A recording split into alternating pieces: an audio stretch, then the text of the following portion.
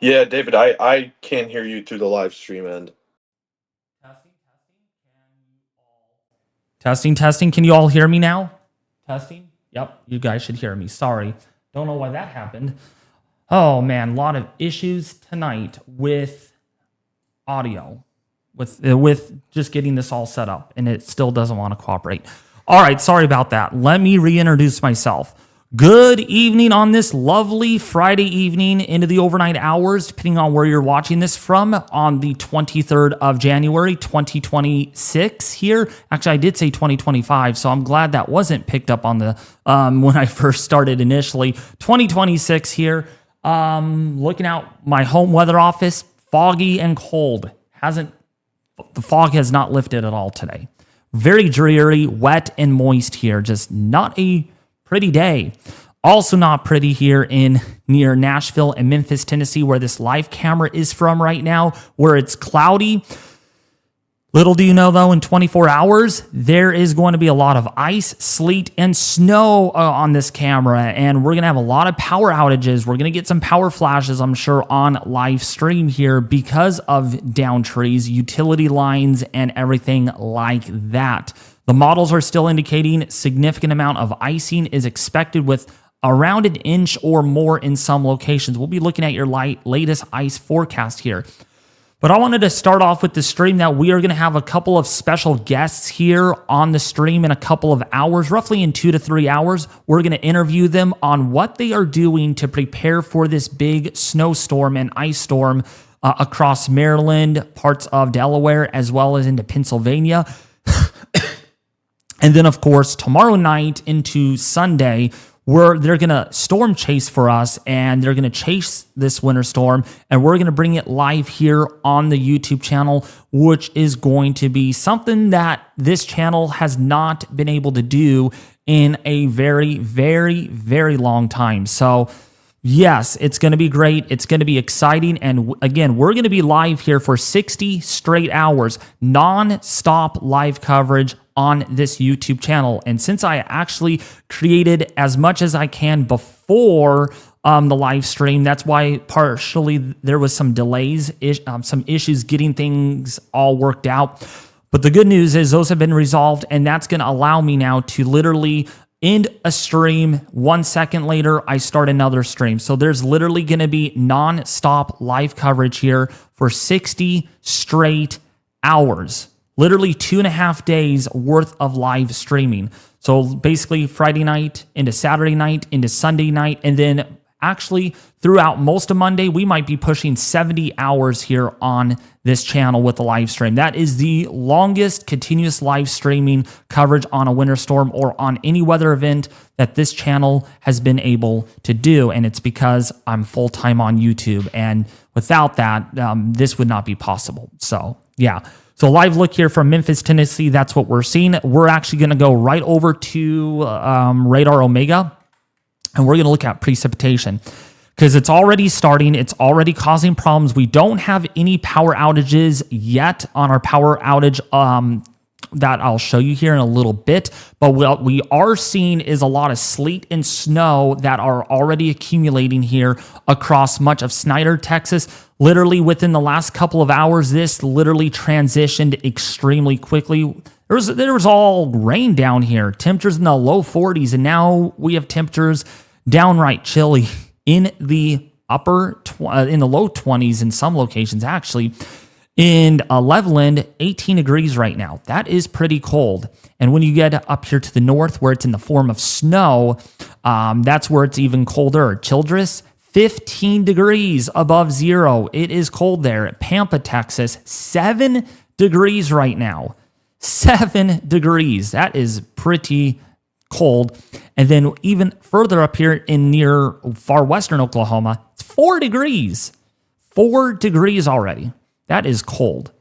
All right, and so we are going to be tracking this live all night long. We got actually winter meso discussion that is out for these areas. We'll be looking at those weather alerts, but I want to go look at some temperatures here to the north. Look at this. Yeah, northern Minnesota, negative 24 right now. We got a negative 22. Let's see if we can get any lower, negative 18.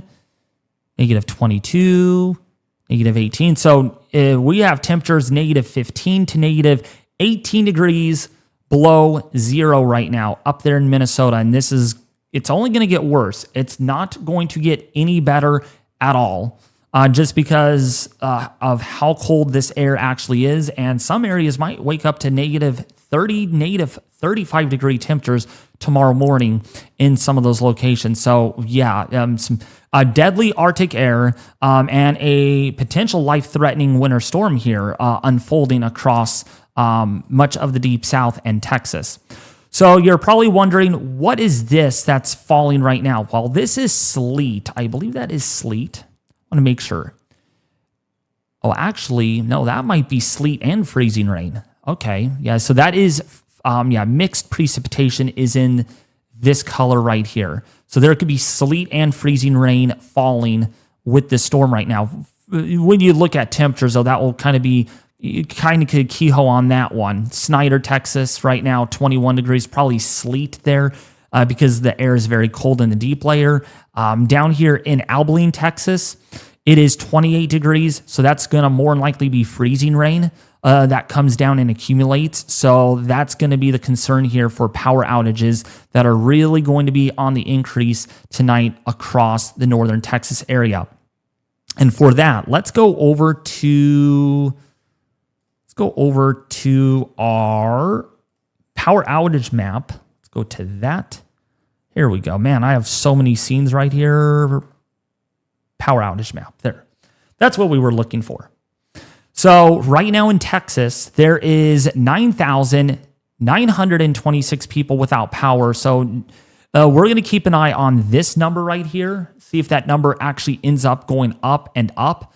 Customers tracked in this area, 15,000 or 15 million people. So that's a pretty big chunk of houses that are being tracked here with electricity. And right now, the biggest county that is without power is in, let's see, this is Tarrant County. Tarrant County, where is that at? Tarrant. Okay, that's right here. Interesting. Interesting that that county has the most outages, but it's not really being highlighted here. I guess percentage here really doesn't matter. It's amount of people that are without power, and that's 1,600. It makes up 8,700 people that are now without power, and it was updated 4 minutes ago. Let's look at other states. So other states that are without power right now, yeah, so less than 10,000 people without power in Texas. So this whole map is blank right now, and when we look at the legacy version, all blue. There's no issues with power infrastructure right now, but this is going to be something that we're going to really be monitoring throughout the live stream. Probably every 15 minutes, we're going to be looking at this map to see if it starts growing. I expect more than 25 to 50 million people to lose their power all the way from Texas into Oklahoma, into the Ozarks, the Appalachians, out across the eastern seaboard with this winter storm. And the potential for power outages even up here due to gusty winds in the Ohio Valley into the Northeast are also anticipated. So that is what we're going to be watching for on this live stream throughout the next 60 hours is how many people will lose their power. And boy, if we see 500,000 plus, that's going to be in the deep red here. There's like a little, actually you can't see it here. There's like a little legend when you visit their website here. It'll tell you that yellow is 50 to 100,000, and then the kind of orange is 100 to 500,000, and then the red here is 500,000 plus. But right now, looking nice and good at the moment. So let's time out this winter storm here, and we're going to be providing a lot of updates on this throughout the live stream tonight. So let's go to the central United States. Our HRRR, the 0Z model, is in right now. It's actually, we're 30 hours in, so it's still currently running through the forecast. So this is like literally as fresh off the press as you can get. And so what we're seeing here at the moment is light to moderate snowfall that will continue to be an issue. We got some sleet and freezing rain down here We're going to be looking at GR2 analysis, getting any storm reports on that. But going forward, this is going to really escalate overnight tonight, and that's why we're going to be live all night on this. Still, western Texas into the Arklatex area, we're looking at that purple. That's freezing rain. That's not sleet. That is liquid water, airborne. Once it hits a surface like a mailbox, a road, power lines, trees, your car, freezes instantaneously. This is what we know, what is known as flash freezing. Water hits the surface and it freezes within seconds. That's what freezing rain actually is. So you might be like, but how is there freezing rain? It's liquid water. Like, why would we get freezing rain if it's liquid water in the air? Well, if there's no impurities or any ice crystal nuclei to trigger nucleation in that water droplet, it could actually remain liquid state in as low as 25 or 26 degrees. Below the freezing point. Okay, well, not 25 degrees below the freezing point, but you get the idea. The air temperature could be 24 degrees, as low as I think 24 or 25 degrees, and you could still have liquid water out of these raindrops. The bad thing about that is once it hits a surface, it's a solid. It turns into ice instantaneously, and that is what causes a lot of problems. That's what freezing rain is. Sleet, on the other hand, the air in the deep layer is cold enough, and it's very cold up there where the water droplet actually freezes in the air before hitting a surface. So that's sleet. That's ice pellets. That's grapple. That's what sleet actually is. And then snow, you know what snow is. That's when it's cold or below freezing throughout the deep layer. So it doesn't have time to transition into different states. So you can see here, yeah, look at that right there. I mean, this is significant amounts of ice right here. All this purple here, grape purple, that is very heavy amounts of ice. And that continues for several hours. Look at this. Look at it. It does not go away. Look at this white swath here. Pretty much from Memphis, Tennessee, we got Nashville, Tennessee, all the way down here into northern Louisiana, northern Mississippi, southeastern Arkansas, eastern Texas. And then, of course, you have another area into northern Georgia, into the Carolinas, that can expect a lot of ice accumulation with this winter storm. This is the biggest problem with any winter storm, is when you get ice like this, because ice weighs a lot. And I did a lot of calculation. 1.25 inches of ice, okay, per square mile on a power line weighs 125,000 pounds. Okay, you might think, how, dude? How? Well, when it accumulates on utility lines that are miles long, it really puts a lot of weight, okay?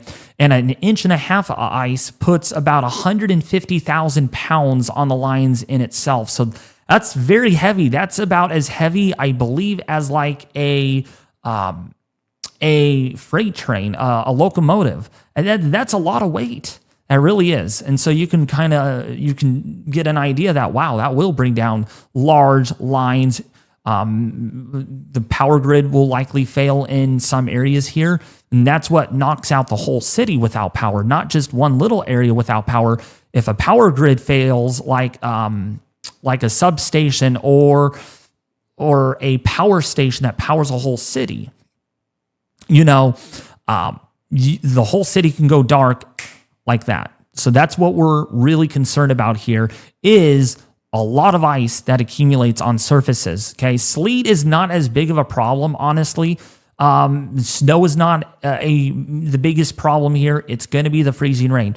And some of you that did watch my video this morning, when I feel terrible when I made that title says once in a lifetime, because honestly, these ice accumulations could rival once in a lifetime. I'm not saying everybody is going to see once in a lifetime storm here. No, that's not what I'm trying to say here. But there's a swath right down here.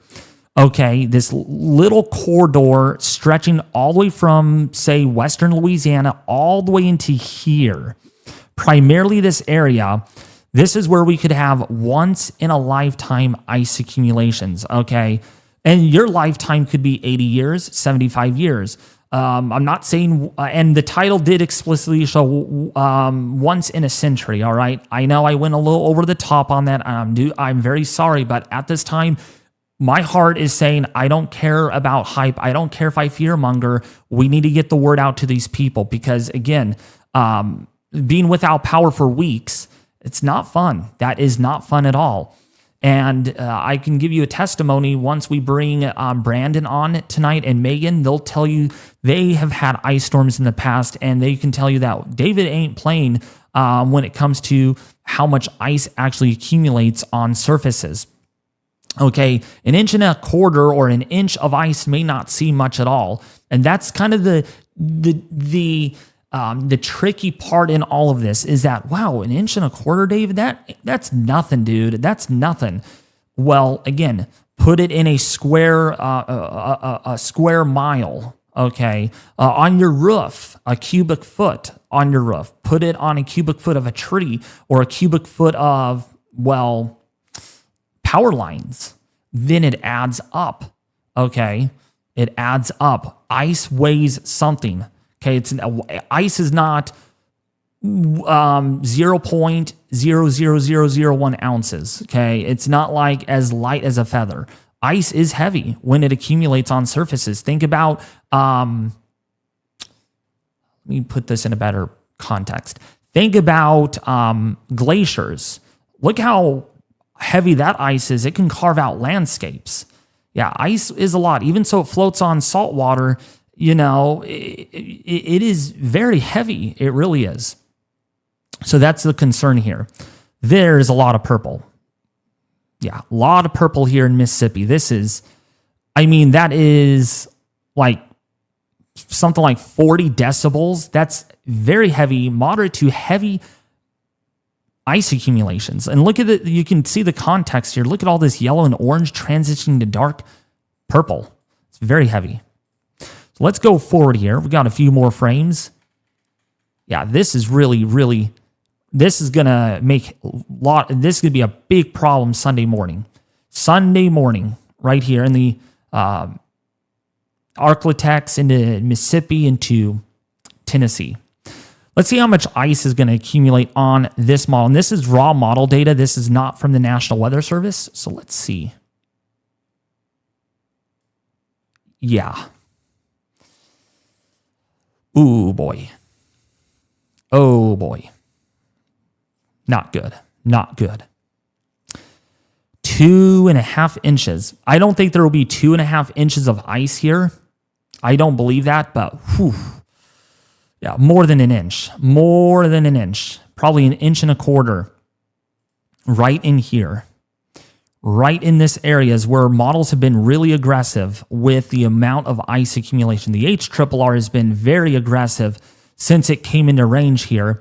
Southern Arkansas, maybe an inch on this model of ice. Again, these numbers that you're seeing are QPF driven. So assuming that it's just like rain out of the bucket, you know, it's not taking into consideration ice accretion. These numbers are aggressive and they need to be skewed a little bit. But I got something that will skew that a little bit, and it's our lovely friend Pivotal Weather. So let's go to Pivotal Weather here and let's see the HRRR. Let's go to HRRR. Let's go to the Arklatex area. So we're watching this area down here. Let's go to winter weather and go to FRAM. Call it FRAM, not QPF. FRAM is more the conservative side. That accounts for the wind chill values. That accounts for wind. That accounts for the wet bulb temperature. That accounts for very sophisticated mathematical physics here with ice. So let's put this into motion. Let's see what this gives us. See if it's similar. It's loading. Come on.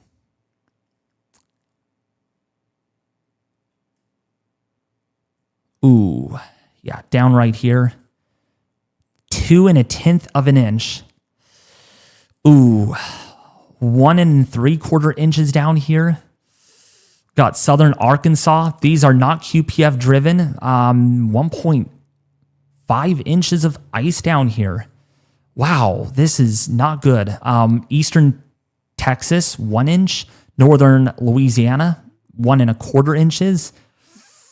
Ooh, yeah, this is the sort of thing that will lead to long duration power outages. Anything more than 3/4 of an inch is enough to take down power lines. I wouldn't say it gets involved with power grid failure yet at that point. 3/4 of an inch though. But once you get 1.25 inches of ice, you start seeing large cities without power. You start seeing catastrophic power grid failure here. You start seeing power outages that last days and weeks, especially where areas that ice is going to accumulate. Now, of course, I'm not saying that in one particular area on this map we'll see 2 inches of ice. I still think this is being overdone a little bit. I really, really feel that it is. Just because that when you look at the model here, and let's go back to Weather Bell on this one. The thing is, it's based on radar, okay? And we know how radar nowcasting this is far more important than actually forecasting this. You'll hear that term a lot. The question is about this is, do we get a lot of convection, like convective cells like this on this model? And do we start getting amplification of some of these heavier cells? Which, by the way, this would be thunder freezing rain. There would be thunderstorms in this. I wouldn't think severe weather, but there may be even some thunderstorms here that do produce freezing rain and hail. How about that? That would be very interesting to get freezing rain and hail out of some of these storms. Okay, so yeah, very weird mix here of precipitation. But the question is, does it look like this? Is the HRRR onto something that it's showing that, wow, moderate to heavy rainfall is expected here, turning into freezing heavy rainfall? That is something that models have a hard time with. If we look at the previous run, you can see not as heavy. This model, though, this run, a little heavier and a little further to the east with the freezing rain line. That is what makes these totals extremely tricky. That's why I'm not saying, oh, you will see 2 inches of ice. No, you're going to see 2 inches of ice, no doubt about it. No, I'm not saying that. What I'm saying is you will see at least 1 inch to 1.25 inches of ice is where I'm still landing off with this type of situation, with this environment. But now, could you see more than 1 inch, than 1.25 inches? Absolutely, but confidence is very low on that. Maybe this whole time, maybe northern Mississippi, this whole time, you'll see 2 inches and you just don't know it yet. We don't know exact, and we're not going to know until it's all said and done. For an example, the HRRR in California with one of our atmospheric river storms kept on showing us getting 4 or 5 inches of rainfall. It turned out we only had 1/4 inch, actually 1/2 inch of rainfall with that atmospheric river. So sometimes the model overdoes things, and we have to understand the bias on a model like this.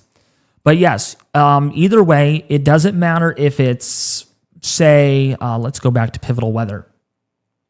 It doesn't matter if it's going to be 1.25 inches, 1.5 inches, or 3/4 of an inch. Anything more than 3/4 of an inch, even 0.6 of an inch, that benchmark, there's a benchmark for this, where you start seeing power outages in many spots, where you start seeing trees coming down, where you start seeing cars spinning out of control because the roads are fully glazed with ice. That's where you start having issues getting into your car and opening the door because, wow, I'm not going to risk breaking a window by accidentally or denting my car when there's like 1 inch of ice on my car handle, right? So that's the benchmark here. Now, whether or not will you see more than 1.5 inches or 1.25 inches, it's not going to matter. The more ice you get, the more extensive, extreme the impacts will be. Okay, that's long story short. Just flat out my mouth is the more ice you get, the worse the impacts are going to be. Just so you know that many areas will see 3/4 of an inch of ice. That's all you need to really worry about at this time is you see 3/4 of an inch of ice. with this winter storm. And we'll get to the snow here in a second. Actually, since we're on the snow map, let's go actually to this. So a very good product that I've recently introduced with the stream, and I randomly discovered this. I really like this. It's interactive. You can zoom in on different locations, counties. And right now, the latest National Weather Service, the high-end amount, that's what we're going to use here. The 1 in 10 chance of seeing this. Oklahoma City with snow amounts now, before we look at ice amounts, yeah, you're looking at maybe up to 16 inches of snowfall with this winter storm. Yeah, that's a lot of snowfall with this low latitude. Okay. Fayetteville, Arkansas, you're looking at maybe 18 inches of snowfall with this winter storm. In fact, let's click on that. Yeah, 11 to 17 inches in Eureka Springs, Fayetteville, Arkansas, 13 to 17 inches of snow. See St. Louis, Missouri, 8 to 13 inches of snowfall with this. Yeah, look at that. A foot, maybe a foot on the high end. Let's go to Springfield, Missouri, up to 15 inches. So that's over a foot. So any area here, pretty much in orange, is likely could see a foot of snowfall. Joplin, Missouri, 12 to 15 inches of snowfall is anticipated. Now, Indianapolis, 14 inches. Kokomo, Indiana, 12 inches. So, yeah, a high-end forecast here, bringing Kokomo up to a foot of snowfall with this winter storm. Let's go to Evansville, Indiana. We're looking at 12 to 15 inches. Cincinnati, Ohio, 11 to 13 inches. Yeah. Columbus, Ohio, 10 to 13. Let's see. Cleveland, Ohio, 8 to 13. Right up in here, all this red here, this is now 18 plus. So State College, 18 inches of snow. Some areas could see 20 inches of snow here in Pennsylvania. But now you're getting into the heavier stuff. Remember when we looked at this yesterday, it was a lot lower snowfall accumulation. That's because we weren't able to get as far out in time. But now this goes through Monday afternoon. So pretty much throughout the whole entire storm here, we're looking at some areas here. Hunter, New York, 23 inches of snowfall. When we actually hover over this, you can see 25 inches in some areas. Now, are you going to see 25 inches? There's a 10% chance of you seeing 25 inches. That doesn't mean there will be 25 inches of snow, but more than likely at least 18 inches of snow in a really wide swath here of New York. Utica in New York, 18 inches. Sarasota Springs, 19 inches. Auburn, New York. Syracuse, around 20 inches. Now, there's not much lake effect snow here. Otherwise, we'd see more darker reds, maybe even some, much darker reds, but we're not seeing that. So this is more baroclinically driven snowfall totals, more lift in the atmosphere than just colder air coming off the lakes generating that snow.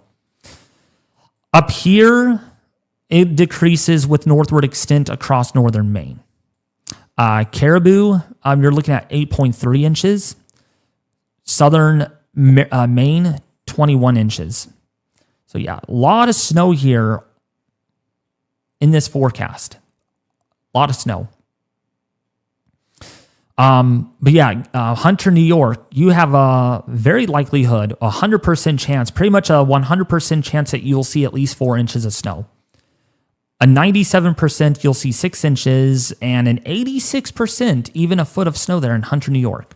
So that means, yeah, you're going to see a foot. Even on the expected amount, you'll see a foot. So that's that. When it comes to snowfall totals, if I missed a few locations, we'll revisit this throughout the stream. So be sure to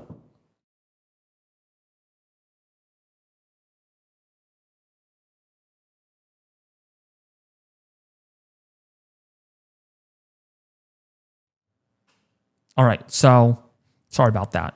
Yeah. So this is what we're seeing with snowfall totals. When we look at the ice forecast. Now, this really, really gets my attention. From the National Weather Service perspective, okay, you know how generous they are. They're more conservative. This really, really is a wake-up call when I see totals like this. And again, the models have higher totals, so you're really like, oh, I think the National Weather Service should up their forecast. Well, they're going to be more in the middle child. They're going to be the middleman on this because there's that level of uncertainty. Temperature profiles have to come perfectly on to see this amount of ice, and they have to be sustained over a long period of time. So that's why they're not going to be like, oh, 1.5 inches or 1.75 inches, even so the models have that, right? They're going to be more generous, more conservative. But what this actually shows, yeah, anything in red is very impactful. So when you get 1/4 inch of ice, you start seeing small trees bend, like some of the tree branches snap. You start seeing some power lines draping a little bit. You see isolated power outages. We're not into the extreme territory with that when it comes to power outages, but you start seeing isolated power outages in a few rural spots, some isolated areas. Start seeing scattered power outages. When you get about 1/2 inch of ice, though, that's when you start seeing more scattered power outages, more larger trees coming down. That's when you start seeing you hear a lot of people say, I can't get into my car or I can't get out of my car because it's frozen shut. Don't be that person. Don't be sitting in the parking lot waiting for a DoorDash order and come to find out 3 hours later, I can't open my door because you never opened your door for 3 hours, right? Don't be that person. Don't be the victim in all that because it's a pain. It really is. I haven't been through that, but I've heard stories where people can't get out of their car because their handles are frozen shut. And yeah, literally, your handles could be frozen shut in a situation like this. Now, when you get 3/4 inch, this purple area right here, this is the expected amount, by the way. That's when you start hearing about widespread power outages that are long duration. You start hearing a lot about large trees. I'm talking 200-foot, 100-foot trees coming down on people's houses, blocking roadways, knocking onto or falling onto power lines, exacerbating the power outages. You start hearing about a lot of spinouts, a lot of people that are trapped because they spun out and hit a tree. Their car flipped over because the way they spun out. You start hearing a lot of problems on social media when you get up to 3/4 inch of ice. Now, of course, when you get 1 inch of ice, those problems are way worse than, say, having 1 inch of ice. So you can see right here, the expected amount here in, what is that? Delhi in Louisiana, Monroe, 3/4 inch, 1 inch. Greenville, 0.8 inch. Cleveland, 0.9 inch. That's a lot. Greenwood, though, 1 inch and 1/10. Yeah, so that's over 1 inch right here. Grenada, yeah, I want to make sure I said that right. 1.25 inches from the National Weather Service. Yeah, so this is over 1 inch. Even on this model, even on the National Weather Service, they're predicting over 1 inch here in Grenada, Mississippi. That's 1.25 inches, round that 22 up, 1.2, 1.25. That is the sort of thing that you're looking at widespread infrastructure failure, scattered infrastructure failure, widespread power grid failure. All trees usually come down. It's an ice storm on steroids. It literally is. It's a psycho ice storm, I would say, a super ice storm. Tupelo, 1.3 inches. Ooh. Wow. That's 1.3 inches of ice in Tupelo, Mississippi. Look at this. Ooh. What? 1.4 inches on the expected amount. This is a conservative forecast, people. Conservative forecast here. 1.4 inches of ice. Wow. Wow. That's really, really, really bad. That's almost 1.5 inches that they're forecasting. That gets your attention. That really does. And then you get up here into Savannah, Tennessee, 1 inch of ice expected here. Yeah. I can definitely see a weather emergency being posted here from the National Weather Service due to this amount of ice. And then, of course, across the Carolinas, you're looking at 0.6 of an inch, 0.7 of an inch, maybe up to an inch in some areas here in northern Georgia. Now, of course, this is the expected amount. Let's see what the low amount is. Yeah, so the low end is, wow, Grenada, 0.4 of an inch of ice. Even on the low end, that's almost crippling. So even in the best case scenario, the least impactful scenario, the 10% chance or a 90% chance that you see about 0.4 of an inch of ice in some areas. Yeah, that's attention grabbing right there. That really is. And my Earth cam went out. Hold on a second. Here we go. So that's a big deal. That really is. And high end, let's look at the high end amount. Yeah, this solid purple. That's 1 inch or more on the high end. Shreveport, 1 inch and 1/10 on the high end. That's a 10% chance of seeing this. So there's a very low chance. Texarkana,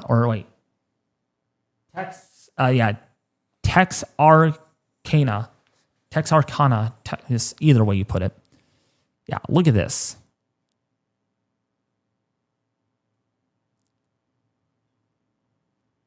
Right here. Oh. 1.75 inches. 1.75 inches. Tupelo, 1.5.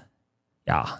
If you do get 1.75 inches on the high end, that would be in Boonville. That would be in New Site. That would be these little towns here. Marietta, Mississippi. Yeah, you get 1.75 inches. That will be once in a lifetime ice storm for that location. These are big time amounts right here. We talked about this yesterday. These are serious. I even talked about it this morning. These ice amounts are really bad. Really bad. Right here in Mississippi. Let's take a look at northern Georgia. So northern Georgia, the highest end now, came down a little bit, about 1 inch and 1/10. Atlanta, Georgia, still looking at about 0.5 inch of ice. 0.5 inch of ice that has come down. Yesterday was like 0.8 of an inch on the high end. Now the high end there is 0.4 of an inch, maybe 0.5 inch. Charlotte, there's a potential you might see up to 1 inch, 0.75 of an inch in around, say, Charlotte into Durham, Raleigh. Let's see, Winston, Salem might see 0.9 of an inch.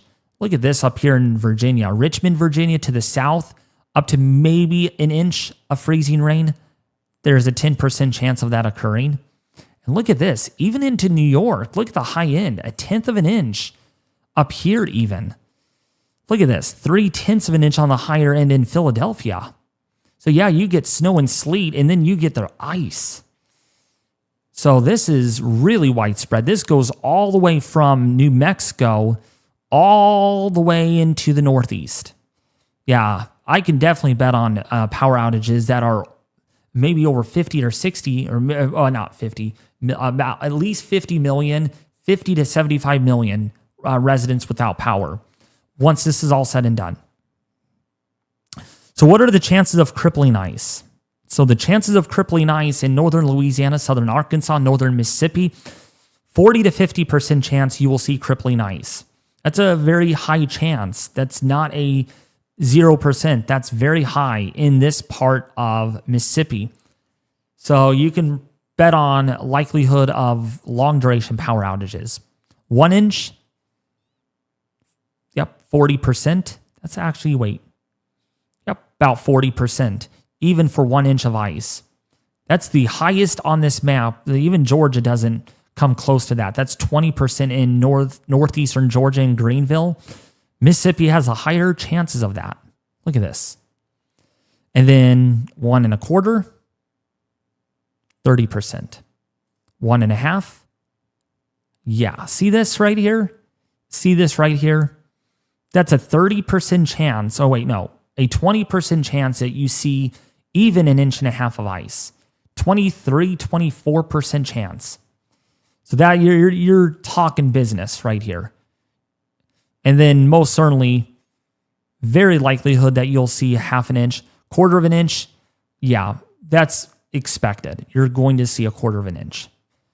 And then, yeah, anyone that sees a glaze, you have like 100% chance in the darkest purple here that sees at least a glaze of ice.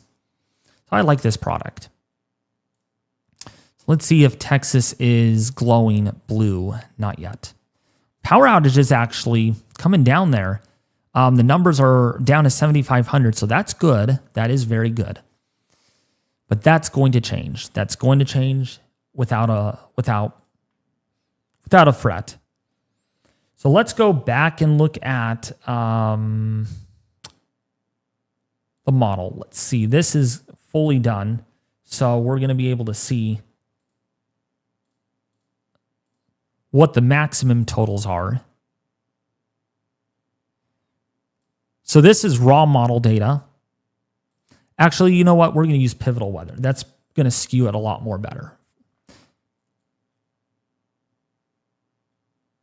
Yeah, so by the time this is all said and done, see on this model, Tupelo only gets 1 inch, but you saw 1.5 inches on the National Weather Service on the high end. So you got to keep that in mind. But yeah, so this is the maximum that the model is producing, and even 1 inch over here in the Carolinas.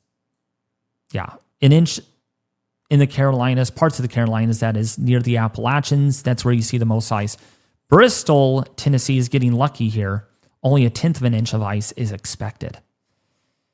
So not as bad in Bristol, Tennessee, or much of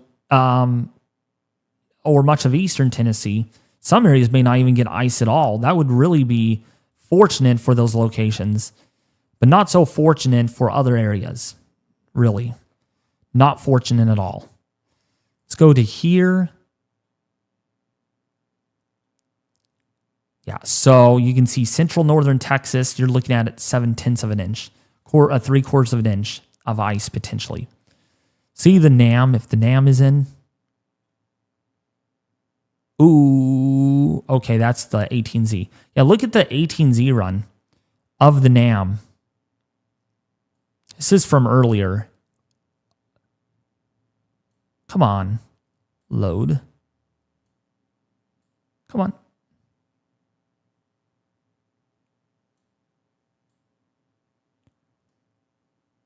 Okay, wait. Is it this model run? Oh, maybe that was the HRRR at first. Okay. So this model shows 1 inch. This is more like what we'll see. That's what the NAM is putting out on its 18Z model run. The QPF is the raw, so that's without considering ice accretion. And that's how you get exacerbated totals. That's what we don't trust. I mean, yeah, there's not going to be 2.5 inches in some of these areas. 3 inches in one area? No, that's not going to happen. So just so you know that it's not going to be a big... It's going to be the FRAM that you're going to want to look at. All right, let's look at the Doppler radar, and let's take a look at if we have any storm reports. And I do not have a scene for this. I thought I had a scene, so I'll have to click on this manually. So let's turn on this. So this is showing us sleet. Oh, wait, no. Is this sleet? Yeah, this is sleet. The beige colors, that would be sleet. See if we get closer. Maybe that will be skewed a little bit. See if we got any red. Yeah, so this is all sleet up here in Stonewall County, Aspermont, Haskell, it's more in the form of sleet. But down here where there's a little bit of red, that's freezing rain based on radar. Yeah, see all this right here? This is freezing rain. Midland is getting freezing rain. This is kind of the thing that will knock out power. So not really impact, not big impact yet across a large area, but that will change. Quickly change in the coming hours. Yeah, but this is where we do have a lot of freezing rain. So Putnam, Baird, Eastland in Texas. This is where we have a lot of freezing rain. This red here, because if you follow, green is rain, red and pink is freezing rain. These beige, yellowish colors are, golden colors are sleet. That's sleet. And then the blue up here is snow. So you can see the radar is thinking that this area is seeing freezing rain down here. That's what this model is showing, or this radar is telling us right now.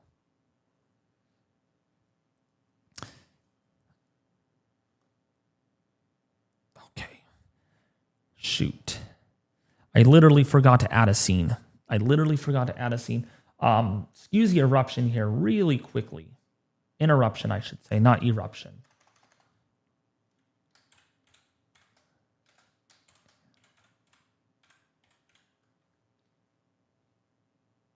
Oh, no, I have it. Never mind. I have it here. There we go. I just did not add it to my stream deck. That's what I need to do, is add it to my stream deck. And then we'll be good. So, Nate, how's everything? Everything's going good here, David. How about yourself? Doing great. Tracking the winter storm live here. Oh, yeah. Yeah, I've been paying attention. Everybody's been pretty nice in chat, honestly. I'm glad everybody was able to watch and, join and tune in and watch us tonight. Yeah, because this is going to only get worse, and we're going to be live here all night. We're not going anywhere. We're going to be live all night on this. All night long. And you're probably wondering, well, David, how are you going to be live all night? You need sleep. Well, we got staff. We got the staff. We got help. We got plenty of help tonight. Like for dinner time, once Easy comes, I'll get relief and he'll cover me since he has control of my computer, which is great. So that's not going to be a problem at all. So yeah, so we are going to be live all night long. There's no doubt. If you guys have not liked the stream yet, please like the stream. Please share this with your family and friends on social media. We will give you latest storm reports as they come in. We don't have those storm reports in right now at the moment, but I would assume those will come in very soon.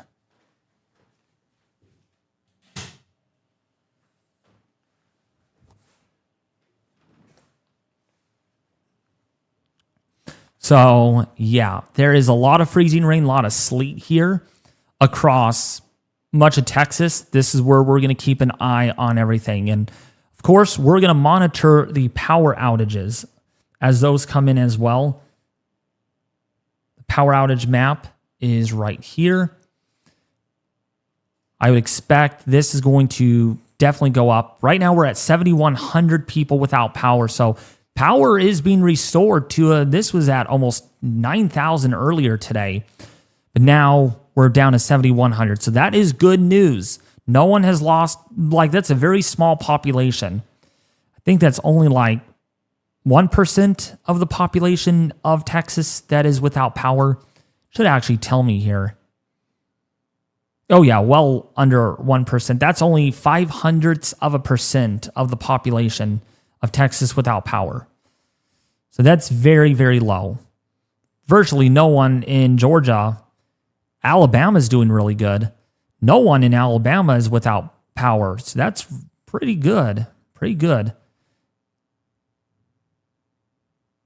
Nevada, no one without power. So we're going to watch this area though very carefully to see how this all pans out.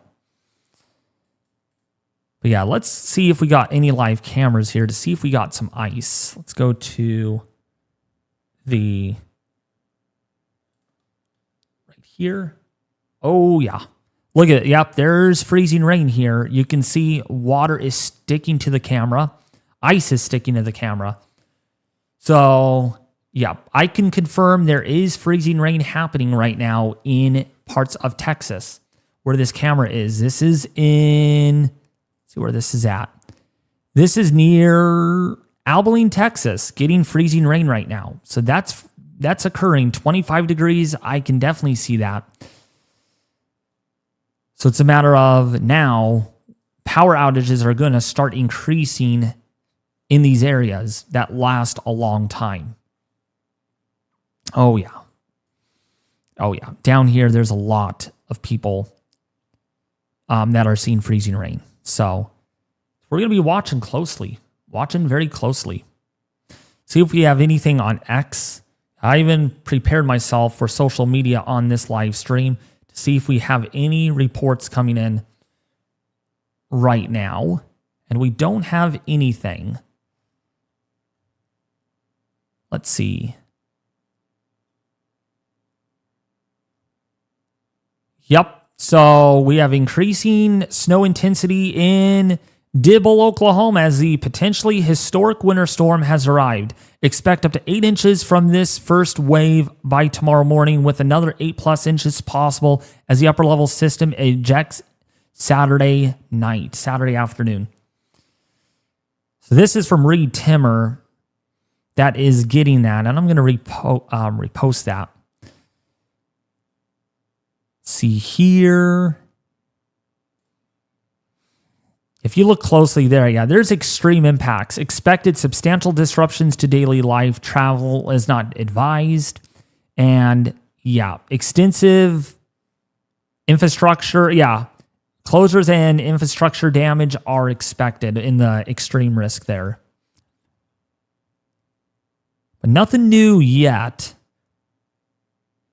Which, by the way, I don't know if this is a joke or not. Maybe 5 billion square miles is what he means by this. Yeah, that's a lot of area coverage that are under winter storm warnings. Then down here to the south, you got ice storm warnings, which, by the way, did this even update? This is 7 hours ago. Let's go to the latest alerts from the National Weather Service. Let's see if those came in. And yeah, they're definitely more extensive now. Wow. All this purple down here, that's ice storm warnings. Not even this, the ice storm has not even began here yet. And they already have ice storm warnings out. I'm really curious though about some locations here to see if they're expecting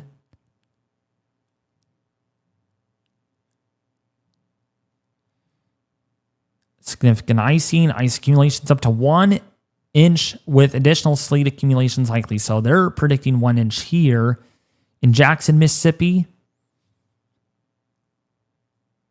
Ice accumulations up to 3/4 of an inch with additional sleet. Let's see if we have anything.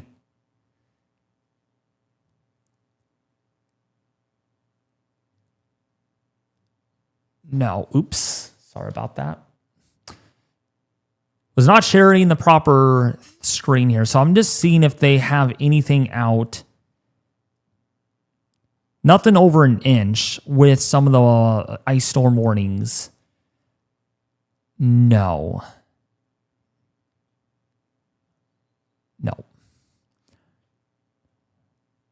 So between 1/2 an inch to 3/4 of an inch, some areas up to an inch.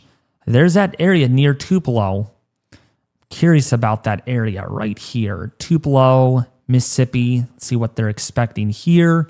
Wow, that's a long duration ice storm warning. Yeah, look at Saturday night, just freezing rain. There's no mix with that, just freezing rain. Saturday night, that doesn't give me the total yet. Yeah, look at this right here. Saturday night, oh yeah, here it is. Saturday night, up to 7/10 of an inch of ice. Ice accumulation 3/10, so you add that's 7, 8, 9, 10. That's 1 inch. Oh, yeah, look at this right here. New ice accumulation. It doesn't say sleet. I don't know if they take into consideration sleet. or if ice is like freezing rain. If it is ice accumulation at 6/10, that is, wow, that is pretty bad. That's pretty bad. Over 1.5 inches in this location. So that's what that is right there. Maybe it'll give me that exact area. Memphis, Tennessee. Okay, yeah. So what? Oh, okay, no. Oh, wow. All right, no. This is serious right here. If you look at this closely, total snow and sleet accumulations up to 3 inches and ice accumulations. This is a big one right here. Ice accumulations between 0.2 of an inch and 1.5 inches. 1.5 inches. So they're expecting 1.5 inches of ice here. And this would include for the cities of Yucca, Fulton, Amory, Houston, Henderson, Ashland, Batesville, Holy Springs, Water Valley, Marks, Boonville, New Albany, Decaturville, Pontiac,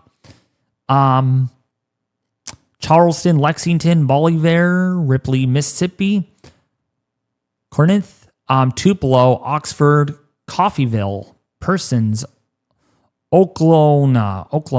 That's a weird town name. Selmer, Savannah, Calhoun City, Bryce, and Aberdeen.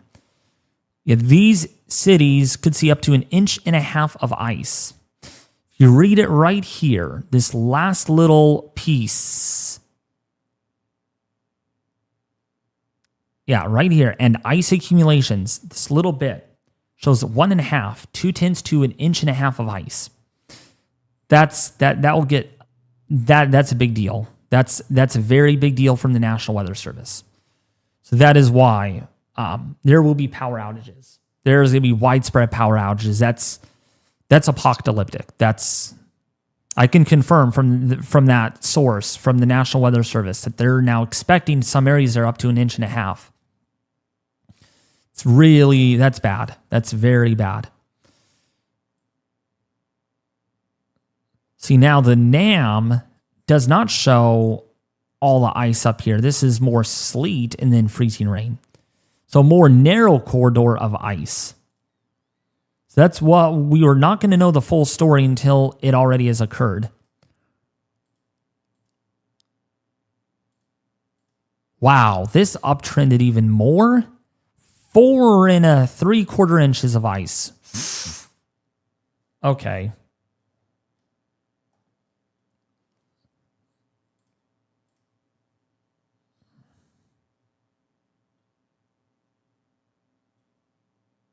Yeah, 1 1/4 inches right here. 1 1/4 inches in some areas. Yeah, there's going to be more than 1 inch. So still showing more than 1 inch of ice in northern Louisiana, southeastern Arkansas, into western, northern, central Mississippi. And and the model is still going through, and it's still showing heavy ice accumulations there. So that goes to show you actively still freezing rain here. So we'll see how much accumulates once this is all said and done. There's a narrow corridor, though, where there is going to be a lot of freezing rain accumulation.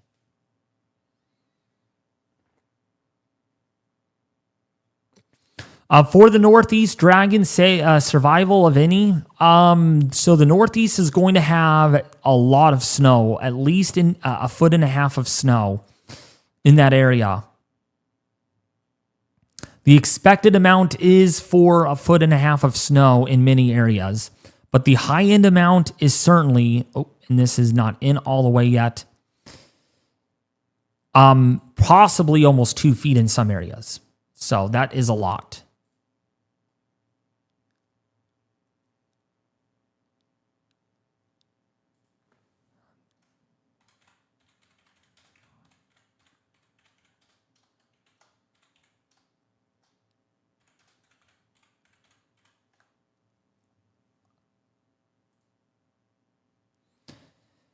So, yeah, this is a lot of snow up here to the north, anywhere between 12 to 18 inches in a wide swath from Pennsylvania to New York, Vermont, New Hampshire, southern Maine, Massachusetts, Connecticut, getting a lot of that snow as well. New York City, by the way, could get a little over a foot of snow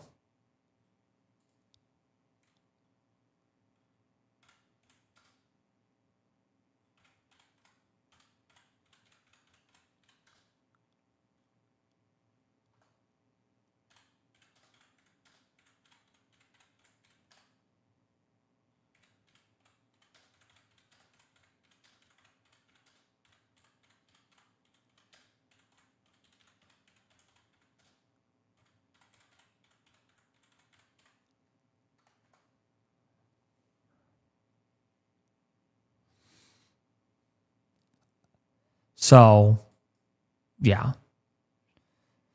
Hopefully Easy is back by 6:30.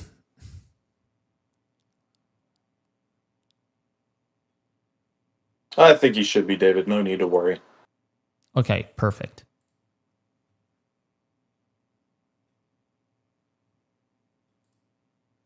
Yeah, so we're going to watch this closely. Let's actually go to our dashboard of live cameras and see what we got over there. So these are all the cameras. Oops, and we lost a camera. We'll have to add that back. But you can see all of our cameras keeping an eye on the roadways across many areas here. And we'll be watching for any power outages or any spinouts on these cameras, and we'll bring you that information once we actually get it here. And this is our fleet of cameras. We will be changing these out throughout the night and throughout the day tomorrow. So you'll see different cameras throughout the stream here. With a live camera in Dallas, Texas right now that has a lot of ice, a lot of raindrops on it, and maybe looks like it's liquid water. No freezing rain there yet, but that will change quickly once temperatures get cold enough. But yeah, that's a look at our fleet of live cameras. Let's go to Radar Omega. So this is Radar Omega right now, and this is what we're watching. So there is a mixed precipitation discussion. Let's read this really quickly. So concerning wintry mixed precipitation, a mix of wintry precipitation will continue across portions of southwestern and south central Texas, or west central Texas through the next several hours. Surface observations across southwestern Texas into west central Texas are showing a variety of wintry precipitation types from light snow into the panhandle to a mix of sleet and freezing rain closer to the I-20 corridor.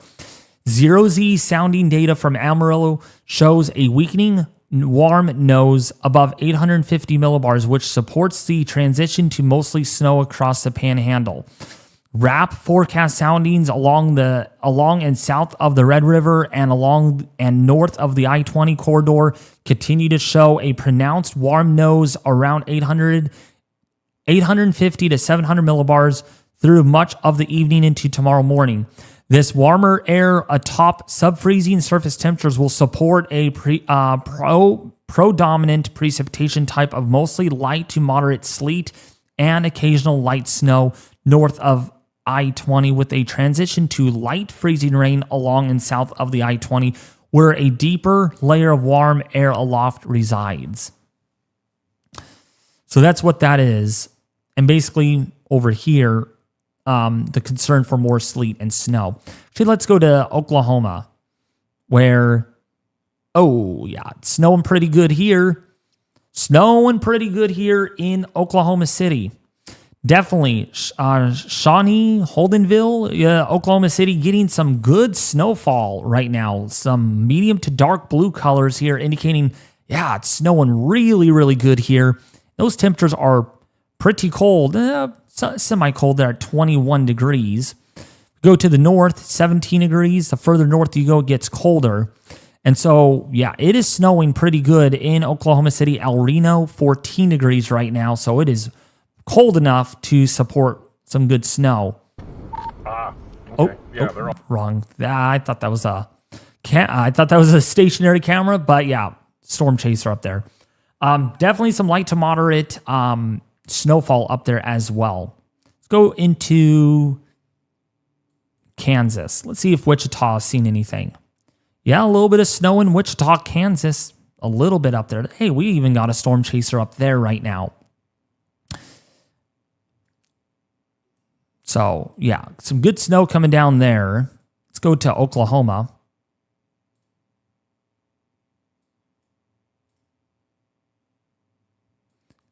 Back to Oklahoma. That's where the snow is coming down pretty darn good at the moment.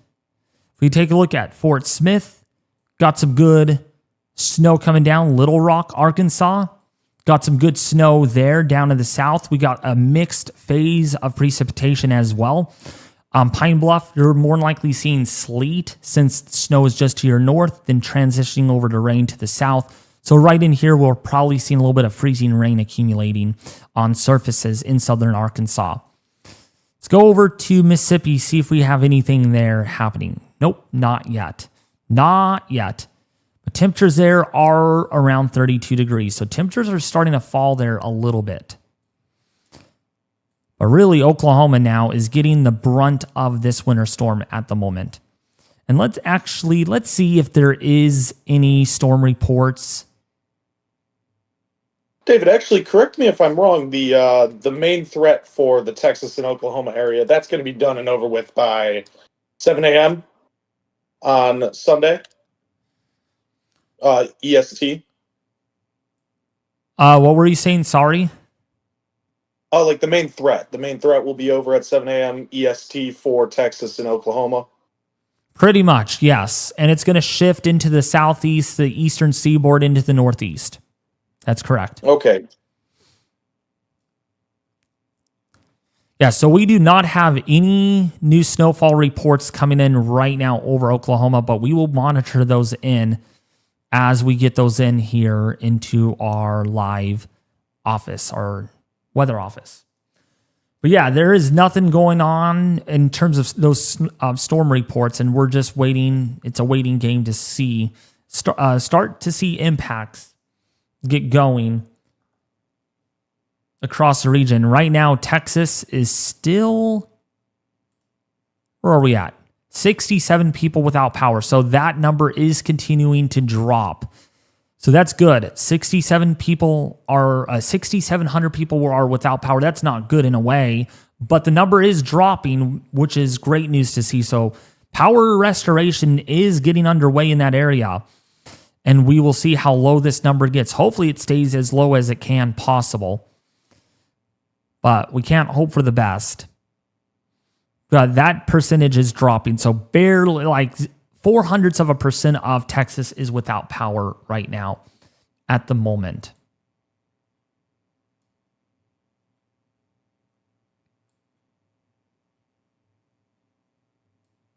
How's everybody doing? I want to interact with you all in chat for a little bit here while we are keeping an eye on the radar. Let's actually go and look at that.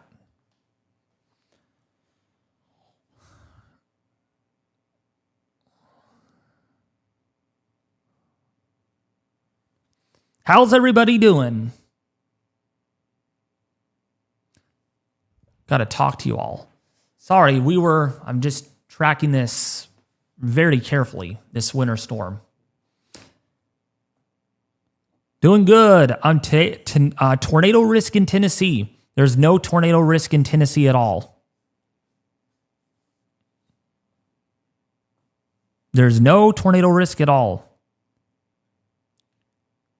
Hey, Alex Baller, how are you doing? Which, by the way, Alex, you're gonna probably make fun of many areas that, hey, we're the only one that's actually seen really nice weather down here. You're in southern Florida. Won't last for too long. I can rest assure you that it's not gonna last too much longer. Colder air is gonna take a nosedive into that area, so enjoy it while it lasts. What's up, Cloudy? Jesse, how are you doing? Again, if you guys are new to this channel, share, like, and subscribe. We will be live all night long on this. We're not going anywhere. Not going anywhere. And we're going to be live all day tomorrow. We're going to be live all day Sunday as well. How's it looking for Chatsworth, Georgia? That's a weird town name. Chatsworth, Georgia. So interestingly enough, you're not going to see a whole lot of, you're going to see ice. It could be a lot worse. Let's actually look at the HRRR model. Oh, actually, never mind. Yeah, you are going to see a lot of ice. Okay, it's this area of northeastern Alabama that's not going to see a whole lot. Yeah, so actually Chatsworth, I would expect at least, excuse me, at least about 0.3 of an inch, maybe a half an inch of ice. maybe in some valley locations could see locally higher amounts of ice in that area, for sure. Let me actually go to pivotal weather so you guys can see that. So that's where you're seeing a little bit of ice, but oh man. Yeah, Alex Baller, what are your thoughts about this? What are your thoughts about the HRRR sniffing out 1.9 inches of ice in Mississippi? What are your thoughts, you all? I don't think that's going to happen. I think that's way too high. I think 1.5 inches, though, because the National Weather Service did state it out of Memphis, Tennessee, that many cities around that area could see up to 1.5 inches of ice. 1.5, 1.5 inches. How does Virginia Beach look? Virginia Beach looks snowy and icy at the same time. Let's go and look at the model there in the Mid-Atlantic. So there is a interesting play out with this. So a little bit of snow transitions right over to sleet and then over to rain. And then might briefly try to get to freezing rain. Very tough call on this one, though. The GFS model... Actually, GFS model did trend north. So yeah, you'll get a little bit of snow transition over to rain. So mainly a rain event for that area, maybe some sleet in the mix, but mainly a rain event and maybe even some freezing rain briefly. Got to really watch that purple area though. How close does that get? But definitely some snow at the beginning, then transitioning over to rain thereafter. Now, for those that are curious, to kind of derail this conversation with the winter storm, I wanted to talk briefly about that next weekend storm for the end of January. Because the GFS still wants that storm system down there, this Gulf Rider. And that's a big system right there over Florida, a 991 millibar system. It's a big system. And that would be a very, very strong nor'easter. That would be once every 5-year nor'easter, at least, across Pennsylvania, New Jersey, and that moves out. And then maybe another winter storm thereafter. Man, they just keep coming, don't they? They just keep coming. They just don't. It's very active weather patterns going to continue for that for the deep south and the northeast for a while, probably for another 1.5 weeks or so is where I think we're going to see that. Yes, another one. Canadian is going really ballistic on that winter storm, by the way. Look at the Canadian. Serious snowfall in that area. And again, this is about the same time that the GFS shows it. Look at this. Remarkable agreement here between the Canadian and the GFS. Let's see what the European model is showing. 12Z out. See, we're going to need to really watch this slow down here. Somewhere in the Gulf. It's showing that situation and still some snow here. So there is some agreement on all of our global models that is going to be a big system potentially for Texas, and we'll see what happens thereafter. But this model is showing a big-time snowstorm in the Carolinas and Georgia and across Louisiana. This will be another historic event for New Orleans, Louisiana, if this actually pans out. So, yeah, we're not done. We're not done. But I'm not worried about that yet, one storm at a time, but something to think about. We're not done after this winter storm. Another one is on its heels thereafter.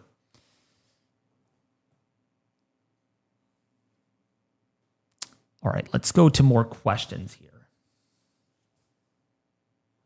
What's up, Dave Gaming? How are you doing? What's up, Augie? How are you doing? Augie 7978. Bro, I'm cooked. Yeah, you're in. Can't remember everyone's location. You're in. Where are you at? IA Coral.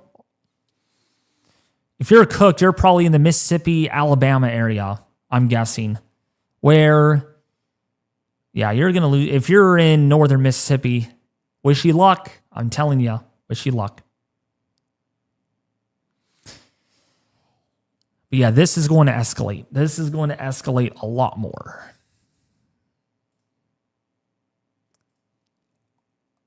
See our power outage map. This number has gone up. Nope. We'll really be watching those numbers.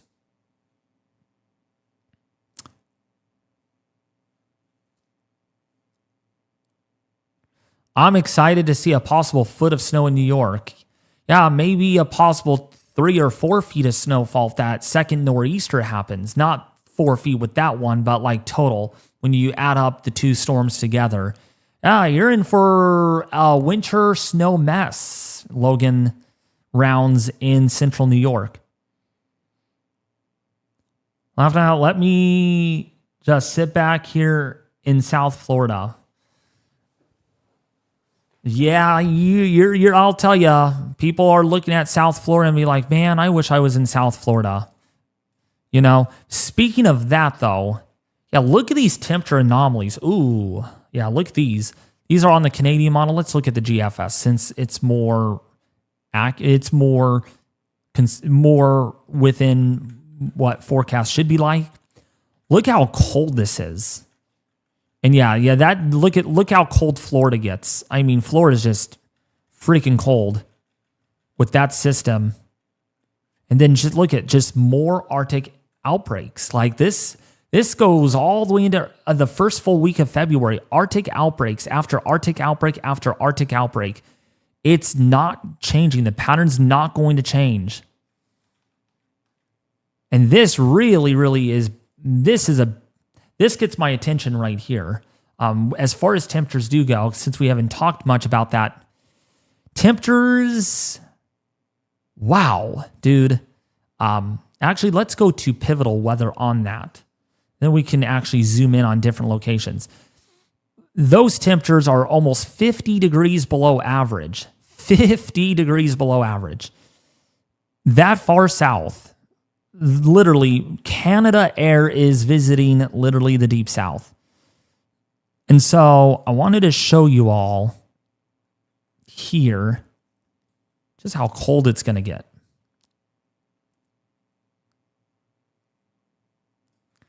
Yeah, look at this. -6 degrees. -6. -6. We got -15 in central Tennessee. In the wake of that storm system, man, dude, that is really bad right there. That is, you don't hear about that very often. That is very cold. Very, very cold. And temperatures are not going to get above freezing, so the ice is not going to melt at all. Might briefly melt in parts of Mississippi. We'll see about that, but look at it gets cold again. It just stays cold, Literally stays below freezing for the next over 10 days. Over 10 days, it stays below freezing. Maybe above freezing here briefly. Wow. I really hope utility companies can get the power back on as soon as possible once it does go out in that area. Because it doesn't look like a thaw out is coming on the GFS model.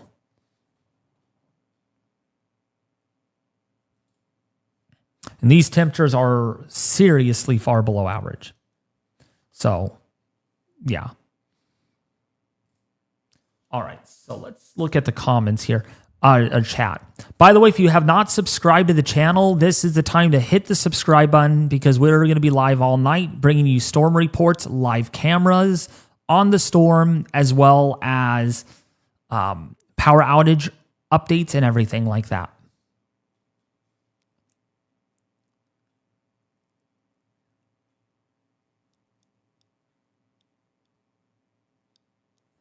Check the GFS parameters.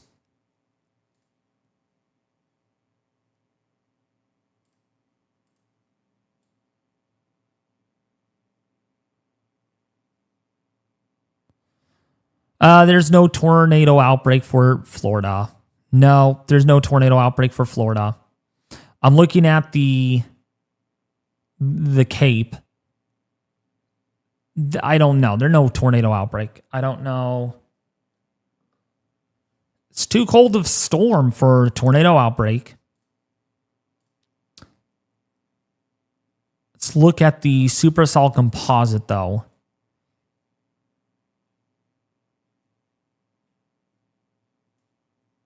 Nah, no. Photographs.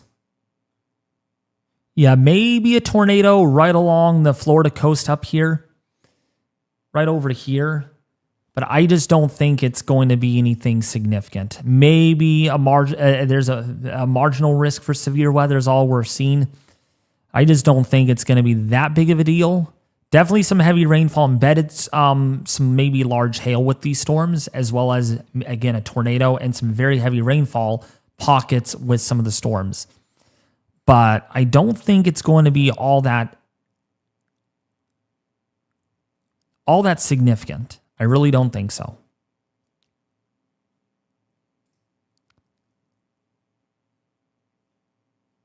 Yeah, lapse rates are not ideal. 5 degrees Celsius per 1 kilometer, that is not very steep.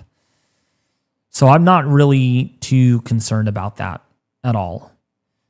A marginal risk is probably the extent of everything when it comes to how much severe weather you do see. It's really all there is going to be to it. What I'm really more focused on right now is actually just how significant the ice amounts are going to be. See the snowfall totals on the latest HRRR. 19 inches. Wow. 19 inches of snow. And that's additional snowfall to come because it's now snowing in Oklahoma right now. So an additional 19 inches of snowfall. So maybe almost 2 feet of snowfall by the time that's done. And then snowfall is accumulating still over here. Let's look at the NAM.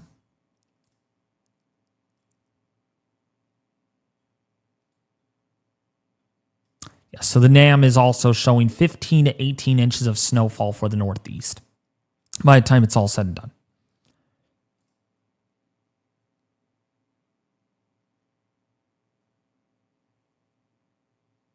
And by the way, these ratios that move through are going to be 15 to 20 ratios. So that is pretty high when it comes to the ratios. And that means for every inch every inch of water you get 17. So if you want 1 inch of water equivalent, you need 18 inches of snow. That's what that basically says.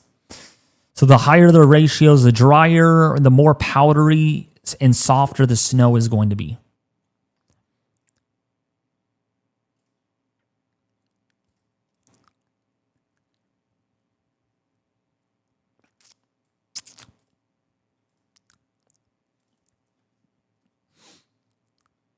But the ice amounts are going to be just it's going to be just terrible. I really feel bad for people. I really do. And I really hope this is not as bad as what models are predicting. Because you all know it's not going to end well. It really isn't. In a white swath.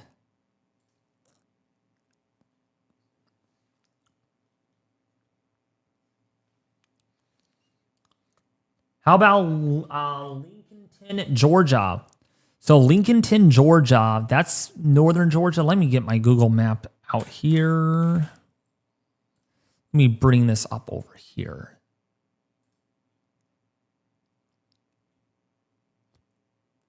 Sorry if you're trying to message me, Alex on Discord. I'm not going to be able to answer that. So I'm terribly sorry about that.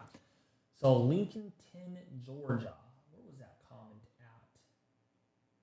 at? Okay. K. Davis.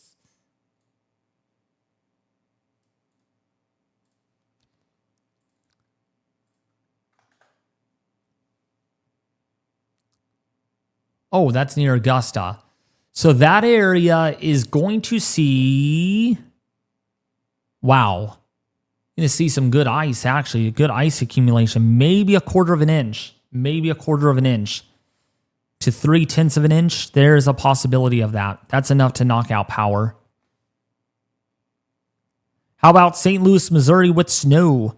So St. Louis, Missouri with snow, on this model, we're looking at 9 inches. In fact, let's see if the newest update has come in with snowfall totals. So St. Louis, Missouri is going to see about 12 to 15 inches. 12 to 15 inches of snow with this winter storm. It's going to be a wild one. It's going to be wild. Monroe, Louisiana. Oh, I'm glad you brought me that question. I'll tell you, Monroe, Louisiana isn't going to end good. It's not going to end well for Monroe, Louisiana. You're in one of the higher end threats of ice. Actually, yeah, Monroe, Louisiana gets an inch, maybe an inch and a tenth of ice. Mainly, for sure, an ice storm. Not really much sleet in this area. Most likely an ice storm. Mostly freezing rain for a good chunk of the event. So, therefore, your ice amounts are going to be serious. Like, terrible ice amounts. Yeah, 1.1 to 1.2 inches on the high-end scale. Expected crippling. You're expecting at least crippling ice in that area. So yeah, expect power outages. That's for sure. Power outages.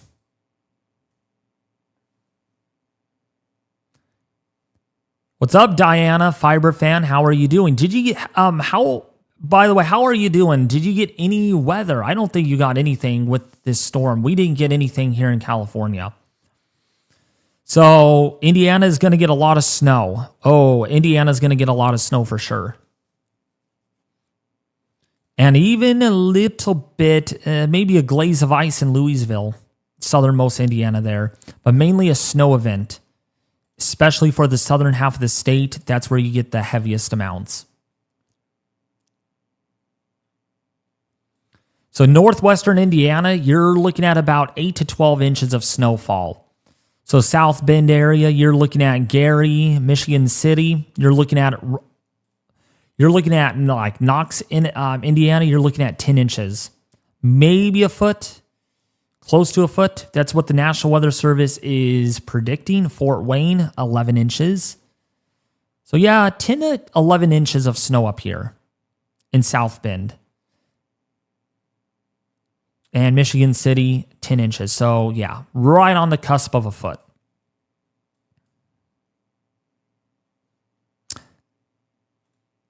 I wanted to show you something, though, really quickly that's not really related to the freezing rain. Very, very quickly. It won't take long at all. I have not put satellite on here. Wow. I am crazy in that sense. I did not put live satellite. There we go. Look at the Thule fog in the Central Valley. We're back at it again. Look at all the fog. Literally all the fog is back. Literally widespread Thule fog. Widespread Thule fog.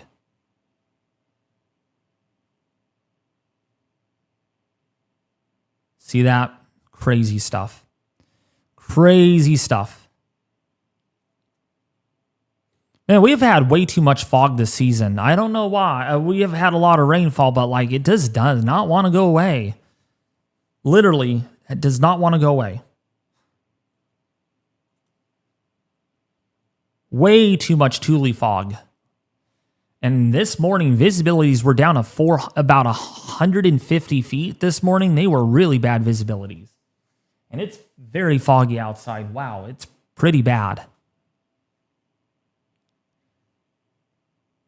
Power outages. Yep, we're down to 5,300 in Texas. That's good. We're looking good. Better than we did earlier today. Power outages are way lower. 5,300 people without power right now. When we started this stream, we were like at 8,000 people without power. Now we're down to 5,300 without power. So the numbers are going down. That is very, very good. That's what we want to hear about on this live stream. Like, no one is without power. Like, literally, look at these numbers. These are really good.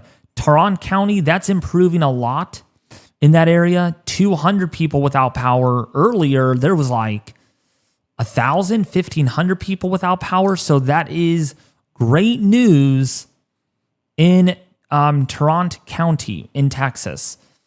So the number there is going down. Boy, if we can get rid of these two right here, we can bring these numbers down a lot more. But everywhere else in Texas has electricity. Only Tarrant County, though, is the only one that is elevated at this point with 200 people without power. But the good news is, look at the population. 0.03% of the population without power. Oklahoma, 40 people without power, so that's no biggie at all. Arkansas, 139 people without power. These numbers are very good. These are very good numbers. I like seeing this. I mean, look at only 30,000 people right now across the United States without power. That's not even the size of an average town. Really, that's pretty small. Very low population. And that's what we want to hear. We want to see the numbers go down. But it's going to be in Texas where I think that's where it's really going to start. So let's look at the power outage map. Thank you for letting me know about that, Logan. But yeah, Logan, by the way, expect as much as maybe 50 million people, 75 million people without power by the time this is all said and done. By like Sunday night, Sunday afternoon, we're going to have, there's going to be millions without power. Millions without power. Hey, David, sorry for interrupting. Just to let you know, Easy will be back in about 15 minutes. All right, that's fine. Then I need to have my dinner.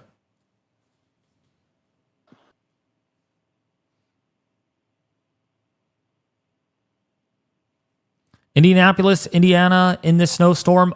Yes, Indianapolis is definitely in this snowstorm. Oh, yeah. Indianapolis is definitely going to get clobbered with heavy snowfall. Yeah. You're not avoiding this storm like what we were thinking like 5 days ago. Maybe Indiana wouldn't get much. But it is the opposite now. Lots of snow up there. This storm has trended a little north in recent days. So that's one of the reasons why. And we can see that here. Look at all that snow. Look at all that blue. Look at all that blue on the screen, on your screen. That is, there we go. Yeah, right here. Blue. Blue, blue, blue. And that gets really dark blue in the northeast. So yeah, definitely a lot of snow. And that snow is going to start in Indiana as early as Saturday afternoon. As early as Saturday afternoon, you're going to start getting snow.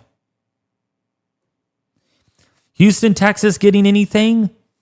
Houston, Texas has a slim chance of getting sleet and freezing rain, but not until Sunday morning. So you're pretty much in good shape throughout all of tomorrow. So no concern of any power outages, although maybe some marginal risk of thunder activity, though, in that area. May knock out power to a localized area, but nothing too extreme by any means. But yeah, look at all of this right here. All this purple in the Carolinas in Virginia.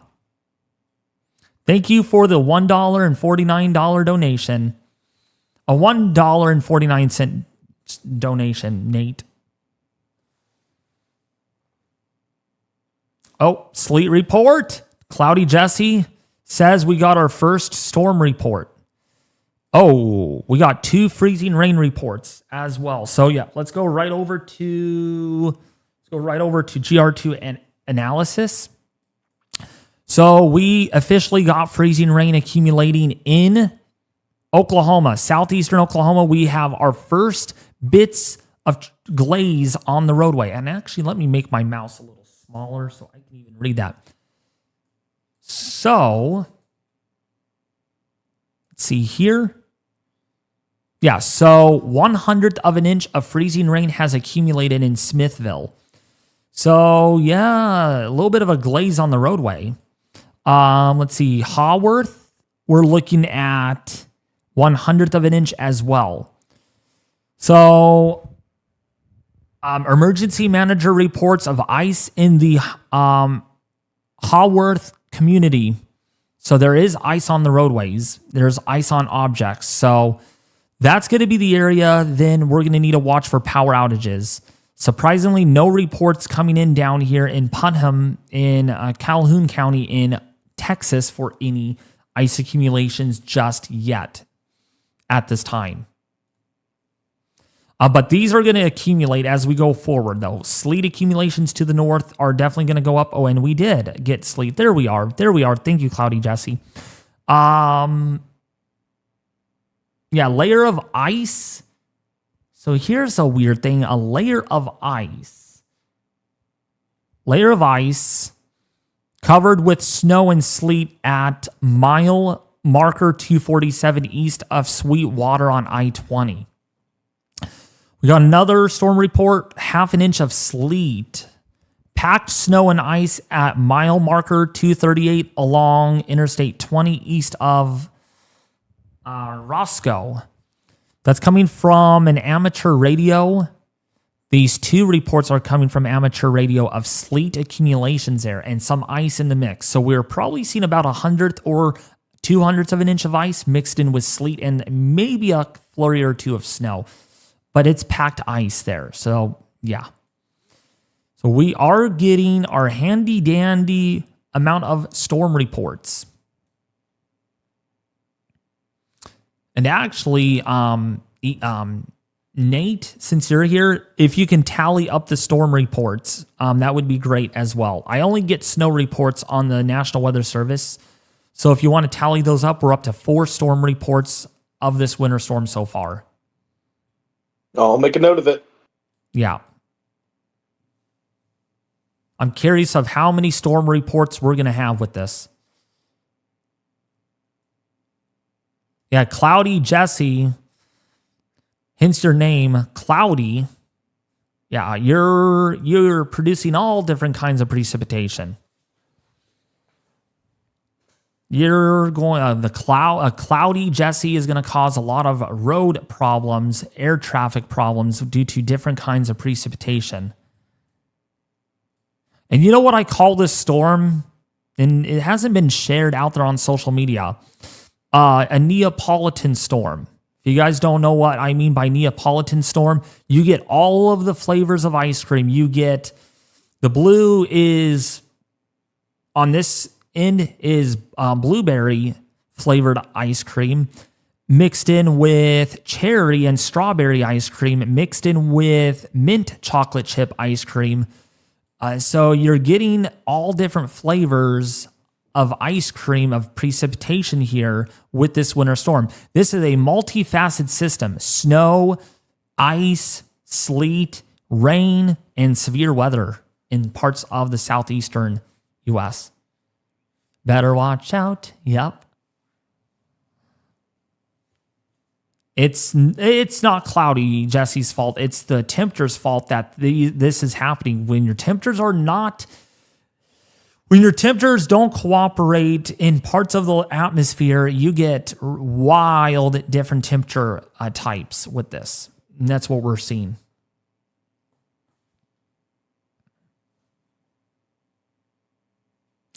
What is your prediction of the Eastern Panhandle, West Virginia?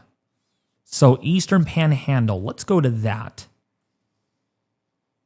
So you're up in here where my mouse is, right? You're right in here. I would grind your teeth very hard on that one, Hazelin. You're seeing mostly snow, but might get some sleet and maybe a touch of freezing rain. before you might transition briefly back over to all snow once colder air comes in. So on the model there for that area, let's go to ice accumulations on the 0Z model. Yeah, you're not going to see a whole lot of ice, maybe 1/10 of an inch of ice, but the snow is going to be the big story in that area.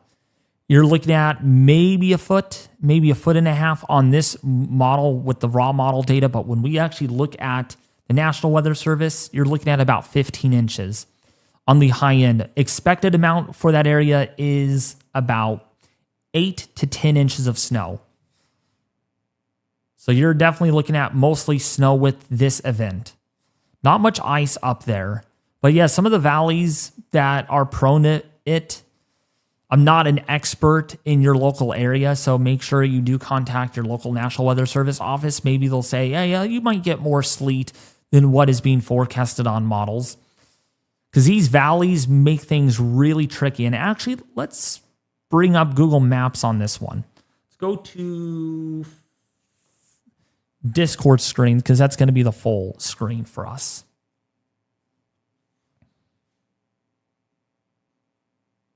Have you heard about the ice storm next week? Kay Davis. There's a chance of that happening, but that's very far out, and ice storms in themselves are very tricky to even forecast. So I'm not really concerned about next week's ice storm yet until we get a lot closer. But what will likely happen, though, is there's going to be big-time snowfall in around the Carolinas, maybe even northern Georgia, Alabama, Mississippi, maybe even down here into central Louisiana. We'll see where that low tracks and how much colder air comes in out of the north, because that would be a big no-no. So let me just use this as an example. Let's go to the Carolinas. Okay, come on. This is going to load for us. It's going to take a while to load. There we go. So let's just use... Man, it's hard to find a valley in here. Let's actually go to the mountainous terrain, because this will help out a little bit.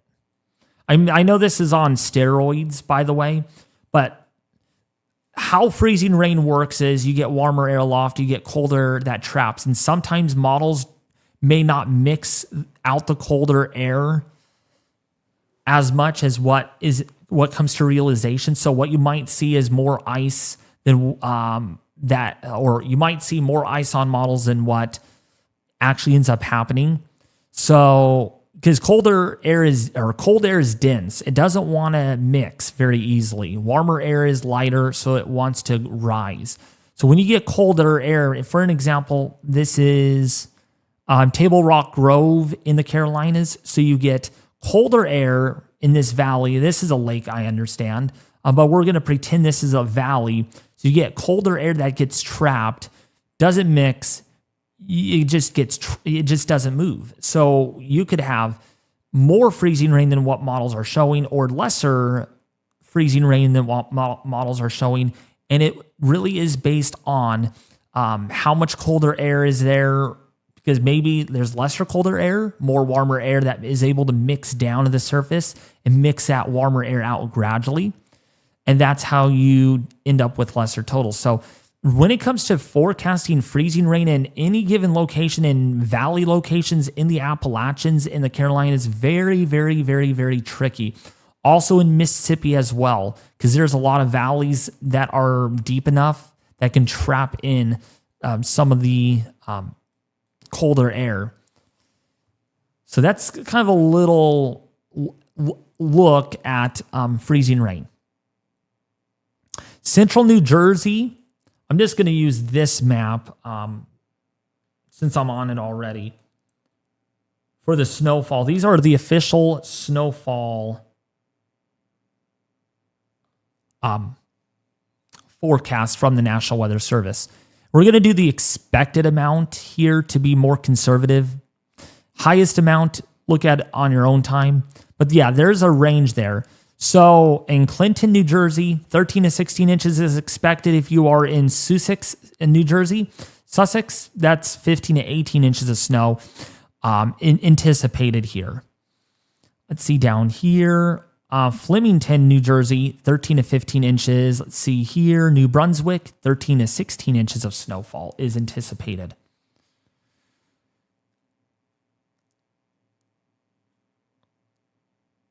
A lot of Central Tennessee, yes. So a lot of Central Tennessee could get a lot more ice than what models are showing because there's a lot of valleys that some of the colder air may not mix effectively, and maybe a more pronounced warm nose moves over the area. So that's going to be the thing. Hey, David, Northern Delaware, how much snowfall? So Northern Delaware, you're looking at about 10 inches, 10 to 12 to maybe 10 to 15 inches of snowfall. Northeastern Kansas, so let's go to northeastern Kansas state. I'm guessing that's what you're referring to. 2 to 6 inches. Kansas City, you're looking at 5 to 9 inches. So up here doesn't look like as much snow is expected. But further south is where you're seeing the more heavier snowfall. This is going to be a scary stream at times, but I want to know the facts exactly. And honestly, I try to not hype up stuff. And you all have known me on this channel for a long time that I'm not here to hype up to cause fear or anything. But sometimes we have to cause panic and fear because of how strong this winter storm is going to be. We've been predicting this for a while, and here it is in front of us right now in Oklahoma, where we have that heavy snowfall. And the thing I was talking to Easy about last night is people don't take this seriously because mainstream news media tends to overhype it, and people lose trust in these news outlets, you know? And so people are like, it's not going to be that bad. I've been through a lot worse than this. I'm not going to take this seriously. Every storm is different.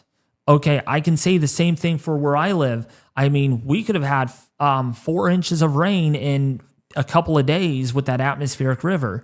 But I'm glad we didn't get 4 inches of rain a couple of days where I live, because we would have had more significant flooding and road closures due to water on top of roadways.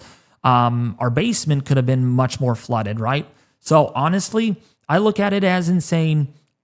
I'm glad it didn't pan out as what it was supposed to. Here's the thing about weather, and I want to kind of give you guys a little real lesson here, the ones that are watching. It's good to be wrong when it comes to the weather, and it's also good to be right when it comes to the weather. You cannot get a forecast exact. It's just impossible. You cannot. All right, we look at models, we look at model guidance, and we give an overall picture how bad it could become. A forecast is a forecast. So let's just say this, you know, put this into context. Let's just say, I'm going to use Cloudy Jesse here. I predict Cloudy Jesse will go to bed at, I know you're not going to probably go to bed tonight because of the storm, Cloudy Jesse, but I'm just going to use you as an example. Cloudy Jesse's going to go to bed at exactly at the very second she's going to go to bed tonight at my time. This is in Pacific Standard Time at 11:36 at 47. So 11:36, 47 seconds. She is going to be in bed. Will she? I don't know. That's up to her. You know, it's better to be safer than to be sorry. Sometimes it's better to hype up stuff than to not hype up stuff. What if this whole time I said you all are going to get 1/4 inch of ice in Mississippi? You know, what if I told a lot of you in central and southern Arkansas that you're only going to get 1/10 inch of ice, but you end up getting an inch? Oh, then I'm wrong. But I didn't overhype this. I didn't fearmonger, you know? So there are times when you have to fearmonger. Not really, I don't want to really like to use that word very often, but there are times you need to emphasize to get people's attention. You have to get people's attention with this kind of thing, because you think severe weather is bad, ice storms, especially this one's going to impact this winter storm in total is going to impact more than 200 million people. 200 million people. Put that in the back of your head. 200 million people. California is only home to 45 million people. So you can think of it like this. That's like 4 or 5 California states put together with population. That's a big number. I mean, Mr. Beast, I think, has like 500 million subscribers or 400 million. I mean, come on. You got to look at the number. This is going to not just be, oh, it's just a few areas. No, this could be a big storm, big storm.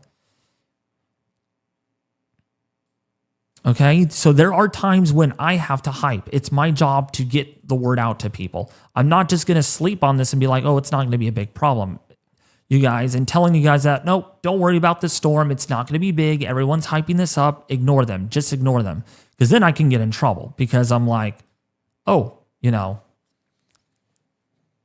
I have to do my job. I have to do my job. I'm doing this full time. I'm getting paid for this. And I mean, I gotta get the word out to people. I'm not going to just sit behind a screen and be like, no, this storm's not going to cause problems. People are overhyping it. Ignore people. No, that's not being very considerate. That really isn't as a forecaster. You have to look at the models. I've been doing this basically. I'm not trying to stir up drama here. I'm just trying to give you guys a lesson here of how I forecast. I look at models. I look at model trends. I look at everything. And when I see things come together, like what we're seeing here, it's going to get it. People need to be afraid of this storm. Maybe it isn't going to be as bad as what models say. And you know what? Honestly, good. We can smile, David, right? I would like to add on to that. All great words by what you're saying. And specifically for tonight, I mean, the last time Texas underestimated a storm like this, nobody was prepared. The power grid collapsed. People were freezing to death in their own homes. People were getting carbon monoxide poisoning from starting their car in their garage. Nobody had any idea of what to do. And the politicians there, the weathermen there, they were all saying that this isn't going to be a big deal and our power grid can handle it. And I totally agree with everything you're saying here. You got to sometimes overhype it. Yeah. And honestly, and I mean, if you think that I'm just overhyping this to get views and to get subs, no. That's not what I'm here for. I'm not trying to get to be the most popular YouTuber out there. I'm not trying to be the biggest YouTuber out there. No. We're getting the word out. It's kind of like, what if you were at an intersection, the light was yellow? Would you stop at a yellow light? No. It takes a red light for you to slam on your brakes or to slow at an intersection. So we're basically at a red light here that it's like, hello, can you guys see me? I have to get your guys' attention. And the only way to do that is hype and get it out there. And this is what we're seeing. All right. Sorry for the little rantish lesson there, but you know, I don't mean this in any harm. I love you guys. I care about you all. My church that I go to, we're praying for all of you that are in the path of this storm. I even let my pastor know yesterday, my youth pastor as well. The entire church congregation that is home to almost 500 people are praying for you. And in fact, our entire city in Lodi is praying for you all in the Midwest and the Deep South. All right. Literally, I mean, and I don't like sharing this with people. I actually cried in bed last night because I was like, this is not going to happen. There's no way this is going to happen. There's no way destruction's going to happen. We're not going to let that happen. Power grid failures, but it's meeting reality. It really is. And I just hope that people get out of this fine. I really do. I mean, sorry.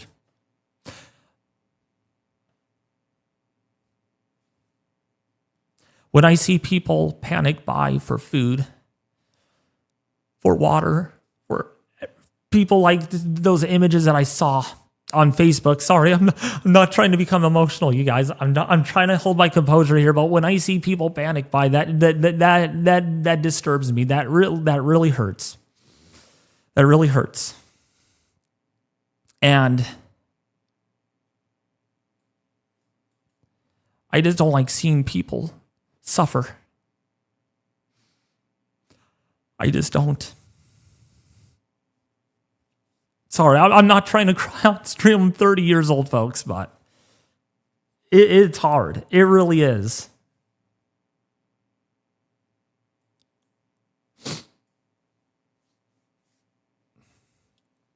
But this is, that's why we have weather models. We have the data, we have the willpower, manpower to predict these type of events well in advance and get the word out to people.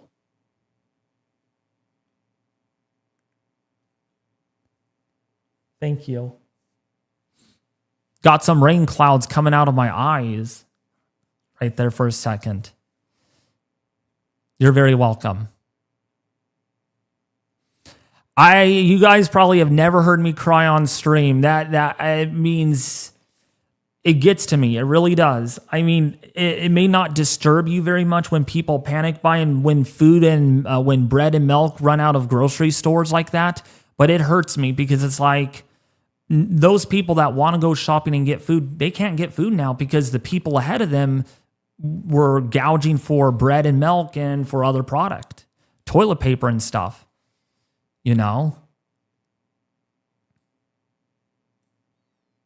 I really just hope models are overhyping this. I really hope so. I hope the models are scaring people and maybe only 1/10 of an inch or 1/4 of an inch will fall in many areas instead of 1.5 inches like in Mississippi, right? But I'll tell you, if the models are right, which we hope they're not, it's going to be apocalyptic. It's going to be apocalyptic.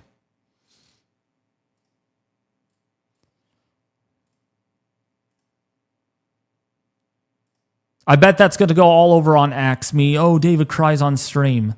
Yeah, hopefully not. I'm not a very emotional person, but there are certain things that disturb me mentally and physically. And that's one of the... You don't have to worry about any of that. I think everybody understands. I mean, it's definitely when you walk into the grocery store, I don't know if anybody's been in like a hurricane area or anything like that, but when I was, and I saw it for the first time, it was, it gets to you. Like, it's kind of scary to see all the shelves being empty, barely any water left, and you got to go to the Sam's Club vending machine to buy the water. You can't buy it in a case anymore. It's very weird, and it feels like you're in like a whole entire new place. Yeah.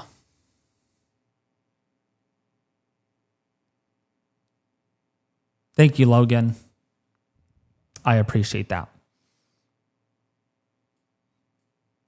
I don't think I'll get emotional throughout the storm. I think it's just that little piece right there that kind of got to me. But yeah, looking at the live cameras right now across the nation, these cameras are spread throughout the winter storm, out ahead of it. Road conditions look good. We lost a camera though. So easy once he gets back, whenever that is. It's been more than 15 minutes. He's going to need to change out some of these cameras for us. But yeah, this is going to be...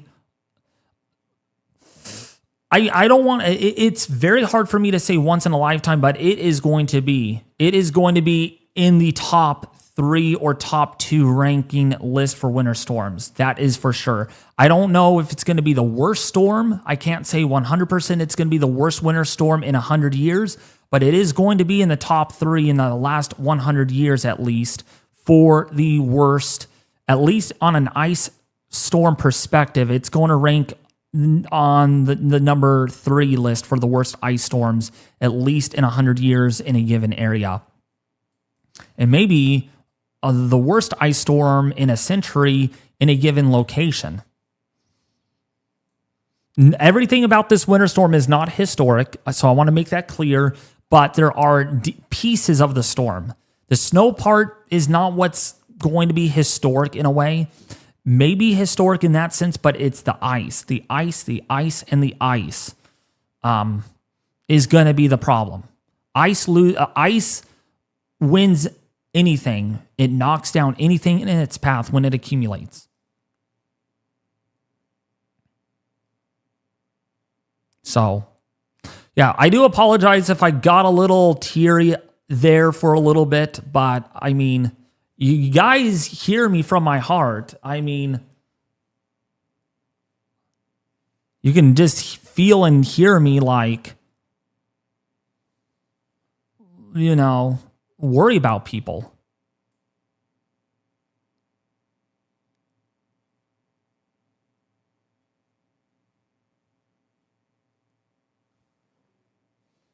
So if you lose power like has been wanted to us in my area, my pipes will burst, as will all pipes in our whole neighborhood. Depending on how cold it gets, yes, -5, -1. Yeah, that will your pipe. Yeah, that's a good point to bring up. Actually, a North Carolina girl, you said that right. Be aware of that too. Cold temperatures behind this. Outdoor plumbing, water pipes could burst as well.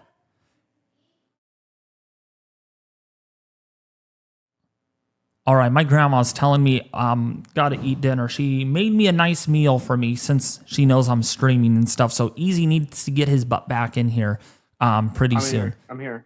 Oh, good. All right, Easy. Can here. you take control of the stream now since you have control of my computer? So Easy's going to batten down the hatches. Make sure your audio is turned way up to Easy because every time you talk, you're pretty quiet on my end. Actually, let me turn your audio up on Discord. Actually, I can turn you up. Let me turn you up here. Is there a... Hold on. Don't touch anything. Can I turn you up? How can I turn you up? I think if you right click on my user, maybe it'll show a setting.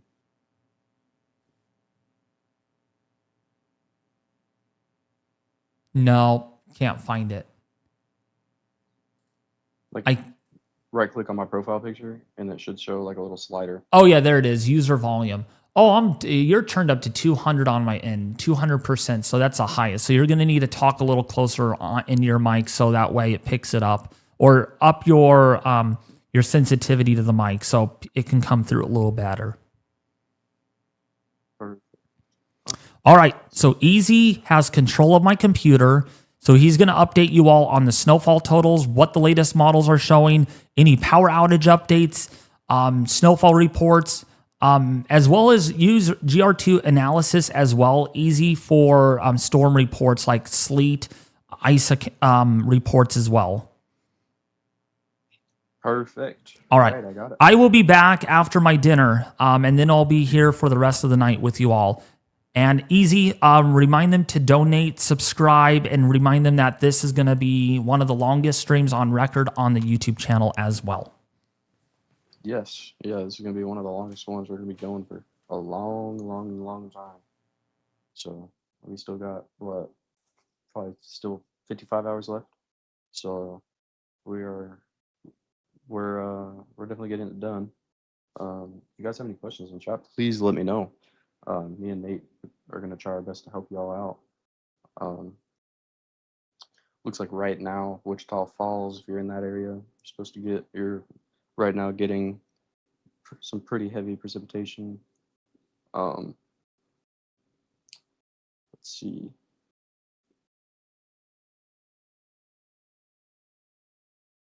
Thank you, Logan. Yeah, so we're just monitoring this right now. Let's see.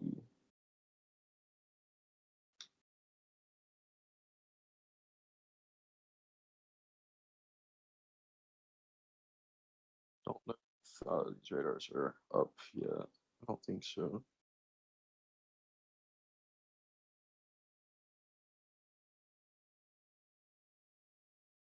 So we'll just stick with this one right now.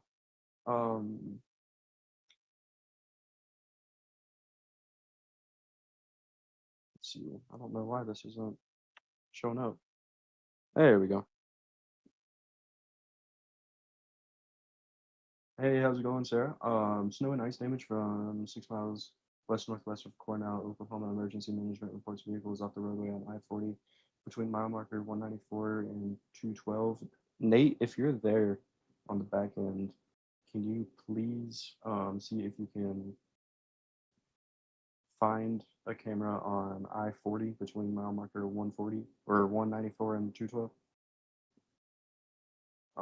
What were the miles again? I'm sorry. 194 and 212 on I-40. Roger that.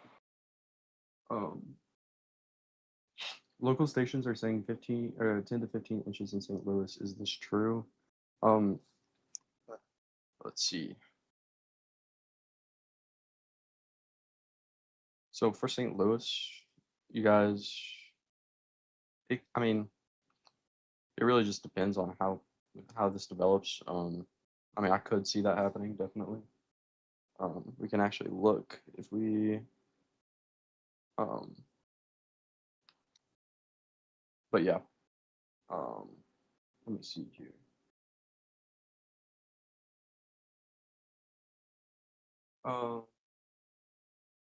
Just posted a storm report up above. Yeah, I got it.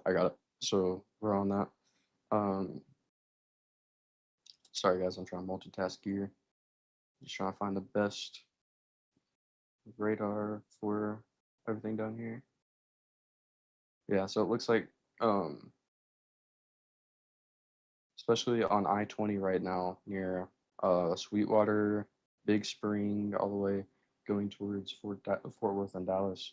There's some sections on I-20 right there that are definitely getting hit with some freezing rain, making the roadway pretty icy right now.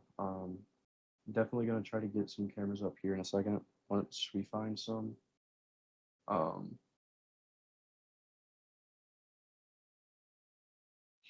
Let's see. Let me see if I can switch to.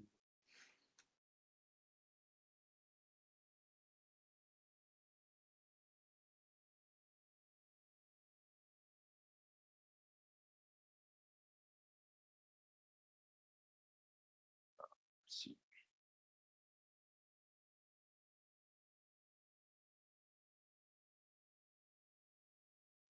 We can look at the cameras real quick.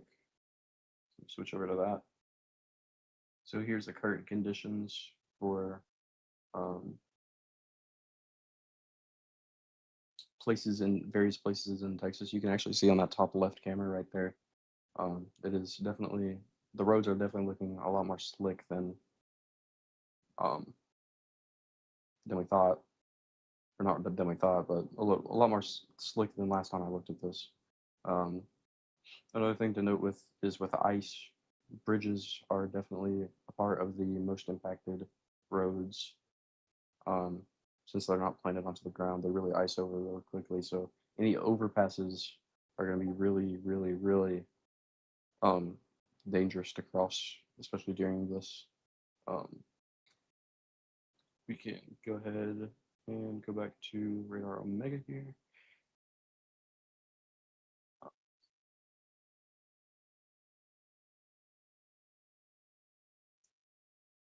Let's see.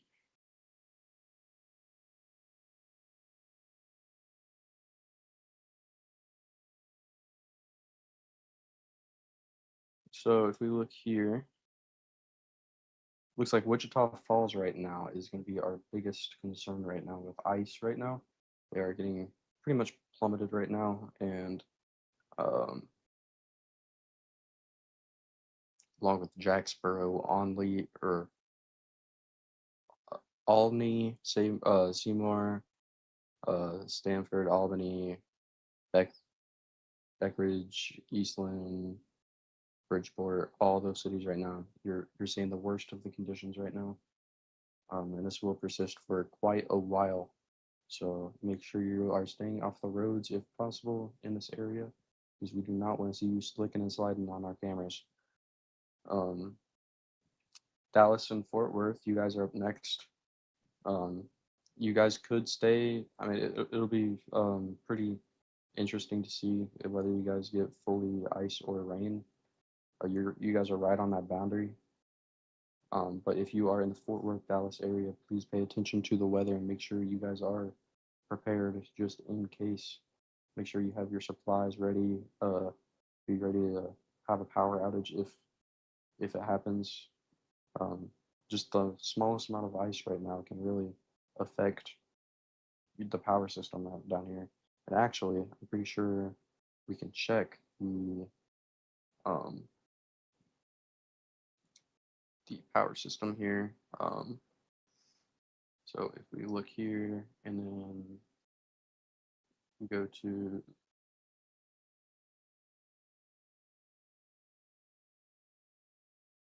so if we look here,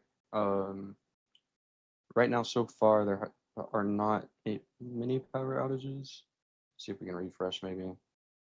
So yeah, it doesn't look like much right now is happening. Just Loving County and Martin County right now, and Walker County are our most impacted zones right now. But really nothing to note power outage wise yet, but that still can change. So we're just going to keep a close eye on everything. Let's see if we have any storm reports here on GR2.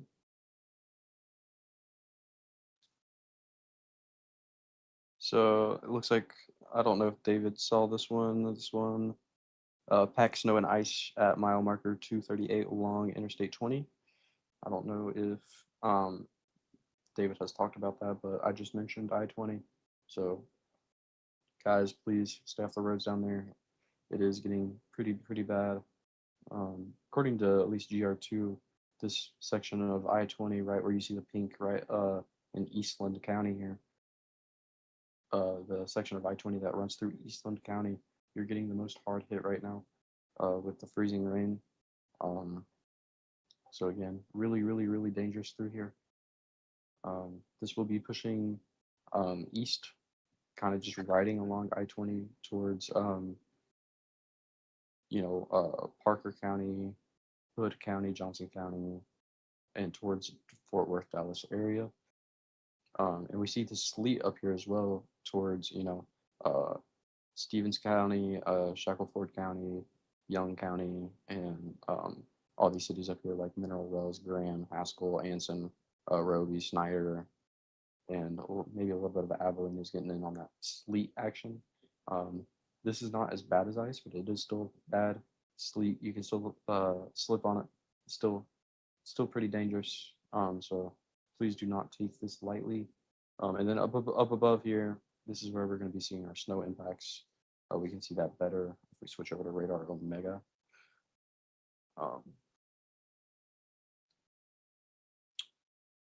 So again, we can see, go to the Oklahoma City radar here. We can see Oklahoma City right now is getting on a huge, they're just getting hammered right now, especially for Lawton and surrounding cities near Lawton and Pauls Valley. Hugo, you guys are right on the transition line, so just be aware of that. Let me see if I can pull up chat here. How is Wichita Falls? So Wichita Falls right now, you guys are getting in on some ice or some freezing rain, which will transition into ice. Right now, according to radar, you guys are pretty much in the heart of the ice right now. So again, this is we are working to get cameras up right now on I-44 through Wichita Falls, Benton, Kentucky. Let's see, we can look at that real quick. We're going to use this little search feature here.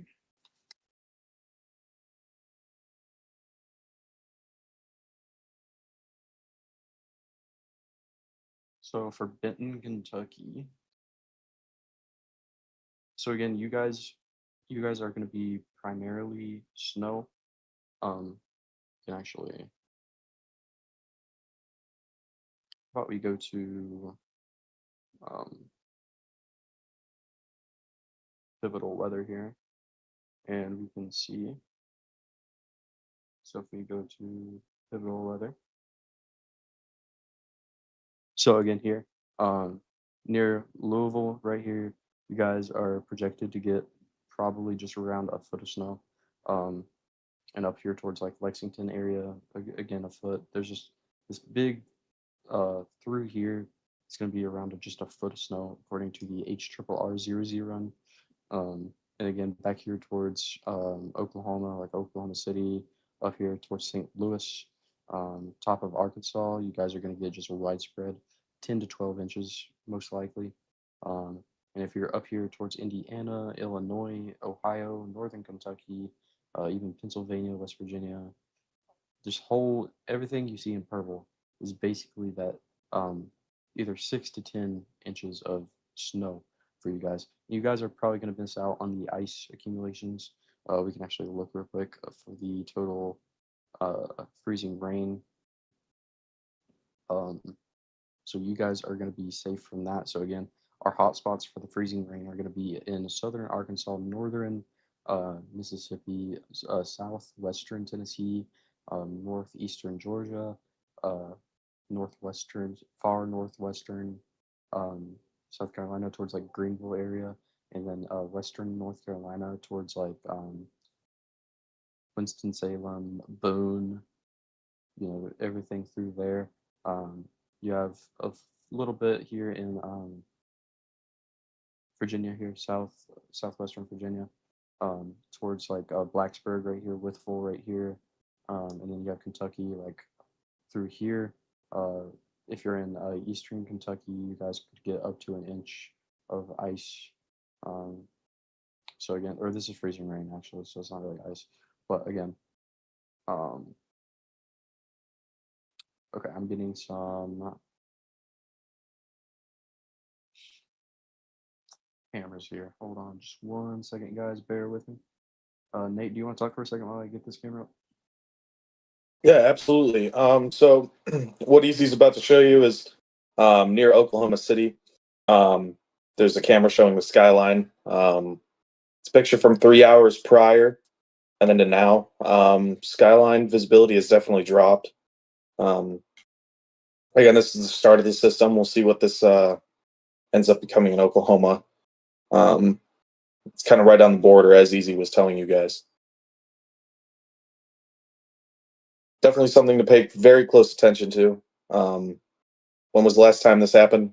A couple of years ago, correct? Correct, Easy? Maybe 2020? Yeah, I mean, we'll just have to see how That was more severe of this is, Texas. but I think I was explaining that earlier to everybody. That was catastrophic. I think, what was it? They went without power for a week, I believe. yeah, it was close to a week without power. Yeah. So very, very, very severe. Yeah, and if you definitely look around Oklahoma City, everybody's kind of traffic has definitely slowed down significantly. There's still a couple straggler cars on the road, but yeah, definitely traffic has slowed down significantly. Yeah, definitely. I'm getting that camera pulled up right now for you guys.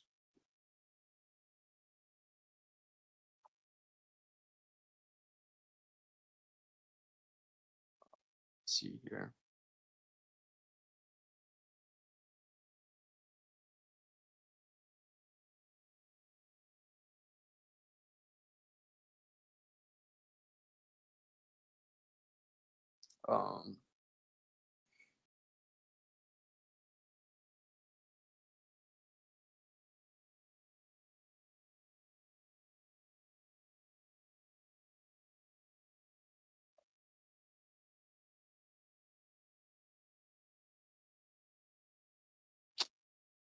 Um, all right, guys. 1 second. I am getting that camera pulled up right now.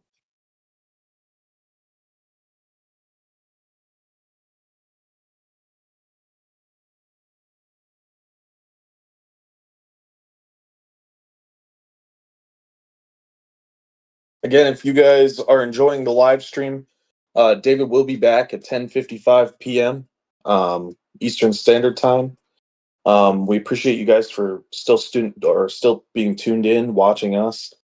Please leave a like and subscribe below. That really helps out our channel, and we very much appreciate it. Yeah, we definitely appreciate it. Excuse me, David's channel. David's channel. Yeah. Let's see. So let's see here. I think we can do something like this. And yes. All right. There we go, guys. So here's the live camera here. This is outside of Oklahoma City, just west of or east of the city. This is on I-40. So again, you can see conditions here. Pretty interesting conditions here. I mean, you can see the roadway. It's pretty much filled with snow and a little bit of ice too. You can see the snow really coming down right here. I mean, this is pretty much. I mean, wouldn't you say this is pretty much whiteout conditions here, Nate? If not, yeah, kind of close to it, definitely. Close out, yeah, close to. I mean, this is definitely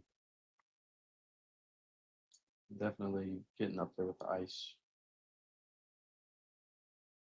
Let's see.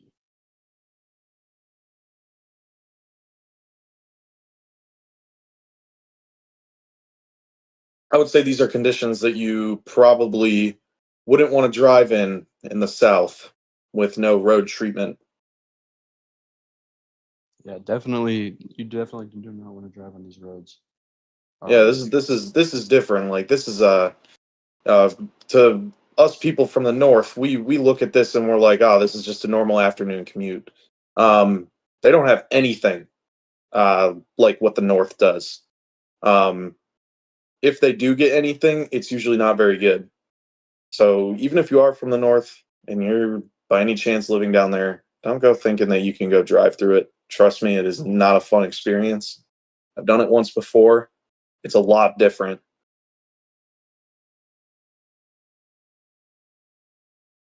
I'd imagine with that wind, snow drifts would be a big issue. Yeah, definitely. You can actually see when the cars pass by, you can just see kind of like the ripple effect. It almost looks like of just the snow and how loose it is on the ground. Oh yeah, for sure. You can definitely see that. It's see this stuff isn't really a joke because snow drifts. I mean, once winds start picking up into the 45-mile-an-hour range, you really got to start paying attention. And if you get caught in a snow drift, I'm not even joking. It goes to you can't see anything. Like it's definitely a very serious, um, like a serious system moving through here. So I mean, but I'll let you talk, Easy. Sorry for cutting you off there. No, you're fine. You're fine. I'm still getting some stuff familiarized with my stuff back here on the back end here. We'll just kind of keep on watching this camera unless you guys have another camera for us to look at. Let me see here. We can actually give this camera a break just real quick and go check up on our GR2 just to see if there's any new reports coming in here. So if we do this, and then we go something like this. There we go. So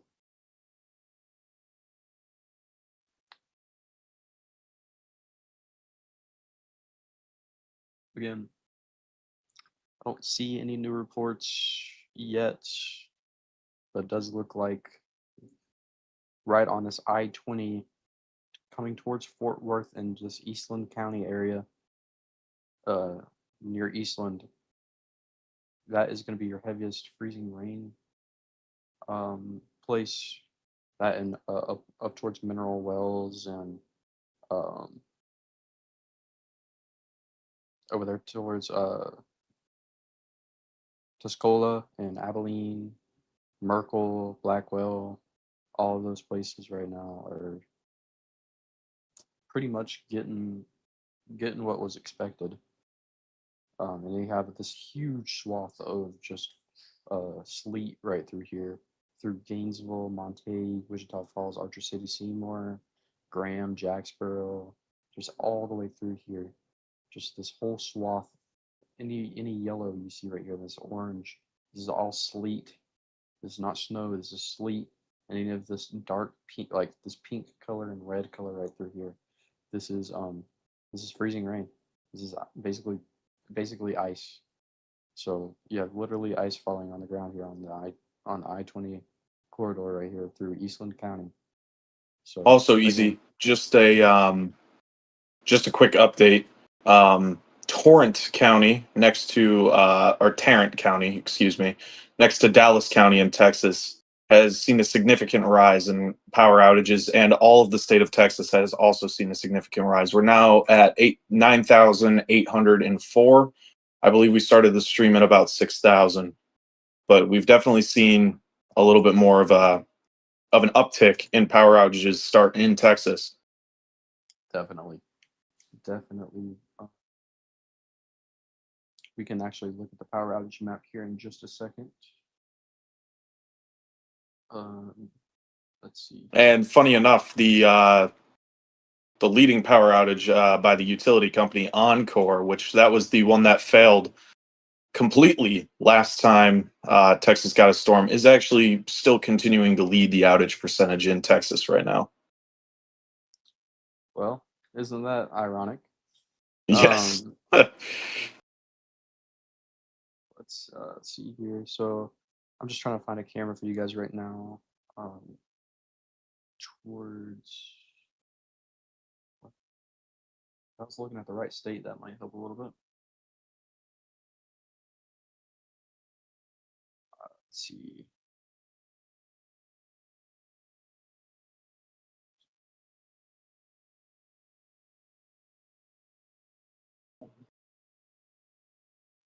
Let's see here. So again, I'm just looking for some cameras we have here.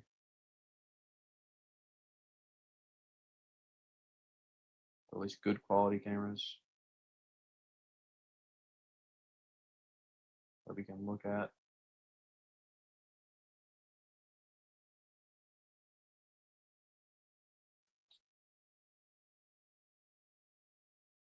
Nate, do you have anything on the aviation side of things through the Dallas-Fort Worth airport and anything like that? Yeah, I can take a fast look for you. That would be amazing while I get this set up. Let's switch back over real quick to Radar Omega, just so we can get a wider picture here of everything that's going on towards here. So again, right now, biggest hit areas as of right now, it's going to be like Sweetwater, Abilene, Graham, Wichita Falls, Decatur, Gainesville, just anywhere through that pink area that you see on the screen right now. I'm trying to find us a good radar site that we can use here. Actually, if we go here and then we go to radar this, if we can do this and this. Surprisingly, Dallas-Fort Worth is actually operating at a very fast pace right now. The average delay is only 5 minutes. Wow. Okay. So The departure delay is a little bit higher at 28 minutes, but in this day and age, that's about normal. right. So actually, we do see a little bit of ice starting to form near just south of Hot Springs, Pine Bluff, and north of El Dorado here in Arkansas, Little Rock. If you are living in Little Rock, you guys are seeing some snow right now. Same thing with Russellville, Conway, Greenwood, Fort Smith, Fayetteville, just anywhere in this blue area, you guys are seeing some snow right now. And if we take a look, let's see if I can find us a good camera on this I-30 corridor right here, see if we can get some condition, see if we can find anything. Um, let's see. Actually, I do have an interesting weather report out of Oklahoma City International Airport. They are reporting freezing fog as well as a freezing drizzle. Wow, freezing frog. Well, it's not freezing frog. Freezing fog. That is pretty Definitely. interesting, actually. You don't see that often. Do not see that Not very often at all. Okay, I am back. Welcome back, David. Right on time, David. Yeah, we held down the stream. I guess we'll just catch you up to speed. Me and Easy were just going around showing cameras. Also, the Oklahoma City International Airport is reporting freezing fog as well as a freezing drizzle. Dallas Fort Worth Airport is actually currently operating still at full capacity. And we were showing I-40, a couple traffic cameras on there. Nice. Oh, this is the MRMS radar. Okay. Yeah, we were taking a look at the wide spread. Nice. Yeah, I want to give you a thank you so much, Easy, for battering down the hatches with this. 98 people have no power in Texas.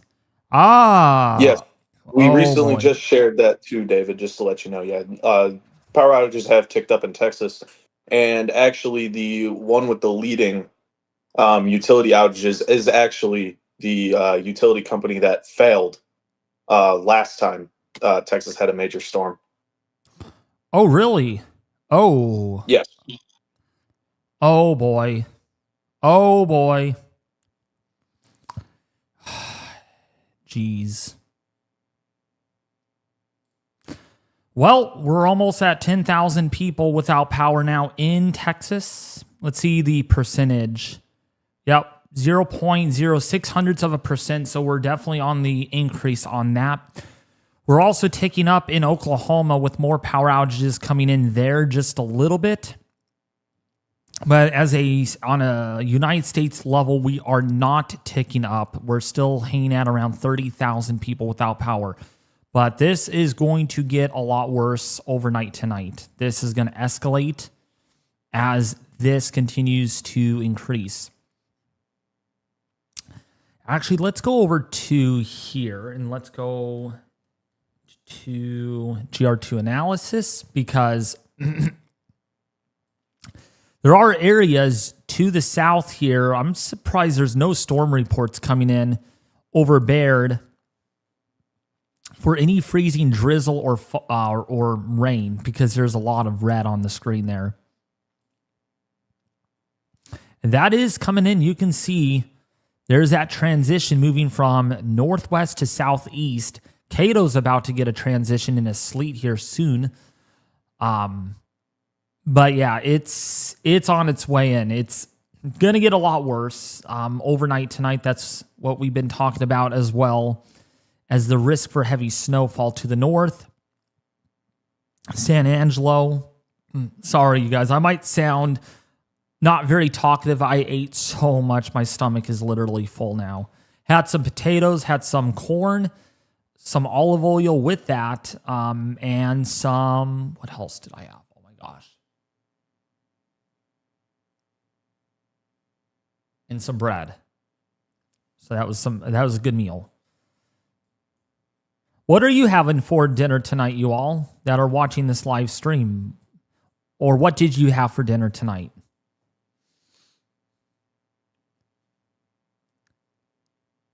Still not as bad as PG&E. Oh, yeah. Don't get me started on PG&E.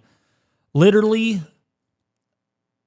like the other day, I think it was like a week ago or a couple of weeks ago, I literally, our power went out, and I called PG&E, and they were like, hey, I said, hey, do you know why my power is out? I'm like, Yeah, let me check your meter. What is your meter and your electrical meter? I'm like, oh, I don't know it offhand. I don't know what to look for. I said, oh, I can look up your area code and your address, and then I can see if it's on. And, so they were a little skittish on that. Like they said, they act like I did it on purpose and stuff. So I was like, okay, I didn't knock out the power on purpose. It ended up being my heater, my portable heater that tripped the circuit breaker. So just the upstairs went out.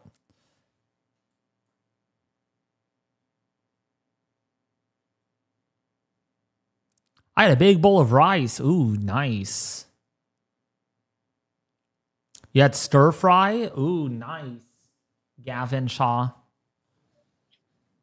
I do have a little bit of breaking news. Yeah, quick. Brandon. My grandma made potatoes. We had corn.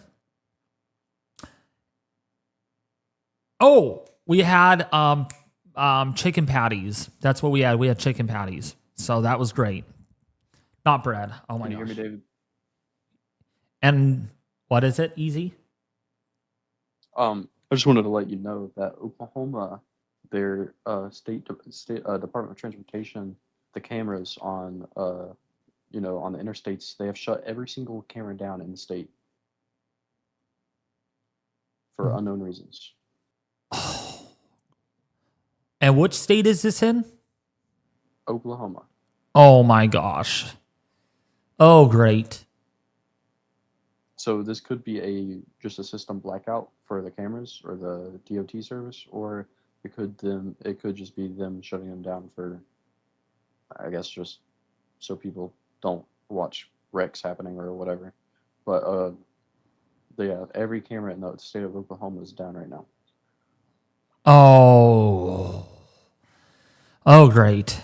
That's lovely. Okay, so we won't get cameras out of Oklahoma then. That's unfortunate. Okay. Yeah, grandmas always make the best food. Yeah. My kids love it and can coincidentally do so. Yeah. Oh, Brandon, are you ready for the weather interview? You guys need to hear this because we're going to be talking to two VIP guests in tonight's live stream about what they're doing to getting prepared for this winter storm and what their plans are for the channel in a couple of days, or tomorrow and on Sunday.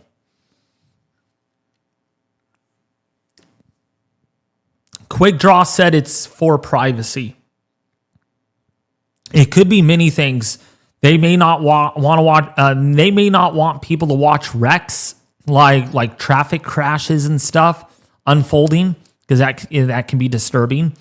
Secondly, it's just maybe they want to protect their cameras from the elements, something like that. There could be many reasons.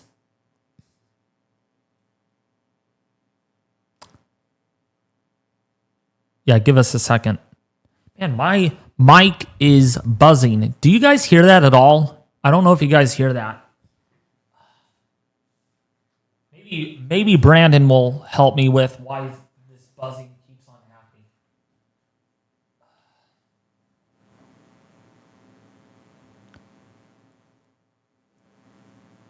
I don't know if you guys can hear that. It's a little buzzing that it just irritates me. It really does.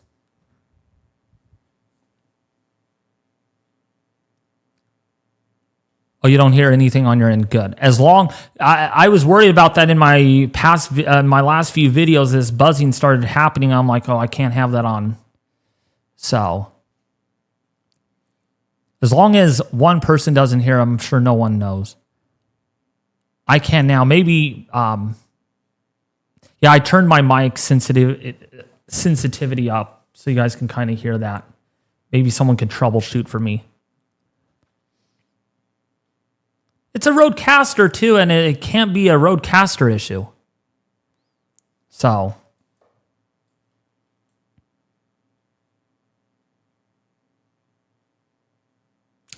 yeah, we're tracking this winter storm right now. Boy, this is widespread. Man, snowing in Little Rock, Arkansas already.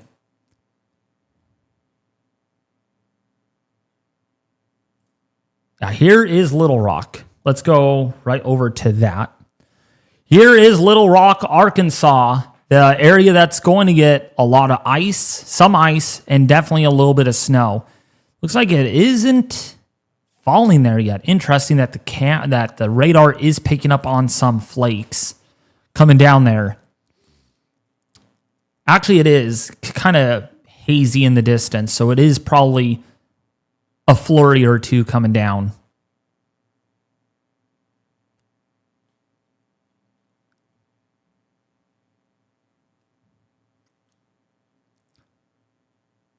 What's up, Gator? It feels like negative 20 over there. Over there where? Wisconsin is having Siberia-type weather. Oh, yeah, probably in Wisconsin, yeah. Without a doubt.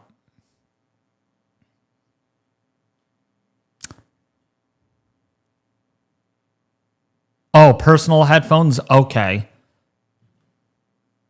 As long as it's from my personal headphones and it's not actually coming through, realistically, we're good.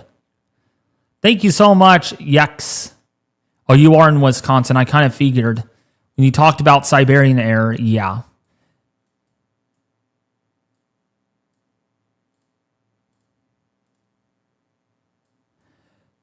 Yeah, let's see. You're in what part of Wisconsin? Boy, if you're in the northern part like Eau Claire, yeah, it's negative 21. I can see why you're saying that the wind chills are... It's not windy there, so that's good. Not really strong winds.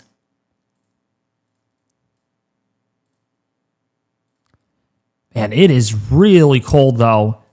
Parts of the Dakotas right now, negative 18 to negative 20 degrees. Oh, negative 25 there near Park Rapids, Minnesota. Oh, my goodness. See if it's colder if we go further north. Negative 18. Negative 27. Oh, man, that's cold. Prince Albert Airport in Canada. Now we're at almost negative 35 up here in South End Airport. Negative 42. Ooh, yeah, that's... Ouch. Ouch, ouch, ouch. That's cold. Wow, that is cold. David, just real quick, if you can check the Discord group chat. This is an image out of a traffic camera of an overturned tractor trailer in Arkansas, just south of Little Rock near Pine Bluff. Sheesh. So, can you talk a little closer into your mic so that way people can hear that? Because it's kind of... I'm sorry about that. So this is south of Little Rock in Arkansas, right near Pine Bluff, and this is a picture of an overturned tractor trailer that there's video of it that basically just overturned in the median. They slipped off the road, and yeah, that is live images coming from the camera right now.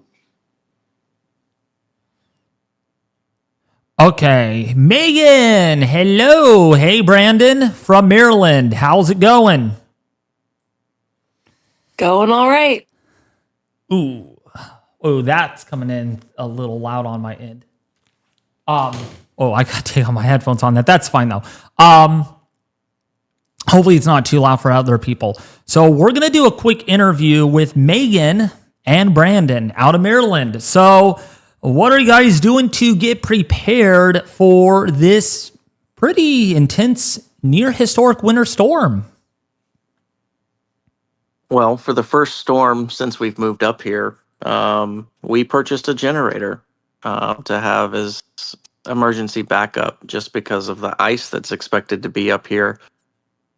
We've dealt with, 12 to 15 inches of snow before and haven't had power outages, but a lot of times it's the ice weighing down on the power lines and falling trees. Sometimes drivers driving into the power lines that will cause those lines to go down. So here in Easton, we don't expect an incredible amount of power outages, but we have it just in case.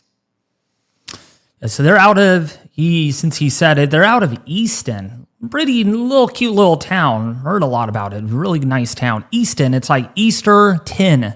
I always think it's a town of Easter because it's like East in, or it's like East type in, like an East. You're going East in. It's a nice town. I want to actually eventually move there so I can witness this kind of weather. Snow, not the freezing rain, of course. I don't ever want to experience freezing rain, but the snow, I can take the snow. I would love to go driving in that with the fam. But yeah, definitely a pretty town to be there. And anyone concerned over there in Easton about this winter storm? Are like people panic buying? Or what are people's thoughts about this one? Well, it's hard to gauge everybody's thoughts, but I mean, basically, just by looking at the grocery stores, based on pictures we've seen online, I don't think people are as concerned as some places. I mean, there's still eggs and milk in the grocery stores. The bread aisle is starting to dry up. The meat is fine. What we're seeing a lot of is the actual food items that you need to be able to prepare food without electricity is what's going in a shortage, instead of your typical milk and eggs and meat. The things that are first going to spoil. If you lose your power and you open your refrigerator, you're already going to start that spoilage line on all the meat that you just spent all the money on. Yeah, I got a little emotional earlier. You were probably there for it. I saw pictures a couple of days ago that Easy sent me on social media that some grocery stores ran out of meat. There was no meat left anywhere. Nothing left on the shelf. In fact, let's actually bring those up really quickly here. Let's go to here. Easy. I think this was, yeah, these images right here. Wow. Like there's nothing left on the shelf. Someone doesn't look too happy there. That milk is gone. Here's another one with everything wiped. Pretty much. Not much left. Oh, wait. Am I even sharing? Oh, there we go. Sorry. Yeah, I was going to say, I don't think you are. Oh my gosh, I got to get used to changing these scenes perfectly fine. Okay, so this is a look at the shelves empty at the grocery store. This is what Easy sent me a couple of days ago. When I saw these, I was like, whoa. Groceries are all gone. This is a lot worse here. The whole shelf pretty much wiped, except it looks like Hostess stuff up there, not gone. See here, that looks like Walmart. And then here's another local grocery store. Only a little bit of bread left and just empty. Like COVID type of pandemic shoppers over here. And then this looks to be another Walmart with almost everything off the shelves here gone except some of the ground beef that is still there. But wow, literally cleaned up. And this is what made me really sad and just hurt. Like, it's like, when people want to go there and shop and they want that item now, they can't get it now. They have to get something else because it's like, it's all gone. So that's a concern here is grocery store shortages on groceries at the grocery store. Wow, that's a long, weird tongue twister word right there. So yeah, that's the biggest concern. I don't think there's much more to the questions. There's a little mini short interview here. Oh, yeah, but I want to also ask you, what are your plans for the YouTube channel for our live streaming coverage? I hear there's some good things for live streaming tomorrow night and also into Sunday. Yeah, David. So your sister and I, we're not quite storm chasers, but we definitely enjoy being out in the weather and being able to see the fronts as they move in. So we've decided that tomorrow, around 3 o'clock in the afternoon, on the Eastern time, we are going to be, or Eastern time zone, we are going to be driving to Virginia, and we are going to be live streaming our camera exclusively to David on his YouTube channel. So he'll have access to those cameras. Hopefully, there's clear skies above us, as so we can watch the front as it moves in. And then we'll be driving back home in the snow to give you guys nice snow coverage. And that'll be going on for a couple hours. After that, I am going to be setting up a camera at my business that is going to be facing out into a lighted parking lot. So overnight, as that snow really starts to move in our area, I think David, you said expecting around midnight between Saturday and Sunday morning. You'll be able to have access to see the live snow coverage as it moves in while Megan and I are asleep. And then early Sunday morning, we're going to be driving up to North Maryland, towards the Pennsylvania line, and just kind of letting the weather take us where it does to try to give your viewers and your channel some more insights as to the snow as it's happening on Sunday. That's going to be both exciting, but both worrisome for me because brother-in-law and my sister. So let's actually go because I kind of mapped out where they're going to be kind of. So their plans are to drive up here in the Elkton area, Aberdeen, and yes, it's weird, but there's a town named Northeast Maryland. When Brandon told me, oh, we're going up to Northeast Maryland, I'm like, what part of the northeastern part of Maryland? Oh no, just Northeast Maryland. There's a town called Northeast Maryland. I'm like, wait, Northeast Maryland is a town? Literally, like, I don't know who comes up with these crazy names, but yeah, Northeast Maryland, they're going to go towards, and maybe they'll cross the border into Pennsylvania because I think that's where the more steadier, more solid, steady snow is going to be without much transitioning with that. And maybe, just maybe, they're going to give us some snowfall amount reports live on the YouTube channel. Actually, they'll probably do that for me because they're awesome. But yeah, it's going to be very exciting. Saturday night, 2 hours of them live streaming on our channel via their camera. With the business, they're going to hook up there with the live camera to give us an oversight.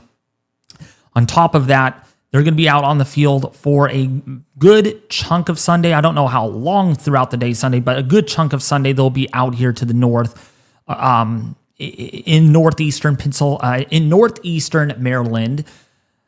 Into perhaps maybe parts of southeastern tip there of Pennsylvania. We'll see, it depends. The weather will take them where they think is best, and we'll just let nature take them on a nice, good, fun Snowmageddon trip.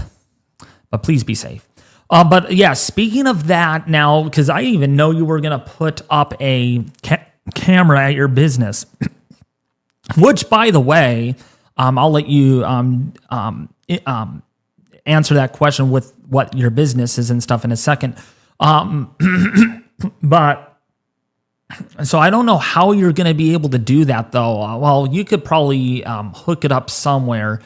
Hopefully, the camera doesn't die, or there's a good internet connection there. See, that's what I'm thinking is like, how are they going to put a camera there at the business? I'm hoping it is good, and how will we be able to have access to that? Through the Discord or through a YouTube channel or, excuse me, just ate a lot of food here.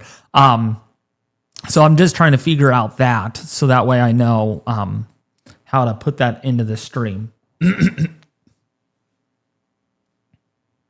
Yeah, so basically, the store has great Wi-Fi. We actually have fiber service run to the store. Ooh, so so I'm going to be taking one of my laptops up there and hooking up either Megan's old streaming camera or a GoPro. They'll both be plugged in and charging, and the laptop will just basically be doing a live stream of the camera into either the Discord channel using a different Discord, obviously, because I'll be streaming some of it through mine.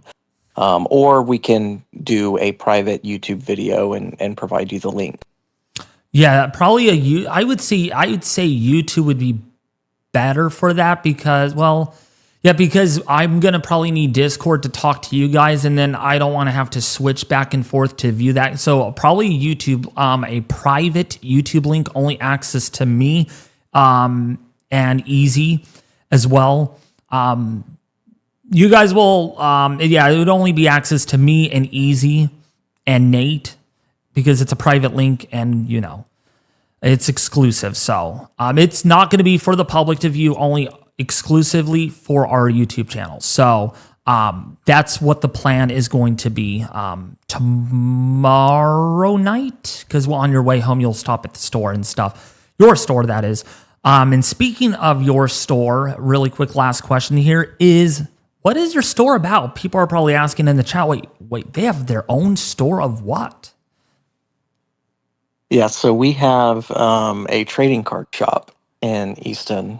We sell all of the different trading card games, including sports. So Pokemon, Yu-Gi-Oh, Magic, One Piece, Lorcana, Riftbound. If you're into any of those TCGs and you find yourself on the eastern shore of Maryland, we'd love to have you guys out. We have a great community, even if you wanted to learn how to play a game. Most of them have extra decks, and my wife knows most of the games and is happy to sit down and teach people. Yeah, so it's a good store. They've been having it, I think, for like 3 or 4 years. It's been really successful. Their shop is growing, and that's what I love to hear. The fact is... Yeah, our 5-year anniversary is coming up in June. We started as a humble little 1,200 square foot shop, and now we're in a 3,500 square foot location and busting at the seams and loving every minute of it. Yeah. So that's great news, and the fact that I'm a weather YouTuber, have almost 70,000 subs, man, this is going to be great. It's great that we all are thriving off of this kind of stuff. And it's also special because it's like, that's my sister, and this is my brother-in-law that actually own a store, literally own a store, and I could literally come and visit it whenever I want and just tell people, hey, I'm the weather guy over here. I'm part of Maryland. Long story short on that, but the eventual plan is to live somewhere back east. I don't know exactly where yet, just to witness some great active weather events when they do happen, and hopefully get my own self out there and actually chase these snowstorms. That's the thing about where I live. We never get snow. We never have, and probably never will, with a warming climate that we're seeing. But well, David, this next hurricane season, hurricane and tornado season, you have an open invite to fly out to Baltimore, and we'll go chase tornadoes for a week. That's right, because that I'm full time on YouTube. If my budget allows, I'll have to figure that out. I will have to figure out how that's going to work. Because I'm on a very tight budget, so tight that I don't have much leeway. But of course, YouTube will help out with that, with the donations and everything else like that, memberships and stuff, making things that are not possible. But anyways, great interview there. If you want to stay around and watch us track this, you are more than happy to, as well as Megan in here as well. She's in this Discord call as well. I think she is. I need to pop up Discord here. Let's see. She is in here. No, it's just Brand. That's fine though. I'm right here. Oh yeah. So you're just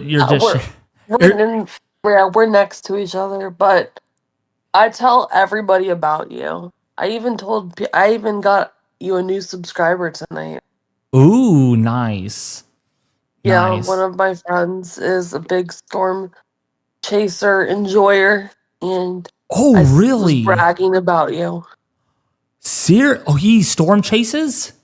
No, she enjoys watching storm. Oh, enjoys Yeah, watching storm chasers. yeah, Oh, and she likes watching the weather, and she likes seeing all that stuff. So I told her nice. about you, and so I Awesome. got you a new sub. I'm out here. I'm preaching the good word of David Schwathauer.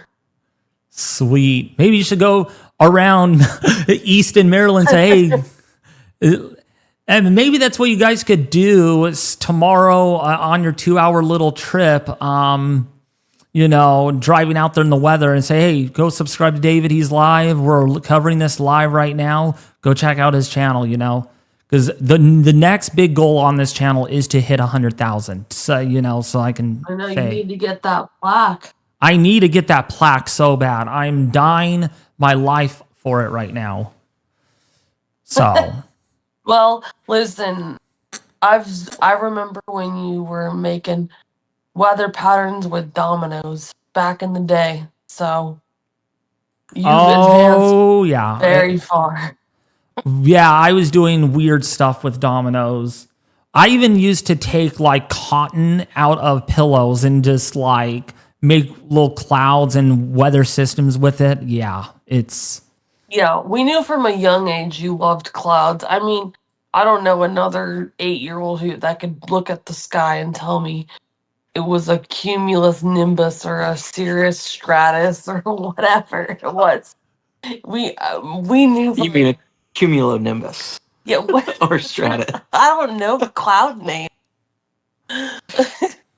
but yeah, we knew everybody in the family knew that you were gonna be obsessed with weather. So and I'm we're very still proud of you. thank you. And I'm 30 years old of this day and age and still love it like it's like I was.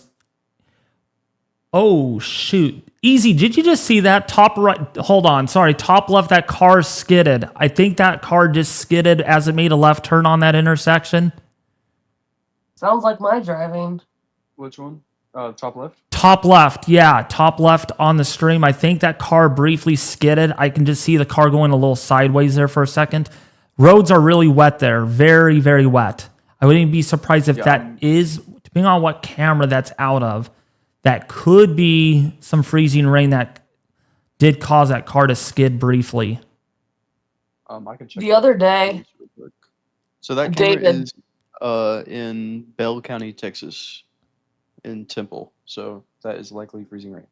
Oh, Sorry shoot. about that. You can go ahead and speak. My bad. Okay.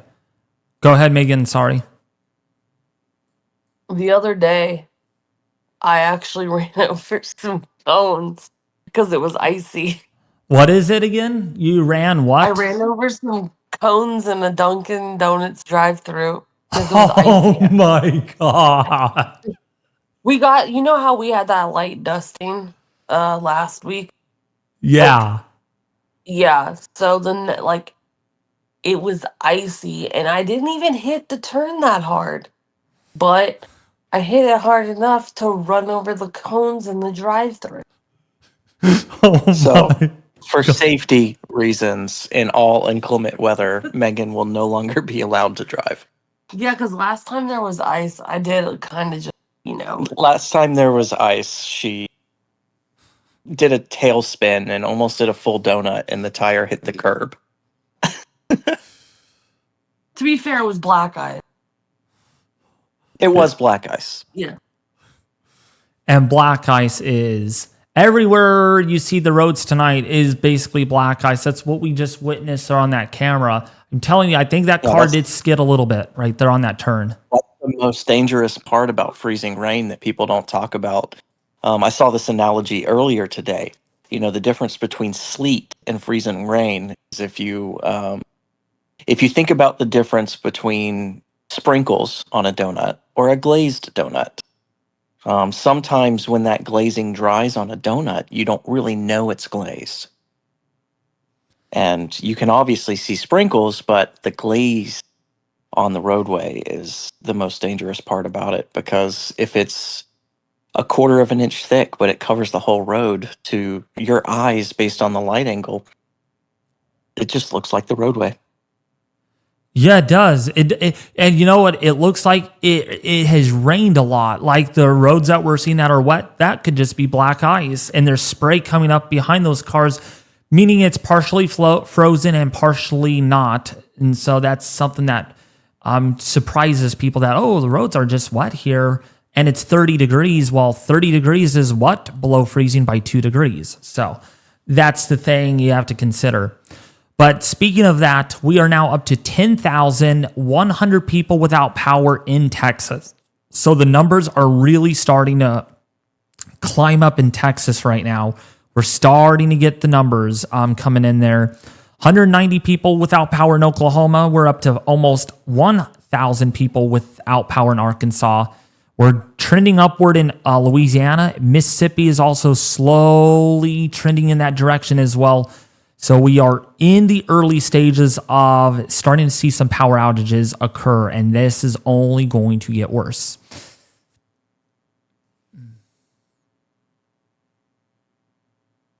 Man, chat really died tonight. Hello, everybody in chat.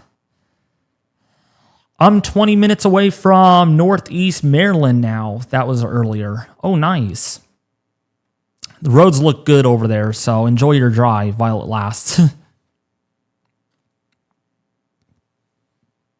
I had earlier somebody did ask how the weather outlook looks for central New Jersey. Okay, so the weather outlook for central New Jersey, let's go over to, let's do Weather Bell. So Weather Bell for central New Jersey, snowy. Simple snowy, snowing. It's going to snow starting tomorrow night in the southern half of the state and then work its way up through the morning. Actually, pretty much for your Sunday morning wake up, it's going to be snowing just about anywhere in New Jersey. I mean, really hard the further south you go.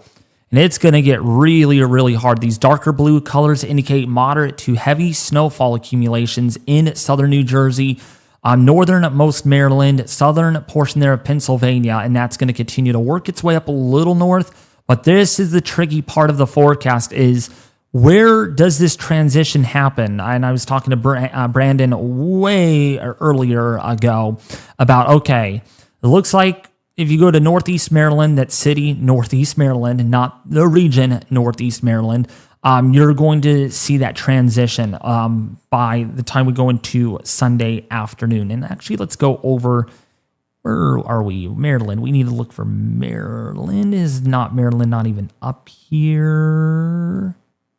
Oh, these are cities. That's what it is. So, Maryland.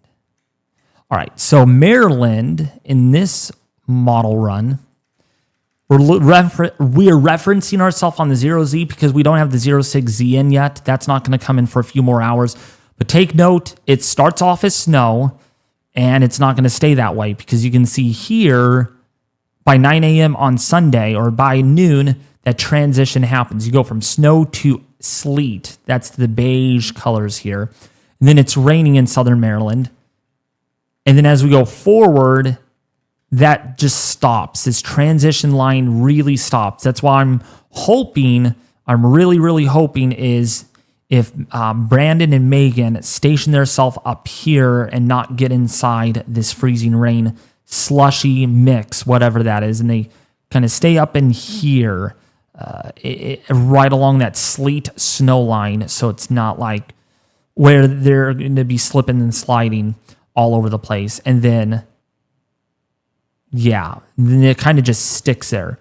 Now, off towards the west, though, into central portion there of Virginia, look at all that purple. That is moderate to heavy freezing rain, not moderate to heavy snow, not moderate to heavy sleet. That is moderate to heavy freezing rain. And in fact, Brandon, I wanted to tell you this, and Megan, you need to hear this too. Out of Memphis, Tennessee, some parts of Mississippi, they were saying up to 1/4 inch to 1.5 inches of ice is expected. So some areas, they're even forecasting there up to 1.5 inches of ice. That is catastrophic.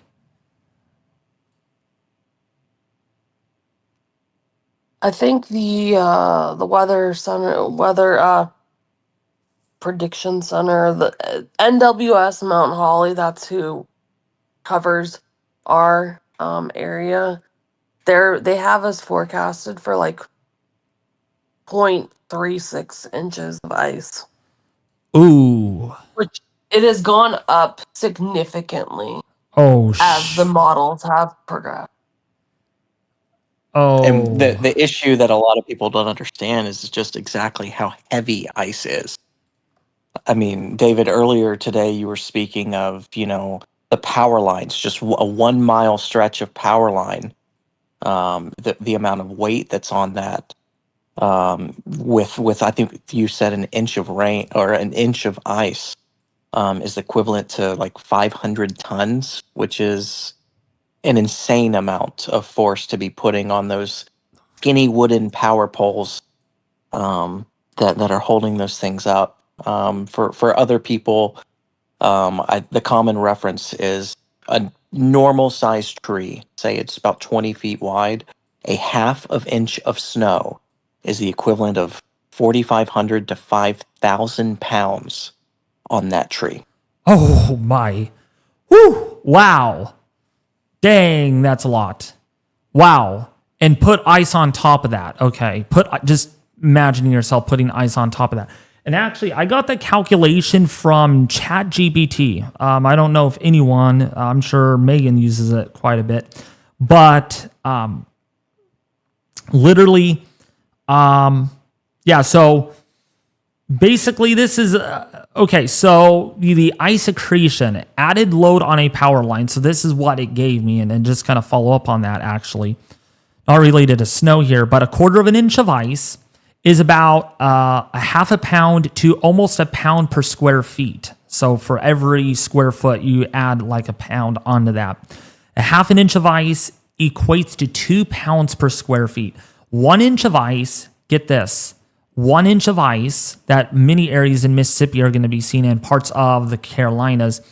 1 inch of ice is equivalent of about 8 pounds per square feet. So for every square foot, you're adding 8 pounds of weight on that power line.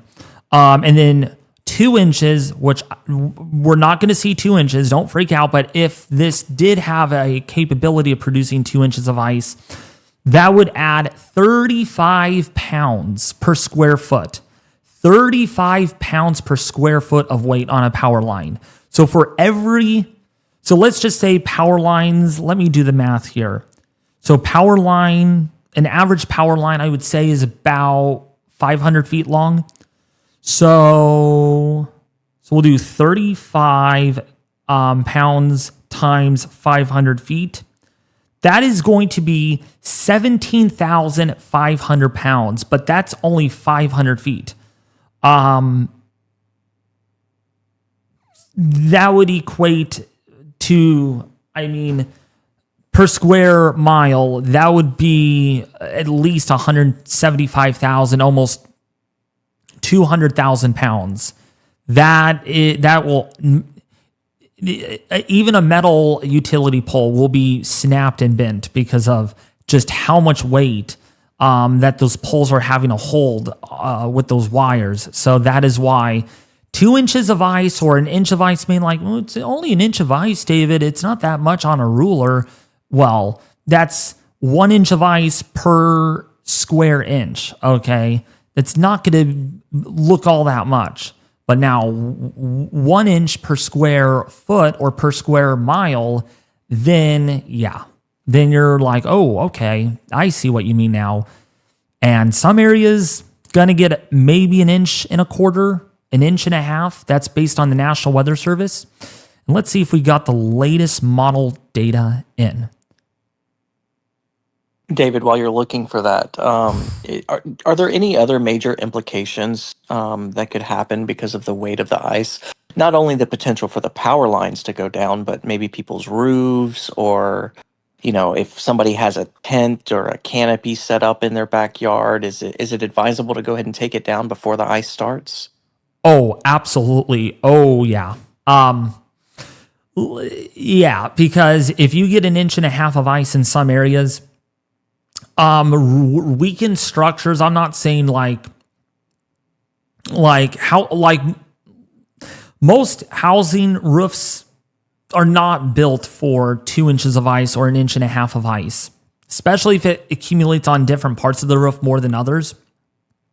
And so, how I look at it as in this: if 3/4 of an inch of ice can cause some infrastructure damage and almost widespread trees to come down, many little trees will break, little saplings.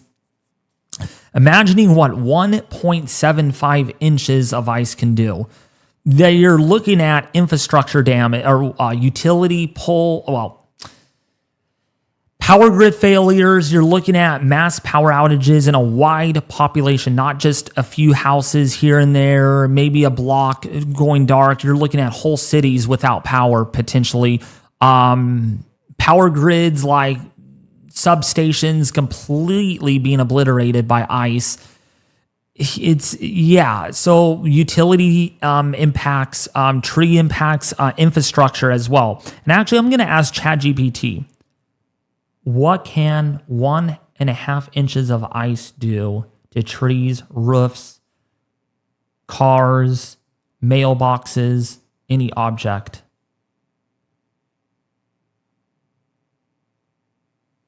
See what it says.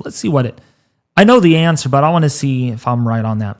So near total failure likely. Okay. So 1.5 inches of ice. That's what the National Weather Service here is predicting. Small and medium trees, trunks snap outright, entire trees uprooted, especially with wet soil. Large mature trees, major limb loss, 30 to 70% canopy destruction. Trunks can split vertically. Evergreens, needles trap ice. Extreme loading. Pines and firs often shear in half. A mature oak or pine can gain 5,000 plus pounds of ice alone. The result is roads blocked for days. Power lines ripped down by fallen trees, permanent landscape damage. Trees don't bounce back from this. Now, power lines, big one for a lot of you that are watching. What happens when, so grid collapse conditions, added load, 22 pounds per linear foot. That's per square foot. You're adding 22 pounds, okay? Per mile, that is about 115,000 pounds or 55 tons of force. What happens? Conductors snap, poles lean or break, crossarms shear, entire circuits fail simultaneously. Utilities cannot repair this quickly. It's reconstruction, not repair. So they have to reconstruct things and not repair it right away. So that's why long-term duration power outages would likely result. Roofs, high risk of potential or full roof collapse. Okay, think about your roofs that protect you. Those could come crashing down. Ice load on roofs. Yeah, you wouldn't believe this. 6 to 7 pounds per square foot at 1.5 inches of ice. That is pretty significant. That's comparable to heavy wet snow plus freezing rain combined. Most valuable roofs, flat roofs, carports, older homes, barns, metal roofs, tin roofs, signs of imminent failure, loud cracking, sagging, doors, windows suddenly sticking something. So that's what 1.5 inches of ice can do. For cars, what happens to cars? Widespread damage, windshields crack or shatter. Another thing I didn't even realize. Oh, I should have realized this, but windshields can crack or shatter because of the weight of the ice and how cold it is.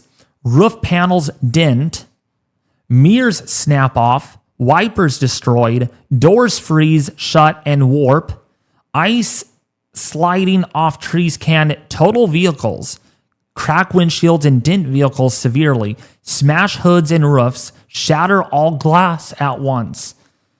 Yes. Mailboxes, fences, signs, almost guaranteed failure. Wooden posts snap, metal posts bend or fold, mailboxes ripped off mounts, street signs twisted or sheared. Yeah. Anything elevated or thin, antennas, satellite dishes, towers, railings, gutters, porch roofs will suffer extreme damage. Added wind on top of this. Here's an important thing. We're going to have winds will be at least 15 or 20 miles an hour with this event. This turns a disaster into structural failure chaos. Ice increases surface area, wind drag skyrockets, objects begin oscillating, fatigue failure occurs before max weight is reached. So in other words, when you add wind on top of power lines, that adds another additional 25 to 50,000 pounds of force on these lines. So that's going to be a concern here. Real world outcome at 1.5 inches, week-long power outages. You can see it on ChatGPT here. Week-long power outages, blocked roads for days, emergency shelter use, water system failures. Someone did state that bursting pipes are a possibility, especially with very cold air coming in behind the system. Fire responses severely limited, economic losses in the billions. This is why meteorologists use words like crippling, catastrophic, and historic. What words are we using in this live stream? We're using crippling, historic, catastrophic. Okay? Realize what 1.5 inches of ice can do. Even so it doesn't seem like that much, you don't want it to be that much. That's why these colors are the way they are. That's why you see purples here. These purples give you like, whoa, that's a scary color. I don't like that. Because it's those purples on the maps are, you see the first larger portion there going from Longview, from stretching from Shreveport, Louisiana, going all the way up through Nashville.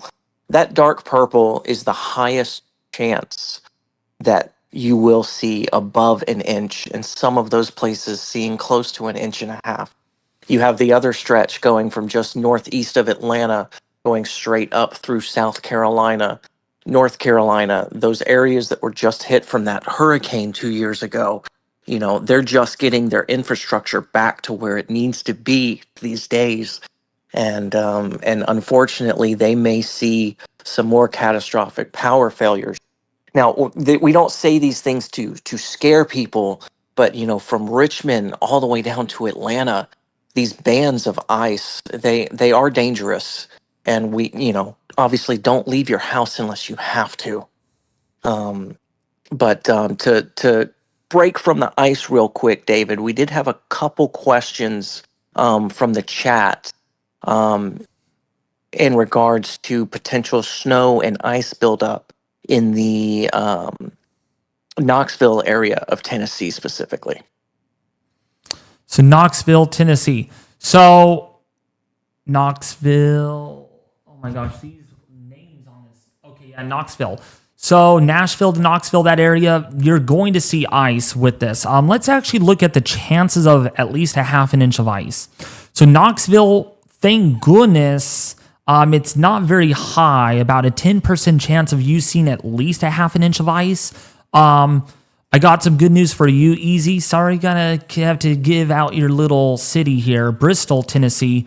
There's a less than 10% chance of you seeing 1/2 inch of ice. So at least it's not going to be the crippling kind, but there will be some ice there in that area. But areas that are going to be very heavily hit will be northeastern Georgia, the Carolinas. But yeah, back to the question here.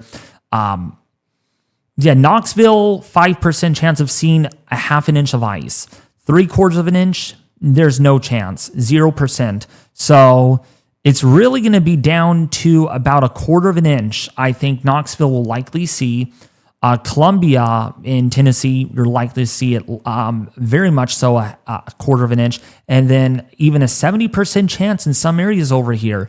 Let's see what city this is. Savannah, Tennessee. Yeah, Savannah, Tennessee, you have a 65% chance of seeing power outages there with that crippling ice.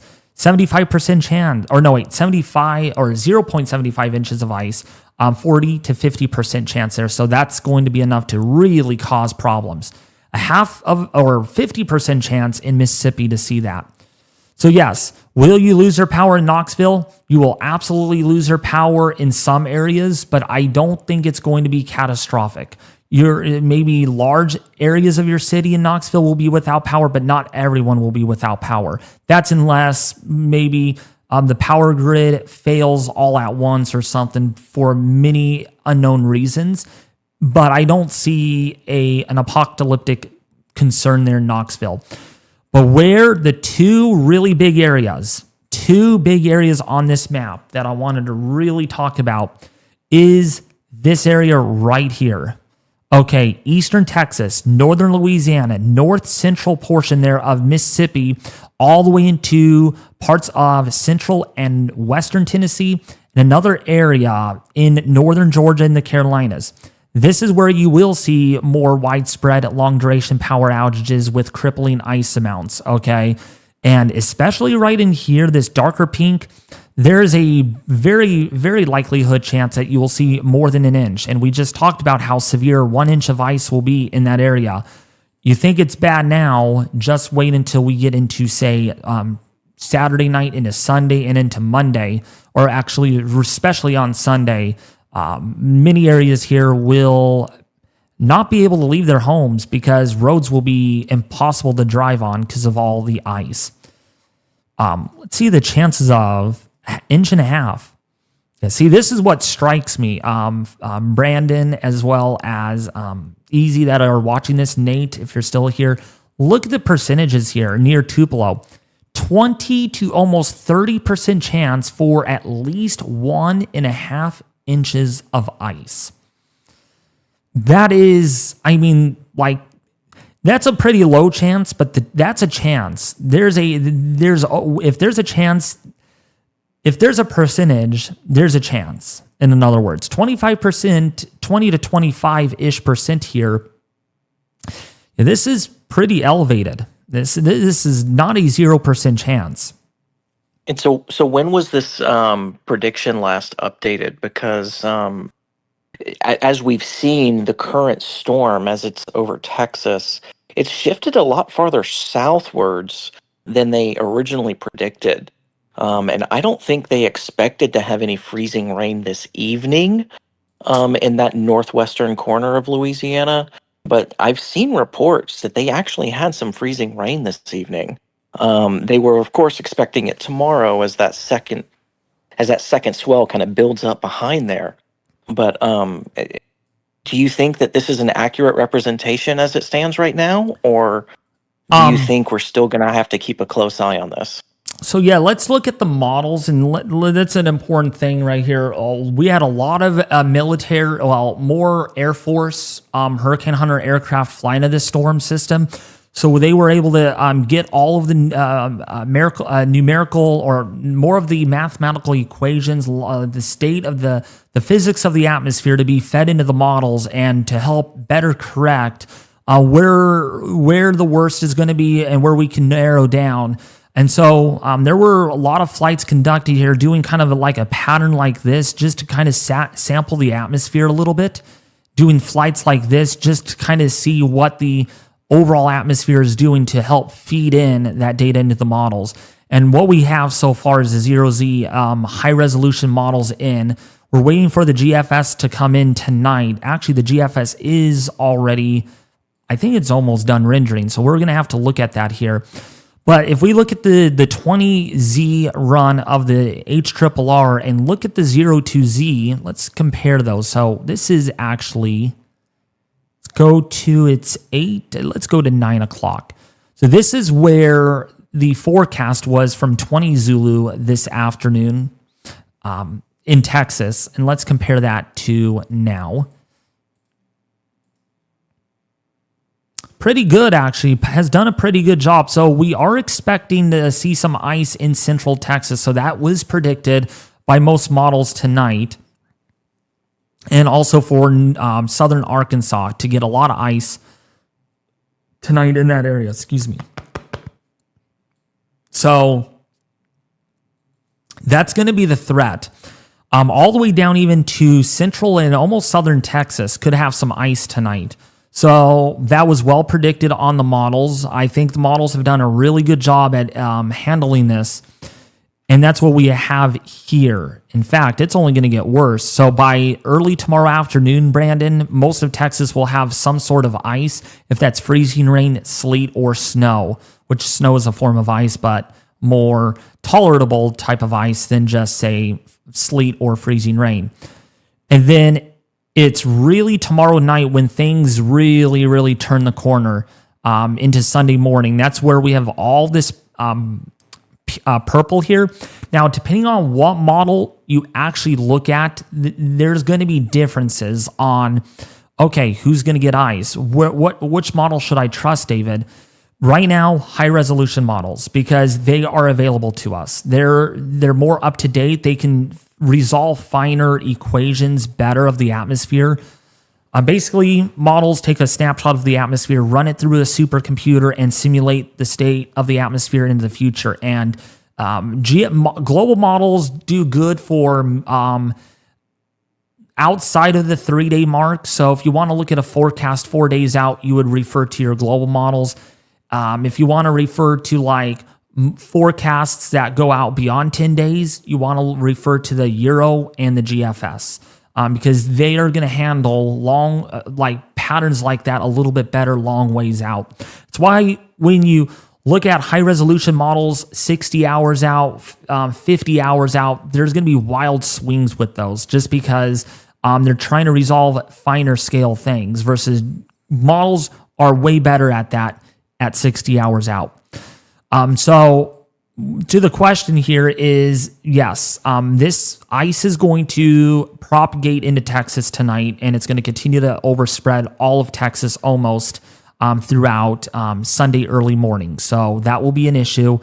Central northern Louisiana getting a lot of ice, lots of ice in the Carolinas, as well as Mississippi, as what we talked about. Now, when it comes to how much ice is the GFS model forecasting, let's actually look at that to see if this did go up or down a little bit. So this has not changed much. And at this point, if it goes down trends by like a 0.05 of an inch, that's going to kind of surprise people like, oh, it downtrend a little bit, David. I don't focus on little trends at this point in time. We're within 24 hours of Mississippi getting a lot of ice. Little trends are not going to matter. We're pretty much locked in. It's a set in stone deal at this time. So you can see here on the, this is the QPF. Here we go. This is the FRAM. We want to look at the FRAM. See, the GFS model wants an inch, barely an inch over central Mississippi, into Tennessee, into Georgia. Okay. But look at the grid spacing here. This is like really blocky, like playing Minecraft. It's really just blocky. It's not really good resolution. So this is why forecasters are not really going to focus on global models now. We're going to focus on high resolution models, right? But we can oversee these and be like, okay, what are the other models showing? The Canadian model is a little more aggressive with the ice. And I think that's more with what the high-res models are showing, not that the Canadian model is being bullish here. It should not be trusted. Based on our high-res models, this fits the bill a little bit better in this case. So the Canadian model doing a bit of a better handling job on this, and it's not really a good resolution model, but it is showing us from northern Louisiana to Mississippi where you could get 1 3/4 inches of ice. That's what this is showing. I think this is a little too aggressive. We'll skew those down by 1/2 inch. I think 1 1/4 inches at least is expected here to almost 1.5 inches. Per NWS in their ice storm alert, they did mention between 0.2 of an inch, between 0.2 of an inch, all the way up to 1.5 inches. So that's a rough ballpark here. And 1/4 up here to maybe somewhere like 1.5 inches down here near Tupelo, Mississippi. Let's take a look here now at the high resolution models. And this is why I love looking at the convective allowing models. They're called the CAMS guidance. You'll hear a meteorologist say that. Let's take a look at our CAMS guidance. CAMS is not like a camera. It's convective allowing model, CAM. and then like cams, all of our models, HRRR. So we can see what's more high resolution, the GFS model or the HRRR. And a lot of you will say, oh, HRRR is a lot more high resolution. The problem with that too is it might overdo the ice amounts in some areas. So we end up seeing in northern Mississippi up to 2 inches of ice. That's a little too much. That's a little too aggressive. We're going to skew those down and say about 1.25 inches to 1.5 inches in some isolated spots. But really, it won't matter. An inch and a 1 inch or more of ice will do a lot of damage. Let's just put it that way. 1 3/4 inches, 1.5 inches will just even do more damage than what 1 inch of ice can do. So the more ice you just pack on these tree branches and power lines, it's gangbusters destruction in progress. It really is. It's terrible. Really is. In fact, you could go ice skating if you really wanted to out on your street. Don't do it. Don't get injured out on that. If you have ice skating or ice skates, yeah, you could. You don't need to pay $20 to go ice skating this time of the year. You can just go outside of your backyard if you have a cement platform and go ice skating that way. I'm sure people will do that because there's always fun to the not so fun. And so that's what people, I think, are going to do. The NAM is underdoing the ice in some areas here. You can see 0.9 inches of ice, 0.8 inches. I think there's going to be a little bit more ice here than what the NAM is showing because of our HRRR, even our Euro. If we go to our European model, let's go to that.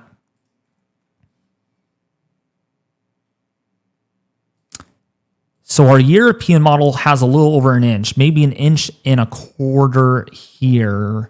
Wow, 1.4 inches in southern Arkansas. You see, this is going to be a really hard hit area right here. Southern Arkansas, northern Louisiana, the Miss Latex area, Ark-La-Tex, going to be the hardest hit area for the most freezing rain, and also the Carolinas. It doesn't matter if you get 3/4 of an inch or 1.5 inches. More than 3/4 of an inch of ice will do a lot of damage. And we're getting terrible news from Logan actually on our power outage update. Let's go over to that right now. Texas, 16,000 people are now without power. 18,000. We just jumped up 18,000 people without power. So the power outage numbers really starting to come in right now. We're starting to get those outages coming in from different counties. Bastrop County, we have 3,900 people without power. If you're in Cass County, 1,200 people without power there. 6% of the county without power right now. Morris County, we have 763 people there without power, and that's 10% of the county. So that's a bit of a chunk right there. Martin County, 176. We've been keeping an eye on Tarrant County, 1,100. Back up again with the outages there.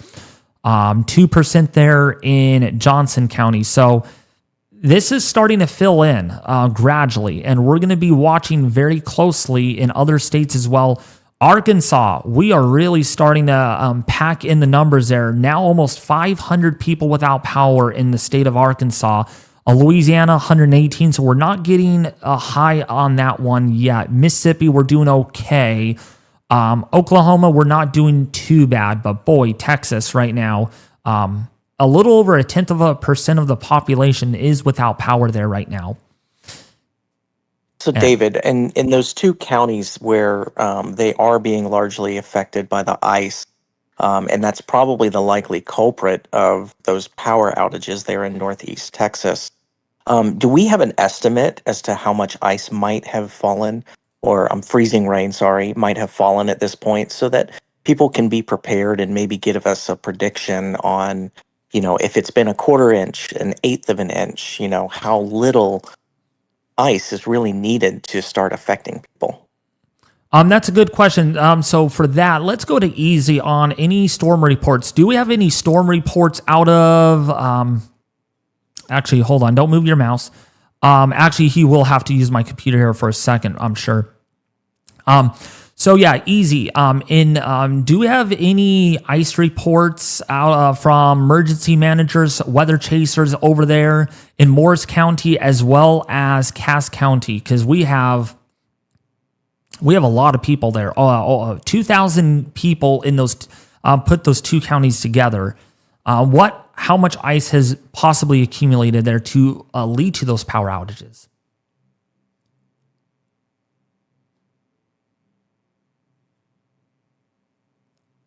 Easy. Is he here? I'm so sorry. I thought I was unmuted. I have cameras in that region that I'm about to put up onto the put on the cam. If you can. Yeah. While you're doing that, we're gonna look at Radar Omega while you're switching out cameras in that area. Cool. Just let me know when I'm ready. Yeah. You can do it now. Because I'm on the Radar Omega window capture, so people won't see what you're doing.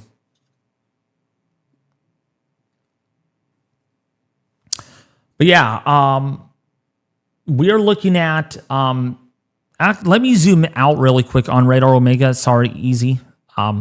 Very quickly. That way. Okay, now you can go back to doing what you need to do. Perfect.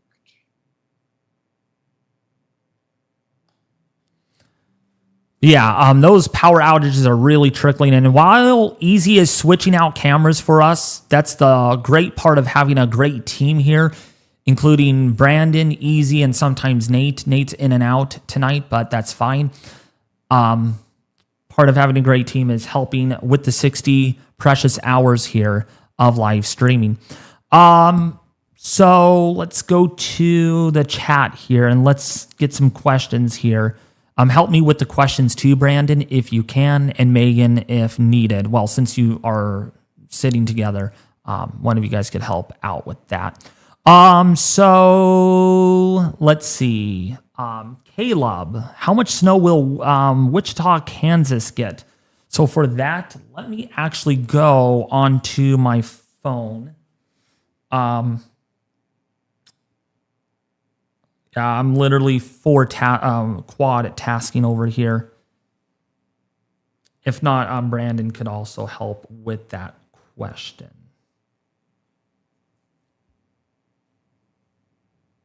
So Wichita, Kansas, that's in the central. Yeah, there's Wichita, Kansas. So you're only going to get another 2 or 3 inches of snow. This is not a big snowstorm really for Wichita, Kansas. I've seen a lot worse. The worst of it is going to be in Oklahoma, where we're seeing the heaviest snow, into Arkansas, out across Kentucky. But yeah, definitely you're under a winter storm warning by all means, but nothing compared to where Oklahoma is. Muskogee, the Claremore area, that's where you're getting the more heavier snow amounts. All right, David. Yeah, what we're seeing pretty much across the board is the closer you are to that freezing rain line, those pink areas, and then the sleet lines, those more orange areas that you can see on the screen right now, the closer you get to that line, that's going to be the more severely affected areas. In the coming days, for those of you in Wichita, the biggest concern is going to be that high pressure cold front coming down from Canada. That's really going to drive those temperatures down, not to mention the 20 and 30 mile per hour winds that are just going to absolutely obliterate that wind chill factor. So not only are you going to get 4 to 5 inches of snow, it's going to stick around for a while just because the temperatures aren't going to get up to a point where that snow is going to be able to melt off. And I believe Easy is ready for us now at this point. Oh, good job, Easy. Wow. Boy, I'm going to give this guy a great round of applause, getting those cameras switched out for us very quickly. And you guys didn't even know he was doing it. If I even tell you, you wouldn't even know he switched out those cameras. So we're going to go. Are you ready for us to switch scenes, Easy, or do you need more extra time? Go ahead. All right, so let's switch over to the camera dashboard right now. We do need another camera in the middle there. We're missing one. It's like just my desktop being shown there. You can work on that after I switch out of that scene. But yeah, this is a live look. It looks like we got some sleet. Got some sleet on the roadway there. It's kind of a grayish, kind of milky, shiny look there. Looks like some sleet and freezing rain on the roadway there. That looks like it's in Texas. We got some snow coming down in parts of Arkansas as well. Yeah, pretty rough. Pretty rough. On some of these cameras. Definitely a little more action than what we were seeing just around the 5 o'clock hour as we started. All right, so if you can add that camera there, we're going to switch it right back over to Radar Omega. Okay, switched it over. I'm working on it now. Yep. Jojo, what's up? So all freezing rain here. That's not what we want to hear. All freezing rain there. That means there's no sleet, no snow. So that means depending on how long it lasts in that area in a short window, accumulations are going to start adding up, and that's going to start the process of possible power outages there soon. Mary Lee, Tennessee, how are you doing? Welcome. Okay, we are almost at 20,000 people without power now in Texas, according to Logan Rounds. Thank you for that report coming in. The numbers are really starting to stack in Texas right now, and that's because of all the freezing rain that's accumulating. We were expecting this to happen tonight, and it's already happening, and it's unfortunately not going to get any better because we have that shortwave trough that's still over New Mexico. That's going to be ejecting into the southern high plains tomorrow, and that is going to kickstart a second area of wave of precipitation. Let me help you with that, Easy. Let me just help you. Oh. Uh-oh, we lost the window. Oh, wait. Oh, no, we didn't. Here it is. Wait, what in the heck? Wait, why do we have a merge? What the heck is going on? Hold on. Here we go. Let me get that window. All we need is another window there, and then that should resolve the issue. There we go. So you can work on that. Okay, sorry about that. But yeah, the numbers are really going to start adding up here very soon, within the next 3 to 5 hours. Last 3-hour report from Anson, Texas, 3 to 4 inches of sleet, I am guessing. Sleet, not snow. Wow. That's a lot of sleet, if that is sleet that has accumulated. Will it snow in Montgomery, Texas? Montgomery, Texas. Look that up. Oh, okay, you're almost done with that camera. Okay, because I'll need the computer here really. Okay, you're good. All right, he's got the camera there. Pretty good. Thank you for that. So let me make sure that's all good. Yep, we got all of our cameras there back and ready. Okay, so Montgomery, Texas, you're asking.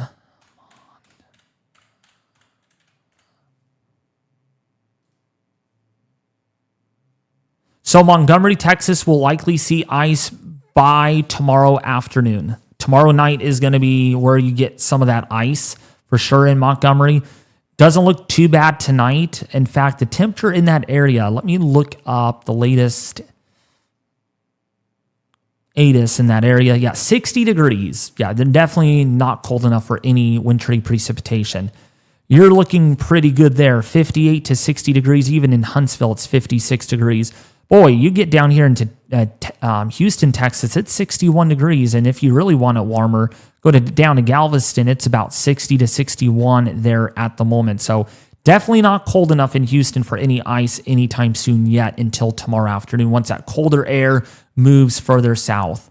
Right now, it's really in Oklahoma and Texas where we are seeing the worst of the precipitation at the moment. All right, so yeah, this is what we're seeing right now. Wow, yeah, see Arkansas, now it's getting into Mississippi here where we are starting to see some flurries get going there. over northernmost Mississippi. Then you got a little bit of sleet and freezing rain in the mix, and Pontiac, Tupelo going to be the biggest hit area out of this winter storm with that ice. So, yep, it started there, and it's not going to stop. Maybe intermediately or intermittent tonight, but more steadier tomorrow with the ice and maybe a little bit of sleet in the mix. Little Rock definitely getting a little bit of snow mixed in with some sleet as well. Yeah, it's... So we got a live camera there. Let's go back to this one. So yeah, this is what we're seeing right now. This is in... Where's this at? Searcy in Arkansas. I don't see any accumulation yet. It is a little breezy, though, on the camera. A little shaky tonight. But it is snowing there a little bit. You can kind of get an idea. It's a little bit of a haze out there. So there's a little bit of misty flurries of snow. Not really accumulating yet. That will change within a matter of an hour or two because there's a lot of this blue headed your way. So that's going to start snowing there pretty good. Let's see over here. This is over Truman, Arkansas. Not so bad here right now. We are looking at nice cloudy skies. No, not much in the way of significant snowfall there yet. I wish we had cameras out here in Oklahoma, the ones that we can actually use. We can't use any storm chaser cameras due to copyright reasons. Is this... Oh, wait. Is this a... I think this is a camera... Oh, yeah, this is a camera that can just sit, that is just static. Oh, yeah, look how heavy the snow is right here. Yeah, this is a lot of snow coming down right now in southern Oklahoma, northern Texas, southern Oklahoma, kind of that borderline. Pretty good snow coming down. Pretty good snow. Denver, snow Saturday and Sunday. Yeah, we'll look at that here in just a second, but yeah. Looks like there is some sleet and snow accumulating on that camera right now. So, yeah, got some... Actually, no, wait. No, that actually might be freezing rain. Actually, that is sleet and freezing rain accumulating there. That's what that is. Looks like snow, but it's not. Just realized that. It looks so shiny and precious, doesn't it? Let's see here. Now, this is sleet right here. You can tell, definitely sleet. Very shiny, little bit of, not diamond dust, but very glittery. So you can tell that's sleet coming down there. Not snow yet. Ooh, you know what? Got some freezing rain, I think, too. Look at over here. Very shiny on the side here. So this might be a little bit of freezing rain and sleet coming down on that camera. And this is in, where's this at? Near Wichita Falls. Getting a little bit of that. All right, snow for Dallas, Texas. Let's take a look at the models here on that.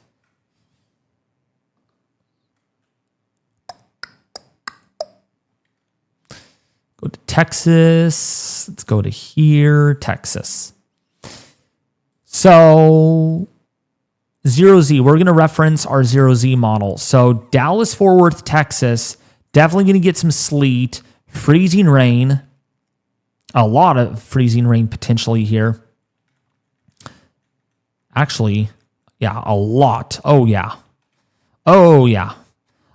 Through Saturday. So all day Saturday, it's not going to snow at all. Now, if there's a little more colder air than what the model is picking up on, there could be a little bit of sleet and snow in the mix.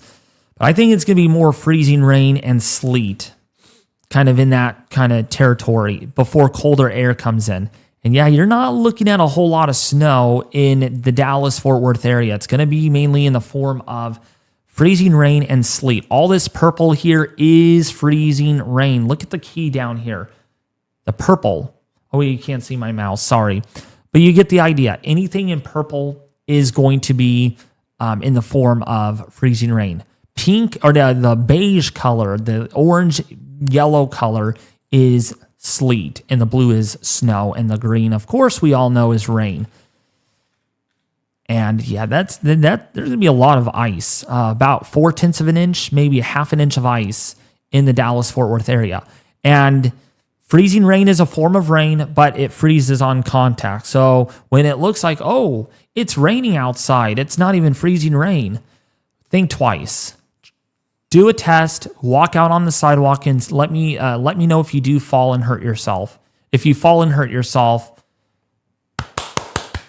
you just witnessed freezing rain. All right. Let me see if there's any storm reports. It's been a little long minute before we actually last looked at... Okay, why is this not transitioning? There we go. Any storm reports at all? Easy. I'm not seeing any on my end on GR2 analysis. I'm starting to look right now. I don't think we have any yet, which I'm surprised. It's probably very late over there. It's like, we'll just storm report tomorrow. So I'm going to make sure on Radar Omega there is a setting. I think we can see storm reports.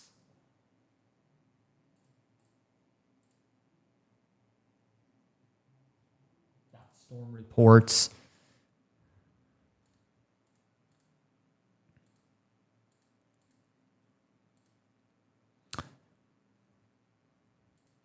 Really, they do not have winter weather reports. Crazy. Okay.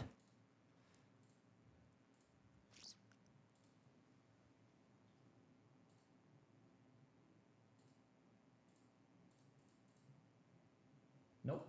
They don't. So that's what I thought. Which, by the way, up here in Mississippi, I wanted to show you all this map here. There's extreme impact. Boonville, Tupelo, under extreme impact. That's the worst category you could ever be in. So Tupelo, Boonville, Pontiac, Duck Hill, Grenada. There is extreme impacts expected out of this winter storm. We're looking at major impacts across Little Rock, Memphis, into Nashville. So that is going to be the problem. And we're also looking at isolated extreme impacts over northern Georgia, parts of the Carolinas, part of this winter storm as well. So, yeah, do not travel at all Saturday or Sunday. It's going to be really, really bad. Really bad. David, I'm not 100% sure, but I think on one of the cameras, I just saw someone do a little slidey action on the Texarkana camera. So someone was sliding around? Oh, shoot.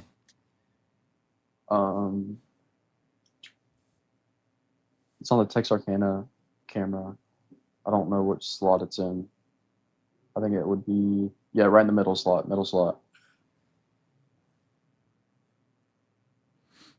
Gotta watch these cameras. Gotta watch. Man, it's really accumulating over there right now. It's really... David, really quickly, while we're finding those camera images, Rhonda Patterson has a question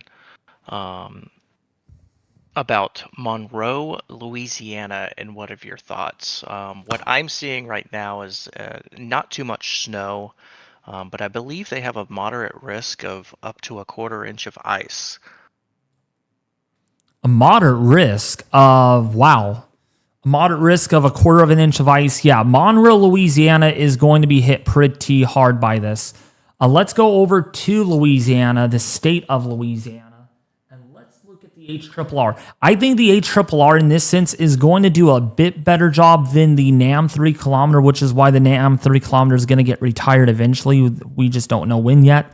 And HRRR seems to do pretty good with its spatial coverage. So, Monroe, Louisiana, definitely going to get some ice tomorrow early afternoon. And then look at this. Really, really bad tomorrow night into Sunday morning. All this purple on your screen. Oh, hey. I always forget to switch. I always think I'm on one scene the whole time. So yes, the northern central Louisiana Monroe area, lots of purple on your screen. Purple. Who wants grape flavored ice cream? No one does. Really pretty purple here, but not so pretty if you're in it. I'll tell you right now, terrible. But yeah, lots and lots of purple here, and that is pretty intense, moderate to very heavy freezing rain, actually. And the fact is, there might even be some severe weather because above the cold layer, there will be some elevated instability. So don't be surprised if you hear thunder and there is some gusty winds with some of these storms, even so it's just freezing rain and it's not actually plain old rain that's going to be coming down in, say, areas like southeastern Louisiana into southeastern Mississippi, because that is a lot of purple on your screen, and that is some hefty ice accumulations right there. Let's look at the ice in that area. Yeah, at least a half an inch, at least a quarter to a half an inch of ice down here in Monroe, Louisiana. Yeah, guaranteed. Guaranteed power outages for sure. Guaranteed power outages. Wow, that is pretty significant. Pretty significant icing there. All right.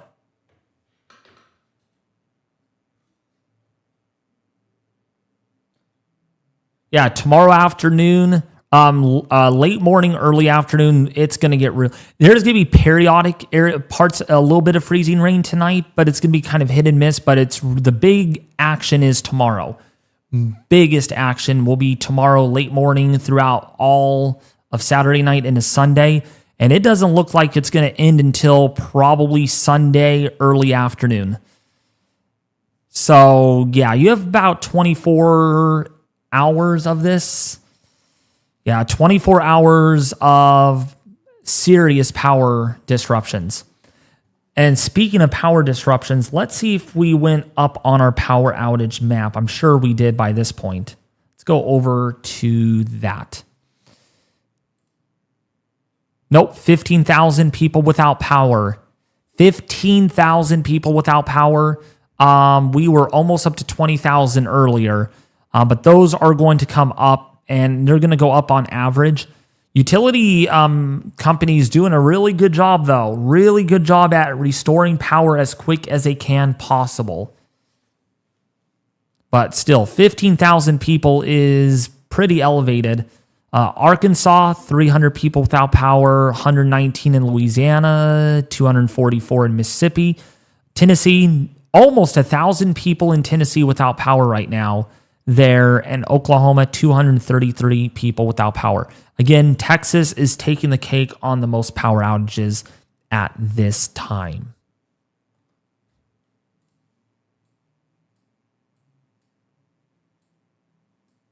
All right, David, we have another person asking about Lynchburg, Virginia. Really talking about how much ice they're going to get and how much is expected between Saturday to Monday. I think they're expected 4 to 8 inches of snow before they hit the ice.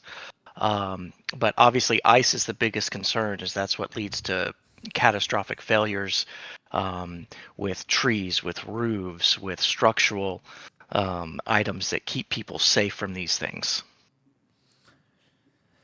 Thank you for covering that question for me. Since you are in the Virginia, Maryland area, that helps me out a lot. But yeah, definitely some ice there. Definitely some ice. And when you see extreme impact, by the way, on the from the National Weather Service, that's a level 5. That's a very high level of impact that they rarely use unless it's a big time weather event such as this. That means extreme travel disruptions, power infrastructure at risk. Yeah, That's why we are really sounding the alarm on this winter storm right now. And there is definitely a mesoscale discussion for heavy snowfall in the Oklahoma area. So let's read this really quickly for that area. I didn't even see that until now. So heavy snowfall is a concern. Moderate to heavy snowfall to increase in coverage through the evening. Rates up to 1 inch an hour will be possible. Snowfall has increased in coverage across portions of central Oklahoma over the last hour, with some reports of moderate snow south of Oklahoma City Metro. Correlation coefficient in recent radar imagery shows a transition zone of primarily snow and sleet south of I-40 from roughly northern Pontiac County north and east to the northern Leflore County near the Arkansas state line. Initially, drier air was in place with larger dew point spreads, but moistening has been observed with rising dew points and implied saturating profile, which has led to an increase in snowfall rates over the last hour. Moderate to locally heavier snowfall can be expected to expand in coverage over the next few hours across central northeastern Oklahoma, with occasional rates up to 1 inch an hour. Through the evening into Saturday morning, increasing 850 to 700 millibar frontogenesis will increase across a zone from south central Oklahoma into eastern Oklahoma, western Arkansas, across a strong warm advection zone, warm air advection. As moistening continues to occur further east amid this favorable ascent zone, snowfall rates should increase with likely rates around 1 inch an hour along the I-40 corridor around 06 to 09 Zulu. So that's going to be through early tomorrow morning. So yeah, snowfall rates will continue to increase as ascent moves over the region. That's the isentropic ascent. That's where you got cold air meeting warm air. There's a battle zone with these two air masses, and that's where you get a lot of the lift. Upper level ascent throughout this regime. And that's coming down in the form of precipitation. That's what we're seeing right now. But I'm really surprised there has not been a whole lot of storm reports out of this yet. Not a lot. That should change, though, very quickly. We're watching this area down here in Dallas. We're not seeing any freezing rain, actually, in Dallas. It's just straight over to sleet, which I think might be a little overdone. I think there is a little bit of a little thin area here where we are seeing some freezing rain. Thank you, Stargazer, for the $5 donation. I do appreciate the donations. And again, the donations do go to the staff that help me run these streams and everything like that.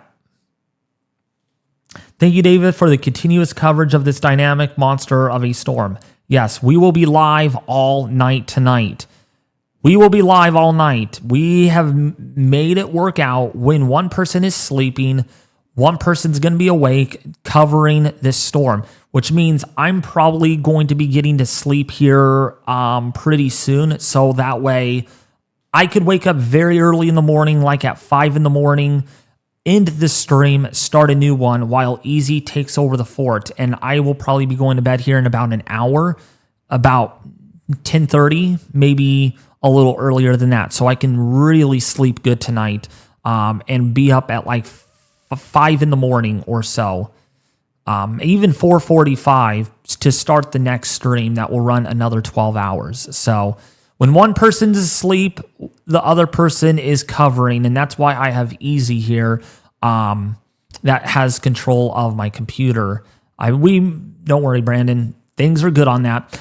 So that way, when I'm sleeping, he can be the second person, switching scenes around and doing all that sort of stuff.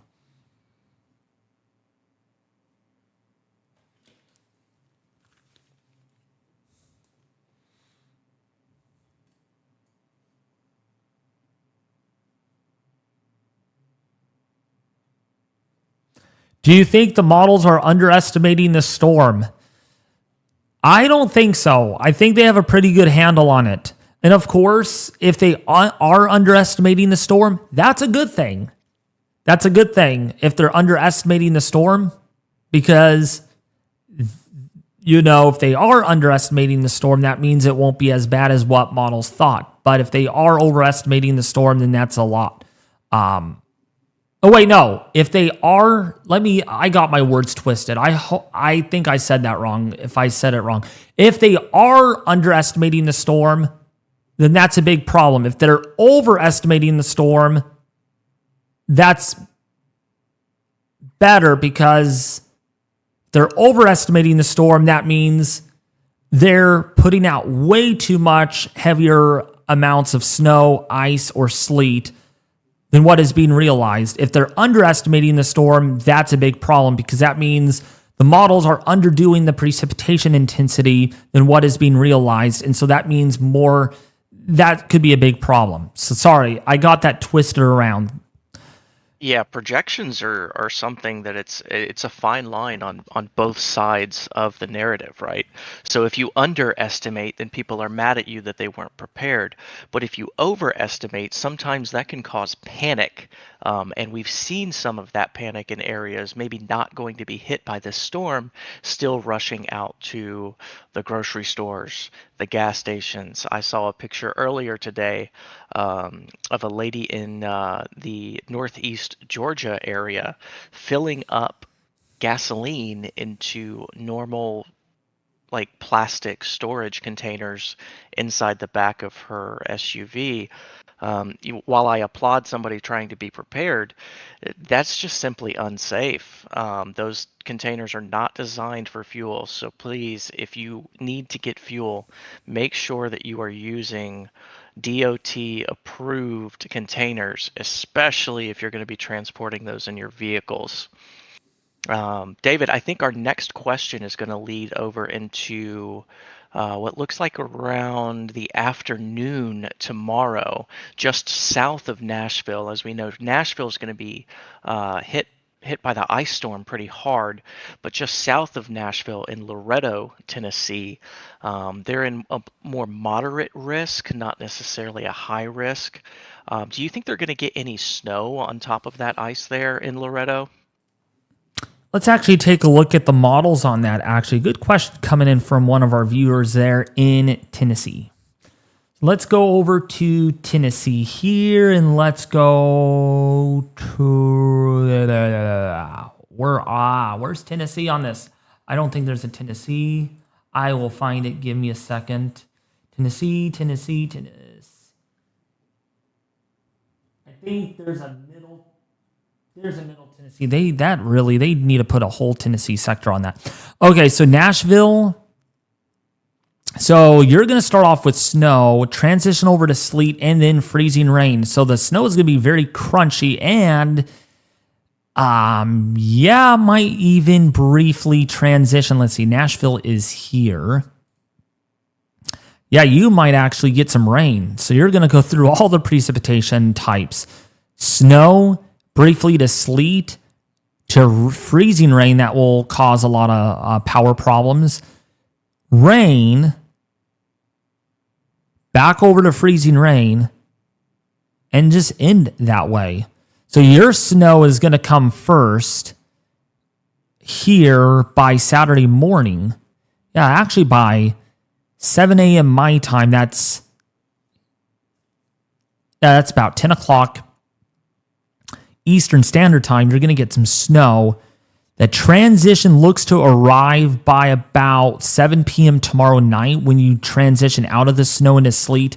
Freezing rain arrives 2 hours later, right around 9 o'clock tomorrow night, Eastern Standard Time, and then it's just stuck. You're just stuck in this freezing rain ice mess for a while, maybe transitioning over to a little bit of rain, and then more than likely, not just maybe, more than likely you're going to get a lot of ice behind this before it is all set and done.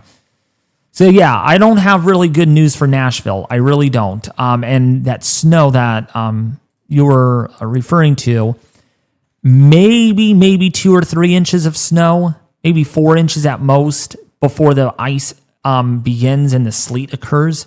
And actually, you would see 3 to 4 inches of sleet, 3 to 4 inches of snow on top of about 1 inch of sleet on top of, do the math with me on this one, Brandon, if you want, maybe an inch of ice, a half an inch. Yeah, that's what I'm thinking, more towards Nashville. I think they're definitely looking at a quarter of an inch. I think that's probably within the 70 to 80% certainty in that area. Down towards Loretto, you're kind of on that line there, just west of Fayetteville, just northeast of Florence. Um, Florence, Alabama, that is. You're on the line there, so it really just depends on how much of that low pressure cold air comes in underneath the warm air. Because as we know, warm air is lighter and cold air is a lot heavier. So it depends on where that is mixing in. You could be on one side of Loretto and maybe see an eighth to a quarter of an inch, and then the other side of Loretto, just 10 miles away, could very well get a quarter of an inch. And that's why these predictions, 24 hours out, they are a good guide to go by. We want people to be prepared, but sometimes you just can't prepare for the things that are going to be happening within a 12-hour period. As we know, with storms, normal storms, things can change very drastically. And I'm sure, David, you would agree with that. Oh, yeah. It's very hard to pinpoint exactly when that transition happens, okay? It could be ahead by 2 hours. It could be behind by 2 or 3 hours. But it's a guide that we look at that, okay, I'm very close to that rain line and freezing rain line. So if you're within 25 miles to 50 miles from that freezing rain line, I would just bet on, well, it's 31 degrees. Man, we are very close. I think I would assume anytime you have a temperature of 32 degrees or lower, you're freezing rain.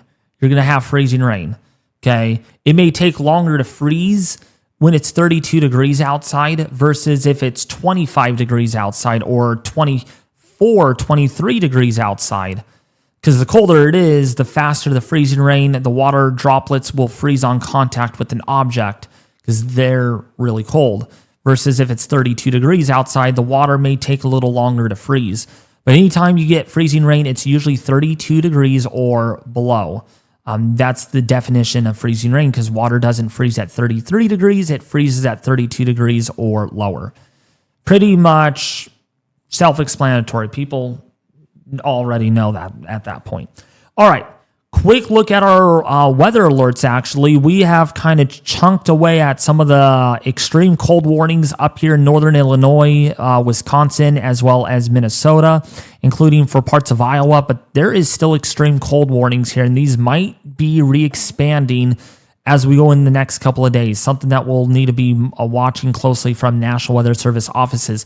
But take a look at the expansive of the winter storm warnings that cover all the way from Albuquerque, New Mexico, all the way into Texas, into the Midwest, the upper Midwest, and the Northeast. By the way, Maryland is under a winter storm warning already, so that means winter weather is expected, not possible anymore.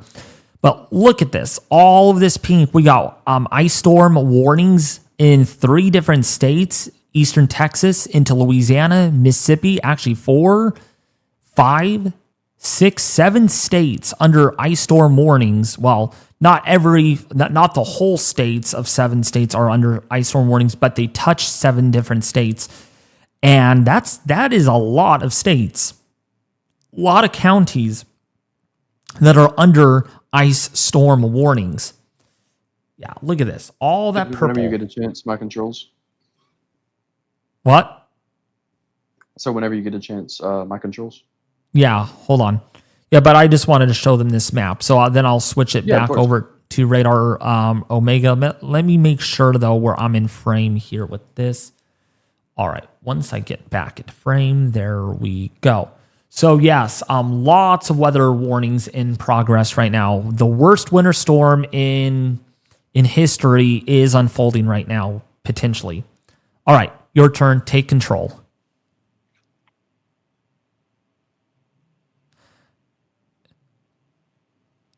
Easy. Okay, are you adding another? What are you doing?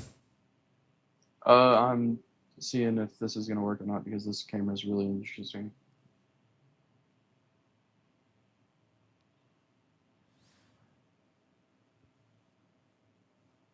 Oh, I know, Cloudy Jesse.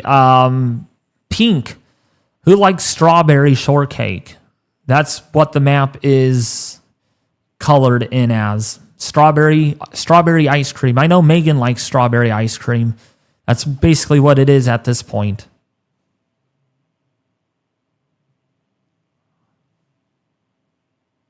You're very welcome, Coffee Black 2783. I appreciate that.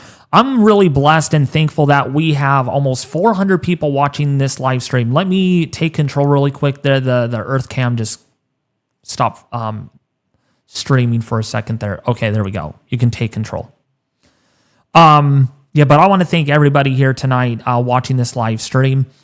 We will be live all night long because I'm sure I'm not saying every YouTuber, but I'm guessing at least a good chunk of weather YouTubers won't be streaming all night like we are going to be doing. So, yeah. Oh, wait, what are you doing? We're not gonna. Well, are we gonna really redesign the windows now, easy, while this stream's going? No. I'm lining it up so you don't have to do anything. Oh, I see. Oh, I see what you're doing. Okay, can you switch scenes real quick just to see if that works? Let me see. Let's switch scenes really quick. Oh, hold on. Perfect. Oh, yeah, good. It's the middle one. Perfect. So that is a road that is literally completely covered in ice, and it's in Arkadelphia, Arkansas. It's right below Hot Springs. It's below Hot Springs, and it's right now in the middle of the most icy part of the storm. Wow. That is very icy. That is, wow. Let's take a look at that really quickly. Here is all of our cameras that we're using tonight. Right now. Dang, there's a lot of ice on the roadway there in Arkadelphia. Dang, that's crazy. I know it's not our usual site, David, but I think it'll work for now. Because I couldn't. All the Arkansas cameras on the site that we are using are currently down, so we're gonna have to start using the Department of Transportation cameras. Okay. Directly from their site.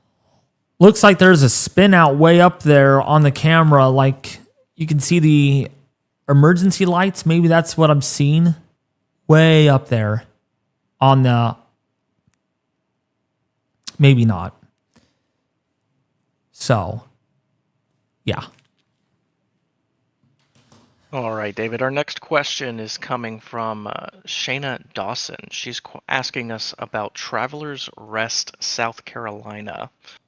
As we know, that's kind of in that area between Atlanta and North Carolina. That's going to get heavy with the ice there. Let's see. Oh, Travelers Rest, South Carolina. Please let me know about Traveler. Okay. So let's go to Travelers Rest, South Carolina.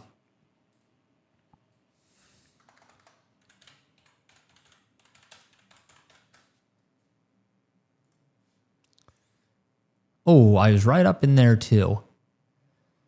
Oh. You know what that means when I say oh. Yeah, a lot of ice.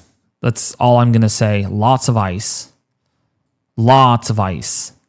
Let's actually go on to this map right here. It's not on here, I don't think, Travelers. Oh, yeah, Travelers Rest. 1 1/10 of an inch. 1 1/10 of an inch. So 1.10 is a high end, the 10% chance. The expected amount in that area, of course, you're going to want to load on me. Please, this time, work. This is the new model run. Come on. So Traveler's Rest is going to see at least a half an inch to maybe 0.6 of an inch of ice. That will knock out power. That will cause a lot of problems. Maybe crippling ice in that area. Maybe crippling ice. 0.6 of an inch, almost 0.7 of an inch of ice in that area, actually. So that is very close to crippling in that area for sure. So yeah, it's not looking good. Not looking good for Traveler's Rest.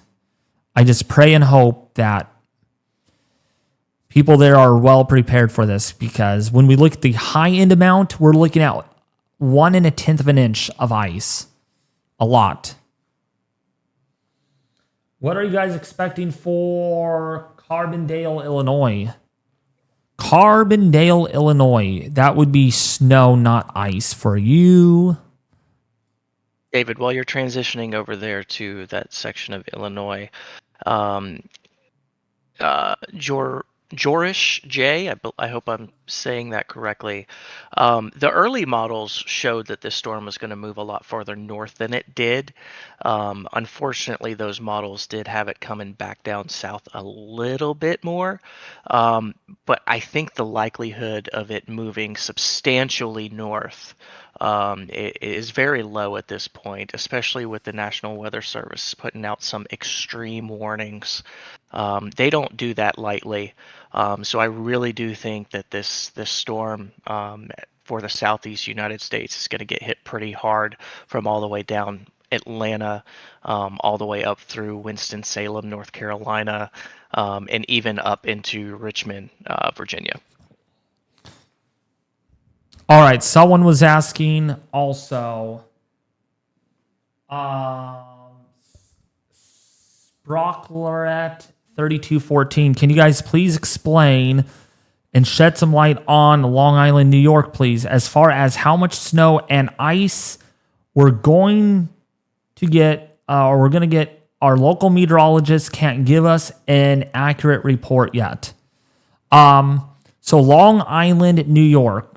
Okay, so let's go to Long Island, and I'll be your I'm not a degree meteorologist, so I want to make that clear for everyone that is watching. But I will be your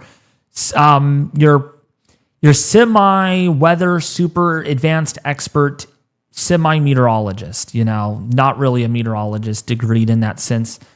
And in this kind of thing, I've been doing this long enough that really doesn't matter if I'm a meteorologist or a degreed or anything, because I'm really good at what I do. So Long Island, the expected amount for that area, you're looking at about 12 to 15 inches. 12 to 15. So let's go to Cominac, New York. 12 to 15. The high end amount is 15 inches. So Brentwood, 12.5, maybe 13 inches. And then Lewiton, they're 12.4 inches.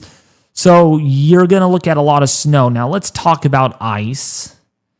So there is a risk for a glaze of ice on the expected amount forecast. So yes, don't be surprised if there is some slick roadways, but nothing too impactful. Really, nothing impactful at all. 1/100 of an inch is not going to do much. That's like a glaze, like a trace of a glaze of ice. Let's do the low high-end amount, though.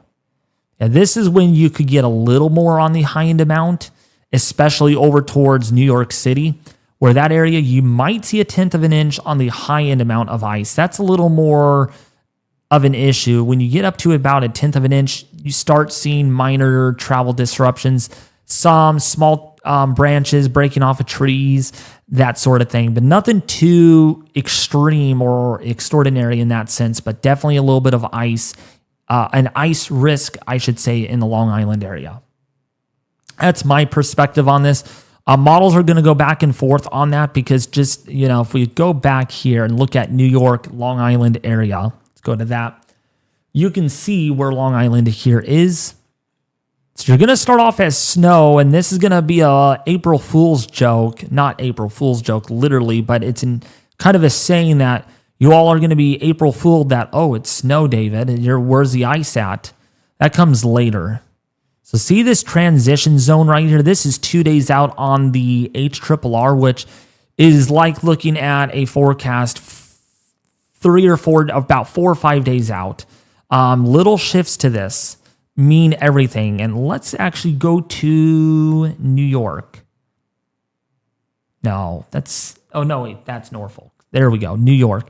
Wish we were able to, actually, you know what? Let me use radar Omega on this one, because this is a very delicate process. Very delicate. Super delicate. Let's go to here, models, convective allowing, HRRR, and let's go. Okay, we're on precipitation type. We're going to look at the 0Z model, because it's our one that goes the furthest till we get our 060, and then we'll reference ourselves with that. So here is Long Island, really pretty big island of people. So let's play this through. So of course, rain is the green, dark green to yellow to red to pink, and then you got your blue and so on and so forth. So it starts off as snow. This would be for 7 in the morning. 7 in the morning on Sunday. You start, 7 a.m. 7 a.m. on Sunday in New York City. Snow gets really hard. And then this is where we really need to watch. Really watch closely where this transition zone is. If this line moves a little further to the north, okay, like you get rain, it would mean the difference between snow, maybe some sleet, and rain. See what I mean? You can just absolutely see what I mean by that. So little wiggles here, and I'm going to actually do a little distance check here to see. Come on. Yeah, this is a distance of 20 miles. So 20 miles makes a big difference, because 20 miles south, if the low moves 20 miles south, this boundary, you get all snow the whole time in Long Island.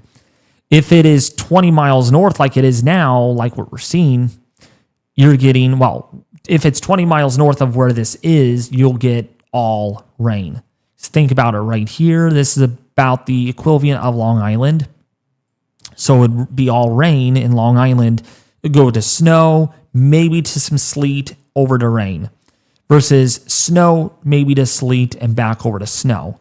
So that is the tough part of this forecast, is exactly how long and how much Long Island will get. This is basically on a benchmark of high uncertainty. But definitely you will be getting a lot of snow. That's a guarantee at this point. You're going to be getting a lot of snow way before you even get any potential mix here. The further south you go, so like into Maryland, you get a little bit of snow. Actually, you get some decent snow there. Turns into sleet, then over to rain, and then your snow is gone because you get some melting that happens with that rainfall before maybe some ice comes in. But yeah, so Long Island... there's a tightrope. I would give you the uncertainty here lies within the probabilistic tool here of looking at the snowfall forecast. So let's just put it this way. Brentwood, Long Island, the low end is 6 inches. That is reality. So you may only get 6 inches of snow, but you could also get maybe 15 inches of snow in Brentwood in Long Island. Other areas along this, pretty much similar amounts, 6 to 13 inches. New York, 6 to 15 inches of snowfall. So there's a big spread right there in the uncertainty on will you get 6 inches of snow? Will you get 14? It really depends on that benchmark where that boundary stalls at between the snow and pretty much all rain. I hope that answered your question really well there. What about Rome, Georgia? Rome, Georgia. Let's go over to Rome.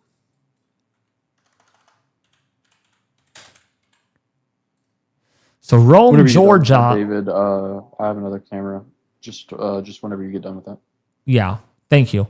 So Rome, Georgia. Hey, Rome, Georgia.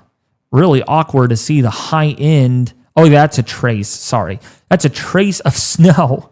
The high end is a trace of snow. I don't think you're getting snow. Sorry about that. The expected amount, nothing. The ice amounts, though, are a bit of a different story. So your expected amount is going to be about 1/100th of an inch to maybe a few hundredths of an inch of ice in that area. But there's a lot of uncertainty in that because if we look at our high end, yeah. See the high end? So there is a lot of uncertainty. So here's the low end for reference. Excuse me. So the low end, no ice for Rome. The high end, lots of ice for Rome. So that just kind of highlights the level of uncertainty here in the forecast. The area that is going to really get hit really hard, though, is Mississippi here. This is going to be the area that gets clobbered by a lot of ice. And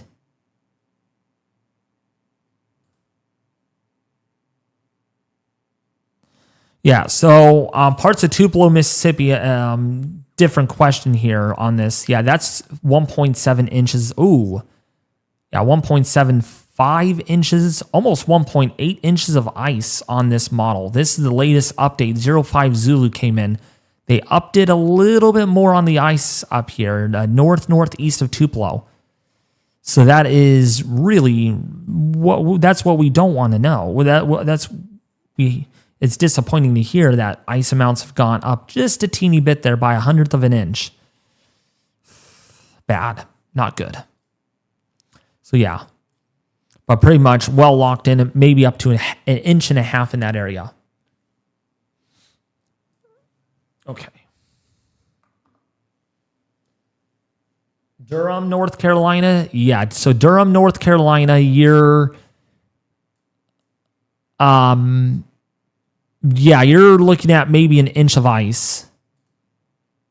Between 1/4 to an inch of ice is the expected forecast right there.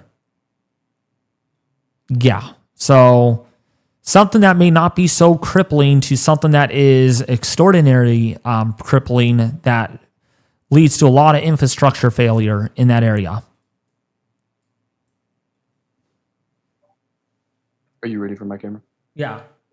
Oh, yeah. So switch camera. Go to the camera you were saying. Okay. Oh, yeah. Oh, you're just taking control. Okay. Go back to radar Omega. Oh, let me realign. Hold on. Let me take control. Let me realign the radar Omega really quickly to the default radar so people can actually see where the weather is crazy.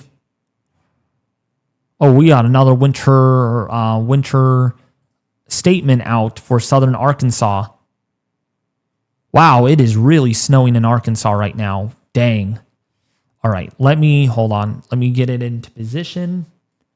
And there we go.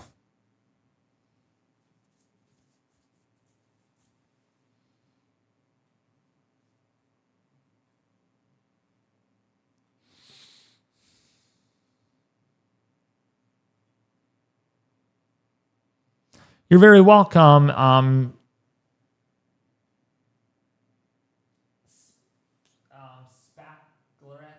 3214. I'm in Rockwell. Okay. How's it over there in Rockwell, Landre?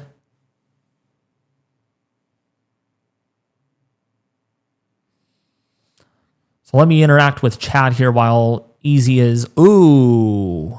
Oh. You're good. No. I'm saying is that another wreck? It's set up. Yep. Oh gosh. All right, let's go back to the camera on that one.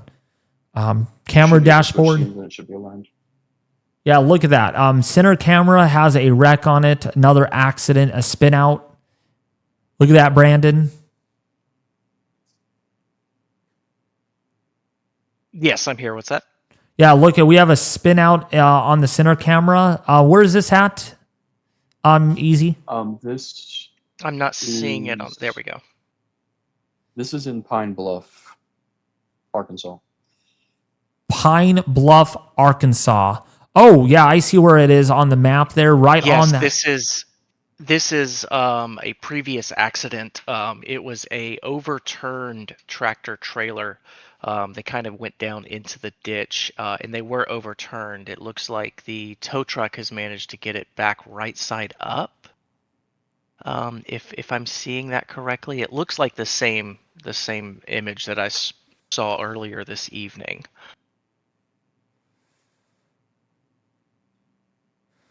Oh, yeah, that was the same incident. All right. Yeah, again, this just goes to show, even though tractor trailers, those guys are on the road all the time. Some of them would probably do fairly decent in NASCAR, but even those that drive and feel like they are more prepared really have to be cautious in this weather.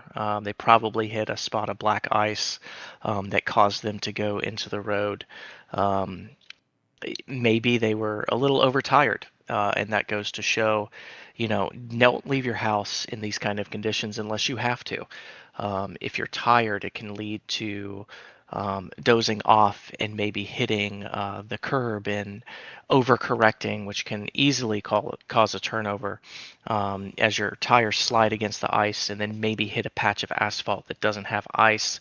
Those tires instantly regain that grip, and it can cause catastrophic damage to your suspension system, as well as change that center of gravity. There is an HVAC tech out of Memphis, Dylan Matthews. Thank you for what you do. Thank you for saying you're going to be out all weekend trying to help people out with their heat. Unfortunately, Memphis is kind of in that region where there's not only going to be some snow, but I believe a moderate risk of ice. David could potentially go into more detail as to what you guys are expecting over the weekend, but you guys are going to be getting hit pretty decently there in the Memphis area.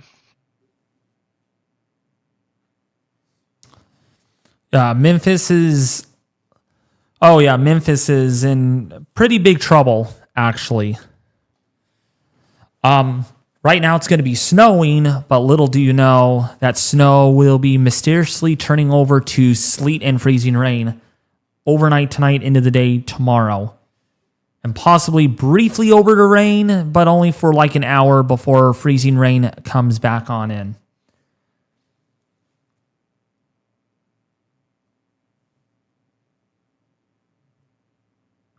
Yeah, but yeah, icy shot is I really pray and hope that you can make through this storm safely, because boy, I'm worried that I'll be without power for weeks.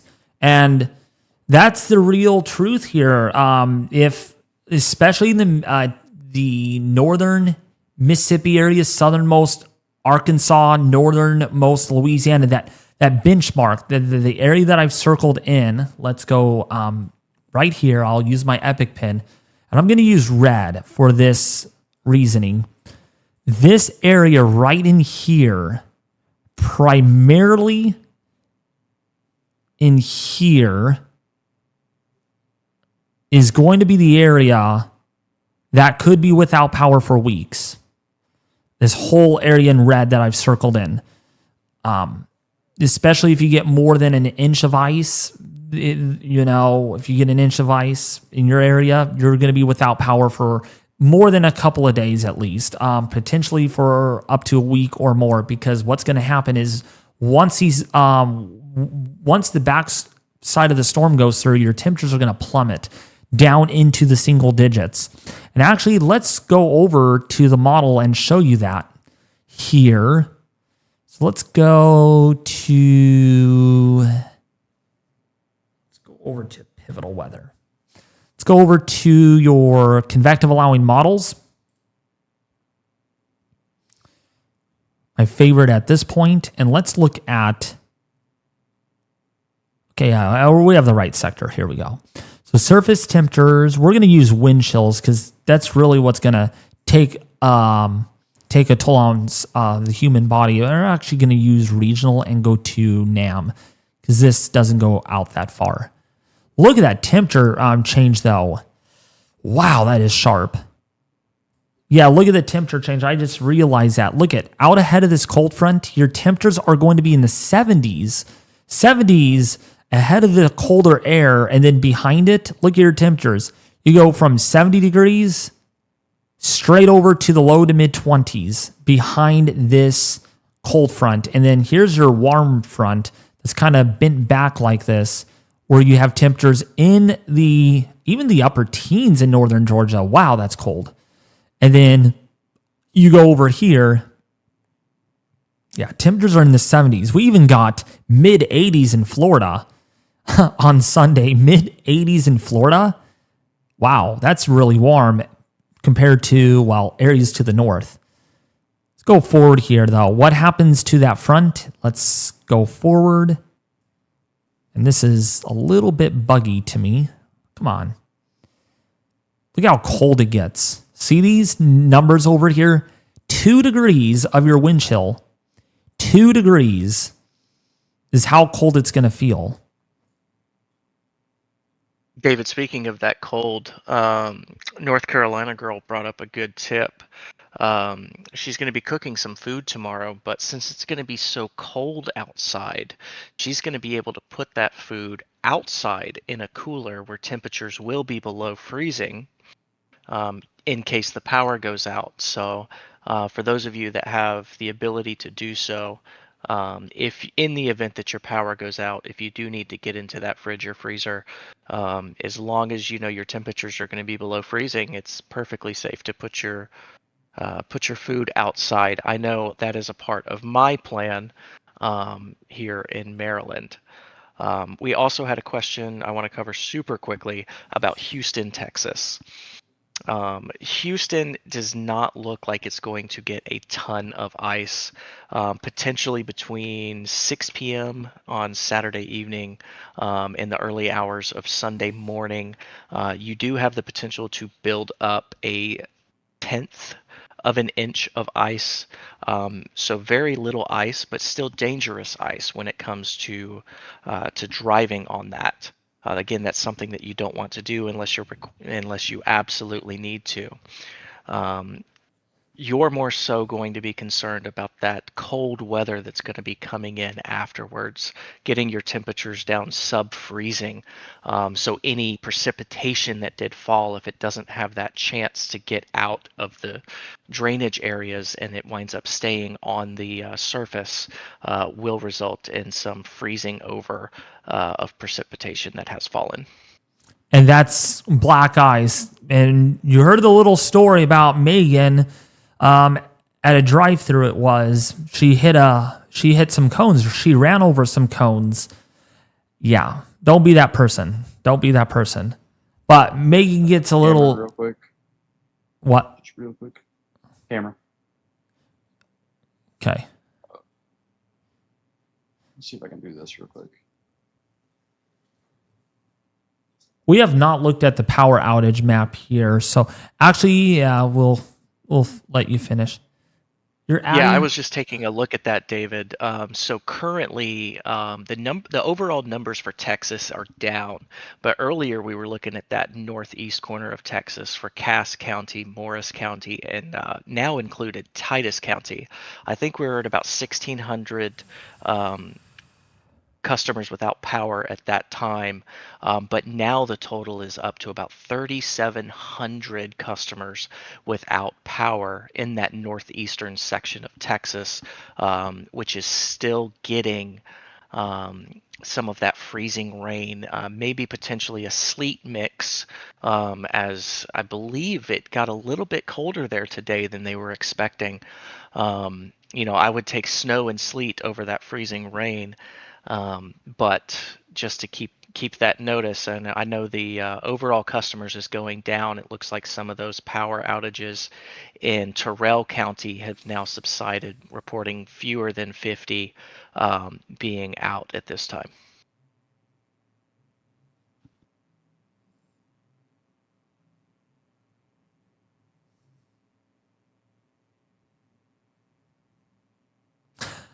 Thank you for that. Though we'll actually look at the whole Texas outages here once Easy gets done doing what he needs to do here.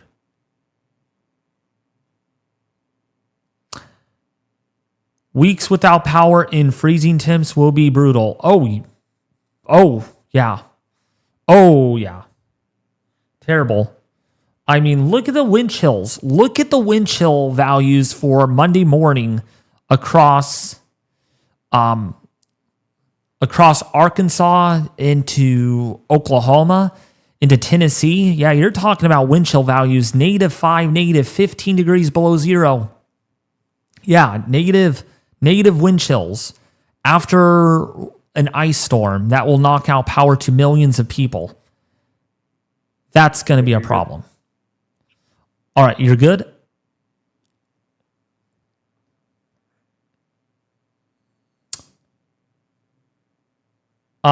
Easy, you might want to fix that after. Not yet though, but in a little bit. But let's go back to pivotal weather here really quickly. It is going to be very cold. It's going to be very cold. And when we look at the GFS model, which speaking of GFS, we want to actually, let me actually just finish looking at temperatures here really quickly. Wind chill values. And we'll look at the latest run for that next week's storm. I'm really interested in that. I know focusing on this winter storm, but that is very interesting. And these wind chill values are really going to be bad. These are going to be terrible wind chills. Yeah, single-digit wind chill values in northern Mississippi on Saturday next week. That's not good. Not good at all. All right, so let's take a look here at the GFS on that storm for next week. I am very curious if it has continued its consistency.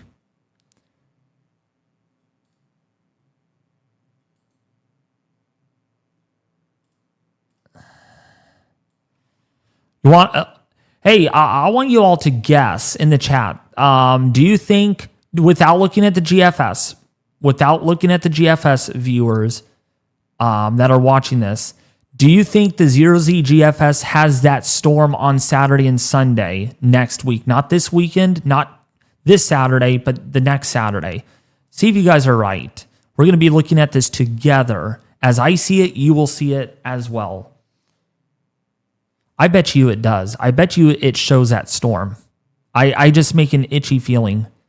I have a very ugly hunch it shows it. I don't know why. Something just keeps telling me that there's a winter storm. Yeah, David, I think you and I were talking about it earlier. A lot of us that live in the Northeast are familiar with the term called a nor'easter. And I fear that this is not a nor'easter that's coming through right now, and that's something that comes through in the following weeks is going to be potentially worse for us in the Northeast. Yeah. All right, back to the model here. Okay. Are you guys ready? Ready. Let's see.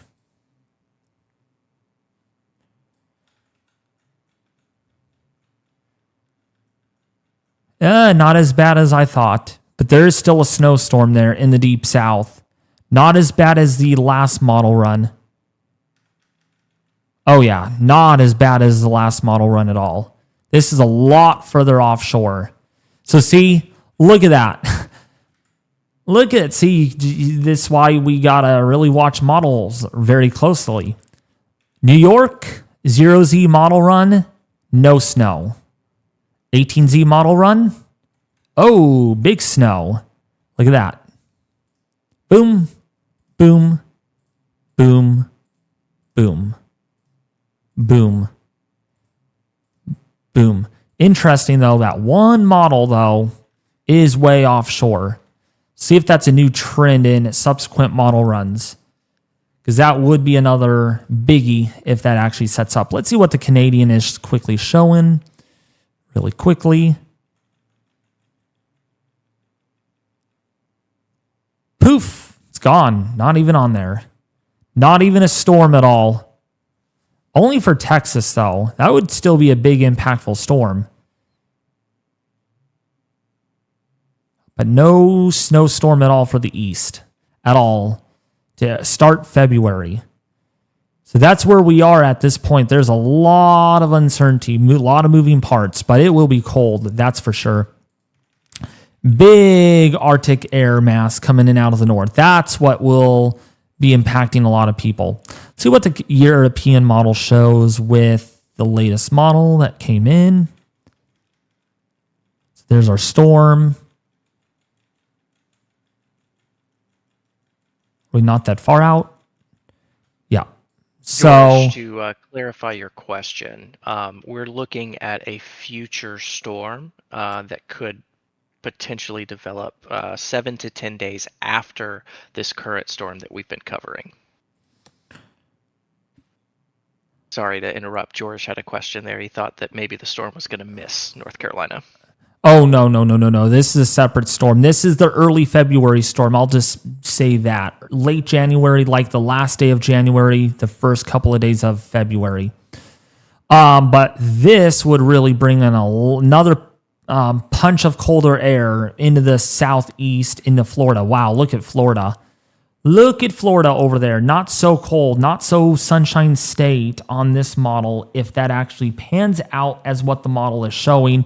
Temperatures there would be 30 degrees below average, and your daytime highs would be in the 30s. Yeah, in the 30s in late January for Florida. And this is a 7-day forecast, too, so this is a possibility right here. Actually, more like a likelihood at this time. Oh, yeah, this is more likely going to happen. Very, very cold air. Even in Florida, temperatures in southern Florida are even colder than they are in California. There are no 60s to be found in Florida if this actually ends up happening. That's how cold it's going to be. Your apparent air temperature is going to make it feel even colder in parts of Florida as well. So, yeah, that's how it's shaping up to being. That's a very big Arctic outbreak. Oh my goodness, yeah, that is a very big Arctic outbreak for sure. Temperatures in Kentucky about 20 degrees below zero Friday morning.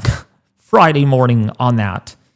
Temperatures up there in parts of Minnesota 30 degrees below zero. Yeah, that would make lots of headlines, very big headlines. Wind chill values up there negative 50 in parts of Minnesota. But I would say the good news is hopefully no big snow out of that. There is going to be a little bit of snow here, but very dry air mass. Big Arctic high settling in. So that would be not so snowy, but not so warm either. So you get you get good and bad. No snow is a good thing, but the cold is going to be a bad thing. Yeah, so we have 14,000 people without power right now in Texas. So back to watching our current storm. I just wanted to bring that out there to you all with the latest GFS. Looks like the storm for next weekend doesn't look as big as what we thought, but that can trend the other way again. It's not a set in stone forecast like, oh, good, there's no more storm after this one. No, that's not what I'm trying to say. It's still a possibility. We will have to watch subsequent model runs. It doesn't even develop until Saturday or Sunday next week. Not this Saturday or Sunday, but the following week. So we have 8 to 9 days before this really even shapes up. Actually, Friday late night. So a week from today, we'll see if that storm actually verifies. Hopefully it doesn't, because we do not want another ice storm or snowstorm in the deep south.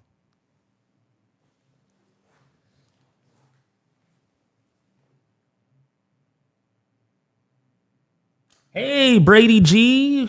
How are you doing, 111?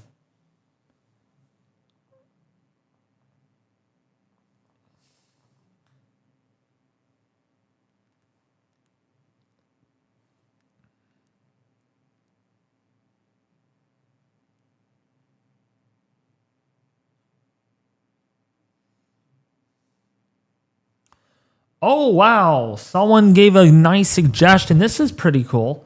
North Carolina girl says cooking oil lamp. Cooking oil lamp. Fill container half full with rice. Add water to about 1/4 of an inch above water and rice. Then add vegetable cooking oil 1/4 on top. Insert Q-tip till cotton top touches oil. Light lasts hours. That's actually a really good recipe to make your own lamp. Wow. I'm going to have to take a picture of that. And maybe we can try it here if our power goes out with a future storm. Let me take a picture of that comment.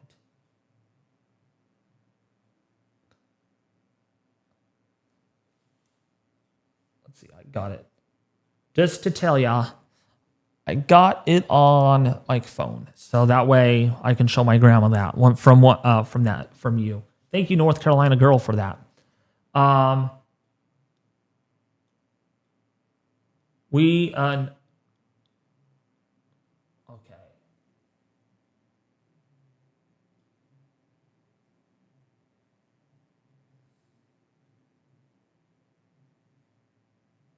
That's a confusing question. All right, I'll move on from that one.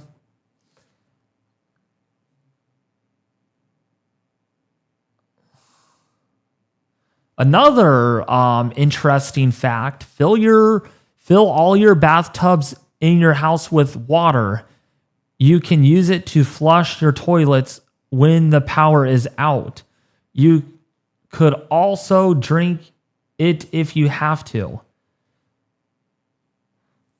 Now, make sure you clean your bathtub really good with with lime away or something, whatever, to kill any bacteria. Because, if you guys use your bathtub sometimes to take showers and baths and stuff, over time, there's like a little film that develops in your bathtub. So make sure you do clean your bathtub completely before you try drinking water out of there. Because I wouldn't want to drink water out of my bathtub. I'm just saying. You know what's funny, David, is I've already done that. My bathtub right now is filled up with water in case the power goes out. Oh, I've already done that. That's funny. We have a viewer over here that actually did it. So did you check to make sure the water's clean? Because I don't want you getting sick by drinking even contaminated water by a little bit. Easy? Yeah. I've already gotten my own drinking water. That's used for flushing the toilet and everything. Okay, good. Yeah, I'm in a similar boat. I have a cold plunge. It's a very large horse trough that is out on my back porch that I typically do cold plunges in. It holds like 200 gallons of water. We're going to be filling that thing up for just in case the power goes out, so that we still have water to use. You can add a very tiny amount of bleach to water, and I mean like a drop for a gallon of water.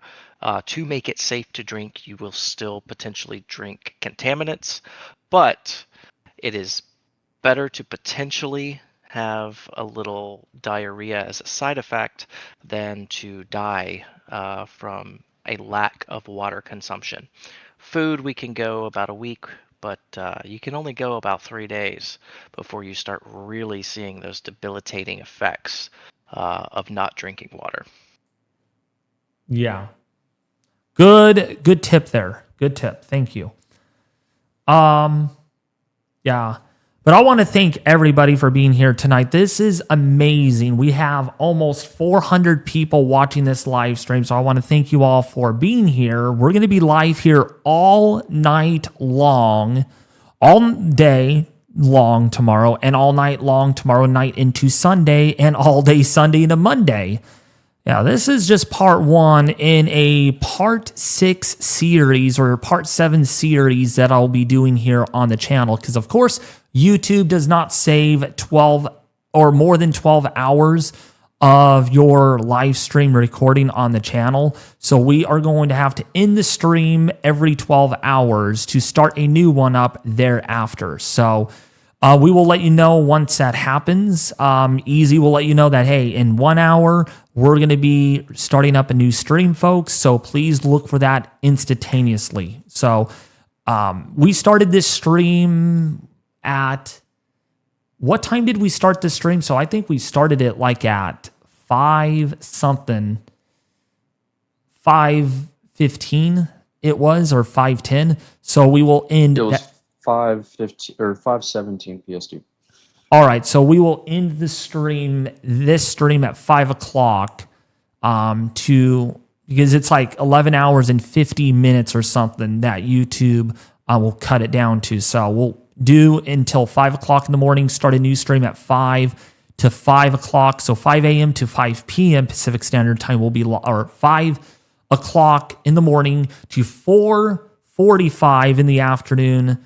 Saturday will be live, and then 4:45 to 4:30 in the morning the next day will be live, and then 4:30 a.m. Sunday to 4:15 p.m. Sunday will be live. It's gonna be long. It's gonna be a long one. So. All right, David, with that, I am going to be off to bed.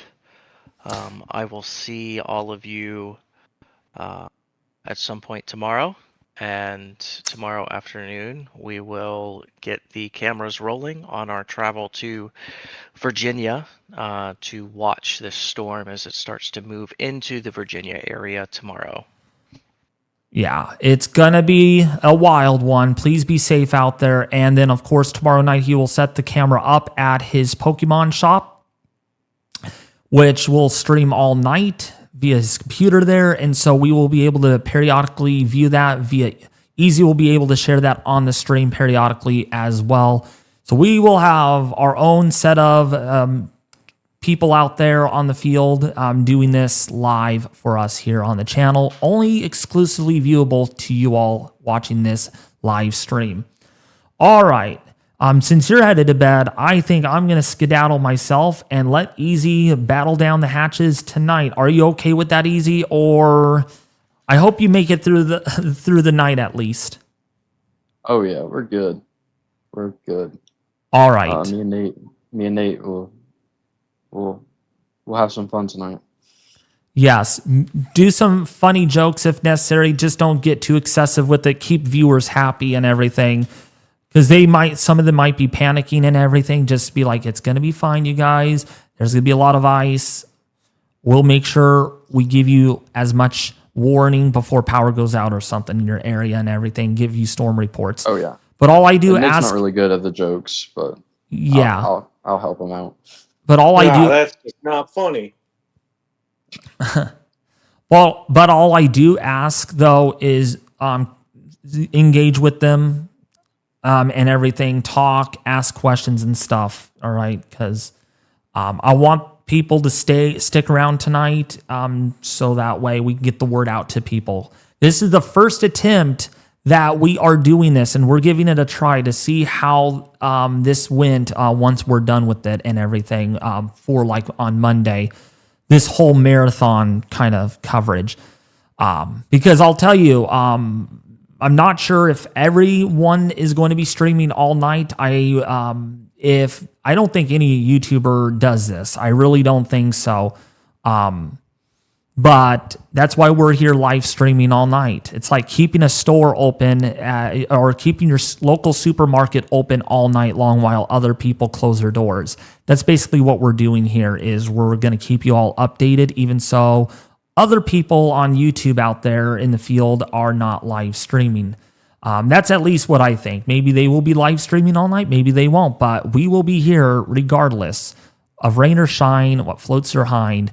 We will be live all night long. And I need to get to bed so I can be up at 4:30 in the morning to help take over the stream and start a new one up and allow Easy to get some rest for a while. And so we can do this whole pattern again tomorrow and everything like that. All right. As always, you guys, I'm going to hand it over to Easy Peasy, good old lemon squeezy here. And he is going to be your host tonight.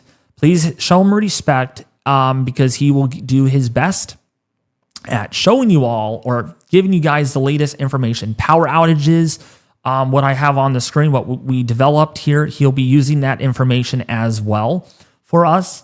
He'll be answering your guys' questions, and Nate is on the sidelines helping to get to those questions as well tonight. All right, so please show them respect because this is the first real attempt that this channel has done when it comes to 60 hours straight of live streaming marathon on this historic winter storm in the making. All right, I love you guys. I care about you all, and I'll be back with you all in the morning at 4:30 in the morning Pacific Standard Time, 7:30 a.m. Eastern Standard Time, but Easy and Nate will be here all night long at keeping you all updated with live cameras, live weather warnings, traffic updates, storm reports, power outages, etc. All right? Hey, David, real quick before you go, let me reset my AnyDesk just so I'm on a fresh connection. What is it? I'm going to reset my AnyDesk so I can have a fresh connection so it doesn't lag during the night. So if you can accept these requests. So, David, we'll see you in about 6 hours, correct?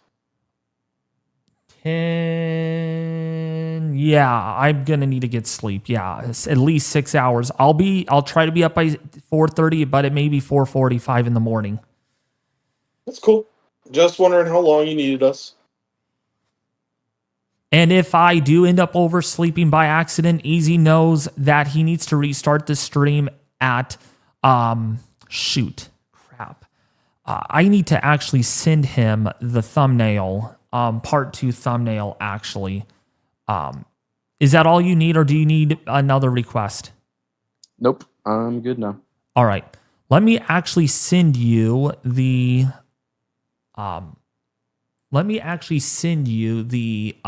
thumbnail, part 2, that is, just in case if I by accidentally oversleep, because once I sleep well, I sleep very deep and I do not wake up. And you know, I like my beauty rest. So I'm going to send you. Where's my Discord at? Oh, there it is. There's my Discord. Man, I've got so many tabs open. Holy cow. Okay, so part 2 is this part 2? Yeah, this is part 2. So that's going to be sent to you. And if by accident the stream goes out in the middle of the night, actually that should be fine. Part 2 would start then, but hopefully not. Keep the stream running for as long as we can until 5 o'clock. I'm hoping to be on at 4:30 in the morning or 4:45, but if I by accidentally, there's always that slim chance. We can't make 100% predictions that I'll be up at 4:30 or 4:45, right? It's a forecast, but the expectations are that I will be up by 5. If not, please reset the stream and quickly change out the thumbnail and Don't change the title. Do not change the title. Keep the title the same. Just change out the thumbnail, and that's all you need to do. Okay? Gotcha, man. All right. Good night, folks. Easy. You're the host. You're in charge. Sounds good. All right, guys. Well, let's all say good night to David as he goes to bed. Oh, and yeah. gets some much needed Quick good rest. night. Good night, everybody. Say good night to me, everybody. I might have a dream about some of my viewers here. I hope to have a dream about seeing you guys in person. Like, oh, these are what my viewers look like. Maybe I'll have a dream of Cloudy Jesse or Logan Rounds. Who knows? Maybe I'll have a dream of Logan Rounds playing in the snow and giving me a little weather update or something. We'll see. Depends on what my mind is. But yeah, they're gonna cover me overnight tonight. This is gonna be great. One last thing, Easy, is do not disconnect from the Discord call at all, because your voice is coming through the Discord into Streamlabs. So Yes. I just hope that there's no disconnection there. All right. Yeah, there shouldn't be. All right. We should be Good night, here folks. all night. Yeah. Good night. Good night. Good night. Well, Nate, bad news. We're in control. Well, it looks like we got 7 hours of streaming, so you guys got to deal with us for 7 hours. Hey, we're pretty funny though. You know, I could agree or at with least that. I am. At least I am. Yeah. So- I think maybe Sarah, if she's still in the chat, she would probably agree. Yeah, probably. Or maybe Cloudy Jesse would throw me a stray compliment there. Anyways, guys, we're still monitoring this nice little winter storm Fern going across the Midwest. Again, as David was saying, we're at this for many hours. This is just the beginning, which is crazy to say, because I feel like we've been doing a good amount of work, but we're not even close to being done yet. But let me go ahead and get started on showing you guys around the map.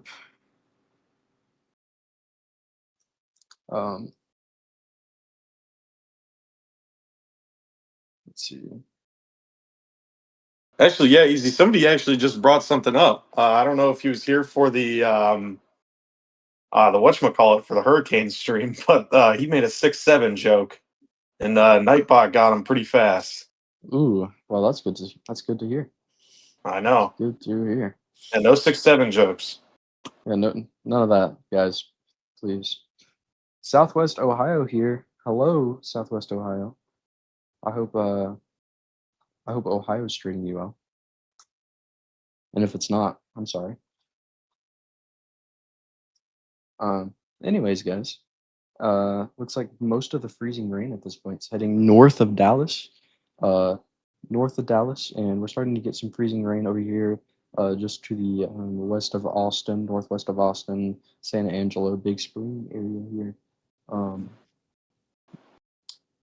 So again, we're just watching this develop right here, and we hope to have a nice night with y'all.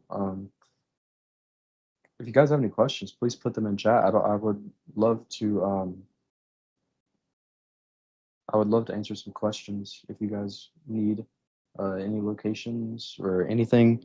Also, tell me if my mic needs to be turned up. I might go ahead and do that just in case. Okay, I'm turned up to the max now. So, again, just if you guys have any questions, let me know. Nate, can you check if the Euro model has come in yet? It should be about that time, right? Maybe. No, it is not. So we should be getting that probably momentarily, right, Nate? Probably within the next hour. On pivotal weather, possibly, yes. So we will keep an eye out for that. Oh no, we got it. We got it already. Cool. Let's go ahead and look at that, guys.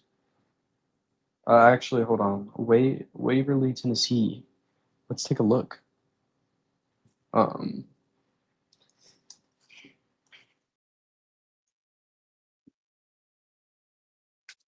see.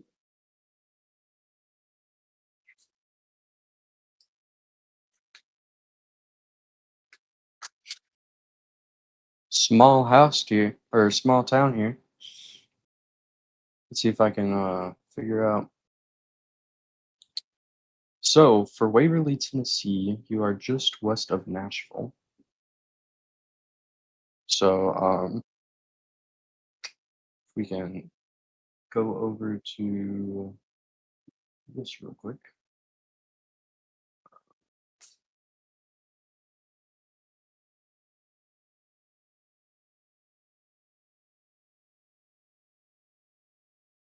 There we go.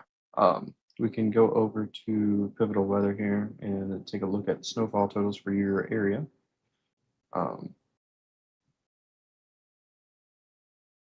So let's go over here to Pivotal Weather.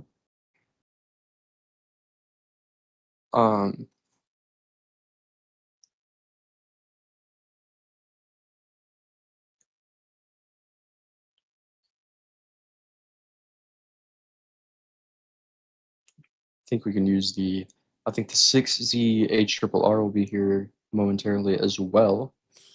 So if we do that and then scroll down here and get the total snowfall here.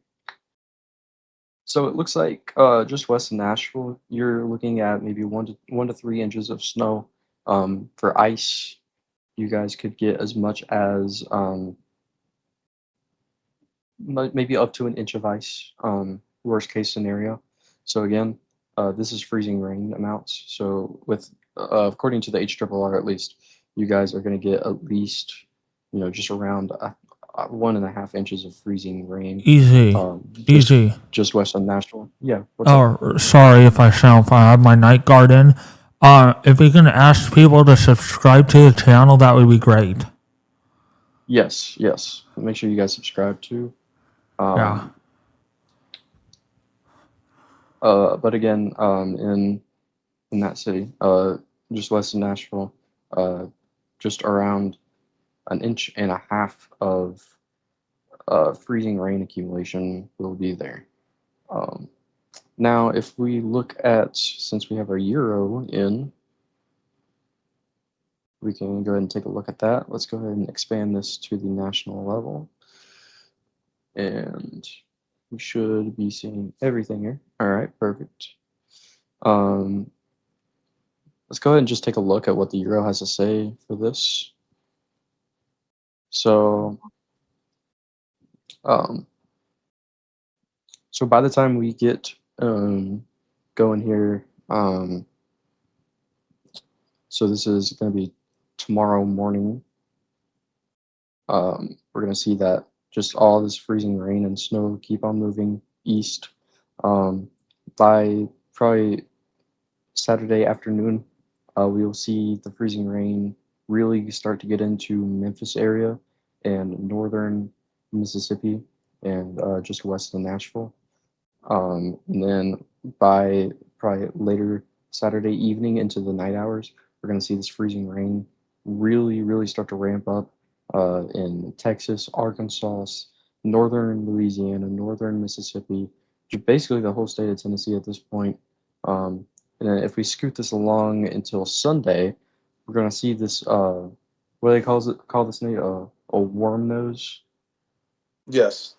So you see this warm nose start to form here that basically just stretches along southern Mississippi, northern Georgia, and this central to eastern part of Tennessee, really kind of eliminating the chances of any type of ice accumulations for the eastern Tennessee portion and northern Georgia portion here and northern Alabama portion here, really eliminating the ice risk.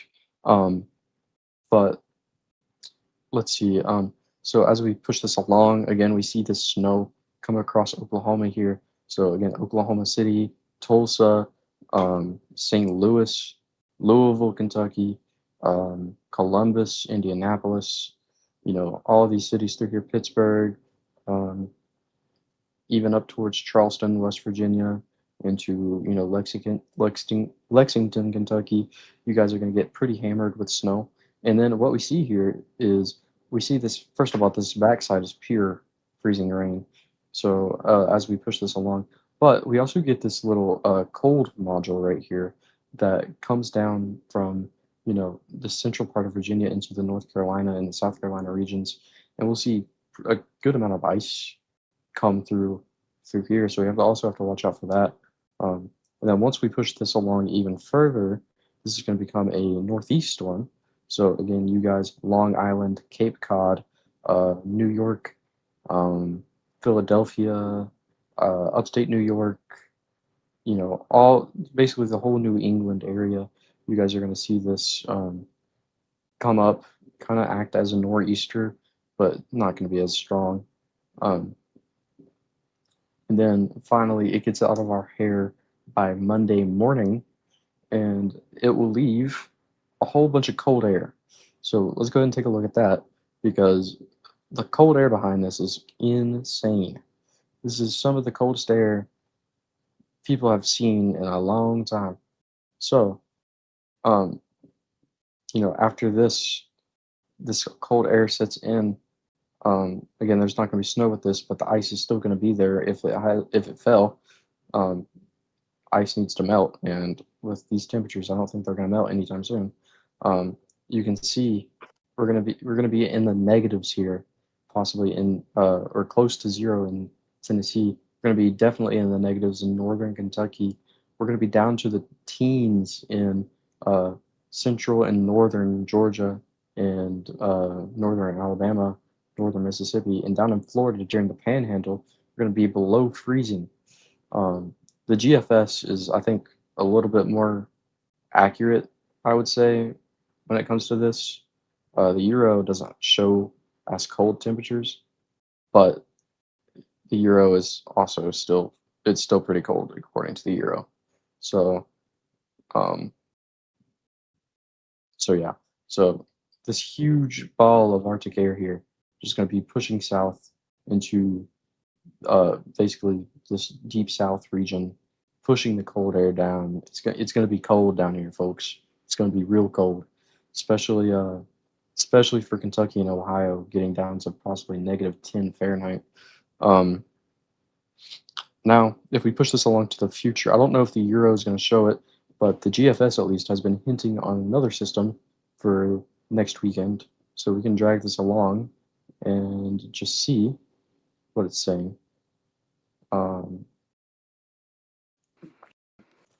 So it does look like something forms there at some point. I don't think that's what we're looking for, though.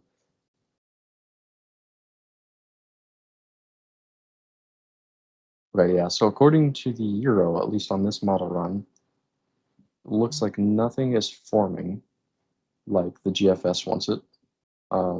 It does show this little low pressure ball forming right here that could bring just a little bit of snow to West Virginia, Eastern Kentucky, Western Virginia, and maybe Eastern Tennessee here. It could bring just a light little snow shower, and you see that low pressure system develop. Almost tries to act as a nor'easter, but just doesn't get as close, or at least according to this run, doesn't get as close to land to really make a notable impact. Cape Cod might get in on a little bit of impacts here. So with that being said, let's compare this actually to the GFS, just while we are on the talk of models.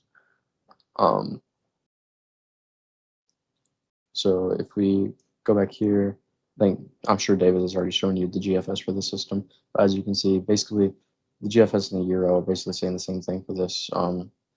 Though the GFS is showing more sleet than ice or freezing rain, GFS has been doing that, but it still shows that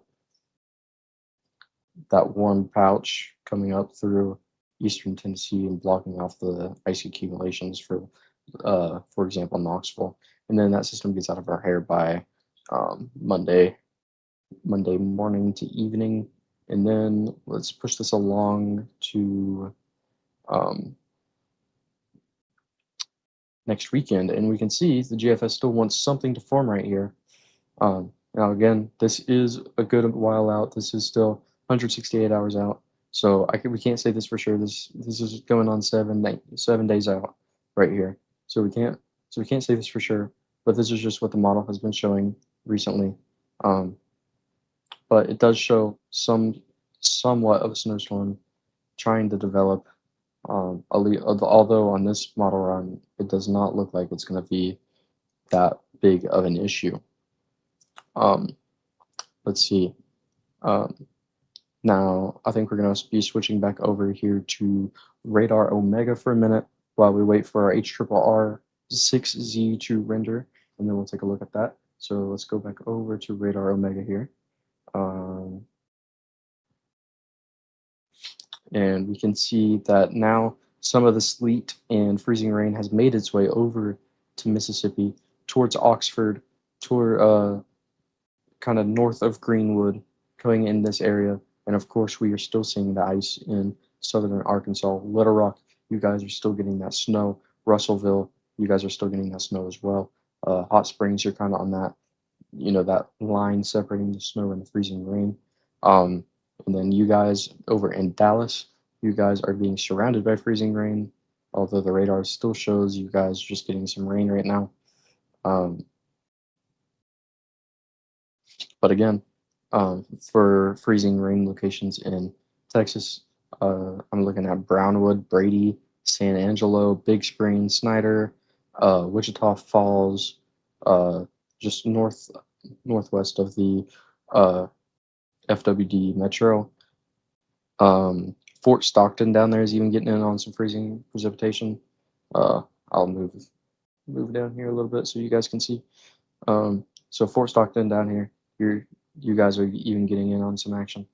Now down here in like San Antonio, y'all are all going to be just rain.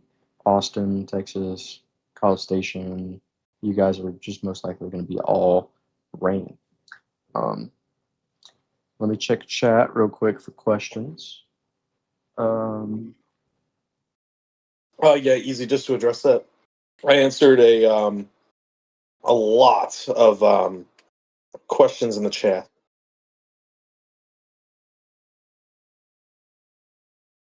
Cool.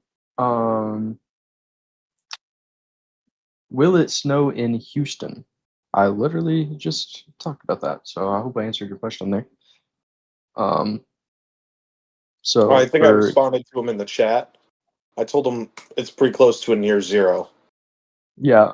If anything, and this is like really, really, really low chance for Houston down there, you could see low enough temperatures to maybe get a little bit of freezing rain, but maybe, and that's it. That's being very, very, very high end. But more than likely, you guys are just going to see a lot of rain. Same thing with you guys in Beaumont, College Station, San Antonio, Austin, Gonzales, Victoria, Wharton, Georgetown, Kerrville, and Killen, Texas. Now, for you guys in Shreveport, Louisiana, you guys are going to be seeing a lot of ice accumulations. Same thing for you guys in Monroe, and especially you guys in Oxford. Right through here, if you can see my mouse, guys, just right through here is going to be the hot spot for ice. Just everything through here. It's just going to be completely basically an ice wonderland.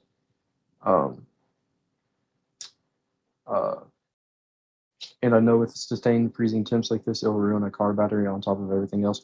Yeah, I mean, that's true, but the main concern with this freezing rain, especially for the Texas power grid, is just going to be complete power grid failure for some areas. I mean, if you get 1.5 inches of ice, which some models are still indicating, it could be really devastating for local communities, even bigger communities. I mean, if Monroe, Louisiana, or let's just say Oxford, Mississippi, somehow got 1 inch to 1.5 inches of ice, that would be devastating, especially with the cold temperatures coming in on Monday and Tuesday.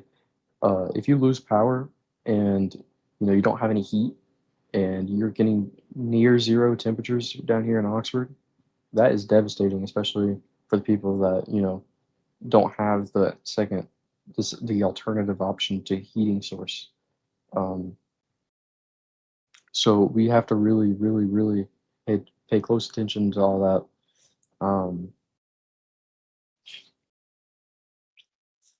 I was seeing people put tarps over their vehicles so the doors don't get frozen shut with ice. I mean, realistically, I feel like for some people it might be beneficial for them to get frozen shut, at least on the vehicle, so they don't wander outside and get in a wreck. I mean, don't you agree with me, Dave or Nate?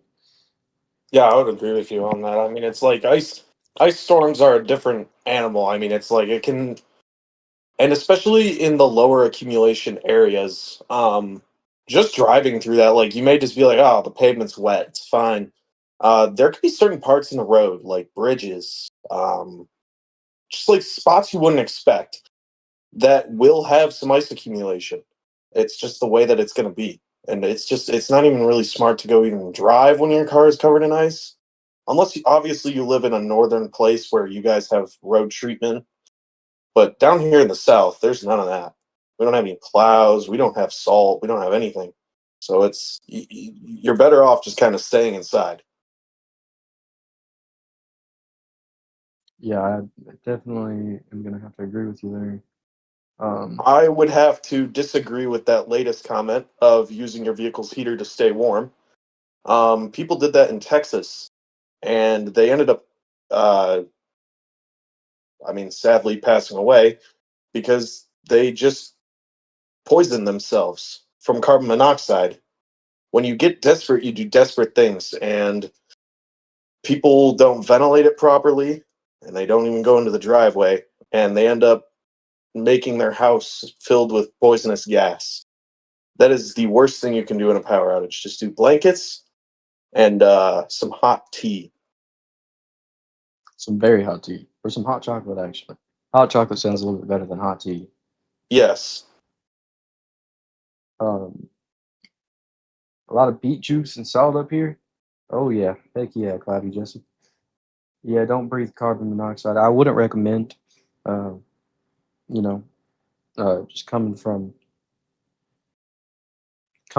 a person that's never done it before, I still wouldn't try. I'm sure Nate's probably tried before. He seems like the person that would have. Yeah. So Yeah. maybe he can give you some further insight on that. But I would not recommend breathing carbon monoxide. Does not Yeah. seem does not seem very fun. No, you just poisoning your blood.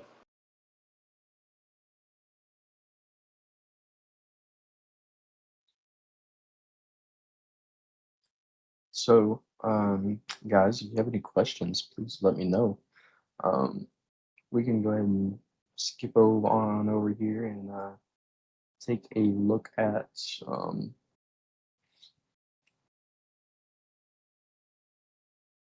well, dang it. There we go. We're gonna skip on over here and take a look at our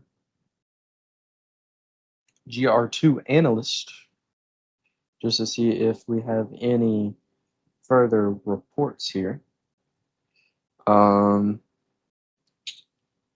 Not seeing anything yet.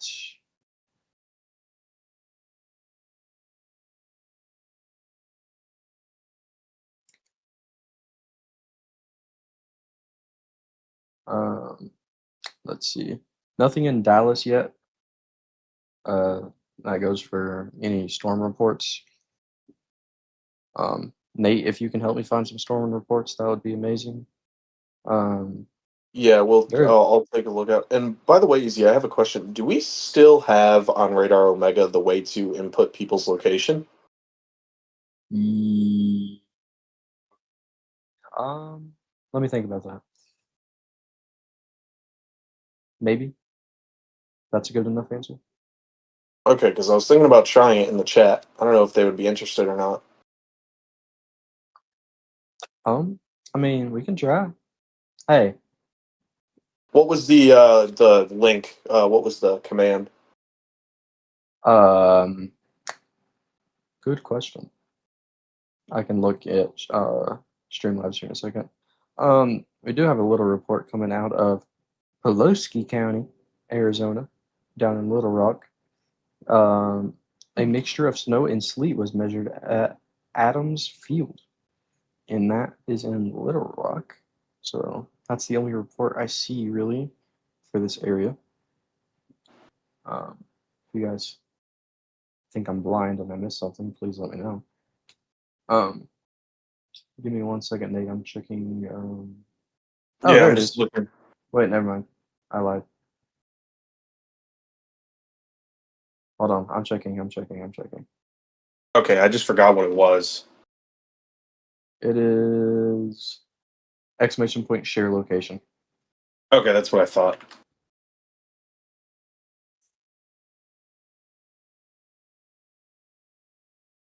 Georgetown, Kentucky. Let's go take a look at Georgetown, Kentucky. So let's go ahead and switch scenes over here back to Radar Omega. And let's go search up Georgetown, Kentucky. So for Georgetown, Kentucky, you are near Lexington in Louisville. Just north of Lexington. Gotcha. All right. And so let's go over to let's head on over to Pivotal Weather here. And let's go to regional here. We can click on the Ohio Valley. Actually, I think we can actually go local and really get up in there. There we go. So find your place on the map, everyone. If you're in this part of the world. If not, comment in chat and I will get to you. But for the total snowfall for this area, models are suggesting now again, this could be overdone. I'm pretty sure Well, this is easy. overdone. Just to let you know, we are going to have an influx of people. Ryan Hall and Max Velocity just ended their stream, so Perfecto. we will we'll try our best to accommodate everybody throughout the nighttime hours. Yep, I definitely see the influx of people now. Again, welcome everybody. Welcome to the David Schlott Howard channel. Again, we were just looking at snowfall totals for Kentucky here. Again, this is over. I personally think this is a little bit overdone. It would actually be better if I went to the national blended models here for snowfall totals. That looks a little bit more realistic. So, so for Louisville here and Lexington, I would say 10 inches to a foot would be my guess. Up in Cincinnati, maybe up to a foot. Bloomington, maybe up to 10 inches or so. Evansville could be seeing up to a foot. Paducah, maybe up to 10 inches. Down here in Clarksville, Tennessee, maybe 3 to 5 inches, I would say. For Nashville, you guys could be seeing maybe, I'd say 2 to 3 inches. Now, to get a little bit more on the concerning side of things, if we look at the total ice, we can definitely see why we are concerned about this. So if we go back out here, we can definitely see the ice totals here. So for northern Mississippi, northwestern Mississippi here, towards Monroe, Louisiana, and Oxford, up through here, you could be seeing, according to national blended models, up to an inch of ice through this little path. And even over here in Georgia, you could be seeing up to half of an inch to maybe even 3/4 of an inch of ice up towards northern Georgia, very extreme northwestern South Carolina, and very extreme western North Carolina. Down here towards Boone, y'all could be seeing pretty significant amount of ice as well. Again, So if you guys want me to go over your guys' location, please put it in chat, and I will be answering you guys' question as soon as possible. David is sleeping right now, guys. Hate to break the news to you, but David is sleeping right now. So he will be back later in the night. But don't worry, we're pretty funny. So we hope you guys stick on with us here. All right, I'm just gonna do last call for sharing your location. I'm gonna send it again in chat. If you guys just fill out that form, we'll be able to put you guys up on Radar Omega, and we'll be able to keep an eye on you guys all throughout this storm.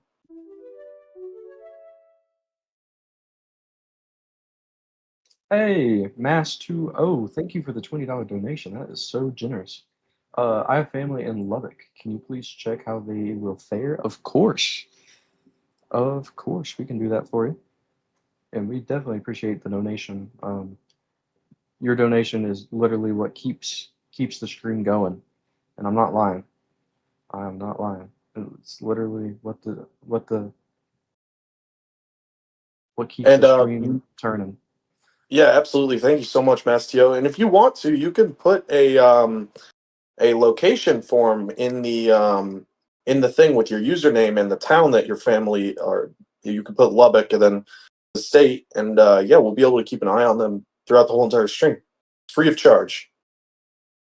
So again, to really, oh, holy crap, I zoomed a little bit too far out there, guys. So sorry about that.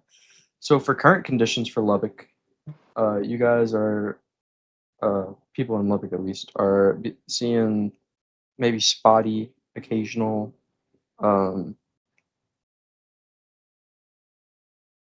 just the occasional freezing rain here. Well, goodness gracious. What happened to my, there we go. All right, so for Lubbock here, you guys have some freezing rain around. Current conditions, you have snow to the west, freezing rain to the east. We can put a little future track on y'all. So if we go back over to pivotal weather here, and we go back down to here, and we go down to I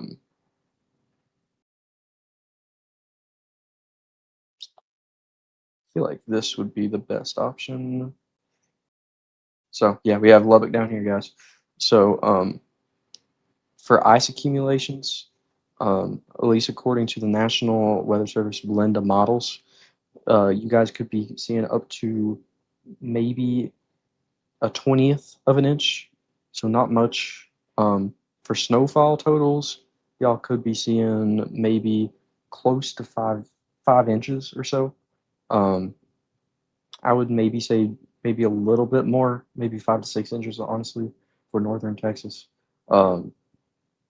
Just depending on where you are in Lubbock. If you're on the outskirts to the north, you could be seeing up to 7. If you're down south, you could be seeing only 5. So that's the only reason why I'm giving you that range. But according to the National Blend of Models, y'all could be getting 5.2 inches of snow with a 20th of an inch of ice. Any more locations that you guys, Memphis, I see a little question from Memphis, so we can go over there to Memphis real quick. I think this would be our best option here for Memphis.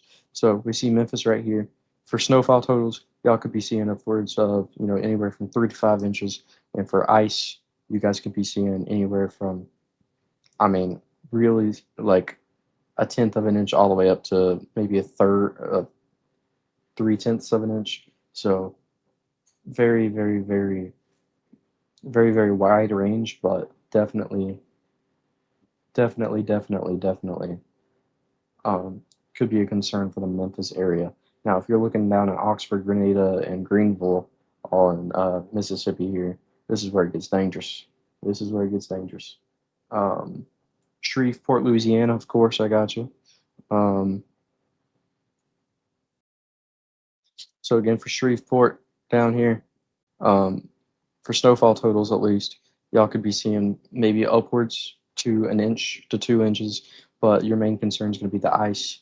Y'all could be seeing upwards of, I wouldn't be surprised if maybe you got upwards of 1/2 of an inch of ice, Low end would be probably this 0.3 of an inch of ice.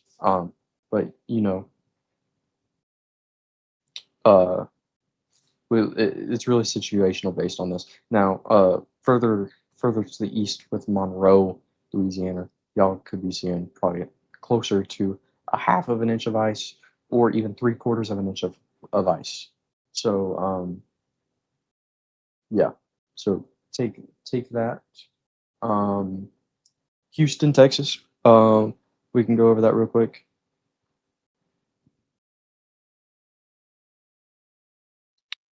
So for you guys in Houston, again, very, very, very minimal impacts with the freezing rain. I mean, the National Blend of Models is showing 0.04 inches. That, I mean, it could cause impacts, but nothing as severe as to your north, like in Lufkin.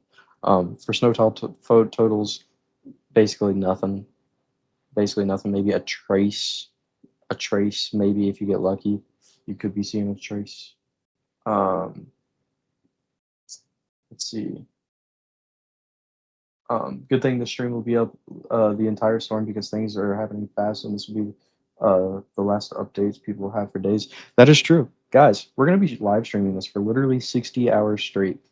So we are on what hour are we on, Nate? Like we're on hour 6 of 60. We're gonna be Yeah, I doing this believe whole thing 6. 10 times. So all the coverage that you've seen so far, we're gonna be doing that times 10 over the next few days. So again, it's gonna be me and Nate for the night shift, and then David will come back in the early morning hours. He will stay with you all day, and then you'll have me and Nate with you tomorrow night. Uh, and yeah, so get used to us. You'll be hearing us a good amount. Somerset, Kentucky. I'm seeing. Let me just look where that is, because I am not familiar with Somerset. Okay, so y'all are kind of, I get it. So for Somerset, guys, real quick. So here's Somerset. So for snowfall totals, y'all could be getting up to 5 inches, maybe, depending on where you're at in the city. So from basically 3 to 5 inches, I would say for you guys in Somerset. For ice totals, you could be seeing up to maybe a 1/4 of an inch of ice. So again, very you need to keep an eye on this, because things could change again. The system has changed a lot. I'm sure you guys know if you've watched any YouTube video about it. I'm sure you've seen several YouTube videos saying different things.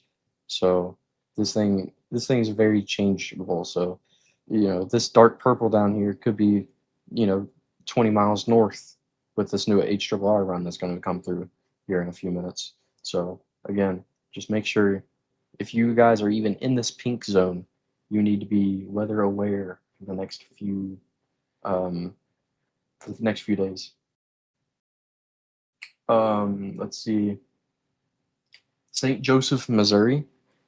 So we look at St. Joseph, Missouri.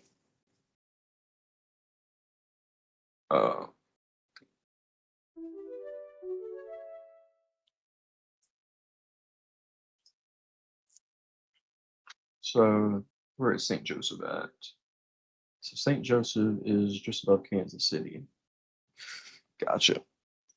So we'll take a look at St. Joseph's real quick.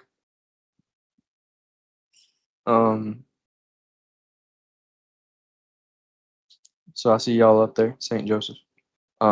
Really, y'all are just looking at maybe 1 to 3 inches of snow, maybe more locally. Who knows? Depends on how north of a northern shift we get. Now for ice, it's not going to be anything for y'all. It's just going to be the snow totals for y'all guys. So nothing to worry about up here in St. Joseph, Kansas City area. So St. Joseph, you're looking at maybe 2 to 3 inches. Kansas City, you're looking at maybe 3 to 5 inches, I would say. If there's any more things. Thank you for the $10, Nora. You rock, man. Beckley, West Virginia. You know, I have family in Beckley, so I am familiar with the Beckley region. Um, so we can look here at Beckley, West Virginia.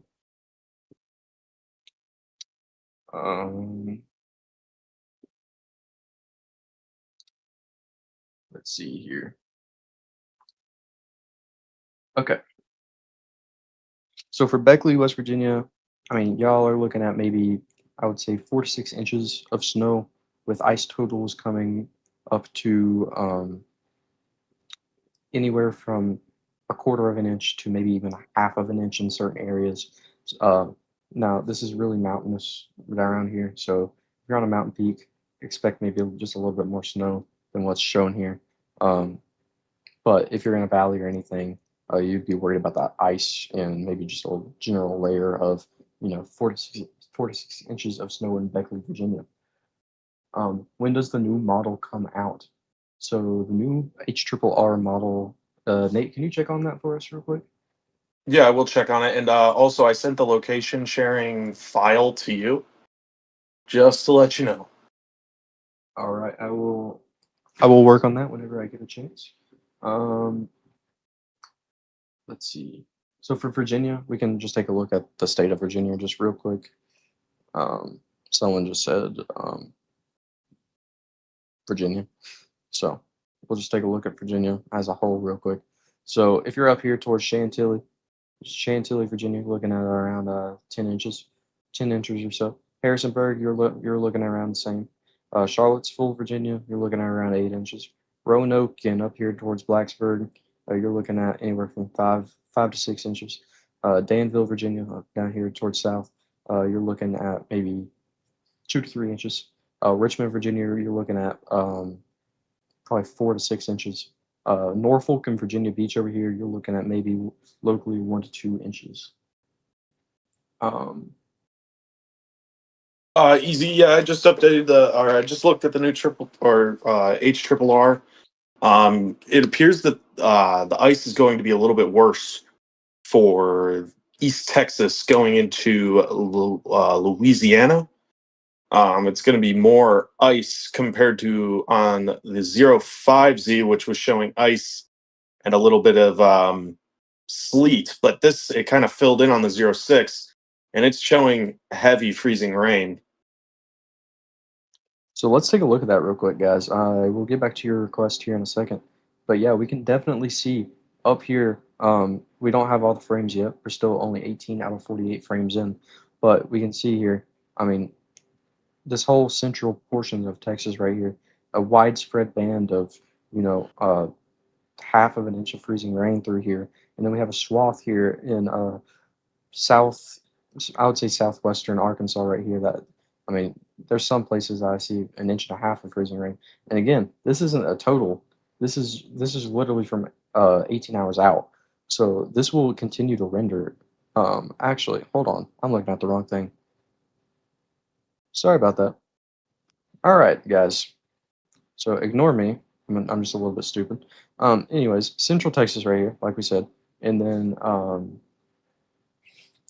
again, we see this major swath right here through Arkansas and a little of a major swath right here through Monroe, Louisiana. Texarkana region, you could be seeing up to an inch in freezing rain. Now, Little Rock region, you should be seeing maybe an inch and a half of freezing rain. Now, over here and towards Oxford, Mississippi, you could be seeing upwards of 3/4 of an inch of freezing rain to an inch of freezing rain.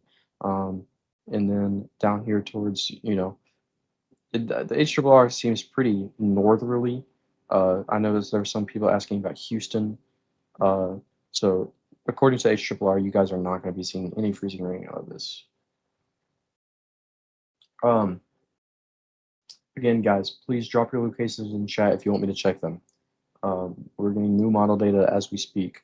So please drop the location in chat if you want me to check your location. Can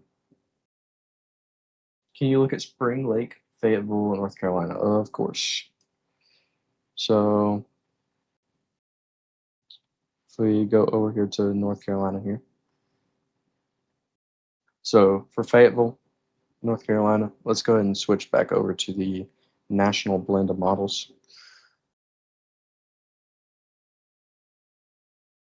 And we can go ahead and sim this a little bit forward here so we can see what we're actually talking about.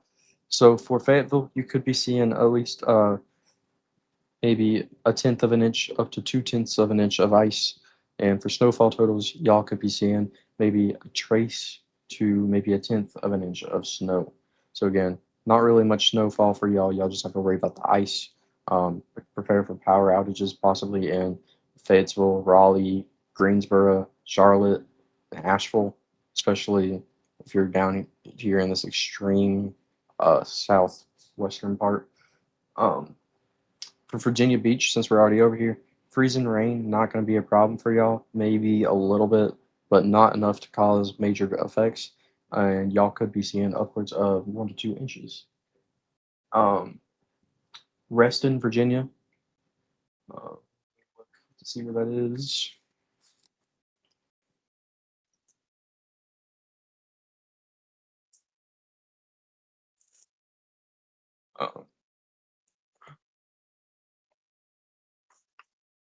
So for Western Virginia, y'all could be seeing upwards of 9 to 10 inches of snow, and for ice for y'all could be upwards of maybe 1/10 of an inch of ice. So really, ice could be a concern, but definitely not as extreme as what we're seeing down here. So mainly, what it is for y'all is y'all are going to be seeing maybe 9 to 10 inches of snow.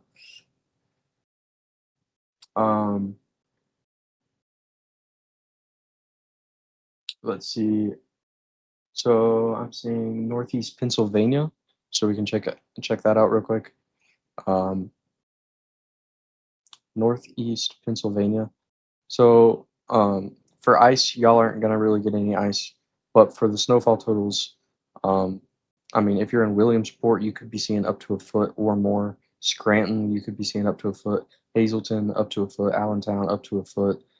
Binghamton, I used to live here actually. New York, could be seeing upwards of 1 foot, maybe even 1.5 feet in some areas locally. So again, could be even up to 18 inches in this region up here. What does the new model change for Southern Kentucky? It's still rendering right now, but we will get back. We will go back to the HRRR ones that fully renders. Can you check Columbus, Mississippi? Yeah, we can check Columbus, Mississippi for you.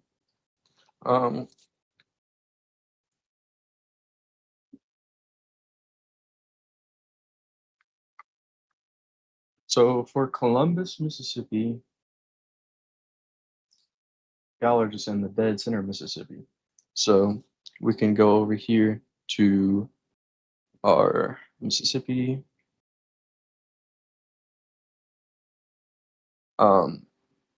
So y'all are just kind of towards.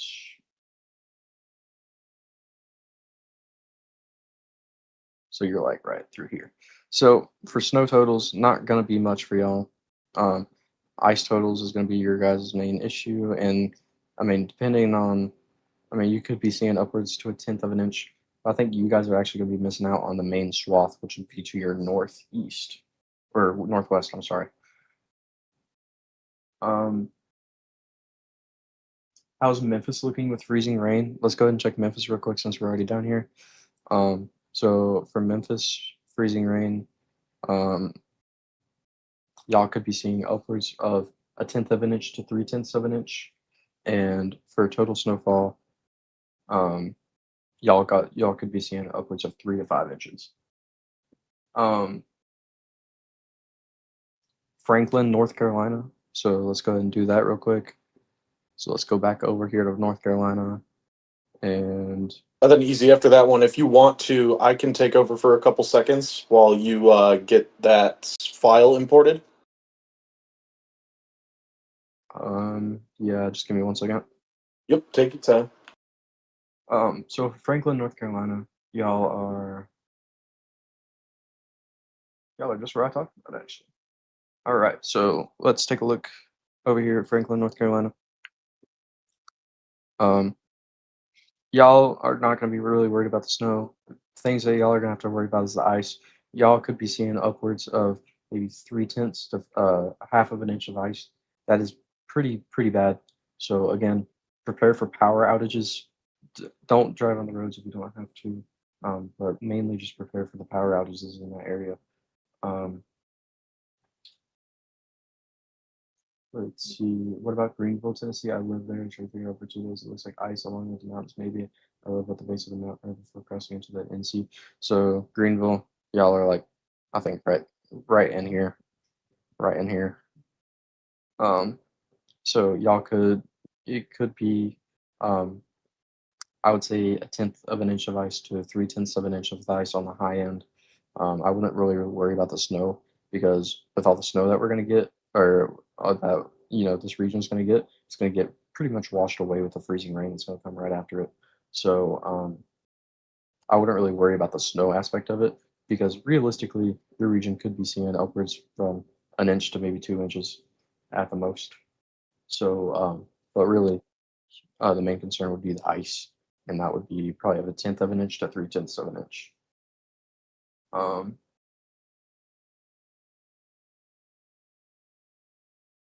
let's see. What model is this? This is the National Blend of models. So you can see that up here. So it says the National Weather Service, National Blend of models. So this is basically taking every model that there is out there, and just putting them into one big blend. So this is, wouldn't you call this a conservative model, Nate? In all honesty, all honesty, Yes. so this is a pretty conservative model, and we're still seeing these big numbers. So again, all the numbers that I just read to y'all, they're pretty conservative. So this is not me reading the high end to you. This is pretty much a conservative model.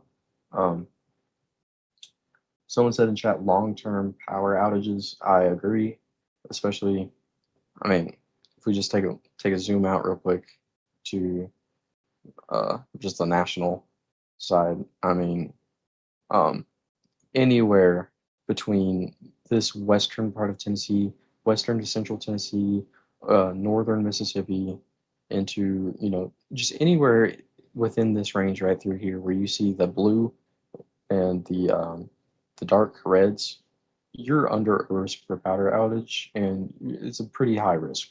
So be prepared, get a backup heating source, because if your power goes out, it's probably going to be out for a while, and you got some pretty dang cold air coming straight at you. So you don't want to be caught without heat with cold air like that coming in. So I appreciate all the questions. So Houston isn't getting anything. Houston could be getting maybe just a little bit of freezing rain, but nothing much. Jackson, Tennessee. Yeah, we can take a look at Jackson, Tennessee. Nate, I don't think that's going to work on David's thing, by the way. You don't think it will? No. The file. He has too much stuff going on already. Okay. Maybe we can figure it out in a little bit. So for Jackson, Tennessee, we can take a look down here in the local, and so for Jackson, Tennessee, y'all's main concern is going to be the ice.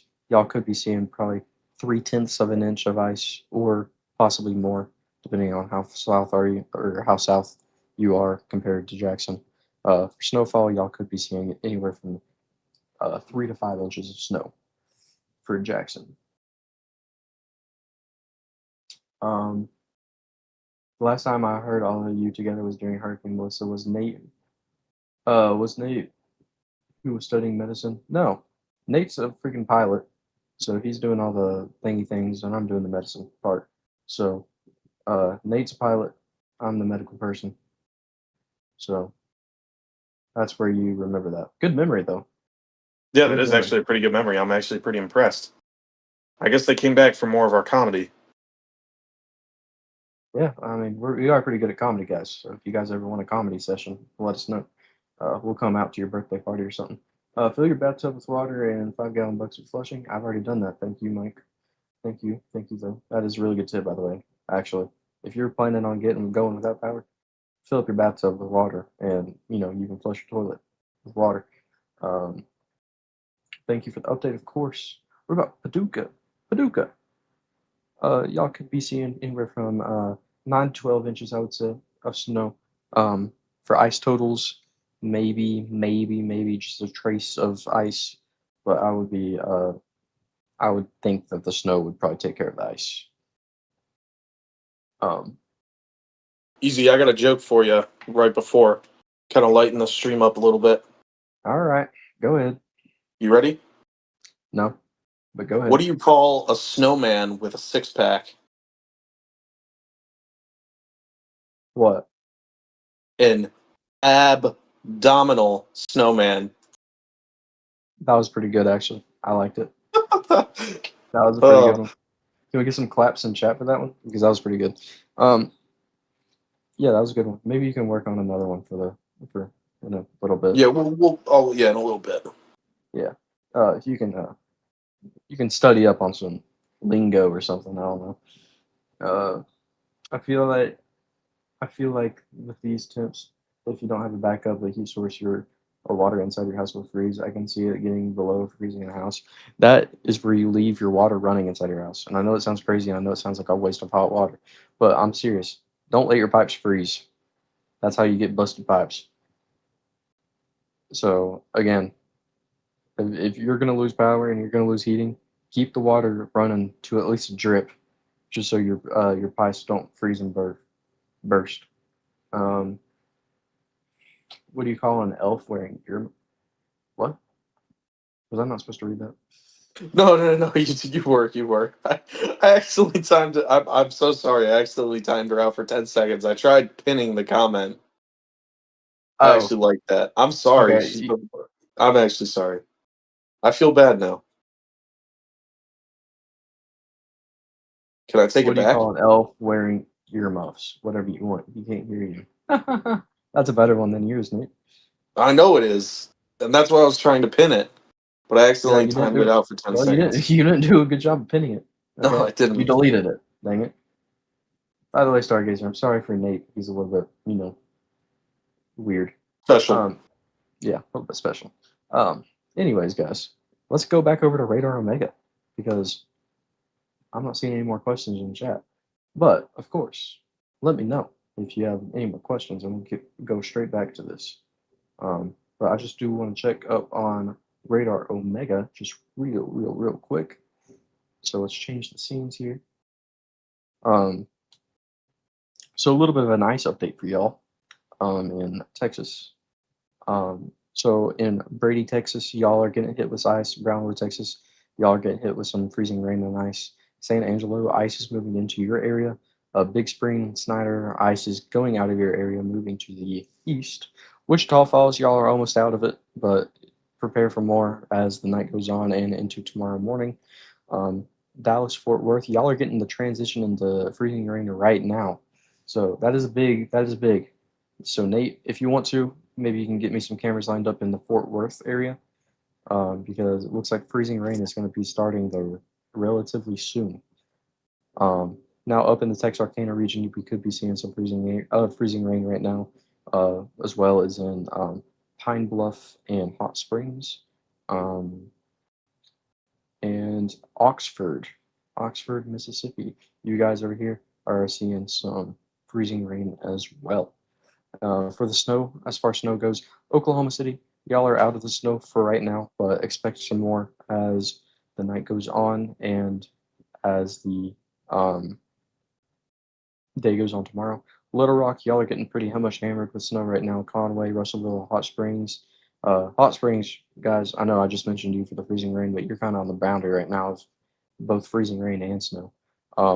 So for right now, Russellville, Conway, Little Rock, anywhere in between, y'all are getting the snow right now. And El Dorado down here, y'all are going to be getting some freezing rain as well here in the near future. Shreveport, Monroe, y'all are going to be the talk of the stream tomorrow. We're going to be mentioning you guys a lot tomorrow. So get your rest tonight and prepare your goods. Get your flashlights. Get get your heating sources, get your generators, get your heaters up and running, get your generators. Easy, Yeah. just a quick heads up. It appears in about an hour ago, I-20 westbound near Bethel.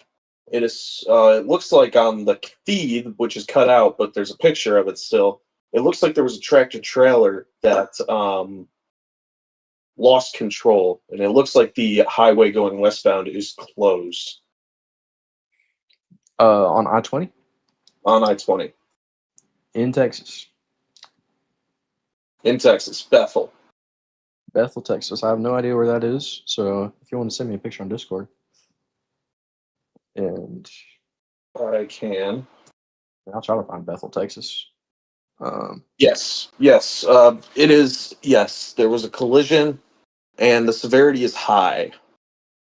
So, do we know where Bethel is? I don't right know outside of farm Fort maps. Worth. Right outside of Fort Worth. Got it.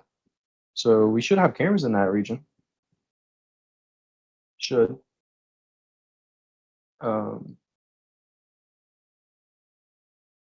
So let me just look at this. So Bethel, Texas.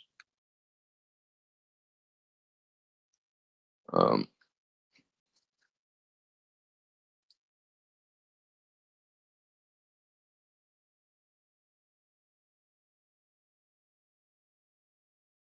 don't think that's the right Bethel. Probably not. Kind of hard to see them.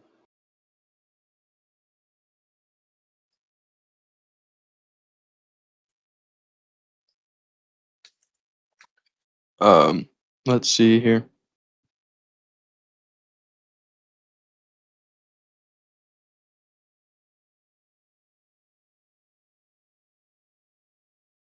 So is it north of Fort Worth? Or are we No, talking- just west of Fort Worth. So on I-20? Yes, Is there a town name nearby? Bethel. Like, do you see Weatherford?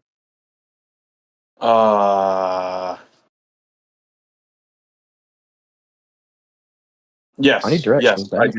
It's just south of that. Like Just literally, south? like directly south of that. Of Weatherford? Yes. Okay. Well, so apparently there's a truck that's flipped over right around in here, guys. So just want to let that be known.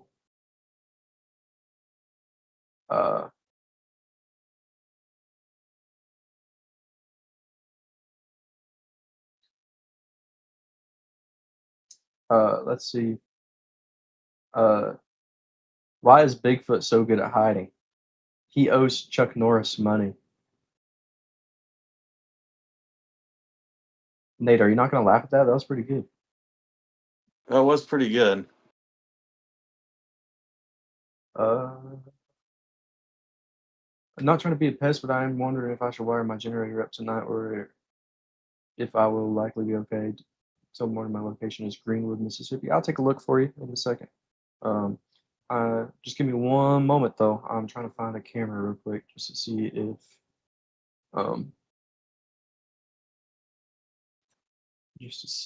we do have a camera for this region.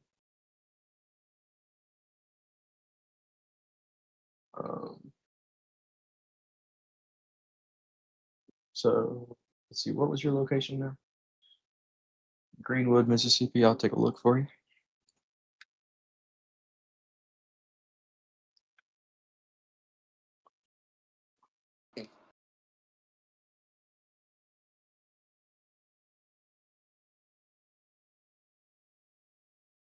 So let me see here. So for Greenwood, I mean, I'd have your generator on standby. Personal opinion. You You let got the your southern there slip a little bit easy. what? You let the southern there slip a little bit. Oh, I'm sorry. Hold on. Let me reset my voice real quick. Here, I'm gonna send you a news or a Fox 4 link to the Dallas Fort Worth International Airport. Gotcha.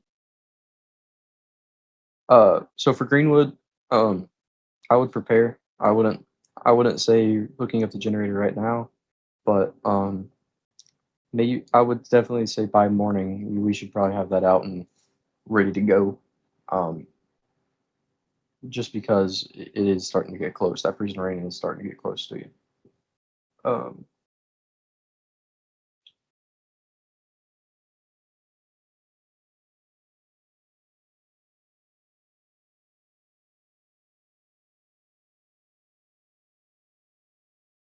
let's see.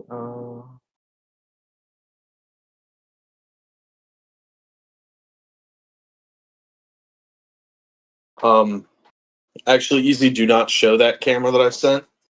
Although it is phenomenal, it is copyrighted. I had a feeling. All right, we are going to be looking at. Hold on, I'm trying to find some good old cameras through here. You said south of Weatherford for Bethel? South of Weatherford, a little bit north of Bethel. I don't even see Bethel. I ain't gonna lie to you. It is a very small town. Like, what? Is it on I-20? It is.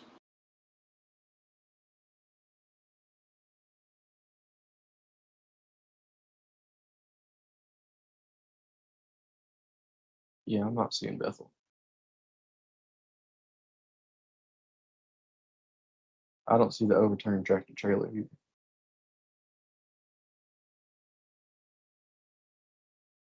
Promise it's there. I Oh, saw I see it. Bethel Road. It's right there. That's like the exit. What do you mean it's right there? Oh, And Easy, just a quick question on live cams. Is everything on Earth Cam able to use? yes. Yes. Roger Earth that. Cam's good. Earth Cam and DOT cams. Always good. Oh, I see now. So we're looking west here. So there is a camera near it, but we're not able to see anything, sadly. Yeah. So we can't monitor that situation.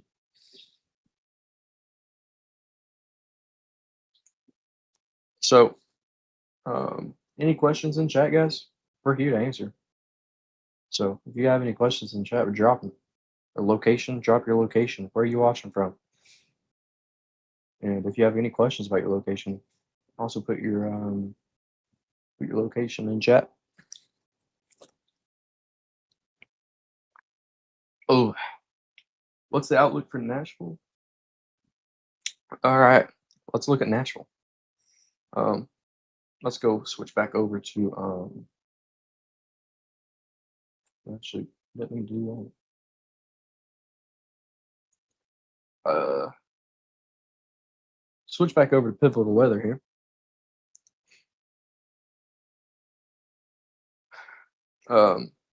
So for Nashville, probably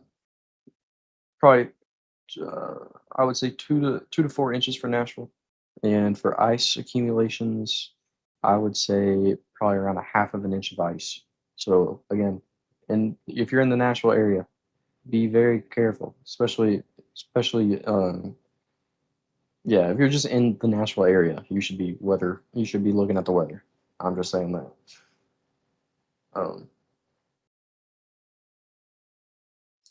So safe to work in the morning. I mean, I'm not gonna even try to pronounce that, but I'll figure it out for you. Decatur. Decay. Oh yeah, you're smart. Is anywhere near Decatur County, Bainbridge, Georgia? So for Decatur, Alabama. Oh, okay. I know where y'all are.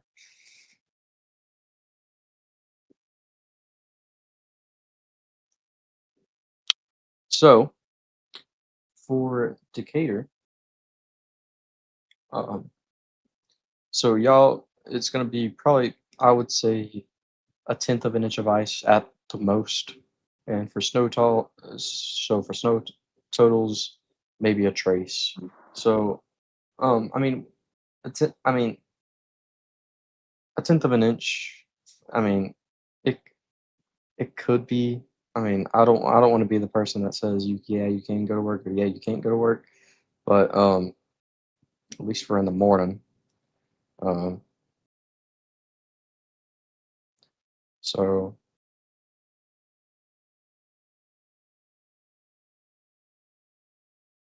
um, I say if you're in the morning, you should be fine. Um, yeah, if it's in the morning, you should be fine. I'll say that. You should be fine. That was a tough one.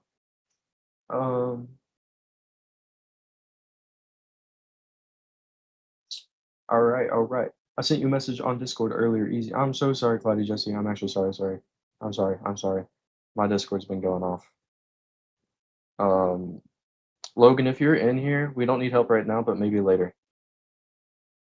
Cloudy Jesse. Cloudy Jesse, it got deleted. Uh, it got deleted. So don't worry. You weren't like removed or anything. It just got deleted.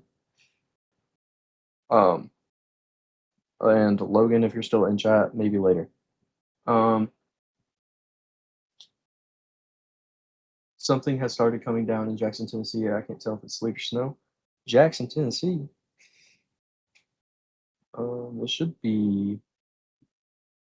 Hold on. I think I figured it out. Hold on. Let me see if I can remember where Jackson is. I think I know where Jackson is, but I'm not too sure. If we switch back over to Radar Omega here, guys. So for Jackson, Tennessee, for right now, it looks like y'all are getting some snow right now. So I'd say y'all are probably getting some snow right now. Nate, are you still here with me? Yes, I am. David said that we can click on the weather or Radar Omega cameras, right? Um, As long as they're I not other believe chasers. just not the storm chasing ones. Perfect. Here's a live cam in Jackson, guys. So we're waving to you. I'm not gonna show it for long, just in case it is copyright. Don't tell David that.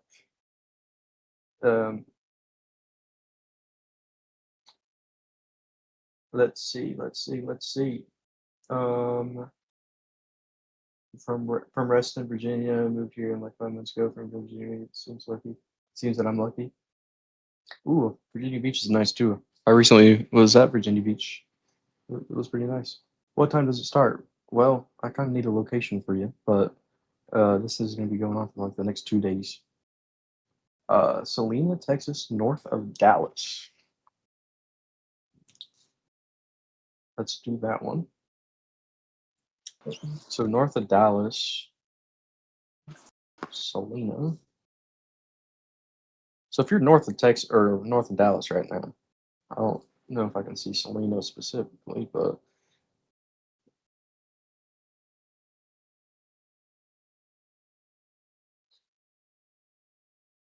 yeah, I'm not seeing Salina, but I mean, surely you know where you are on the map. So I mean, like, you could be seeing some freezing rain right now. So right now, I would probably not be on the roads. So just letting you know that for sure. So if you're near Sherman, if you know where Sherman is, or if you're near Sherman, it's definitely coming down. Let me actually look at this camera in Sherman. We can see, yeah, it's coming down. So something's coming down. Could be rain, could be freezing rain. According to radar, it's freezing rain. But yeah, that's for that. Um,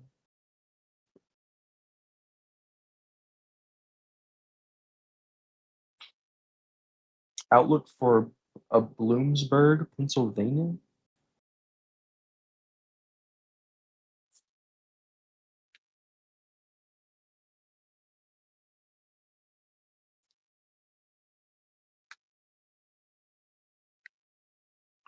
So let's look at Bloomsburg real quick.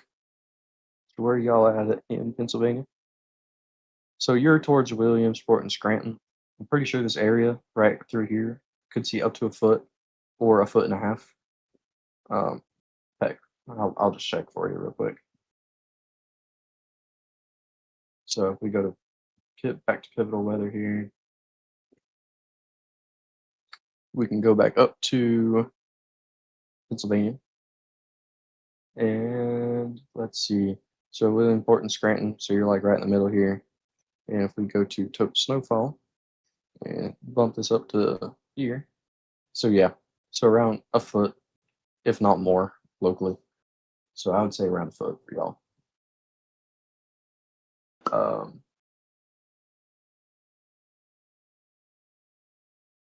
Greensboro, North Carolina, please, of course. So we go back down to Greensboro here. So probably an inch to 2 inches locally of snowfall, and then for ice, y'all are going to be around probably 2/10 of an inch, maybe more locally. So again, that's pretty dangerous. So if you please, I would not go on the roads at all in Greensboro, even though it doesn't seem like much compared to the rest. 2/10 of an inch of ice is still pretty gnarly.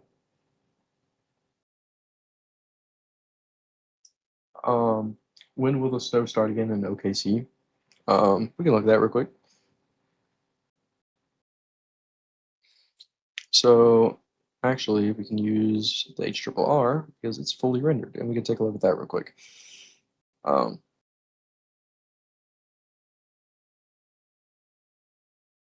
So first of all, let's just look at the surface and precipitation, and let's look at this first. So for Oklahoma City,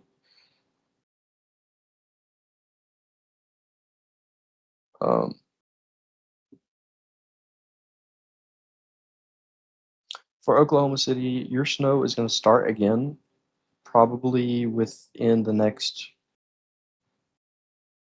I would say, it's going to be spotty off and on for probably for the rest of the night. It's just going to be spotty off and on.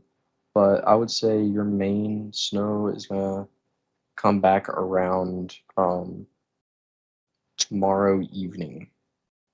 So tomorrow, probably around 3 or 4. Hey, Easy, actually, just a heads up. Updated 8 minutes ago, Texas power outages are up to close to 16,000. They're at 15,760. And the leading utility company, you wouldn't believe it, is Encore. Well, look, that is the company, fellas. That I don't think they learned basically, their lesson at all. yeah, during the ice storm, what was it, 4 years ago? Or what? Wait, no, it wasn't 4 years ago. It was Was it more 2021. recent? Oh, it was 2021, 4 years. 5 years ago. So five About years 5 ago. years ago from today, actually. Pretty close to it. So yeah, so yeah, so Encore, they're the they're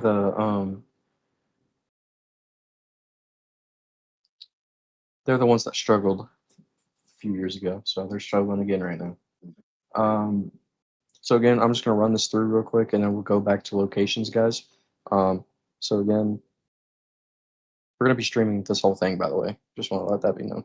But by later tonight, we are gonna start to see that ice really shift over to Louisiana and northern Mississippi. By 5 a.m., we're going to be seeing an ice storm in northern Mississippi. Same, and by probably, I would say by 1 p.m. local time in Mississippi, y'all are going to be seeing a good amount of ice come through. And then by evening time tomorrow, we're going to be seeing this whole thing start up again, basically. So we're gonna have what we had tonight, but basically times 2. Hey, one moment, Easy. I'm gonna go use the restroom. Go ahead. So we do have the warm nose right here, and basically, is shoving some warm air up towards Nashville, Knoxville, Morristown, Pikeville, Charleston, even.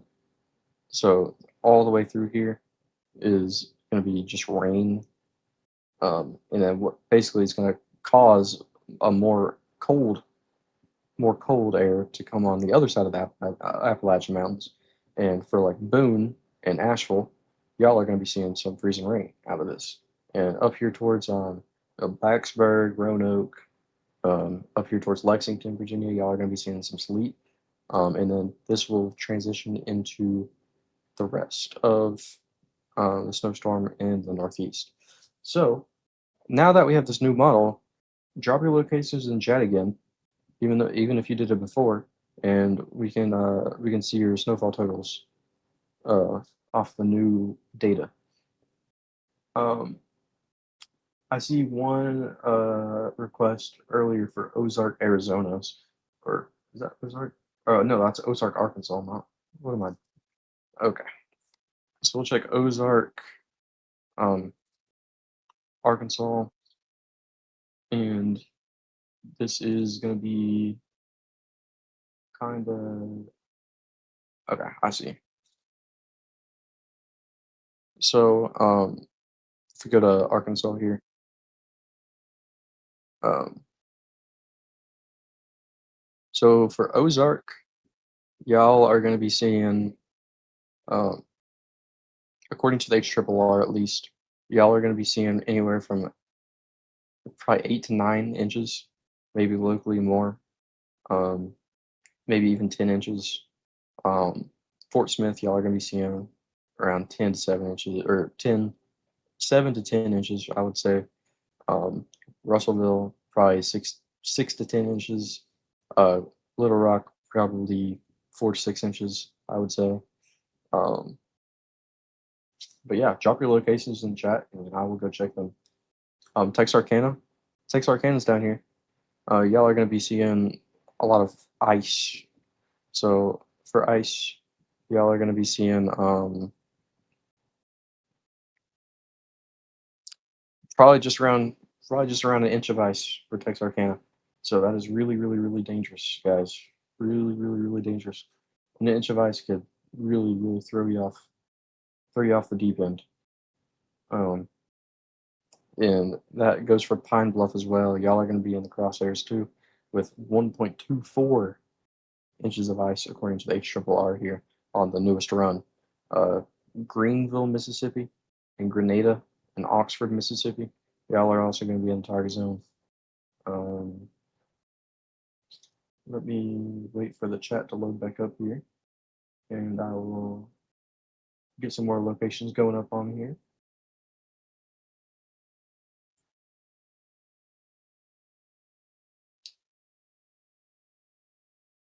Let's see, Shreveport. Let's go to Shreveport.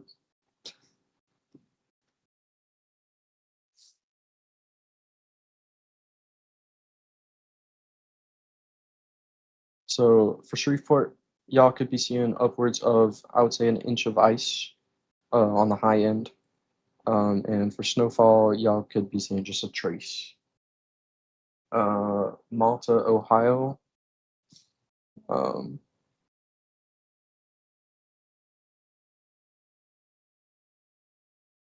Malta, Ohio. I'm gonna have to look it up.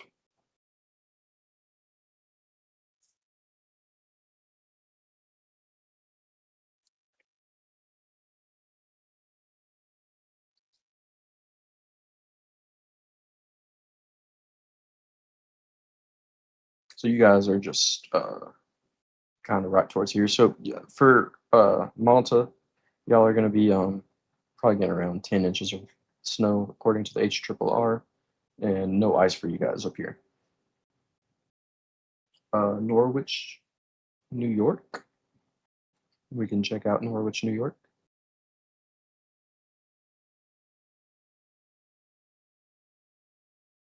So for Norwich, New York.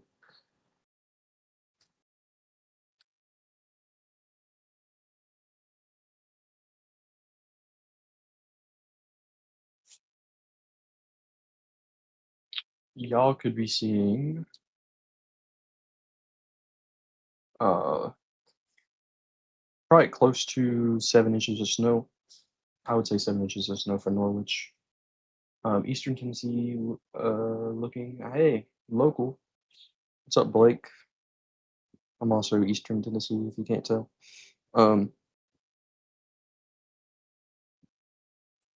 So for Eastern Tennessee area, we're gonna get kind of unlucky if you want snow, because we're gonna have this rain come in instead of this freezing rain come in, and it's basically gonna wash everything away. But for Eastern Tennessee only, we could see a little bit of back end snow if we get lucky, maybe just a little bit. So maybe just a little bit of back end snow if we get lucky. What's up, Flipping the Bird? Tennessee, Kentucky line. Heck yeah, man. How's it going? If you guys have any questions about your locations, just send it in chat, and we'll get it to you. What's up, Cortland? Well, I don't know what state, but what's up, Cortland? What about in Wilmington? Yeah, I got you. So in Pennsylvania, um,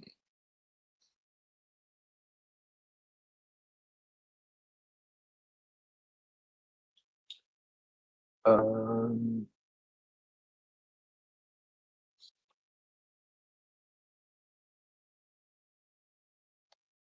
so for Waldorf, Pennsylvania, y'all are gonna be kind of just right through here. So if we go to winter, this, so y'all in Wamelsdorf, y'all could be looking at a close to 10 inches of snow, and yeah, basically just probably 8 to 10 inches of snow for you guys' location. It could be more depending on the track this thing takes. If it takes a more northern track, you could be getting maybe closer to 14 inches. But for right now, you're holding steady around 8 to 10 inches for you guys in Wamelsdorf.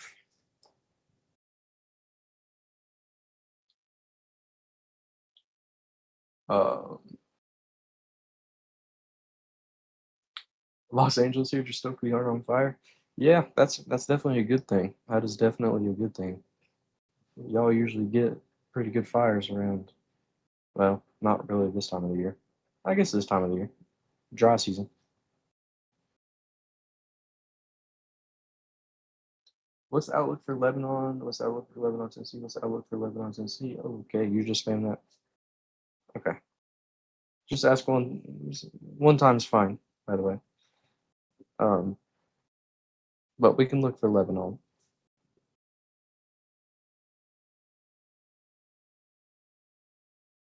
Yeah, this is all according to the HRRR guys. So again, this is just all according to the latest HRRR models.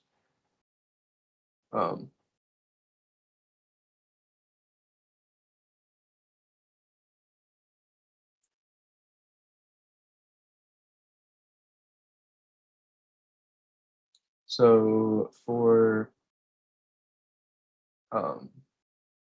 Jonesboro, I don't know what Jonesboro. You can just put in chat what state. I mean, if it's Jonesboro, Tennessee, you could be seeing a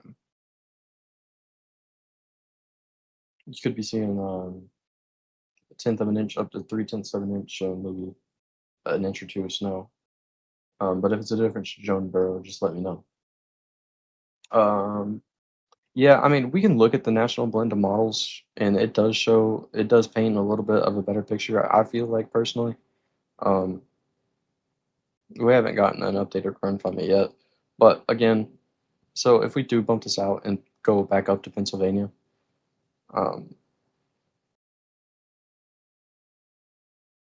it does show Scranton getting a foot, Williamsport getting a foot, Binghamton, New York getting around a foot and 2 inches or so.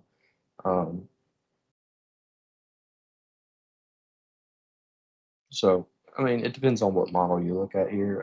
The National blend of models is all the models put together. So usually this is the most accurate, but we were just taking a look at the HRRR because it literally just came out maybe a few minutes ago. Arkansas, I'm sorry, I thought I put Arkansas. All good, man. Jonesboro, Arkansas. So let's go down to Arkansas.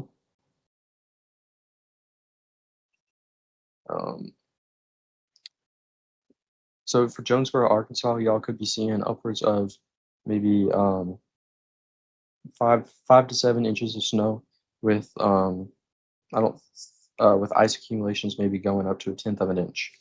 So again, you know, 5 to 7 inches of snow with maybe 1/10 of an inch of ice. What about San Angelo, Texas? Yeah, we can look at San Angelo. Pretty sure that's in western Texas. Yeah, so San Angelo right here could be seeing maybe an inch of snow with ice coming to around 2/10 of an inch, 2/10 of an inch of ice, which is pretty significant. Pretty significant. Carthage, North Carolina. We can look at Carthage, North Carolina.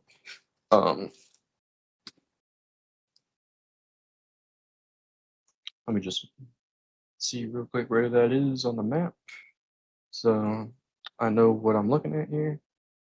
So if we go to here, so cartilage is going to be like just around here. So you could be seeing upwards of maybe 2/10 of an inch of ice and maybe a trace to 1/2 of an inch of snow.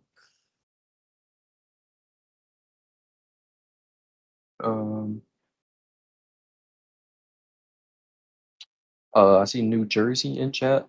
So let's go check up on New Jersey. We have not seen New Jersey. I think I clicked on the wrong thing there.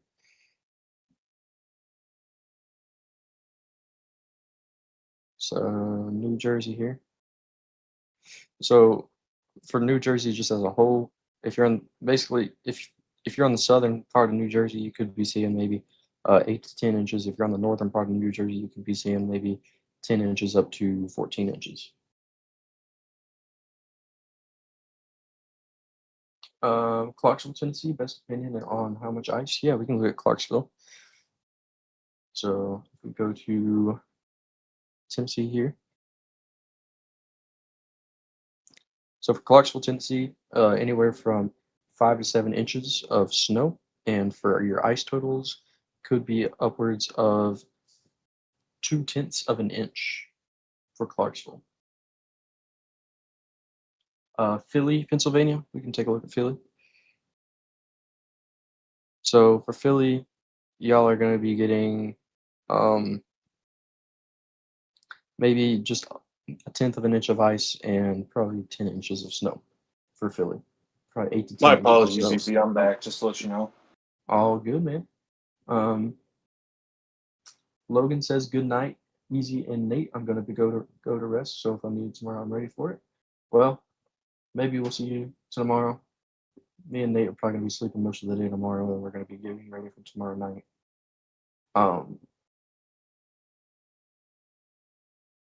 Within the North Tennessee, Northeast Tennessee, Virginia, West Virginia region, where can we expect conditions like freezing rain and ice to impact power outages? Educated guests curious to see where line work emergency response will have me. Yeah, so we can take a look at the ice accumulations at least for this region that you mentioned. Well, that probably doesn't help, does it?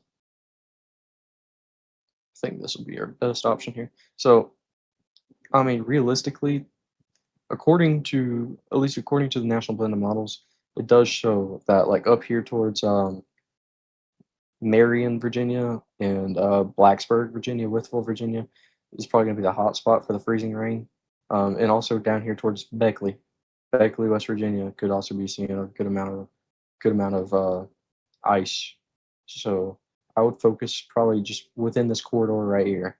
So basically, you can draw a line from the most northeastern tip of Tennessee, go straight up, and draw a box. Do you think Jonesboro will get more than what models say? I've seen some people say 8 to 10 inches to a foot if lucky tonight. What are your thoughts on that? Yeah, I think Jonesboro, Arkansas. I think you're the one who donated. Again, thank you for the donation. Thank you so much. So, I mean, I think we've already went over it, but I'll just go over it again. I see, 6 to 8 inches basically for Jonesboro. I mean, if we can look just real quick at the HRRR just to see what it says for the precipitation, just to see what it looks like. But I mean,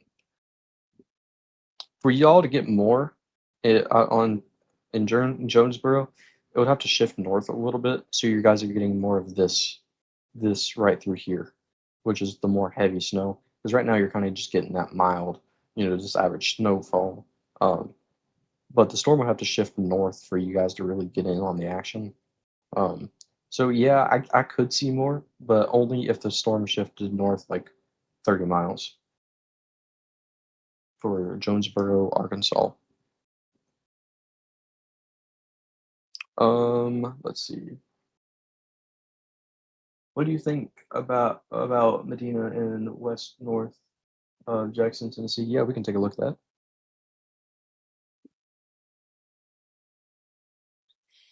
So northwest of Jackson, Medina. So for your guys' snowfall totals, maybe a trace to a half of an inch, but main thing is going to be your ice totals, which is going to be somewhere between a tenth of an inch to 3/10 of an inch. And your snowfall totals, I'm sorry about that, actually. I didn't have that fully done. It's going to be around 5 inches, 3 to 5 inches. Flipping the Bird 33 just gifted 5 David Schlotthauer gift memberships. Isn't that so generous? That's extraordinarily generous. That is so generous. That is so nice. We appreciate that so much. The only reason why we can do these streams, guys, is just because of that right there. Donations is basically the only way we can do these streams, these 24-hour streams, and we definitely appreciate all the donations. All the donations are greatly appreciated. Let's see. Yeah, again, we appreciate all the donations. That really helps us with our mission to provide 24/7 coverage for y'all. Let's see. So I see one about Athens, Georgia. We can speed through this because I have to catch up on chat here. If I miss them, just put them back. If I miss your comment, just go ahead and put it back in chat, guys, so I can go back. So for Athens, probably around anywhere from a quarter of an inch of ice, I would say. Quarter of an inch of ice for y'all in Athens. What's your thought on the ice storm warning that is just north of Houston being issued for Houston proper? I mean,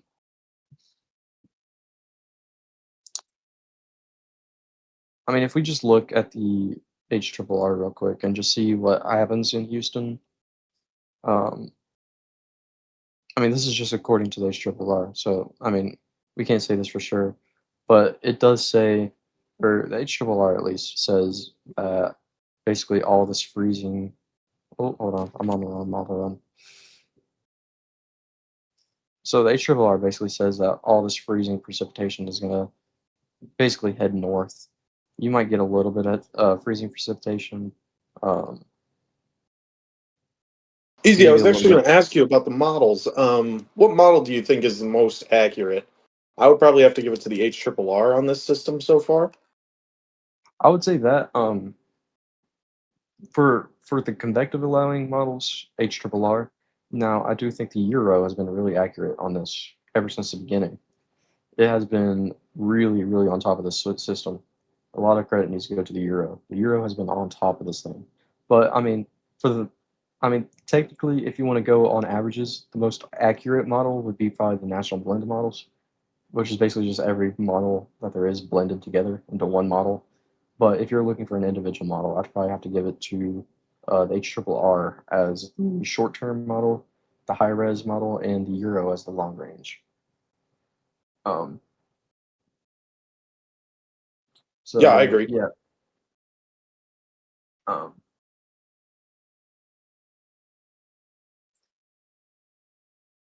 Do you think everything now is super accurate, or do you think in 24 hours things can shift a little bit or a lot? Honestly, with the way this thing's been shifting, this thing could probably shift a good amount. I mean, I think we have a pretty good idea of what's going to happen and where it's going to happen. But I mean, specifically, I mean, this is such a volatile system because even if you have, the degrees in an area go down, just 2 degrees, you're looking at the difference between some rain or some freezing rain. So this is such a volatile system. I mean, I really do think that this could shift north or south. It just depends on how cold it gets and where it gets. So, I mean, that's really all I got to say because I can't really say what I think because I mean, what I think is pretty irrelevant, but it just depends on how cold it gets, really, and that's the best I can tell you. I will do this though. Will East Tennessee get snow tomorrow? So East Tennessee, um, first of all, hello local. I'm also from the East Tennessee area. So for total snowfall for East Tennessee, I would say locally an inch or two. An inch or two would probably be my guess, but ice is going to be your biggest concern, and that would be up to anywhere from 2/10 of an inch to maybe even 3/10 of an inch. Flipping you the bird, thank you for becoming a tropical storm. We appreciate that so much. That is very generous of you. Rutland County, Vermont. I'm just gonna do this. So realistically, I can probably tell you it's gonna be from nine. I would say upwards of a foot. That's all I'm gonna say for Rutland County, Vermont. Um, I think that's a pretty fair. You can look at where you are on the map here and uh, see where you are specifically, but I would say anywhere from probably upwards to a foot. How much for West Virginia? Greenbrier County. I'm bad with counties. Hold on, let me look that up.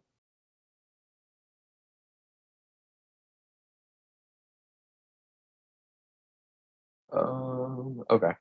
So anywhere from probably 7 to 9 inches of snow, and for ice, you guys could be getting anywhere from, I would say, 1/10 of an inch to 3/10 of an inch of ice.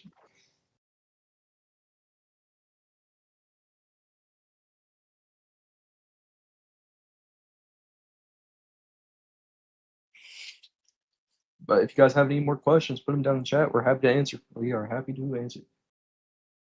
Easy. I was just going to also let you know we have peaked tonight. We have peak viewership. Heck yeah, man. Guys, real quick. I swear I'm answering your questions still. Sub to the YouTube channel, please. Give it a like. Give the stream a like. Uh, sub to the channel. Give it a like. We're on our road to 70,000 subscribers. So if you're not subscribed, please hit that subscribe button. drop a like on the stream, and if you're able and if you're willing, donations also help the stream and the cause here. We every every every dollar that goes to the donations instantly go right back into the stream, making us be able to do these 60-hour streams and everything. So again, we're not begging for money, but I'm just saying, if you guys were to donate, that's where the money would be going to, straight back into the stream. Rogers, Arkansas. We can look at Rogers, Arkansas real quick. So for Rogers, Arkansas, y'all are basically up there.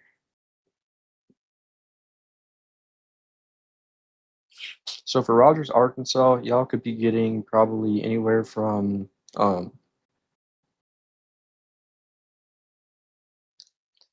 I would honestly say anywhere from a foot to a foot and a half, depending on really how much snow trains over there. But I would say a foot to a foot and a foot to a half. Holy crap! I can't speak anymore. A foot to a foot and a half. Thank you. Why is the storm so strong? High energy? Well, we have this huge Arctic blast coming in basically, and it's meeting up with this Gulf moisture, and it's basically just causing this huge reaction, and we're getting this huge snowstorm and ice storm as a result. What's going on with the rain kind of coming up in the Appalachians? I've seen this finger-like shape of what I assume is warm air moving up later tomorrow. Yeah. So, Nate, what's it called again? The nor'easter? No, the warm air that's coming up the Appalachians. Oh, a warm nose? Thank you for A warm keeping us nose, yeah. updated. So I feel better basically, knowing what's warm going air on is over there with my sneaking up boyfriend prepping for and days creating a now. warm nose. I'm from I'm pretty sure Germany. this is caused by the mountains, right, Nate? Yeah, primarily, yes. Yeah, it's caused by the mountains because it's basically just coming up right through here, the valley, Tennessee Valley. So warm air is just sneaking up in there and causing rain. Chris Simpson, thank you for the donation. We appreciate you. We appreciate you so much. Are you a Vanderbilt fan? I'm just curious because your profile picture. Imagine like in college football. No, right. We don't need to hear from you right now. I'm an idiot. I don't know, but the radar starts showing the system changing there. I mean, yeah, the system will change with every single run. No run is going to be exactly the same. It's just how it is. Toker's Ace says Plum. Wow, I wonder where they got that from. Pflugerville, Texas. We can look at that.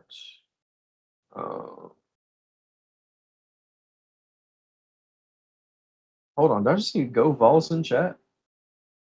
Heck yeah, Go Vols. Thank you. What's that? You know what that is. No, I don't know. Is that Vanderbilt or Tennessee? Tennessee, man. I got you. All right, I'm seeing a lot of questions about Fluggersville outside of Austin. So we can take a look at that real quick.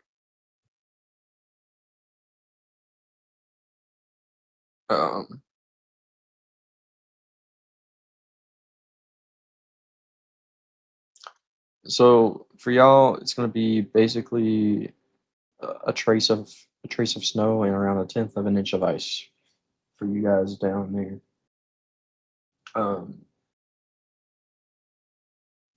What about Pittsburgh, Pennsylvania? We can take a look at Pittsburgh real quick.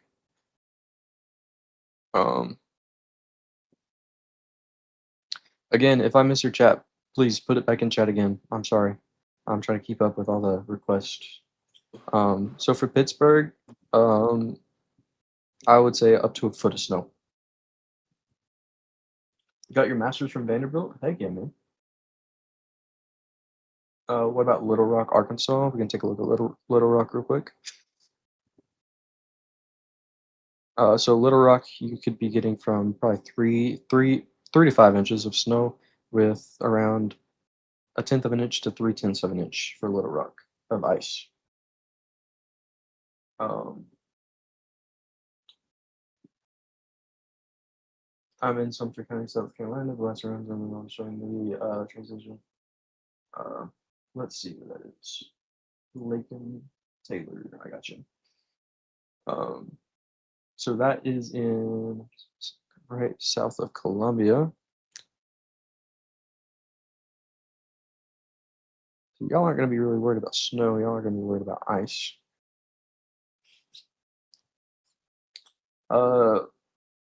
Yeah, I mean, I wouldn't be so worried about it.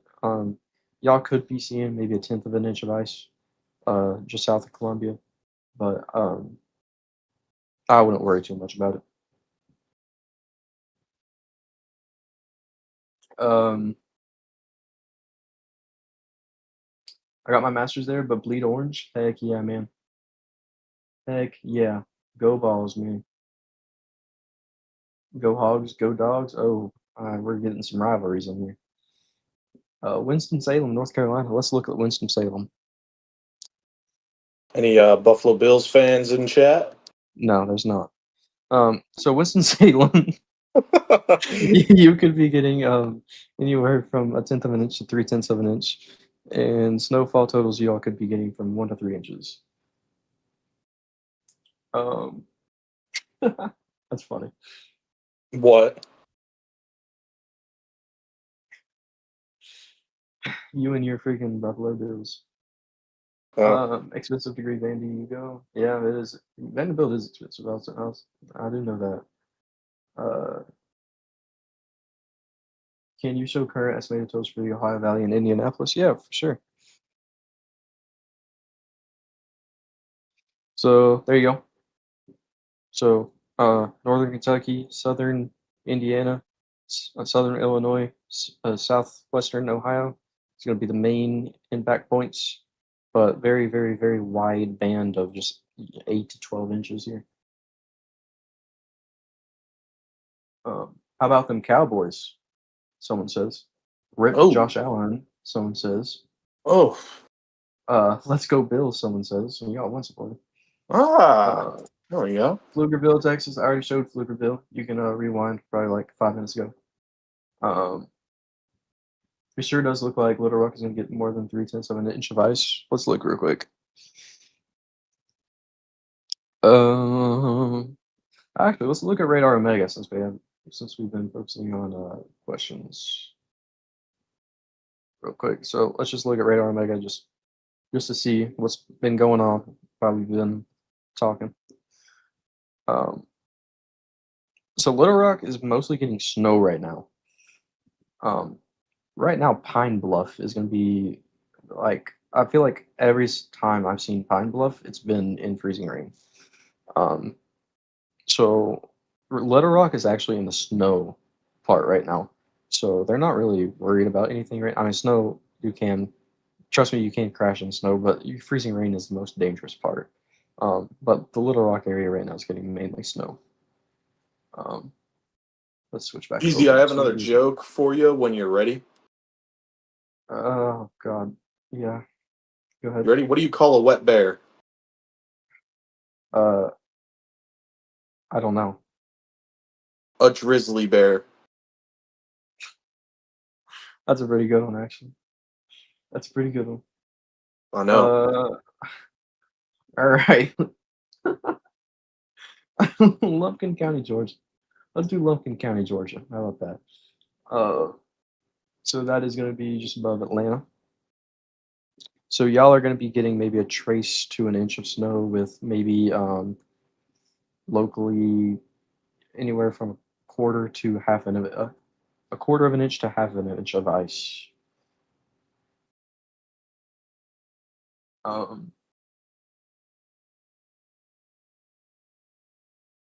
Where is Guy gone? Okay, guys, the face cam that you're seeing in the top right of your screen, That's David. He's not here right now. He is currently sleeping. So we're covering for David. We're not the usual people around here. No, but I But think David will be pretty proud of us with the viewership tonight. yeah, we're getting a lot of interaction, guys.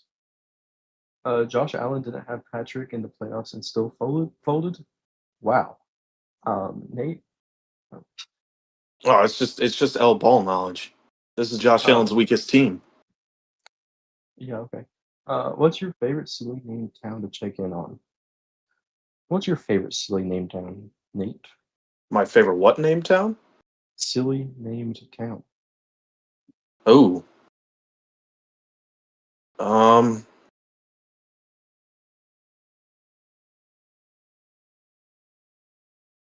Near me, there's kind of a town that's named Cairo, Georgia, but it's spelled directly as it would be spelled like Cairo, Egypt. So when I went to Cairo, Georgia, and called it Cairo, they all say the same exact thing. They're like, Cairo is a town in Egypt. Cairo is a town in South Georgia. So I guess that's the funniest town. Nice. I don't think I have a funny town near me. You got to have one.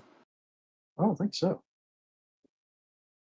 I am in a tiny town of Saltville in Southwest Virginia in Smith County, and I'm new here. I can't find any deals I was about to expect here. I've been to Saltville many times. I love going up to Salt. I will help you. So for Saltville, you guys could see probably a quarter of an inch to a half an inch of ice with snowfall up to 3 inches.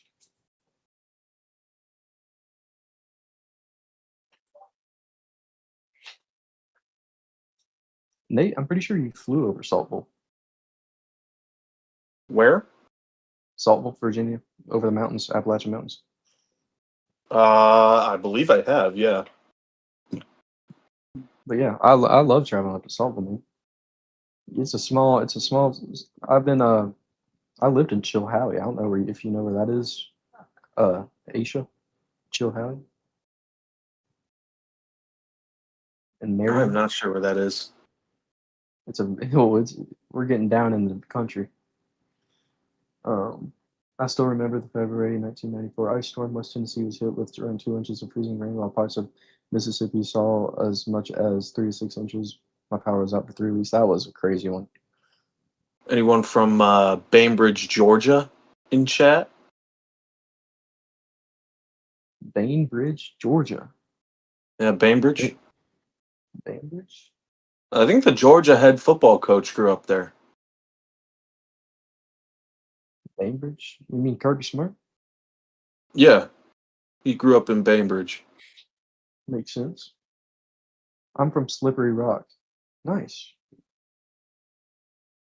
I walked outside here in a little rock, and it looks like it's ice and snow coming down. Yeah, it looks like, at least on radar, it looks like snow's coming down for y'all. There ain't no way we got somebody from Bainbridge, Georgia in chat. Yeah, he's saying, just kidding. At least Stargazer knows where Bainbridge is. Oh, what you know about Decatur County? Decatur County. That's what it is. It's Decatur County. I love it. Gun Barrel City in Texas. Nice. It's a very Texas name. That's a very Texas name. Where you guys tuning in from? Also, here's a look at the cameras. If you guys want to look at cameras instead of so you can see the icy conditions here now. Actually, I'll just create a Q&A. No, it doesn't work. It's weird. Really? It's weird. I could try. Oh, no. Yeah. There's a look at the cameras there, guys.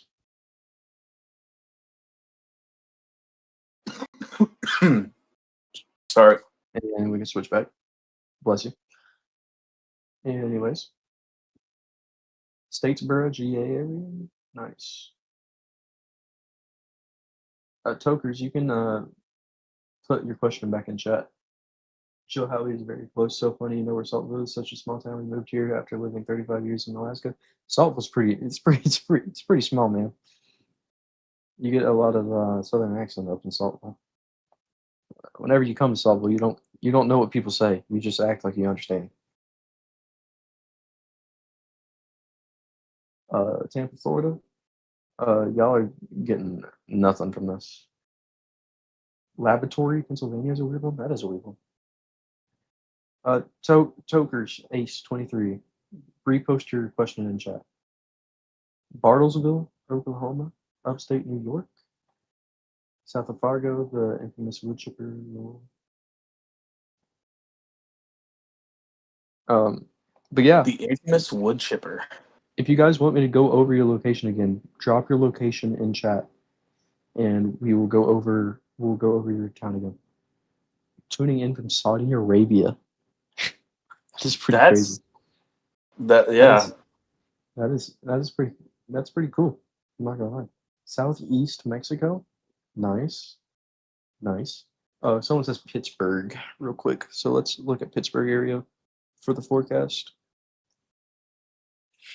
So for Pittsburgh, up to a foot of snow. Up to a foot of snow for Pittsburgh. Colony, Texas. Let's look at Colony, Texas.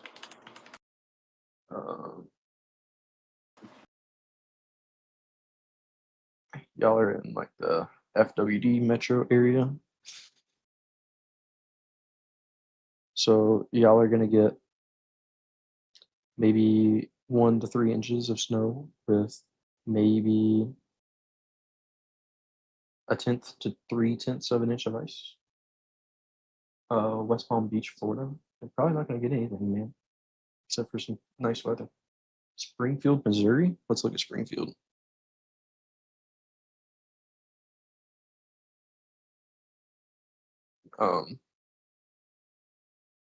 So for Springfield, Missouri, y'all are gonna be getting close to a foot of snow. No ice.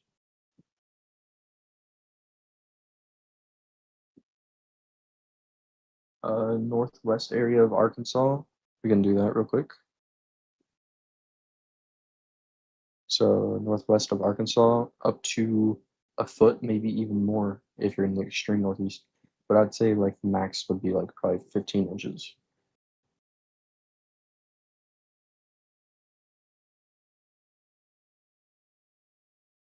South Atlanta. Yeah, we can look at Atlanta again. So for you guys over in Atlanta, I clicked on the wrong state. Y'all could be getting upwards maybe of a trace or upwards of 1/4 of an inch of snow, and y'all could be getting maybe 1/10 of an inch to 3/10 of ice. Raleigh, North Carolina. We can do Raleigh. So for Raleigh, North Carolina, y'all could be getting probably 1/4 of an inch to ice to 1/2 of an inch with ice, and snowfall totals up to an inch. Wilmington, North Carolina. Nothing really. Maybe just a little bit of freezing rain.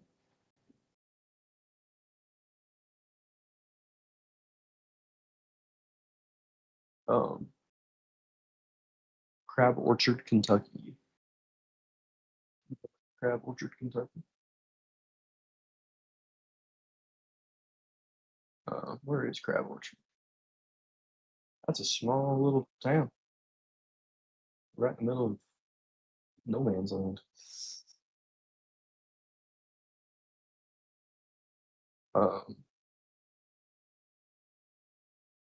So for y'all, it's probably going to be anywhere from 8 to 10 inches of snow with maybe 1/10 to 2/10 of an inch of ice.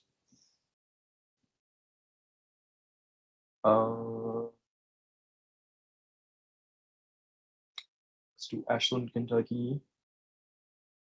So for Ashland, Kentucky, you guys are going to be doing, you guys are going to be getting anywhere from like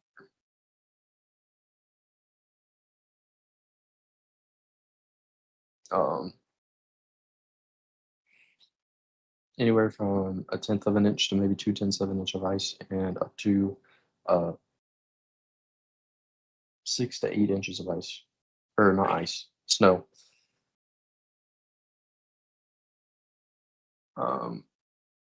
I live in Columbia, Kentucky. I noticed the models have been trending back south. Our town officials have been fear-mongering. God, I have 3 kids, and yes, of course, of course, of course, of course. Columbia, Kentucky. Hold on, let me figure out where Columbia, Kentucky is first. By the way, Easy, let me give a big shout out to Cloudy Jessie, our #1 mod here in chat tonight. She's been with us since the start of the stream at 8, and she's only missed about 5 minutes of it. We really appreciate you, and get some rest when you can. We can handle it, but we really appreciate the help. Okay, so for Columbia, Kentucky, probably 7 to 8 inches of snow.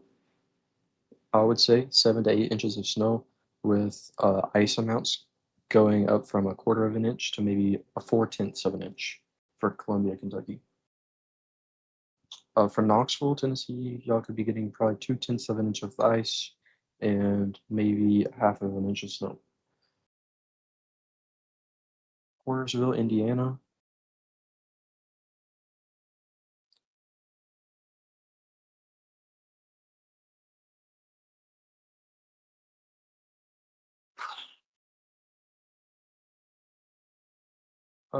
Let me see. Where is Cornersville, Indiana? Let's see. So y'all are just outside of Indianapolis to the east. So y'all could be getting probably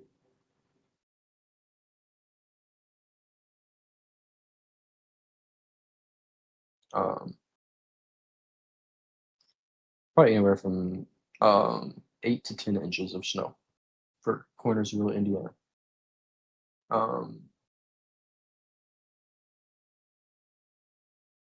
Yeah, Cloudy Jesse, you are the best. You are literally the best.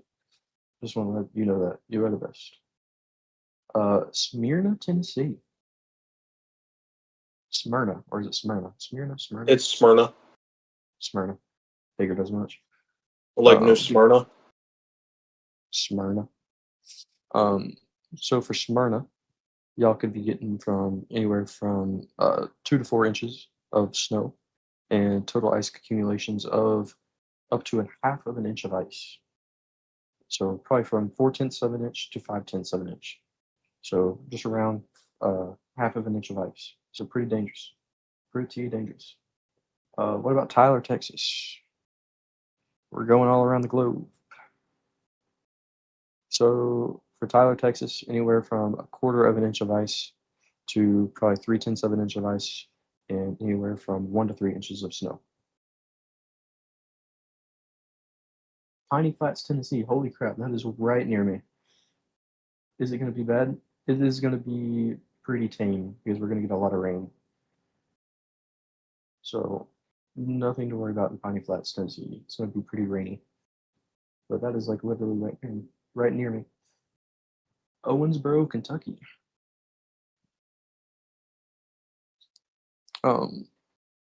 Let's see where Owensboro is.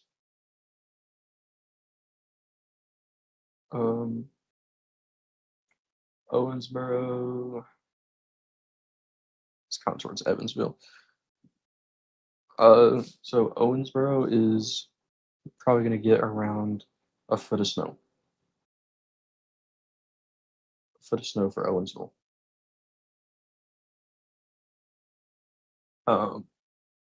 Carlinville, Illinois, or Carlinville, Illinois.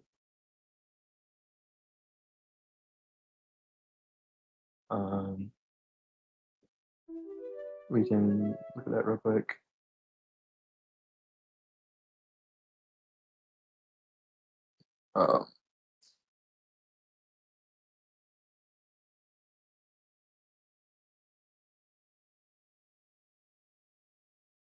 So probably anywhere from like 5 to 8 inches of snow for you guys in Carlinville, Carlinville.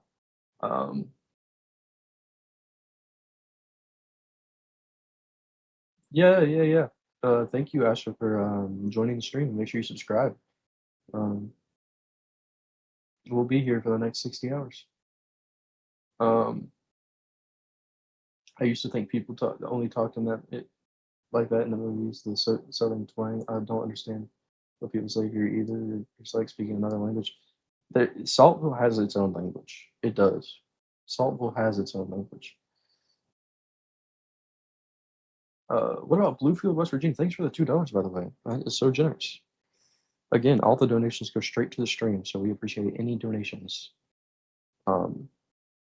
So Bluefield, West Virginia is going to get anywhere from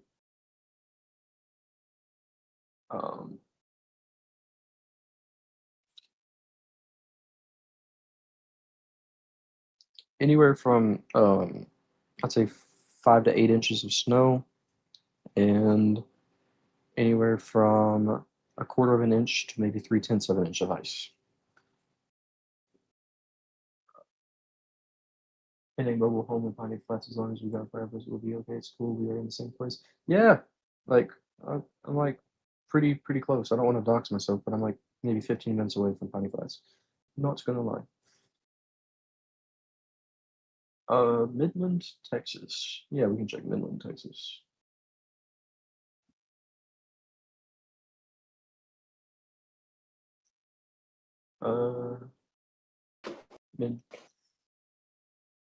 Nate, do you know where Midland, Texas is? I do not. It's in the middle of Texas. I would assume. That was a pretty good joke, wasn't it? Anyways, from Midland, Texas, anywhere from 1/10 to 3/10 of an inch of snow or of ice, and for snow totals, anywhere from probably 1 inch to 3 inches.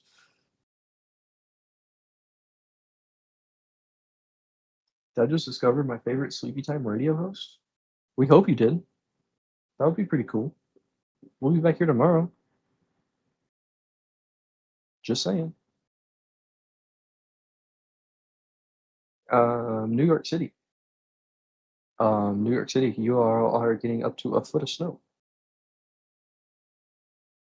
In Central PA, are we getting very gorgeous low wind chill after the storm passes, or is that only for this morning? Let me see real quick. So for Central Pennsylvania. So for Central Pennsylvania, it's gonna get pretty cold. I ain't gonna lie to you. So tonight, as you know, it's probably already down to single digits, if not negative. And then it'll of course warm up, and then tomorrow night it'll get down to actually won't be it'll be warmer actually, which is crazy. But after that, later next week. So really, it seems to be, at least according to the National Blend of Models, that tonight is going to be your coldest night for Central Pennsylvania. I heard New York City was 6 to 12, but that's a crazy range. I would think more to the 12 side. Personal opinion. We are getting a new run of the National Blend of Models in right now, so that will be in here shortly. Dallas, Texas. Dyersburg, Tennessee. Let's do Dyersburg.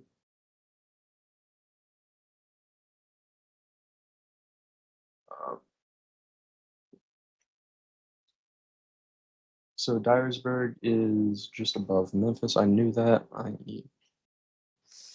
Well, I'm disappointed in myself today on my geography skills. So for Dyersburg,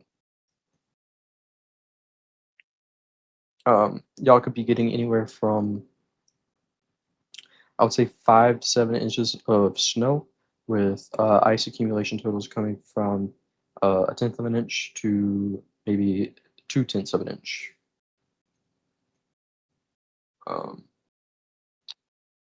So let's see. How do you spell your name? No, it's Eze. So EZE. Easy. Hello from Abington, Virginia. Oh, another local. What's up? I literally, that's like 15 minutes down the road again. You have any info about my area? I think I do. I'm pretty sure I do. I have some info about your area. So for Abington, ice accumulation totals from 1/4 of an inch to 3/10 of an inch. Snowfall totals could be upwards of 2 to 3 inches. I have a temp of 0 here in Blaine, Pennsylvania. Interesting. That is pretty cold. Which area is getting the most snow in all of the United States? Let's check. We can always check. So, if we go out to the United States, from the system alone, looks like Cape Cod is going to be our winner, or it's going to be Connecticut, with possibly up to 1.5 to 2 feet of snow. But Oklahoma City, or just north of Oklahoma City, y'all are also getting a good amount over here with 16 inches.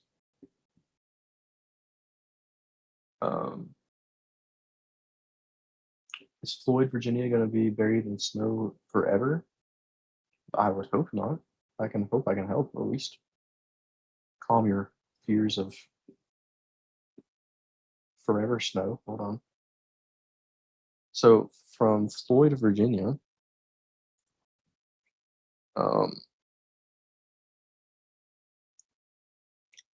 okay.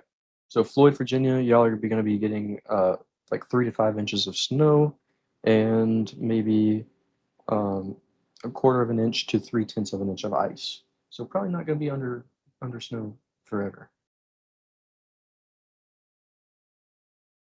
Boston may have 21 inches. Yeah, that could be Massachusetts, man. Yeah, it's definitely getting up there in that range. Even though I would probably still lean towards higher teens, maybe 1.5 feet. Thank you. I did not know y'all were local. Whereabouts are y'all at? I'm not local, or this channel's not local. David, he's from out west, and Nate, my assistant here. Nate, say hi. How's it going? He's down in Florida, and I'm just in Tennessee. I'm just doing my thing down here. I'm not in the cool part of Florida though. I'm in the armpit. So why is Apple Weather lying to me? I Um, feel like Apple Weather's been lying to a lot of people recently. I'm not gonna lie. yeah, Apple weather sucks. You have any snow totals for Coshocton, Ohio? I hope I'm saying that right. But yeah, I can check for you. So for Coshocton,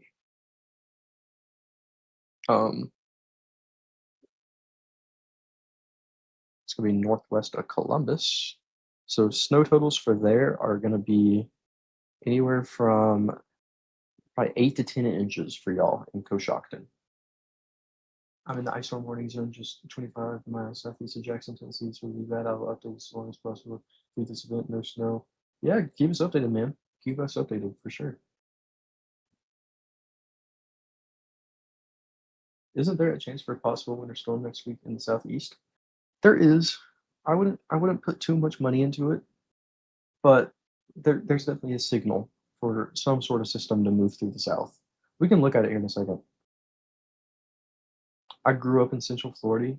Hey, from the Florida girl. Nate, you're getting paid on from another Florida person. Oh, why? No, I said hey, like they're saying hi. Oh, I thought you said hated on. I was like, well, why?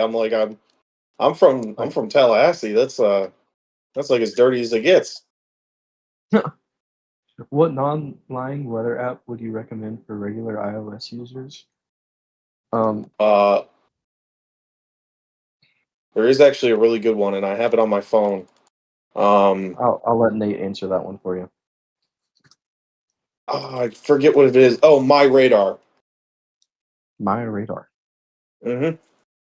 It's very good, and it'll let you know like when it's going to start raining and like what kind of rain it'll be. It'll tell you. It'll be like light rain starting in 15 minutes, or it'll be like Thunderstorm warnings have been issued for your area. Weather statements have been issued for your. It's honestly a really good app. I really like it, and it's free. Right. Okay, so we have something really interesting going on the stream right now. Stream frozen. Not for me. Stream is frozen. Stream's frozen. There we go. We fixed it. Sorry, guys. I'm sorry. Stream Oh, I frozen was a little bit. behind. It's frozen now. I was behind. Yeah. Sorry about that. Okay. I think I fixed it. Sorry about that, guys. Well, I guess if they didn't hear my whole spiel about my radar, that's the best app you No, can get. I think they heard you. It's just the screen is Oh, frozen. just the video. Okay. Yeah. I hope you do stay warm in Florida. Thank you for all for doing this. Of course. Yeah, he's gonna stay warm, and I'm gonna be freezing. So Who's don't gonna be worry about warm? him. You are. Me? It's cold here. Oh yeah. I'm sorry about your freaking 30 degrees. Dog. It's actually cold. He's a little bit dramatic. Bro, I'm freezing. I have the heat on at like 76 right now. Just a little bit dramatic, guys. There's no drama going on over here. It's just your body adapts. Has been in the New York area for a while. It's negative 14 at my house, says Cloudy Jesse. Yeah, it's negative 10 in Buffalo where I'm originally from, so Oh, what's it at in glad. Tallahassee? Huh? What's that? What's Tallahassee? I believe 43. Check, Bro. I'm not too sure. Okay. All I know is it's damn cold. This guy's complaining about 43 degrees. Someone was asking about this. I'm not going to even try to pronounce it. But like up to a foot.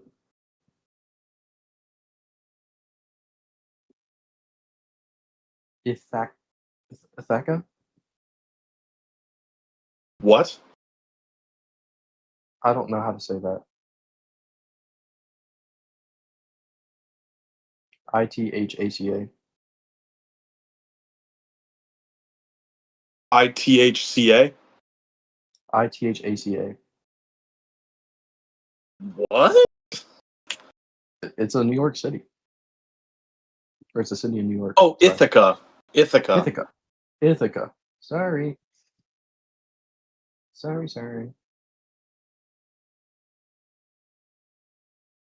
Oh, actually, sorry about that, Easy. I got our updated temperature here. What's that? It's 55. Dude, this guy is complaining because it's 55 degrees out. Can someone check if this guy's real? Like, I'm sorry. I'm genuinely cold. Like, uh-huh.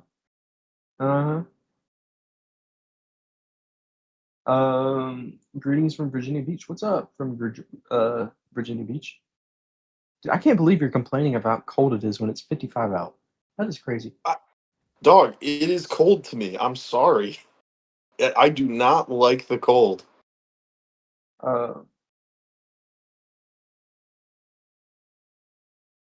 Let's see, Norton, Virginia. Let's check it out. Norton, Virginia. So Norton, Virginia, anywhere from probably 3 to 5 inches of snow with ice from a 1/4 inch to 3/10 of an inch.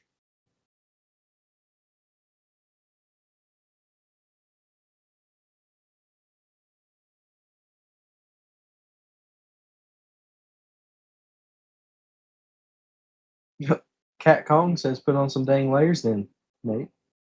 Yeah, I know. It's just I'm cold. I don't know. I grew up in Buffalo for the majority of my life, and I've lived here for about 2.5 years, and I'm just cold all the time. So weird. So weird. let's see. Maybe the reason you are cold is because it depends on the humidity and wind chill and heat index, even if the temperature stays the same number, right? I'm pretty sure his It heat index is probably just around the same. it does. The humidity does change. Yeah, but if it's humid, it should be even warmer feeling. Not gonna lie. No. Humidity will make the cold feel colder. I don't know. I'm not a tropical person. Where's David? He went to bed. He's in bed right now. He's gonna be up in like 3 hours.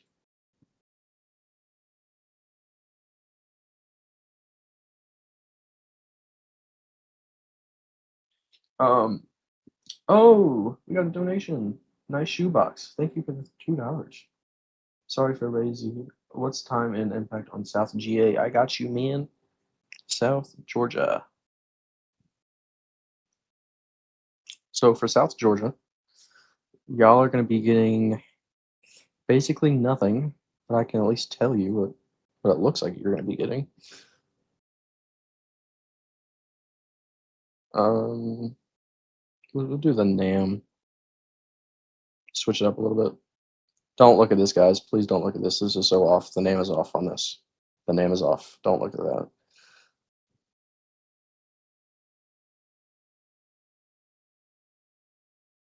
So for South Georgia, like the most likely impacts that you'll see will literally be like maybe Saturday night, maybe. But you'll be getting maybe a thunderstorm or two on the Sunday night. A little cold front's coming through.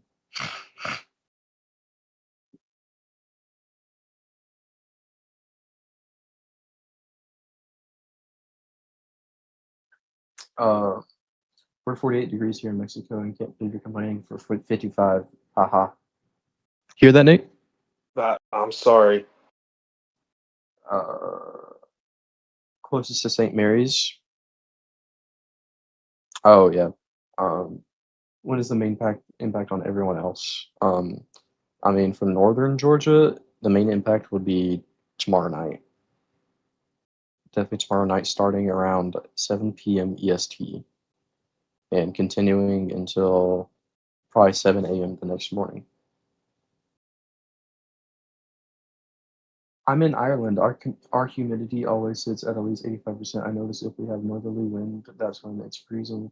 We're a temperate oceanic climate though, so I have no idea. Well, yeah, I'm learning. Um,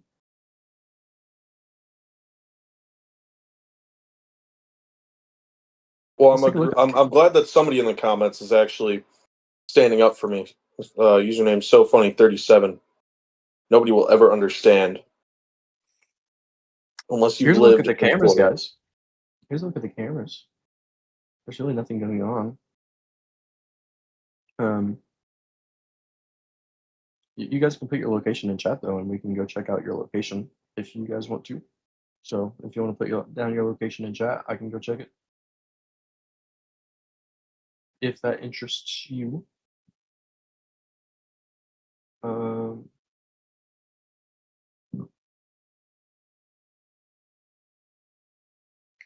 actually pretty impressed that there's people driving on that road. Like, I don't know if the camera makes it look like they're going pretty fast, but those roads look awful for how fast they're going. Yeah, they do look pretty awful. I'm not gonna lie. I'm not gonna lie to you. It has to be the camera making it look faster. Maybe, but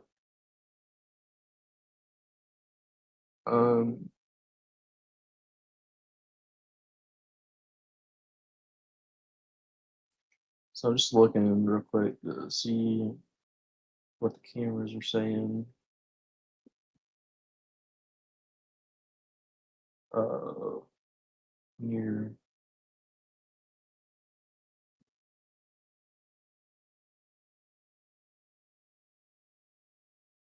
Near Arkadelphia.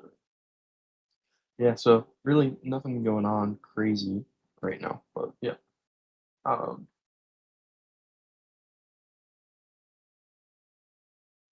I'm in the tree exploding warning area. Let's try not to explode any trees, guys, please. No, Nate, did you know trees can explode? that is actually a thing. They issued a exploding tree warning for where Cloudy Jesse is in North Dakota. That is pretty crazy, isn't It was actually pretty crazy. it? That is pretty crazy.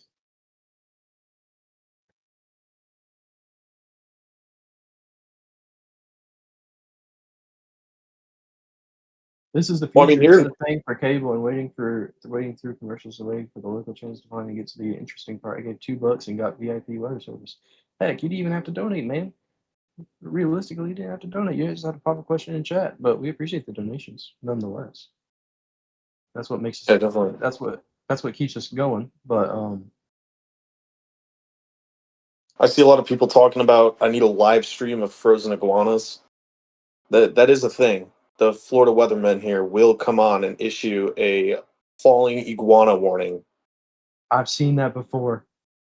It's true. It is true. I don't have any iguanas that I've seen in my area, but I have seen iguanas in South Florida. They're not good. They're actually extremely invasive and they're terrible for the ecosystem. But it is pretty funny watching them fall out of trees. Family in Waymart. Oh well, Waymart, Pennsylvania. Yeah. Hold on. Let me switch back over to the National Blend of Models. We got new model data, guys. So if you want new model data for your area, put your location back in chat, and I can go back over your location again. And for the people that already had snowfall, this is from now on.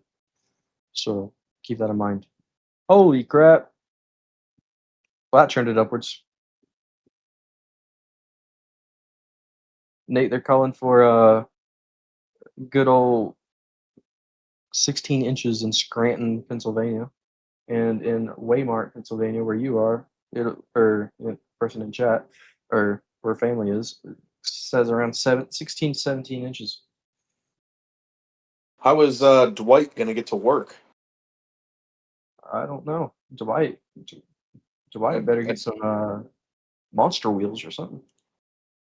Dunder Mifflin?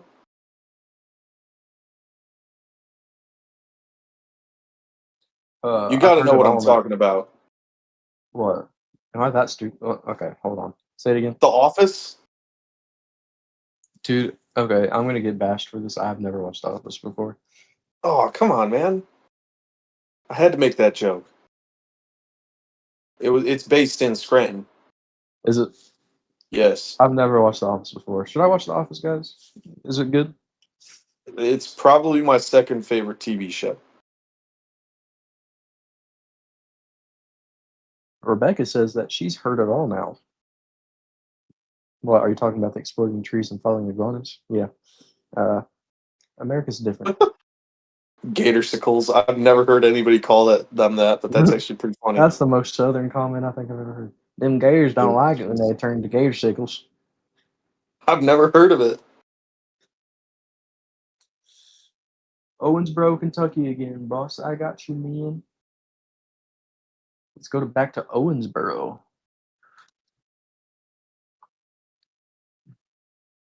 Making my way downtown to Owensboro. So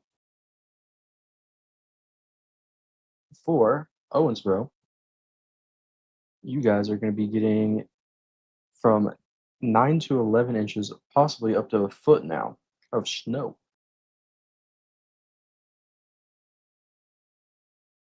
New York City, let's check New York City.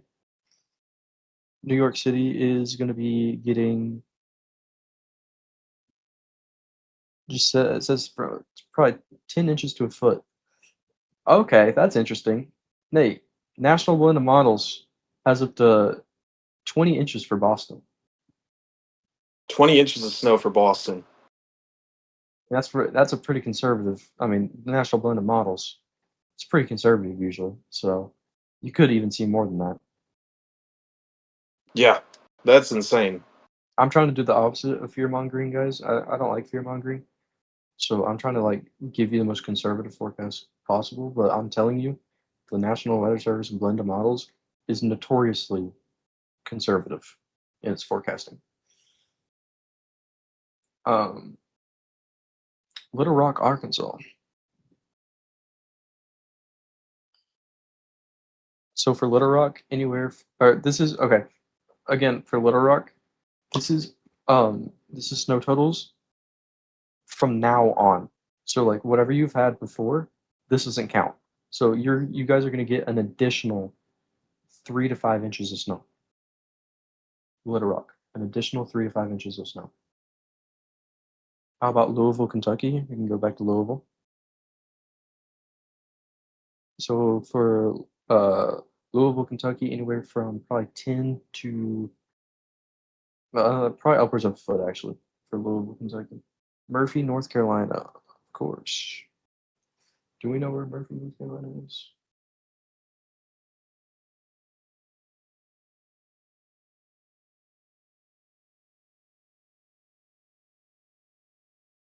So for Murphy, North Carolina, you guys are going to be getting pretty much no snow, but probably up to a half of an inch of ice. So that's pretty dangerous, not gonna lie. Lizards, particularly green iguanas, fall from trees in Florida when temperatures drop below 50 degrees Fahrenheit. This phenomenon, also known as cold stunning, occurs when the reptiles lose muscle control. Nate, are you losing muscle control yet, or is that like whenever it gets colder? I'm just getting flamed for being cold. I don't think there's anything wrong with being a little cold. It's 55 degrees. Yeah, there is something wrong with that. It's actually Keep in changed. mind, It's there's more 54 weather now. times, multiple waves. Yeah. Mitchell, I only have this out so far, so we're only seeing the impacts from the storm. I think the second's more probable. I don't know who your neighbors are, so I don't want to care. This is exactly what is going to happen to the host of Florida. The new model is looking way better for Nashville. Warm mode is not as big as it moved far eastward. Mm. So interesting. Is Chicago getting some snow? We can look at Chicago real quick. Well, then after that, easy, we got somebody asking about Buffalo.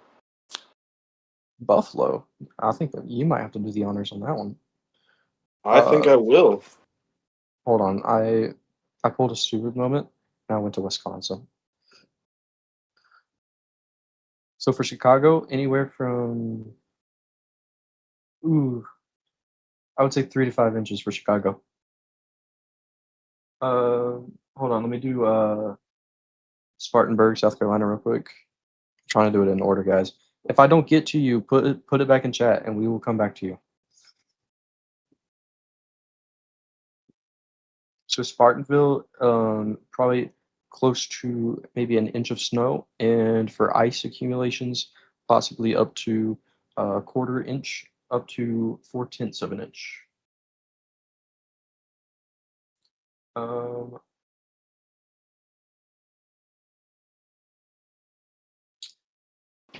right, Buffalo, New York. All right. Do you want to do the honors? Yeah, sure. I'll do this forecast for Buffalo, New York. So Buffalo's predicted 8 to 12 inches. The southern tier is predicted 12 to 18 inches. Lockport, just north of Buffalo, is predicted 8 to 12 inches. Albion, in between Lockport and Rochester, is 12 to 18. Batavia is 12 to 18. Warsaw is 12 to 18 as well. Snowfall rates will be an inch to an inch and a half per hour during the period of heavy snow. Western New York / the Genesee Valley, Sunday afternoon through the first half of Sunday night. Lighter snow will linger Monday with more localized moderate to heavy lake effect enhanced snow possible southeast of Lake Ontario. So enhanced lake effect snow is essentially just normal Bear Clinic snow combined with lake effect. So it's going to be more Usually caused from really cold. Usually kind of like when the lakes are starting to shut off, kind of like what they are now. I think I read something. I think the Lake Erie's 80% frozen. So there's very little chances of lake effect snow. And then after all of this is done, the lake effect snow will be shut off for the rest of the year. Interesting. Interesting. Um, what's the humidity in Tallahassee, Nate? Someone's asking in chat. I can check. I believe it's kind of humid today. I'm not sure though.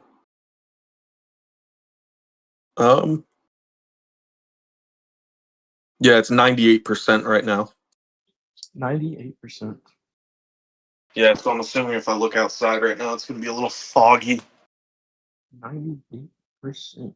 Which is surprisingly not. Let's see. Oh my goodness, I love y'all, and this is a great way to keep my mind off all this bad weather. It is a good way to keep your mind off. Hey, we're just having fun here. Me and Nate, we're just having fun. I mean, we're not. We are having fun, but we're also taking it serious. But we're also trying to have fun too. Bryan, Texas.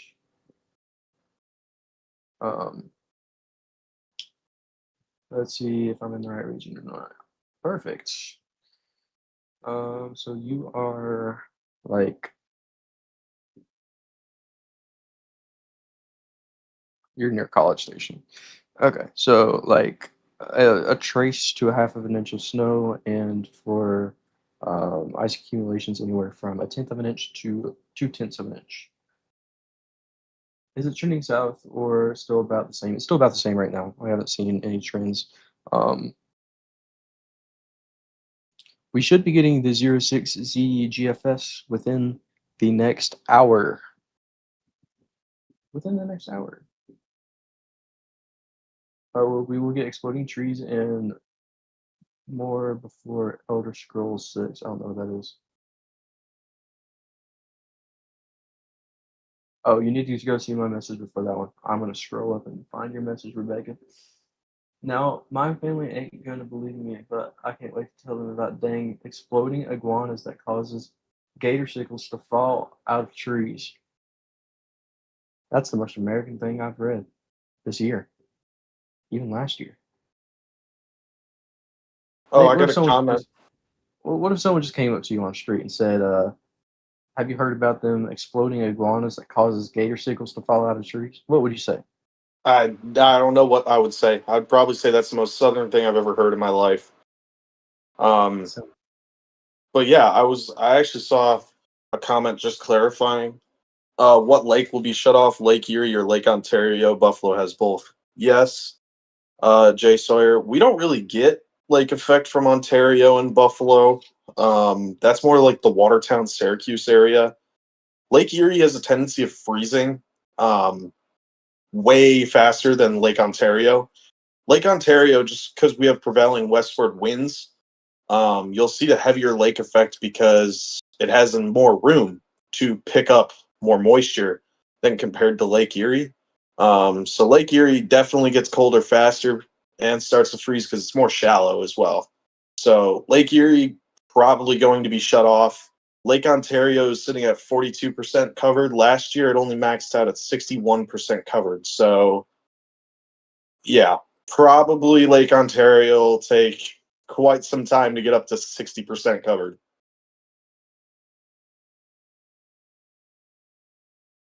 Sorry about this, guys. I know you're on a black screen right now. I'm trying to get Radar Omega back open. We had a little bit of a glitch there. There we go. If y'all have any more questions about lake effect snow, that's what I'm good at.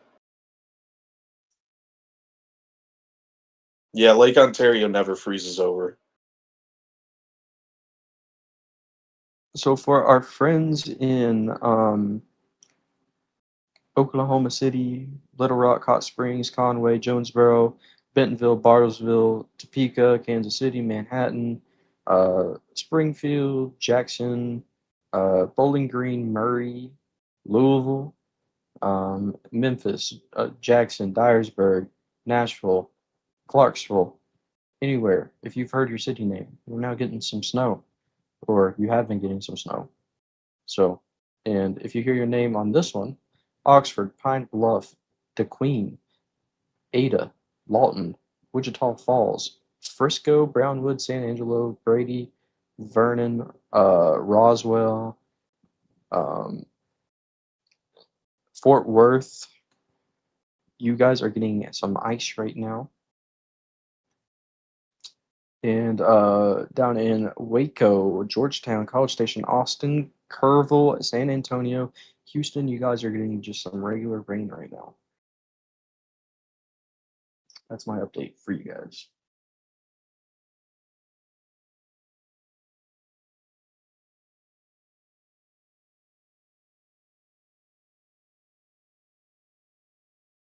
Roughly what time will precipitation start in Shreveport, Louisiana? We can check that. Hold on. We need to go back to pivotal weather here.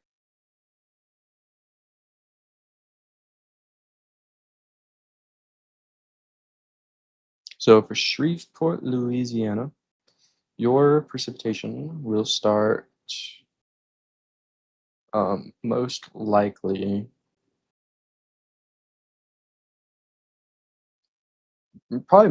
already has started, but you'll be expecting precipitation all the way through. Well, hold on one second. Let me go to I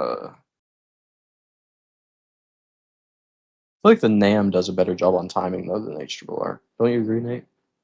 I would say it's better on timing, yeah. So for Shreveport, your precipitation is going to start most likely within like the next few hours and early morning hours for Shreveport, as you can see up here. Any other questions for you guys? Atlanta. We can check Atlanta out.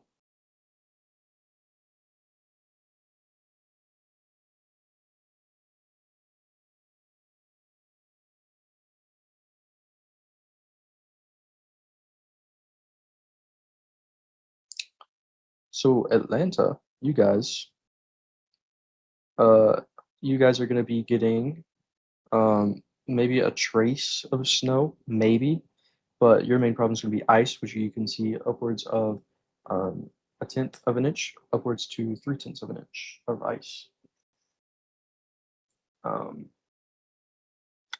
People are asking if they can drink water from Lake Erie, and people are also asking why isn't Erie getting smashed? Why isn't what?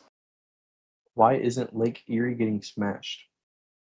Smashed? I don't really understand what that means. Is it the lake winds drifting downward, or is it the system pushing upwards? Uh, I'm confused Unclear as on the well. question. Are we talking about, like, why isn't there any lake effect snow? Oh, why isn't Erie? Oh, like why isn't Erie getting smashed with snow? Oh, that makes sense. Oh, Like yeah. the It's a combination of things. It's covered in ice, which that significantly slows down the production of lake effect snow. The prevailing winds just aren't favorable right now. If you kind of look, they're not really moving in the direction that you would need them to move to get some substantial lake effect. Usually, after the time, or usually what we'll get or what we'll see from lake effect, you need a low pressure system to move over the top of it, usually, or move parallel to it, and then the prevailing winds after, especially if it stalls, like you get the stalling cold fronts that like to slow down. In like November time, it'll just sit there, and the prevailing winds will just sit there and just start chugging over Lake Erie and picking up all the warm moisture because it's November. It's not cold water yet, and that's when we'll usually see our 5 feet of snow or whatever. And then yeah, we actually do get our fresh drinking water from Lake Erie. But no, I wouldn't go up to Lake Erie and drink with a straw, they still You would dump you would sewage in it. indulge. You would No, they indulge in still that. dump sewage into that lake, so I'm going to politely decline. Okay. I also I would gotta never catch up eat on fish questions from real there. quick.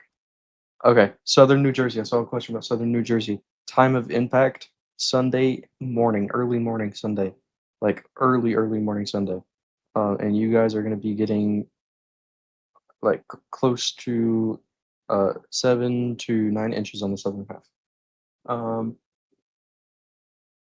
I am noticing the storm is way ahead of schedule. Committee yesterday's runs a lot further south as the patch change has it got ahead of the low. It's just changing. It constantly changes. The path constantly changes with winter storms.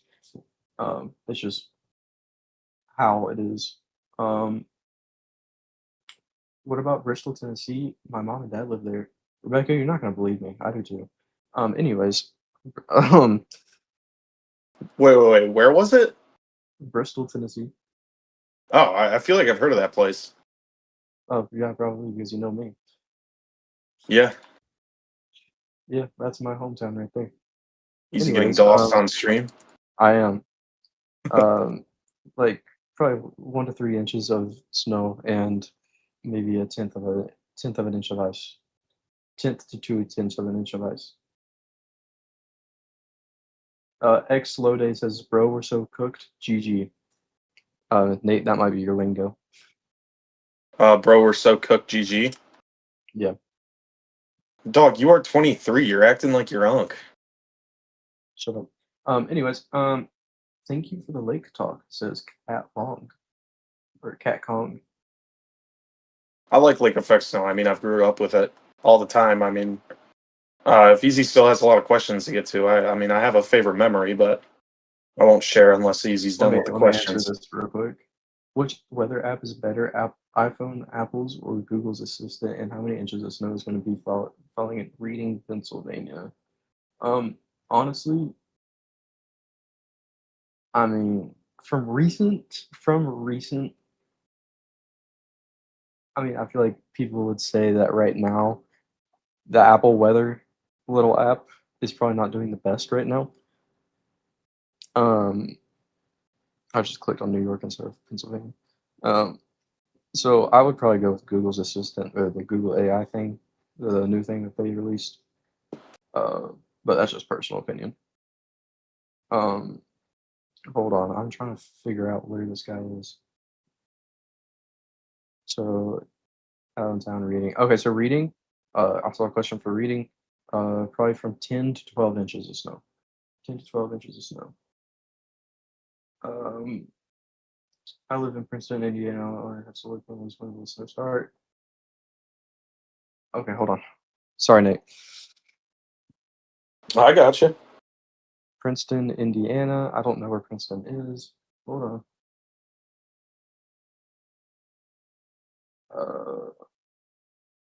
So Princeton is right above Evansville. So wait, what the frick? So Princeton is above Evansville. Gotcha. So Princeton, it's gonna be probably from 10 to 12 inches. Are you actually from Bristol, Tennessee? Yeah, I am. Hello, how are you? Welcome to the Bristol life. How's Chicago looking? 2 to 4 inches of snow, I would say, or 35 inches of snow. I live in Charleston, West Virginia area. I guess we're doing new dangerous conditions to run tomorrow. Yeah, Charleston, West Virginia, definitely. Probably. I mean, 4 to 6 inches of snow probably, and your ice accumulations are probably going to be upwards of a tenth of an inch to 2/10 of an inch. The Google weather AI is killing it. Yeah, I agree. I thought that upstate South Carolina was supposed to get close to an inch of ice. Yeah, it did shift a little bit to the east on that. Jay Sawyer, thanks for the $5 donation. So thankful for you. Once the storm passes, will the startup lake effects off Lake Ontario? I noticed after big storms, it gets the lake effect going. Nate, that's a question for you. Yes, it will try to. Um, it's not for sure, but yes, it will try to. Um, we'll see when it gets closer. I know extended with lake effect, it's kind of hit or miss. Going with Euro GFS, you don't really know where it's going to start or when it's going to start. But I know the Euro has a signal, and I also know the GFS has a signal. And if you take a look at those models, you can see how substantially smaller the fletching is on the lake effect snow band over Lake Erie. And that's just thanks to kind of all the ice that is formed. And I think after these freezing temperatures, it should be close to almost entirely covered, but we'll see. But Lake Ontario is different. It's deep. It's just a snowmaking machine for most of the year, if not all of the year, when it's cold. Um, but yeah, pretty much it'll try to set up for some time there off Lake Ontario. Agreed. Question for Southwestern Virginia. So for Southwestern Virginia, anywhere from 2 to 4 inches of rain, or not 2 to 4 inches of snow. I'm sorry. And ice totals from a quarter of an inch to quarter of an inch to 3/10 of an inch. Um, let's see. Fayetteville, North Carolina. So Fayetteville, North Carolina, you're going to be getting around 1/10 of an inch to 3/10 of an inch, with snow totals being around trace, basically none actually. Fayetteville, you're probably just going to be worried about ice. So 1/10 of an inch to 3/10 of an inch of ice. Oh, let's Easy. look I at the do have. power outages. Yeah, easy. Before we do that, I kind of wanted to make it a little bit more lighthearted here. Oh, yeah, go ahead. I guess I got a question for you and chat. What would be Okay. like? I guess when we're like adults now, we don't really like look at snow as like a fun thing. But like, what's your favorite memory of snow? It's my favorite memory of snow. Probably whenever I was in Philadelphia and there was a big snowstorm and I got snowed into Philadelphia, and then it really caused me to like miss work, and then I got fired. And then yeah.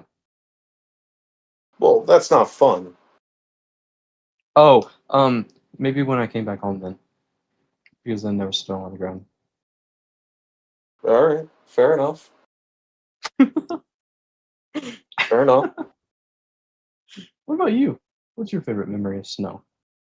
So this one was actually really cool.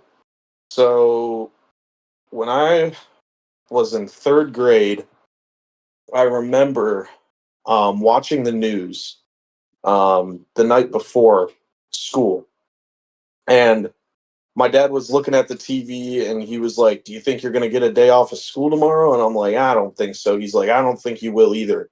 They were only predicting like about like 6 to 10 inches of snow. Into Buffalo, that's not a lot of snow at all. That's just normal. And then I remember I woke up and I went into my parents' room and I was like, "Dad, do I have school?" And he was like, "No, buddy, not at all. Go back to sleep. I'll show you in the morning." And I remember we he was like, Can you come help me like shovel the driveway?" And I'm like, "Yeah, sure." And we opened up my garage door, and the snow was literally taller than me. It was probably up to 6 feet, and we I guess we just started clearing out the driveway, and my dad kept getting mad just because the snowplow would come down the road and he would blow all the snow back into the driveway. He was just getting pissed off, and then I ended up getting the full week off of school. And I remember I jumped off like a lower part of my roof into a big snowbank, and that was really fun. Huh. Well, yeah. Whenever you said it was like 6 to 10 inches, like that's funny because like if we had uh if we had 6 to 10 inches down here in like Tennessee, we'd be out of school for like 3 weeks. Yeah, yeah. No, we only got off of school for a week for that. That was yeah, that was fun. I mean, you can't really beat it. I don't know. It's just a great feeling. That is true. Easy, your sense of humor is interesting. Thank you. Is that a good thing? I don't know. Maybe. Is that a good thing or a bad thing? Thank you. Maybe. If not, that's not very nice. I don't know. Is that supposed to be a compliment? Anyways, here's a look at the cameras, guys. I see snow. I see a lot of snow on in Arkansas.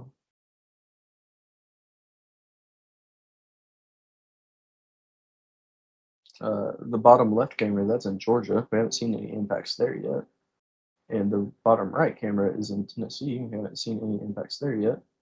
But our central camera and our middle left camera, they're both in Arkansas. And our top three are in Texas. And our bottom right one, or not bottom right, middle right one is in Texarkana region. So that's fun.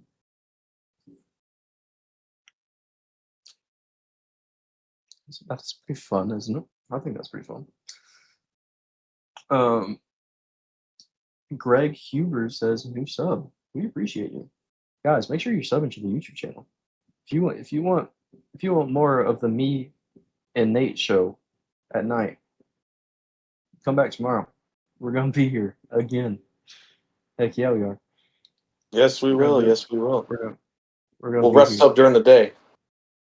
Oh heck yeah, man! It's 4:30 and I feel like it's just noon for me right now.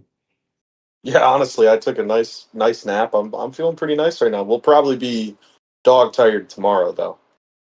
Oh no! Take a Red Bull, bro. Actually, don't. That's unhealthy. A Red Bull? Don't say less. Someone's asking about Central Ohio. Let's look at Central Ohio, shall we? So Central Ohio, like the Columbus region, probably upwards of, I would say 9 to 11 inches.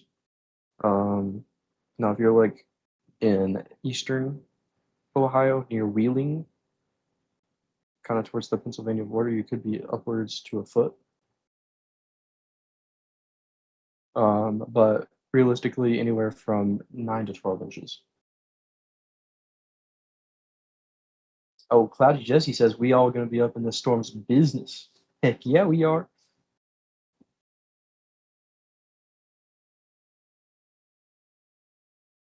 What a small world. What's chances someone is up in my way, and then another is where I was raised. I liked the second story so much better than the first answer. Boring. Oh, they liked your story better. Your nice story better. Rebecca at least liked your nice story better than my story.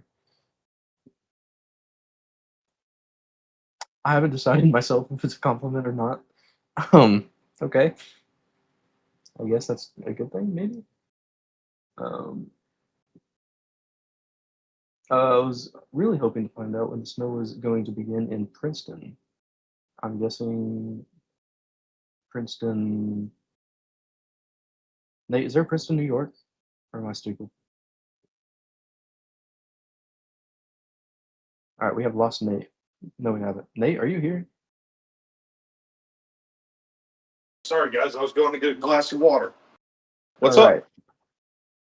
right. Is there a Princeton, New York? Or am I? There's a Princeton, New York, right? You should know. I'm not sure. I'm gonna guess Princeton, New York.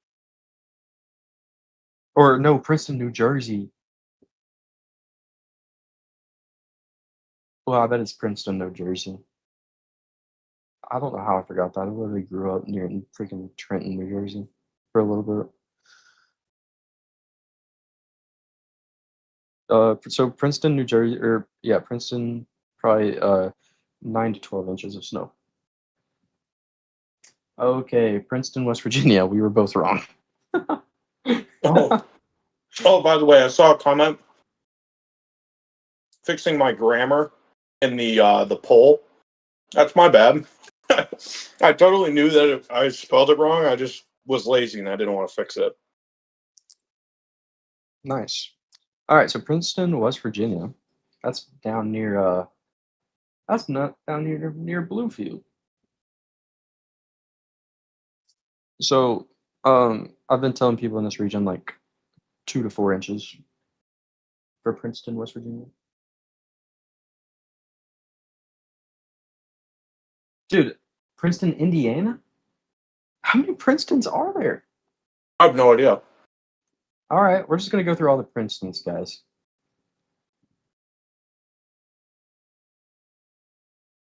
Okay. Okay. Hold on. Okay. So Princeton, Indiana is anywhere from 10 to 12 inches of snow. I better not look at chat again and see. Byron says, how late are you guys going to be on tonight? Byron, we'll probably end stream here in around 60 hours or so. Not really. 50 hours probably. 48 hours at this point. Yeah, we're going to go for 60 hours straight. And how many hours are we in? We're in 8 hours. So we're not even a fraction of the way done. Well, yeah, we are. But we're getting there.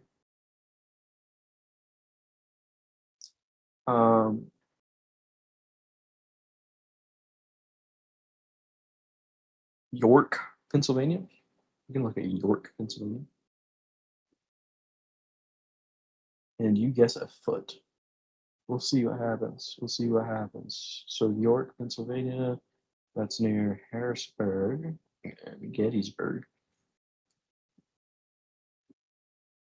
I love Gettysburg. I've never been. I've always wanted to go. Harrisburg is amazing. Or Gettysburg. So Harrisburg. So Harrisburg, you guys are gonna get, yeah, you're basically right on point. Basically 10 to 12 inches. 10 to 12 inches, guys, for Harrisburg.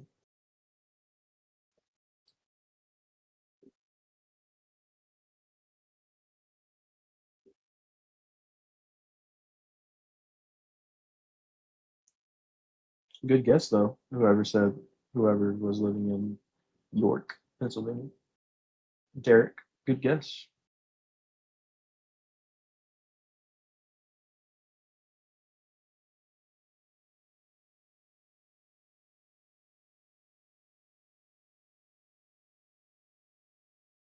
I wonder if people enjoy the more kind of chill stream. Yeah. What do you guys think about the stream? Can we get a thumbs up or a thumbs down? Or not like make sure you thumbs up the live stream, but like in chat, like good, bad. What can we improve on? I'm in Texas. Yeah, honestly, this is for you guys. So yeah, tell us what we need to fix for y'all. Yeah. I mean, y'all are like, the bosses here. y'all are the bosses. You tell me to do something, I'm doing it. I ain't gonna lie. I mean, like, yeah, I agree. You tell me to. Be careful with where you go with that one. Yeah, I mean, within reason, guys. Within reason. But like, you guys like the stream? Are we liking the stream, guys? We got Cloudy Jesse has 3 thumbs up. Dang. I know we're not as informative as David, but we try our best. Yeah, David, we're not as informative as David, but we try our best.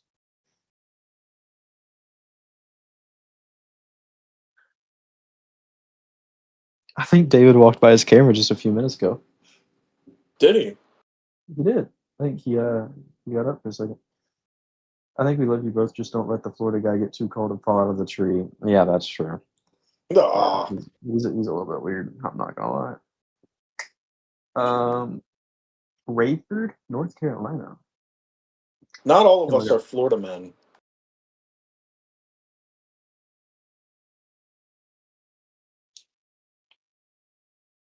Rayford, North Carolina.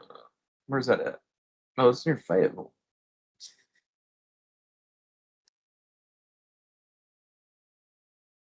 Oh, goodness gracious.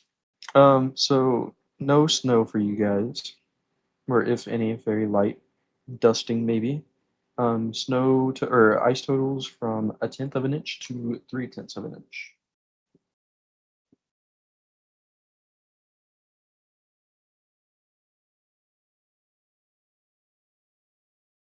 It's weird. Nobody's on camera. There's a lot of murmuring, but I love that you're paying attention to the chat. I'd love to know more about the weather. That's my honest review. Yeah, it's because David's sleeping right now, so that's just his empty chair. But there will be someone in that chair within the next like 2.5 hours. I promise you. There will be someone sitting in that chair in 3 hours. Um,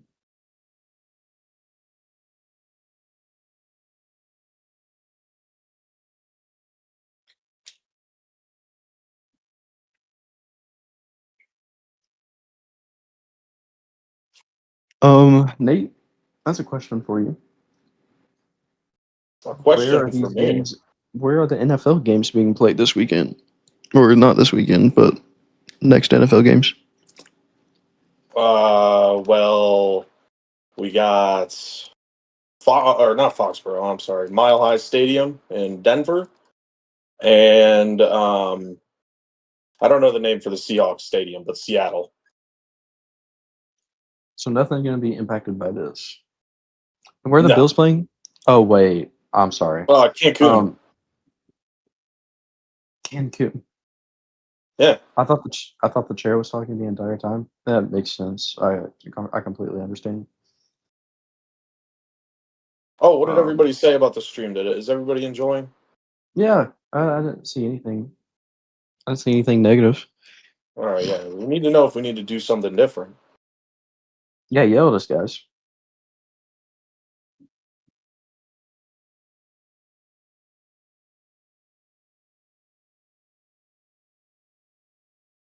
I slept a few hours after we watched a movie, and the algorithm brought me here. Well, welcome. I hope you subscribed.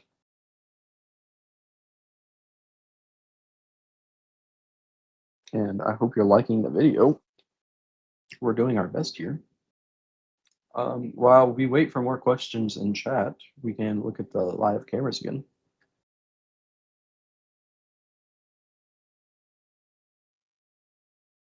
Oh, there's some type of vehicle that's flashing.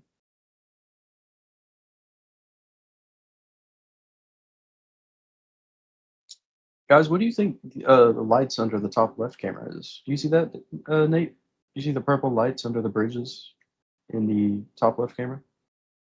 I genuinely have no idea. You see what I'm talking about, though? I do. I wonder if that's just like a light or there's like a. Well, sometimes streetlights are purple in bridges, so maybe. Really? Hey, you didn't I've know never that? seen that before. I've, Yeah, it's I've never purple seen that because one. it's easy on your eyes. You don't lose your night vision. Interesting. Very interesting. Oh yeah. Yeah, those are streetlights for sure. Yeah. Also, it helps you see if there's anything else on the road. It's easier to see. Doesn't cast as large of a shadow.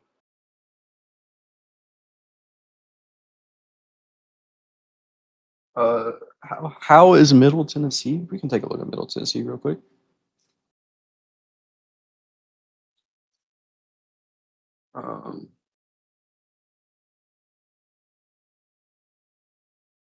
Back to pivotal weather here. So Middle Tennessee, I don't really know where at in Middle Tennessee, but for snow totals, really, if you're up towards Cookeville and Nashville, anywhere from 1 to 3 inches. Columbia, Tennessee, anywhere from like 1 to 2 inches. Chattanooga, you're not going to get anything. Clarksville, you could be getting up to probably 4 to 5 inches, 3 to 5 inches, probably actually. And if you're like in Jackson or something in Western Tennessee, you could be seeing anywhere from like 2 to 5 inches.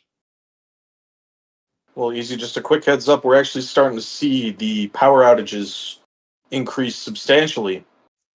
Wow. In the whole entire South region, there's 28,801 people or households without power. And out of the whole entire South, you wouldn't believe the company that's leading the power outages. Is it Encore? It is. You see that, guys? Out of Texas, Oklahoma, Arkansas, Louisiana, Mississippi, Tennessee, Kentucky. Encore is the worst. And I'm pretty sure they're just in Texas. Well, isn't that interesting? Yeah, they're just in Texas. It looks like right now the most infected, or the most affected, not infected, infected. Sorry. Is going to be Cass County, which is near Texarkana region, which is interesting. And if we take a look back out here, Arkansas, it looks like their most is Sevier County, which is also near that Texarkana region. So it makes sense. Makes sense, guys. Makes total sense. Let's go back to the pivotal weather here.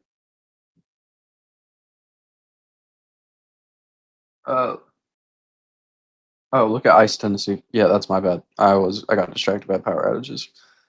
For ice accumulations in Middle Tennessee and really just Tennessee in general, western half of Tennessee, you could be seeing anywhere from a tenth of an inch all the way up to maybe, well, really, if you're near Jackson, here, I'll just say this: if you're near Jackson, you can see anywhere from 2/10 of an inch to 4/10 of an inch.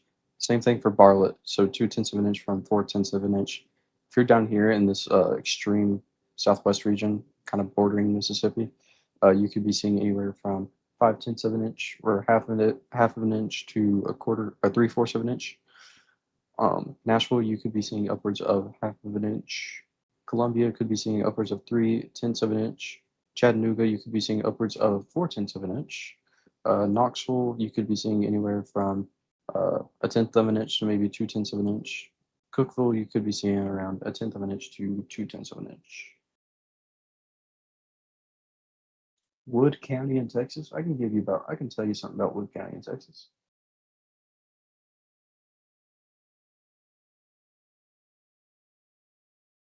Wood County, Texas. Where's that?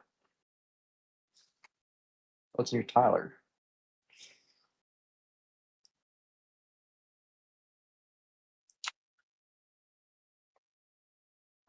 So for ice accumulations, anywhere from 2/10 of an inch to 3/10 of an inch, possibly up to 4/10 of an inch, and for snow accumulations, anywhere from 1 to 3 inches.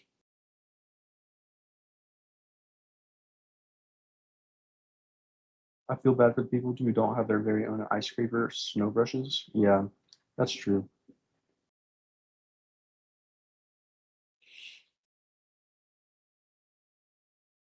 How about Hood County in Texas?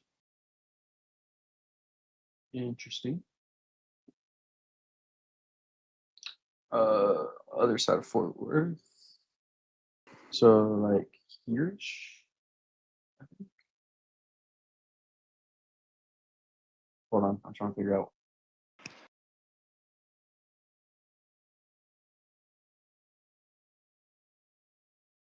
Okay. So probably around the same thing. Maybe a little bit less ice, maybe 1/10 of an inch to 3/10 of an inch, and snowfall totals maybe around that 1 to 3 inches range for Hood County, Texas. I have 3 grandbabies in South Arkansas. I'm here in South Arkansas, and it's bad already. Yeah, that is true. It is getting bad in South Arkansas. We can look at the current conditions in South Arkansas real quick, actually. Now that you've brought it up.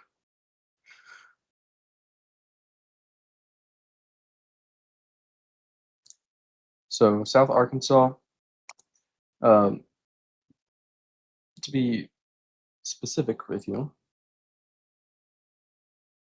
these are all cities in Arkansas. Okay, so if you're in Murfreesboro, Nashville, this is all Arkansas. I know it sounds like Tennessee, but this is Arkansas. Murfreesboro, Nashville, Prescott, Arkadelphia, 40 Risen, Star City, Pine Bluff, Malvern, Sherdian, Star City, Rosedale, Helena West, Prescott. I've already said that. You're getting ice right now. Now for Mississippi, anywhere between Oxford, Water Valley, Grenada, Duck Hill, Cleveland, Greenville, Rosedale, Clarksdale, Greenwood, Ponto, or I don't even know how to say that. Ponto, I'm gonna call you Ponto. And Tupelo, you guys are seeing some sleet right now. And in northern Alabama, in Hamilton, Haleyville, Jasper, Fayetteville, Coleman, Hanceville, Decatur, Russellville, you guys are seeing some freezing. I'm gonna call it freezing sleet because it's kind of a mix of sleet and freezing rain.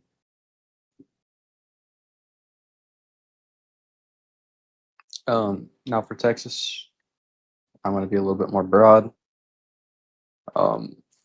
Realistically, if you're in Mason, Brady, Brownwood, Bollinger, Graham, Stephenville, Claiborne, Fort Worth, Denton, Frisco, Decatur, Gainesville, Sherman, Wichita Falls, San Angelo, anywhere within that region, you guys are going to be getting freezing rain for the next few hours. And if you're in Waco, Marlin, Temple, Lamb Pass, Cameron, Georgetown, Round Rock, Austin, College Station, Crockett, Nacogdoches, Tyler, Kilgore, you guys are going to be getting just regular precipitation. Thank you, Billy Goat, for becoming a tropical storm. I appreciate you. I appreciate you. I appreciate you. I appreciate you.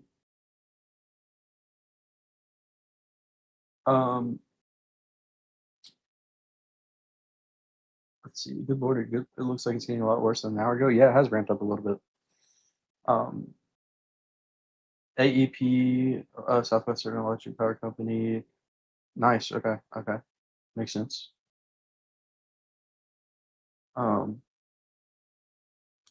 Lancaster, South Carolina. Lancaster, South Carolina. Oh, I thought that said South Carolina, California. I'm like, what in the world? Lancaster, South Carolina. Let's look at Lancaster, South Carolina here.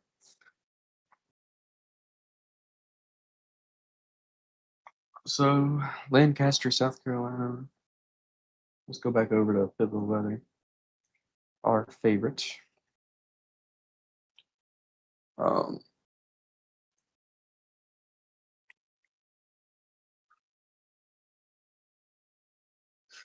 Okay. So for Lancaster, South Carolina, just south of Charlotte. Okay, so y'all can be getting maybe a trace to an inch, a trace to half of an inch of snow with ice totals coming up to a quarter of an inch for Lancaster, South Carolina. Anyone else planning to watch Frozen today? I don't know. Is anyone else planning to watch Frozen today? Nate, are you there? Yeah, I am. Are you going to be watching Frozen today? Maybe I gotta accommodate it with this weather. Maybe. I think looking about Texarkana around 7 a.m. Gotta drive to work. I mean, I can already tell you I would not recommend, but I guess if you needed something, I could probably give you a little bit of an idea.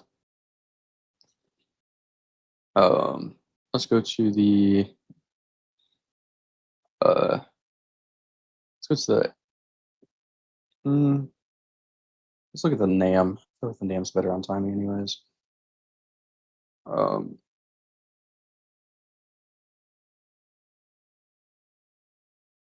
So for the Texarkana region,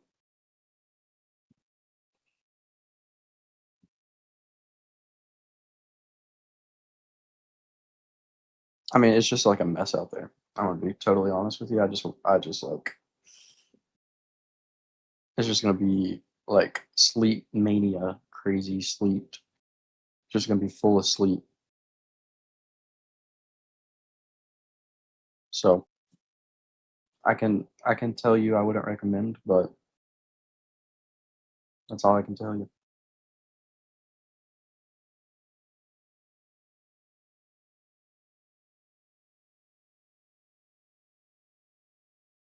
Yeah, just need something. Don't go much. Go choice. Yeah, I mean, I get you, but I'm just saying. Any changes for Carolina since last night? I think actually Carolina's looking a little bit better off compared to previous models. I don't think there's much of a threat for over an inch of ice. There's still a good amount of threat for under an inch of ice, but usually under under an inch of ice is looking pretty good for you guys. I'm pulling up the ice totals right now for you guys. Oh, easy. Just a quick question for you. I don't know if you saw. I actually didn't look at the latest model runs on this. But I knew that there was like a slight chance for some severe weather action in Tallahassee from like the tail of this storm. Yeah, yeah, there could be. Slight, just we're not We could take really a look into at the it. season yet. We could take a look at it. Let's mix it up a little bit, guys. We don't have to talk about snow all the time. Let's mix it up a little bit. Um, let's go to. I think the only thing that'll reach out that far is the NAM right now.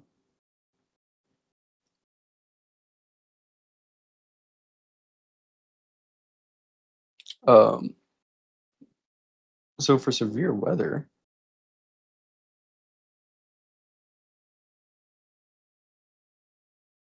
it looks like mostly severe weather is going to be isolated to kind of New Orleans area, if I had to guess, and maybe Tallahassee again.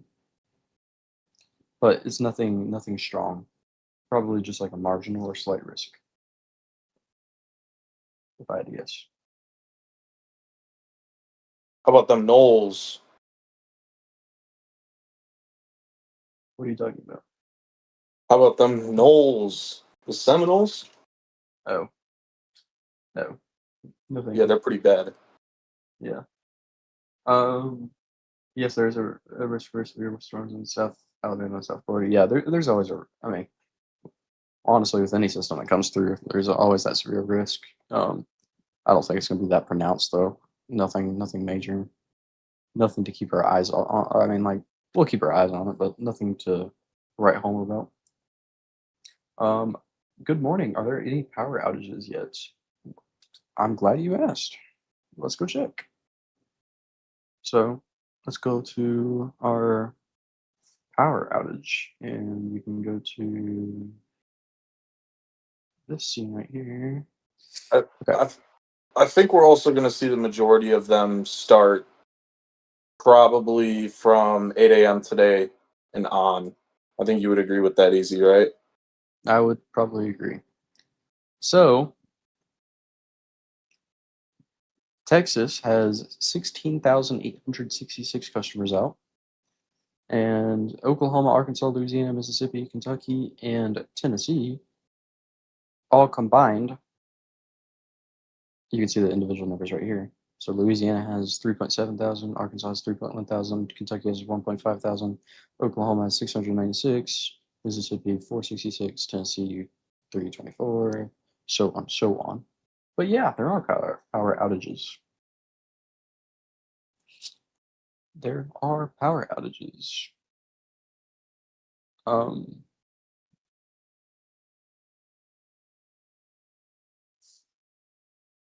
you know what we can do? We haven't used this yet. I don't use this. So this is straight from the National Weather Service. So this is their own. This is their own forecast, guys. So if you guys want to give me your cities again, I can. This is their forecast. This is their forecast for snowfall and ice.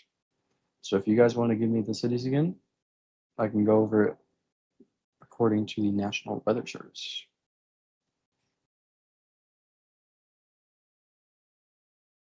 Ooh, that is actually a good thing that I actually wanted to check up on. Air travel. Air travel. That is good.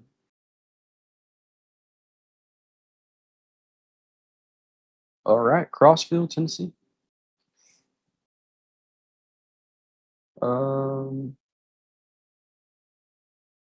If I can find Crossville, I know where it is somewhere. It's somewhere around here.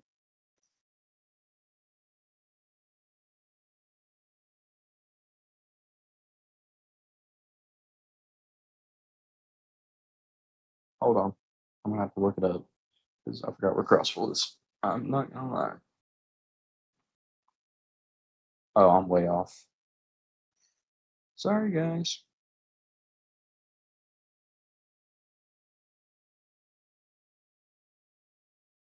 You guys are.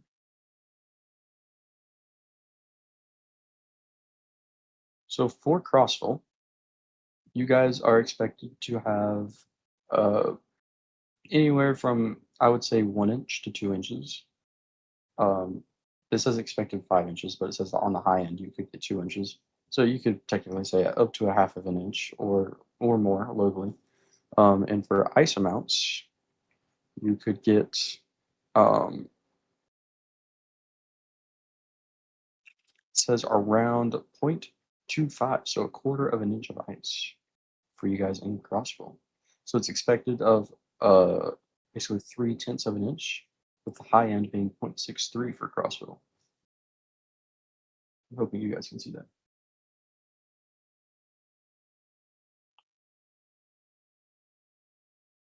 All right, I'm going down the list as fast as I can, guys. Let's do Arkadelphia. I zoomed in a little bit too far there. Oh, here's just a little bit of an update. Dallas Fort Worth. Yeah. Every single flight out is canceled. Oh, okay. Nice. Nice. Okay. So you heard that? Every flight out of the DFW airport is canceled. Arkadelphia, by the way, up to basically three tenths to I'd say 0.35 of an inch. And your snowfall is going to be just around 3 to 4 inches. And every single flight out of Oklahoma City Airport is canceled up until Sunday at 4 p.m. Nice. Nice. That's not nice, actually. I don't know why. Do you want me to keep going Yeah, with go ahead. other airports? I want to zoom out, guys, so you can find your own location on the map and you can figure out everything. The Little Rock Airport is in the same boat. Every flight canceled until Sunday at 4 p.m. Dang. I guess I'll go to a smaller airport up in the. I know So somebody there's a asked snowfall about forecast, guys. Shreveport. Shreveport. Yeah, I know somebody asked about that earlier. Every single flight is canceled until 7 a.m. on Sunday.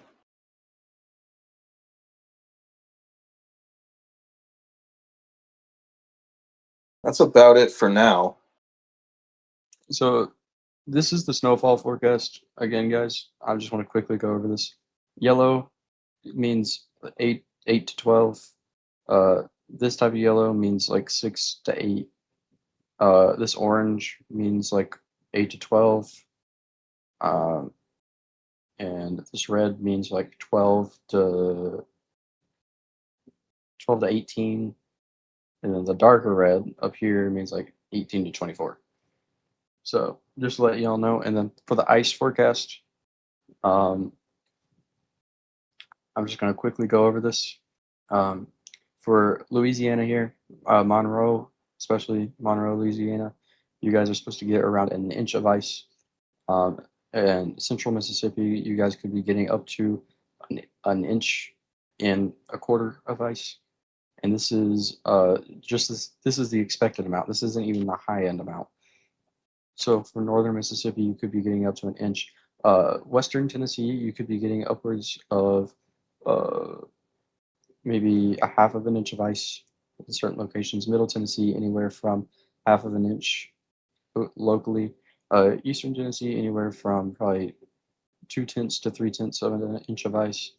Kentucky anywhere from half of an inch to a quarter of an inch to a half an inch.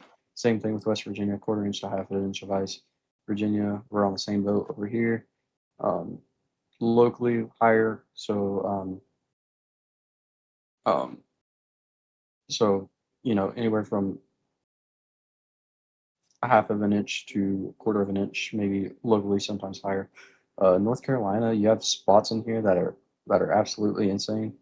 Like this region right here, it shows, I think I saw 0.4 or 1.4 inches of ice, 1.35 inches. Southern Georgia or northern Georgia right here, it could be upwards of 1.35 and 1.11. I did see Roanoke, Virginia just pop up in chat, so we'll go to Roanoke. If I can find Roanoke. Is this Roanoke? This might be Roanoke. No, that's Withville.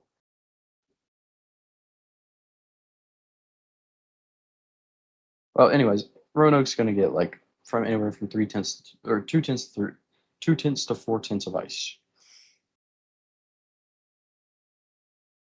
By the way, Easy, I also saw a question.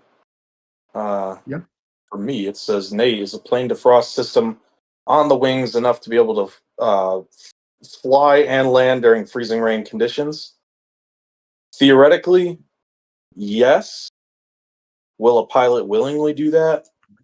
No. But yeah, I mean, if you're on an airliner, those wings are heated using engine exhaust, essentially, which is at about 400 degrees. It's called a bleed air system, and it just sends it all through these pipes and channels, and it heats the surface of the wing.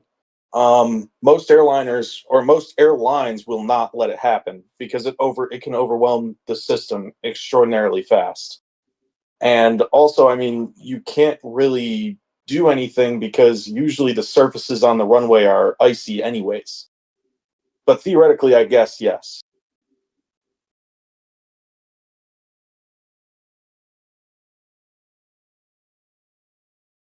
We do have some report in Little Rock right here. Let's see what it says. It shows 4 inches of snow in Little Rock. That's interesting.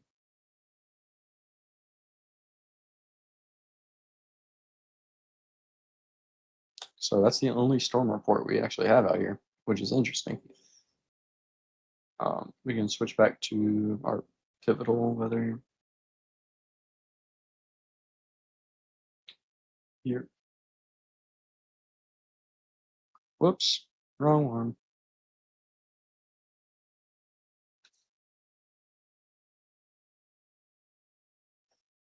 I'll be right back, Easy. I'm going to go make myself a drink. Go ahead, man.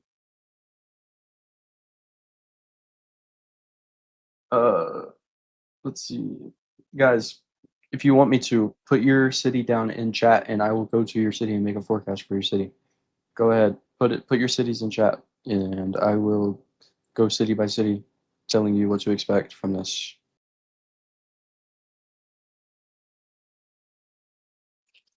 But before you do that, make sure you subscribe to the channel because we're going to be here for 48 more hours basically. So if you want to stick with us for 48 more hours to receive constant updates, you need to subscribe. Turn on those post notifications. Hit the bell icon. Like the stream. So yeah. All right, we're gonna go through these quick. Murfreesboro, Tennessee.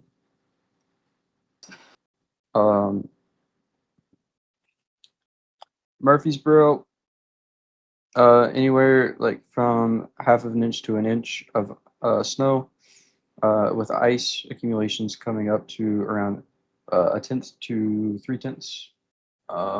Chattanooga, you're kind of in the same boat there. Really no snow for you guys in Chattanooga, but ice might be a little bit bigger of a problem for you guys with it creeping up to 3/10 to 4/10 of an inch of ice. Quitman, Texas.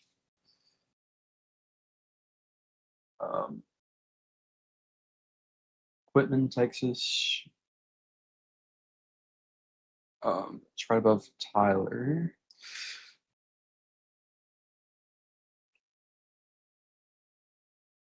So, Easy. Just letting you know I am back. all right, sounds good. All right, so for Quitman, Texas, you guys are going to get around 1/4 of an inch of ice with snowfall totals ranging from 1 to 3 inches. And for Harrisburg, Illinois, or Harrisburg, sorry, you guys are, let's see, okay.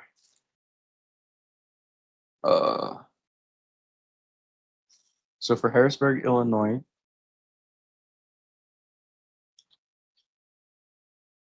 you guys are going to be within probably that 10 to 12 inch range of snow. 10 to 12 inches of snow.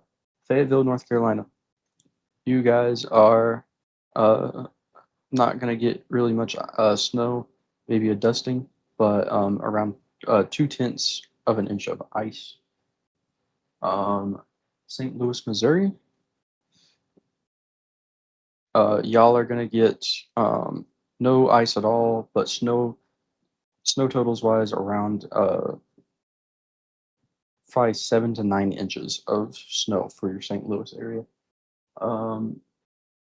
Huntsville, Alabama.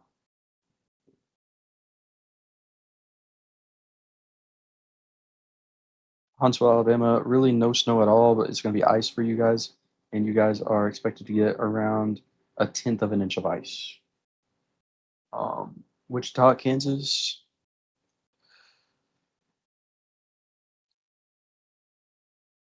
So for Wichita, not looking like any ice for you guys. Snow totals from 2 to 5 inches of snow for Wichita. Reading, Pennsylvania. For Reading, Pennsylvania, I'll have to look that up. Oh, never mind. Probably from 10 to 12 inches of snow for Reading, Pennsylvania.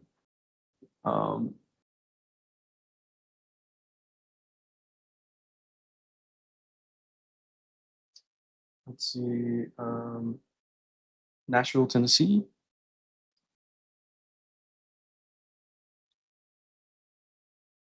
Y'all are going to get around 1 to 3 inches of snow and around a 1/2 of an inch of ice.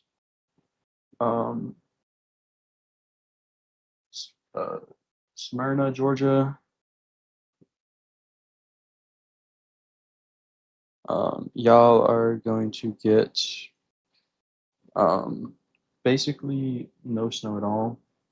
Well, let me make sure I know where Smyrna is. It's right outside of Atlanta, right? Yeah. So maybe 1/2 of an inch of snow, but the main concern is going to be ice, and you could see up to 1/4 of an inch of ice in Smyrna. Rosedale, New York.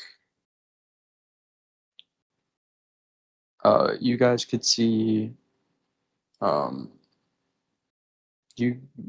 I don't know where Rosedale is.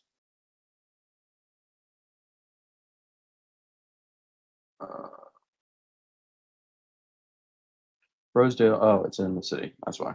So probably 10 to 12 inches for Rosedale, New York. Cincinnati,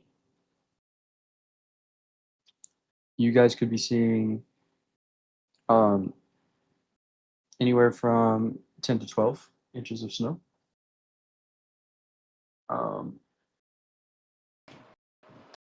Wichita, Kansas. I just clicked on Iowa.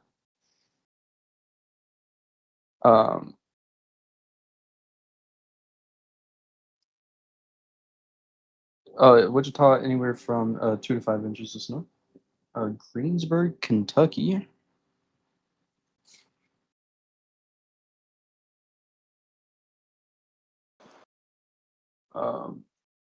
Greensburg, Kentucky. You guys are probably in for around 4 to 6 inches of snow. 4 to 7 inches, actually. 4 to 7 inches of snow for Greensburg, Kentucky. Greenville, South Carolina. So for Greenville, South Carolina, you guys are going to get maybe 1 inch to 2 inches of snow with around 1/4 of an inch to 3/10 of an inch of ice. Maybe even more, actually. Actually, I would say 3/10 of an inch to 4/10 of an inch of ice in Greenville, South Carolina. Augusta, Georgia, you guys could be getting around a tenth of an inch of ice with no snow.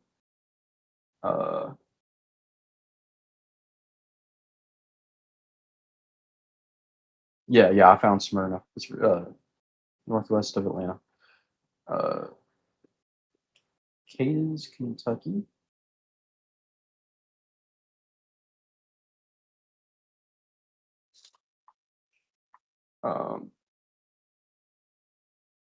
That is above Clarksville. So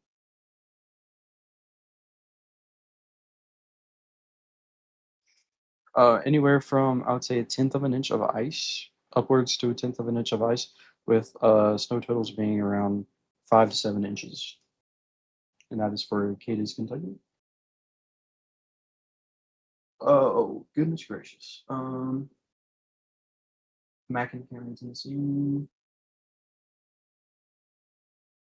That is going to be north of Nashville. So snow totals for you guys is going to be 2 to 4 inches of snow, with ice totals going to be around 4/10 of an inch to around 1/2 of an inch. Buffalo, New York. Nate, I'm going to do your honors here. All right. Buffalo, you guys are going to be getting just around 10 to 12 inches of snow, generally. That ain't nothing for us Buffalo folk. That ain't nothing. Murfreesboro, Tennessee. So Murfreesboro, again, like I said, maybe a light dusting to 1/2 of an inch of snow, with local amounts of ice of around a 1/4 of an inch, or 1/10 of an inch to 1/4 of an inch. Youngsville, Pennsylvania.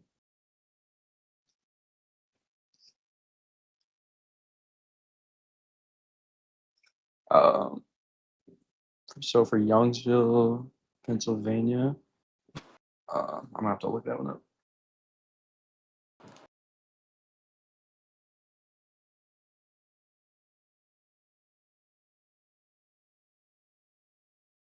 I see. So it is.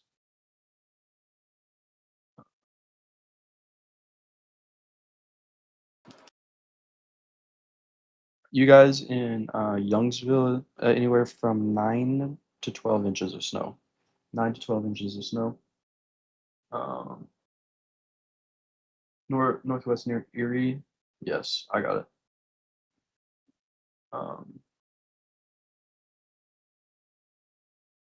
Jerry says Nashville total is up just a few minutes ago. Potential for storm later next week. Okay. We're gonna look at the storm next week. The GFS should be loading in. We're gonna look at the storm next week together.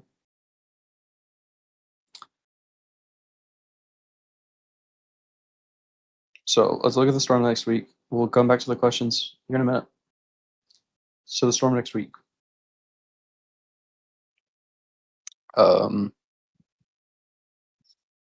So again, once this gets out of our hair, we do have another system coming in.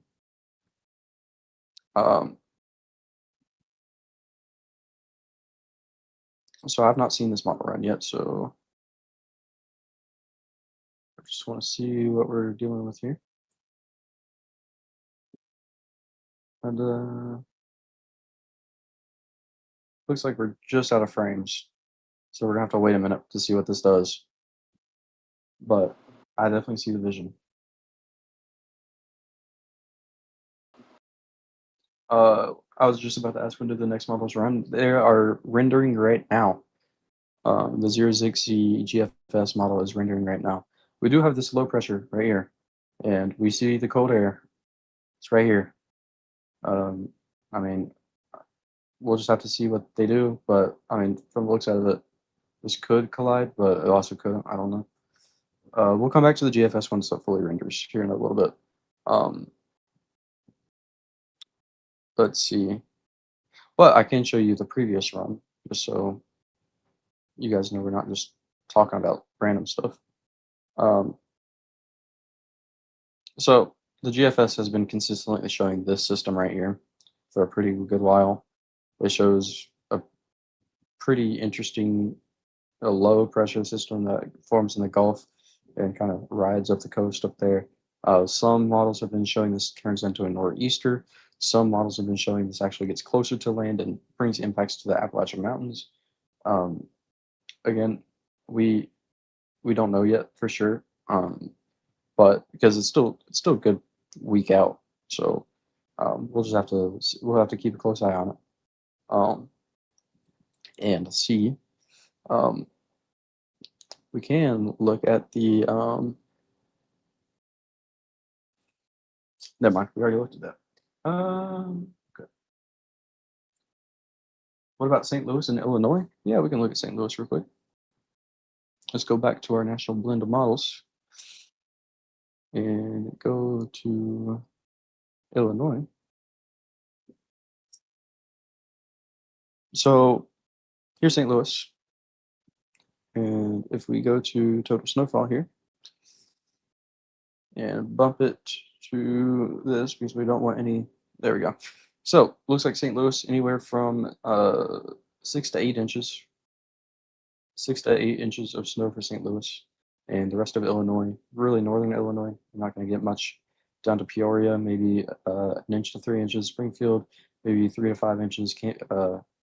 Champaign, maybe 4 to 6 inches, and then down here towards Carbondale, maybe 10 inches to a foot.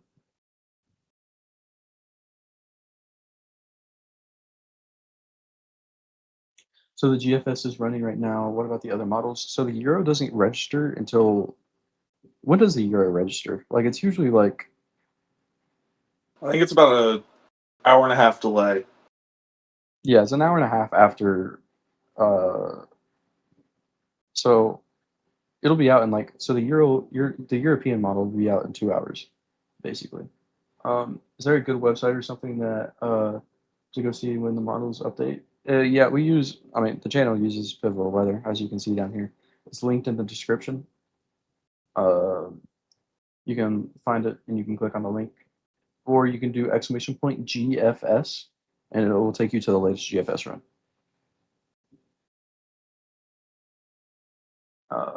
When should it start for Carbondale, Illinois? We can check that for you. So for Carbondale, Illinois, it's probably already started. Wait, no, I lied.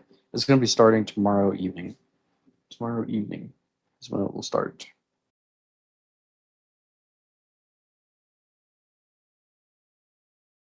So there, Nate just put it in chat there. If you click on the Nightbot link right there, that's the latest GFS run. We use Pivotal Weather, but that's for Tropical Tidbits, it's the same thing. Same model.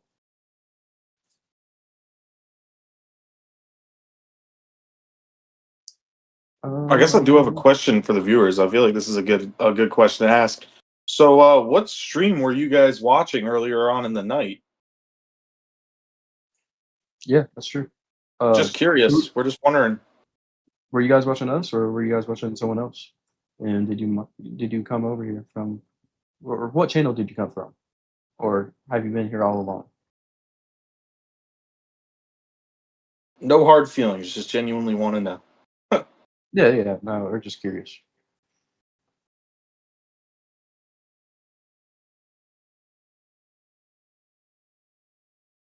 Hyper Spiky says none. We'll get to Charlotte, North Carolina in just a second. I'm kind of intrigued about this.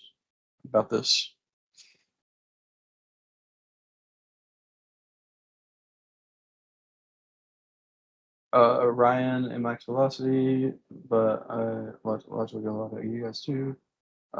Ryan, GM Weather, initially. Cool. I mean, I always love to see the diversity. I'm not gonna lie. I always love to see where people come from.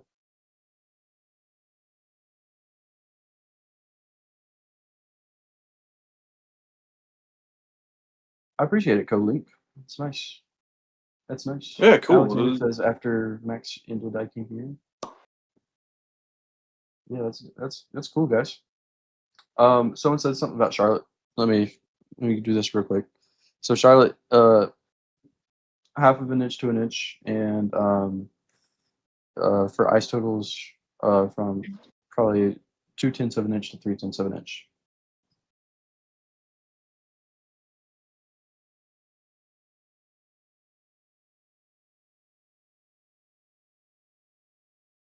A lot of people say just skipping around and all over, watching Ryan Hall. But that's cool too. Yeah, we were just honestly asking because we're just curious. We have no problem with any of those guys. They're all great and they all give great information. We're glad you're here though, obviously. But yeah, those guys are all great. We were just genuinely wondering. And for any of you guys that are new in chat, I guess a good question would be: are you thinking about coming back to this channel? I know David's not here, but I'm sure that would mean a lot to him if we Yeah, got some new viewers for him. yeah. I mean, like, hopefully you guys stick around. I mean, like, are you guys planning on sticking around? I Yeah, hope we so. really appreciate you guys. Thank you. I did see a question about you're the only one I'm sub to and nobody's talking about Mississippi. I can talk about Mississippi. I'm not gonna forget about Mississippi. So Mississippi, for the northern half at least, it's gonna be ice. It's gonna be like a winter wonderland. So you're gonna have a lot of ice. You're gonna have like upwards of 3/4 of an inch to ice. And for snow totals at least, or well, hold on, let me finish this. So Tupelo probably around a half of an inch, maybe a sixth of an or sixth of an inch. Jackson, Mississippi, maybe down closer to a tenth of an inch to the uh, a tenth to maybe a quarter of an inch. Um, but yeah, that's Mississippi. Um, will the freezing rain make it to Louisville, Kentucky? The freezing rain make it to Louisville, Kentucky? I would venture to say no. I think Louisville will mostly have snow, and they're gonna have a lot of snow too. They're gonna have upwards of a foot of snow.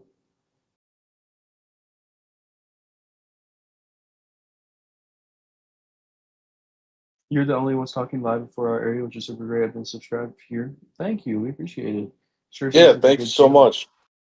Yeah. Jerry says David's not a sellout. No, no, no. We're Yeah, David's no sellout.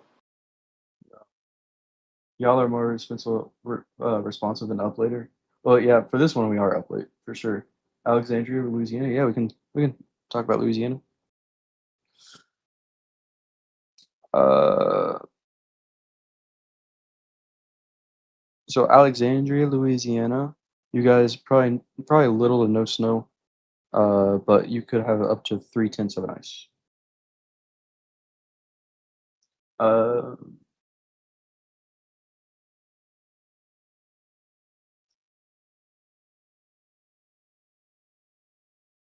Carrie says, I thought I was subscribed to this channel, but I guess not, so I just did. But we appreciate you, Carrie. We definitely appreciate you. Alexander says, to be honest, David should make live streams along with you two more often. Is more fun. Well, you did say that my comedy was not, but you said my comedy was interesting. I'm Yeah, kidding. yeah, good I'm point. kidding. I'm kidding. I'm kidding. Yeah, Alexander, we appreciate you. We appreciate you, Alexander. I actually live near Salem, Oregon. We never get much real inclement weather where I am. I guess that's lucky. Yeah, the only thing you guys get up there is like atmospheric rivers from time to time. Snow is great. Ice sucks. I totally agree. James said he went from max velocity and then shot over here.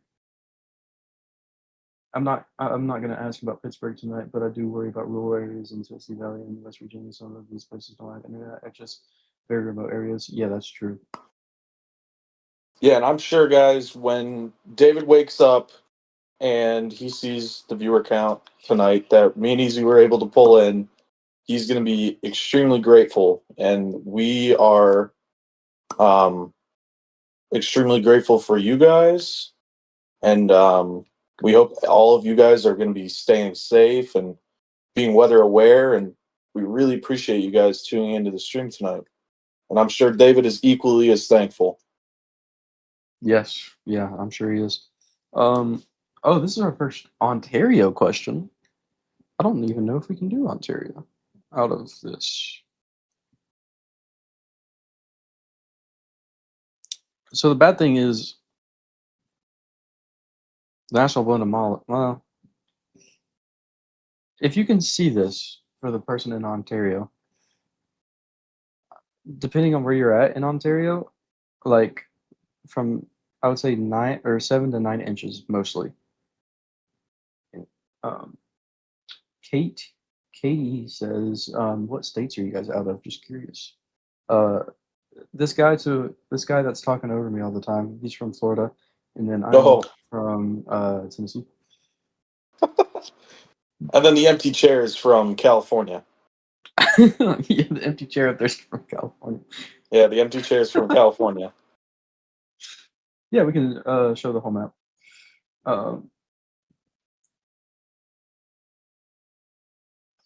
But, you know, I gotta keep you guys on your toes. I know Easy's voice can sometimes put people to sleep.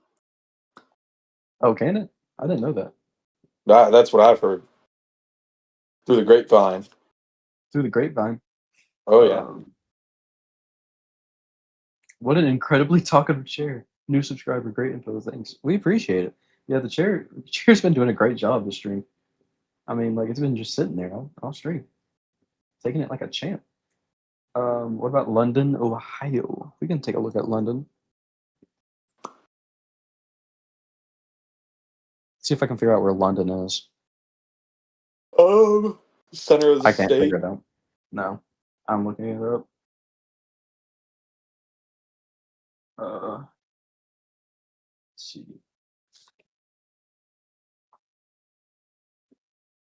So London, Ohio is a small city. It's right to the east of Columbus, or west of Columbus. I would say anywhere from 10 inches to 12 inches for London, Ohio. I was watching a non-weather related guy from Tennessee 2 hours ago. He went outside and it's like getting crazy. Yeah, it is getting crazy. Oh, we can look at radar Megan in a second. I'm waiting to see if I end up on the ice or snow or ice side of this. I'm in Benton County, Mississippi. I can take a look for you in a second. Just curious, not to take away from the situation, but what are your guys' most exciting weather event you covered from beginning of 25 to now early 26? Shoo, man. Melissa was pretty fun to cover. I'm not gonna lie. Melissa was That was pretty pretty fun to fun. cover. Honestly, I'm gonna say this like um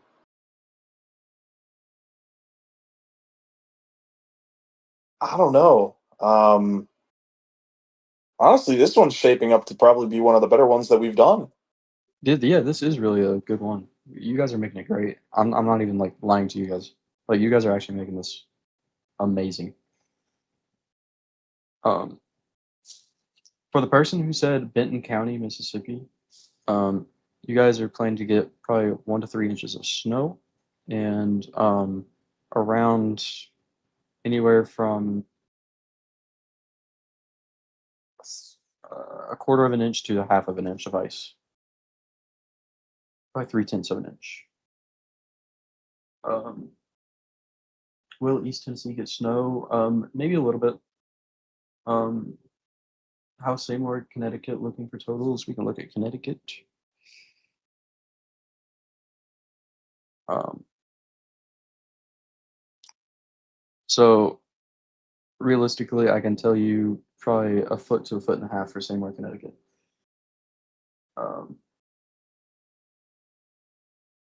Ice accumulation for El Dorado, Arkansas. El Dorado, Arkansas. Probably close to a 3/10 of an inch on top of what's already fallen. Seymour, Connecticut. I've already answered that. It's lightly snowing in Rutledge, Tennessee right now. Nice. My daughter and granddaughter are in Marianne, Arizona. I'm in California. Nice. Any change in the New Jersey forecast? We can look at New Jersey. So a little bit of ice on the southern end. So there is. I feel like that wasn't there before. I think Philadelphia was not planned on getting a tenth of ice, a tenth of an inch of ice. But the main story is going to be the snow up here. If you're in southern New Jersey, anywhere from 6 to 9 inches, and anywhere on the northern half of Jersey, anywhere from like 10 to 13 inches probably would be safe. And if you're on the extreme, like northern, you could possibly see up to a foot and a half.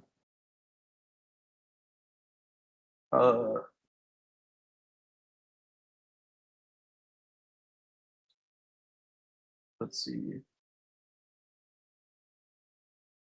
You guys should ask David to do a year in review compilation of your most important favorite weather moments you've covered, just a big compilation. I love that personally. We should do that. All like the funny moments on streams. That would be a cool idea. Heck, that would be a lot of work, but that would be so fun to do. I know. So fun. I say we make Fetty do all the work. Yeah, Betty, do you want to do all the work for us? Thank you. Yeah, if you want to go back to all the streams and look at some funny moments, yeah, go for it. Well, we'll do it.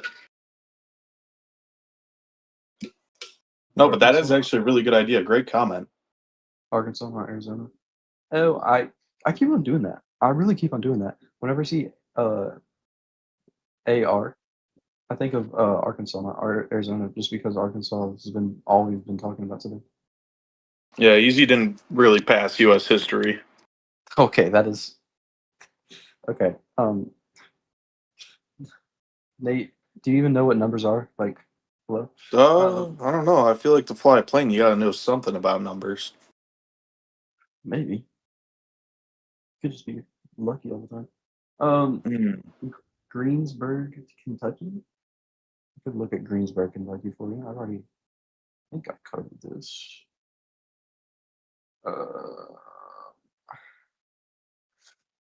Greensburg,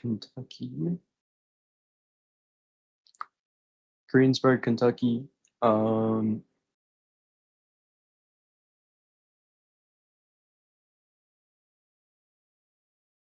Anywhere from probably 5 to 7 inches for Greensburg, Kentucky. 5 to 7 inches. Is this going to be the blizzard of 26? It could be. It's not really a blizzard though. Yeah, that's true.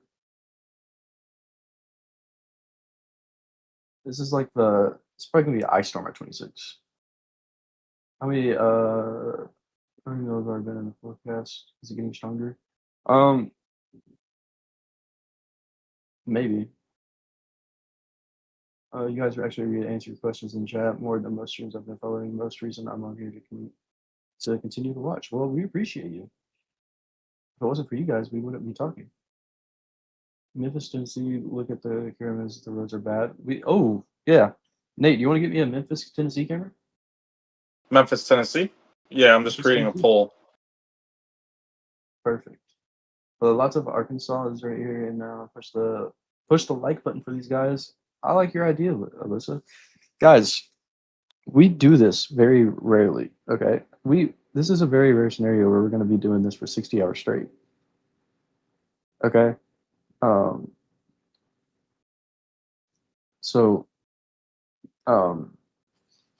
this is the only thing we ask, guys, is for you just to subscribe and maybe leave a like.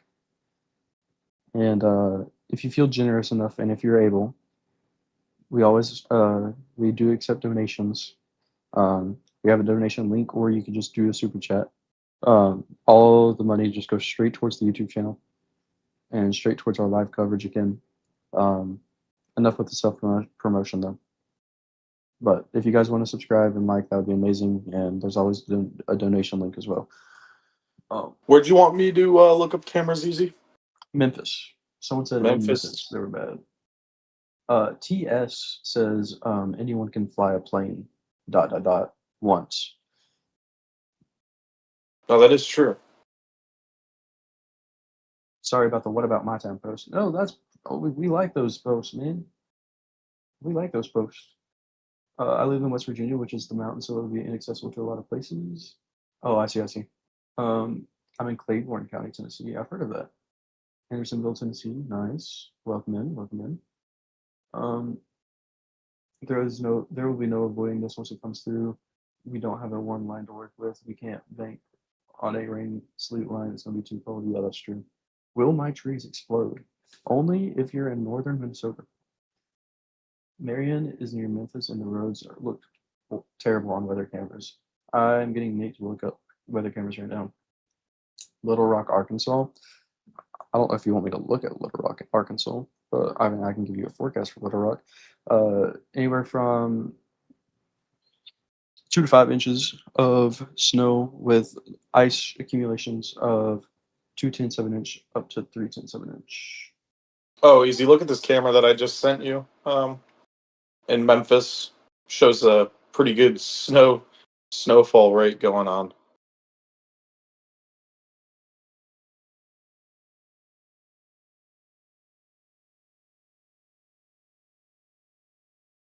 You know what we can do, guys? Hold on, Nate. Oh, I didn't see you vote in the poll, easy. I did. You did? No, I didn't. You should read it. What did you do? Are we providing good information for you guys? Yes, but Nate's better. 11%. Guys, what are we doing?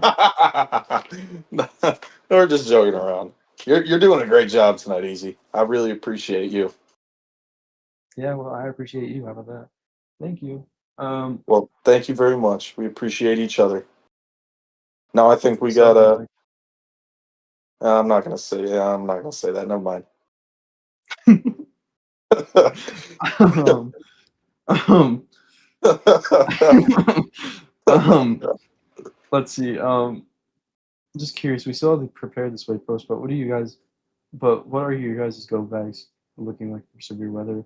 What are the must-haves and must preps? Honestly, must-haves, must preps. Always have a flashlight. Always have. Okay, I'm a medical nerd. Just want to let that be known. But always have a med kit on you and a survival kit. Always have blanket. Always have food. Always have water. Um, always have boots. Boots are really important. Nate, what do you think? Like for like what? Just like winter storms, or like keeping in your car? No, someone asked what are your guys' go-to bags looking like for severe weather? So like I'm like Oh, flashlight, rain jacket, med kit. oh yeah, yeah, yeah. Yeah, flashlight. I don't do a rain jacket. I do a windbreaker. Oh no, guys, no, it's Um, not frozen. It's not frozen. I swear. Hold on, I'm what gonna did have you to say? speak on.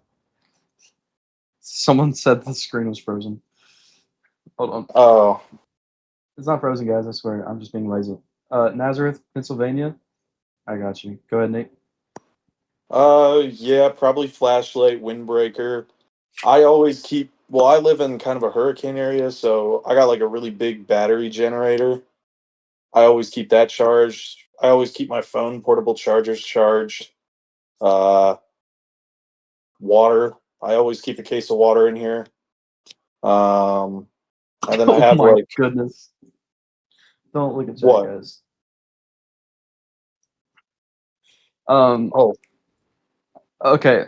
For Nazareth, Pennsylvania, anything between 11 inches and 13 inches of snow. okay, okay. Eric Gary, I gotta say that was a pretty clever one. Um, but not on the stream.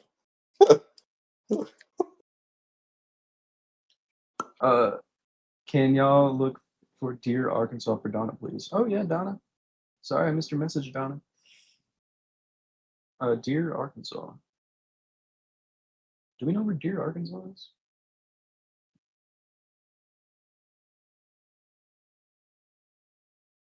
Let's see. Deer, Arkansas. Oh, it's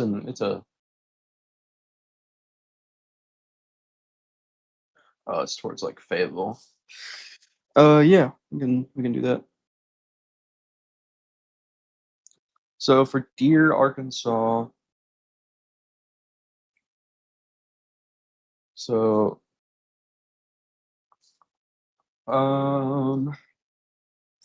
probably like 8 to 10 inches for Deer, Arkansas. 8 to 10 inches for Deer, Arkansas.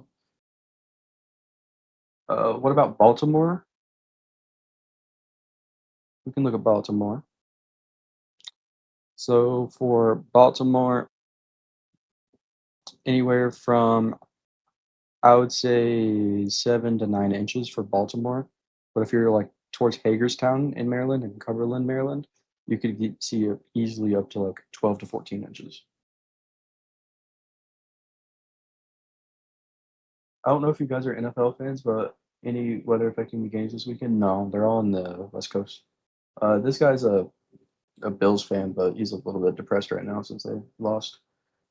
Yeah, a little bit. I'm over it though now. Kind of. Sort of. Good morning, Carrie. Good morning. Red Oak, Texas. Plano area. Sir, yes, sir.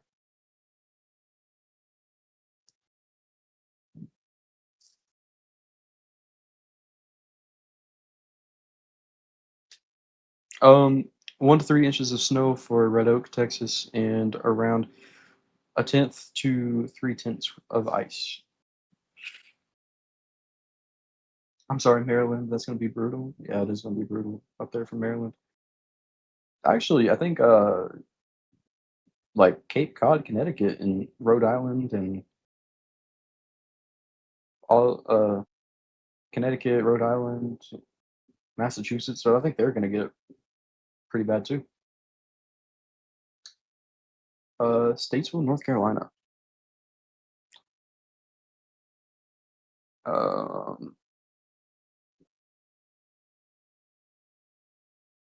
Statesville. Where did I see that comment at? Am I hallucinating? What'd you Wait, say? no, not. Statesville, North Carolina. I don't know where that is. I know where it is now. It's north of Charlotte.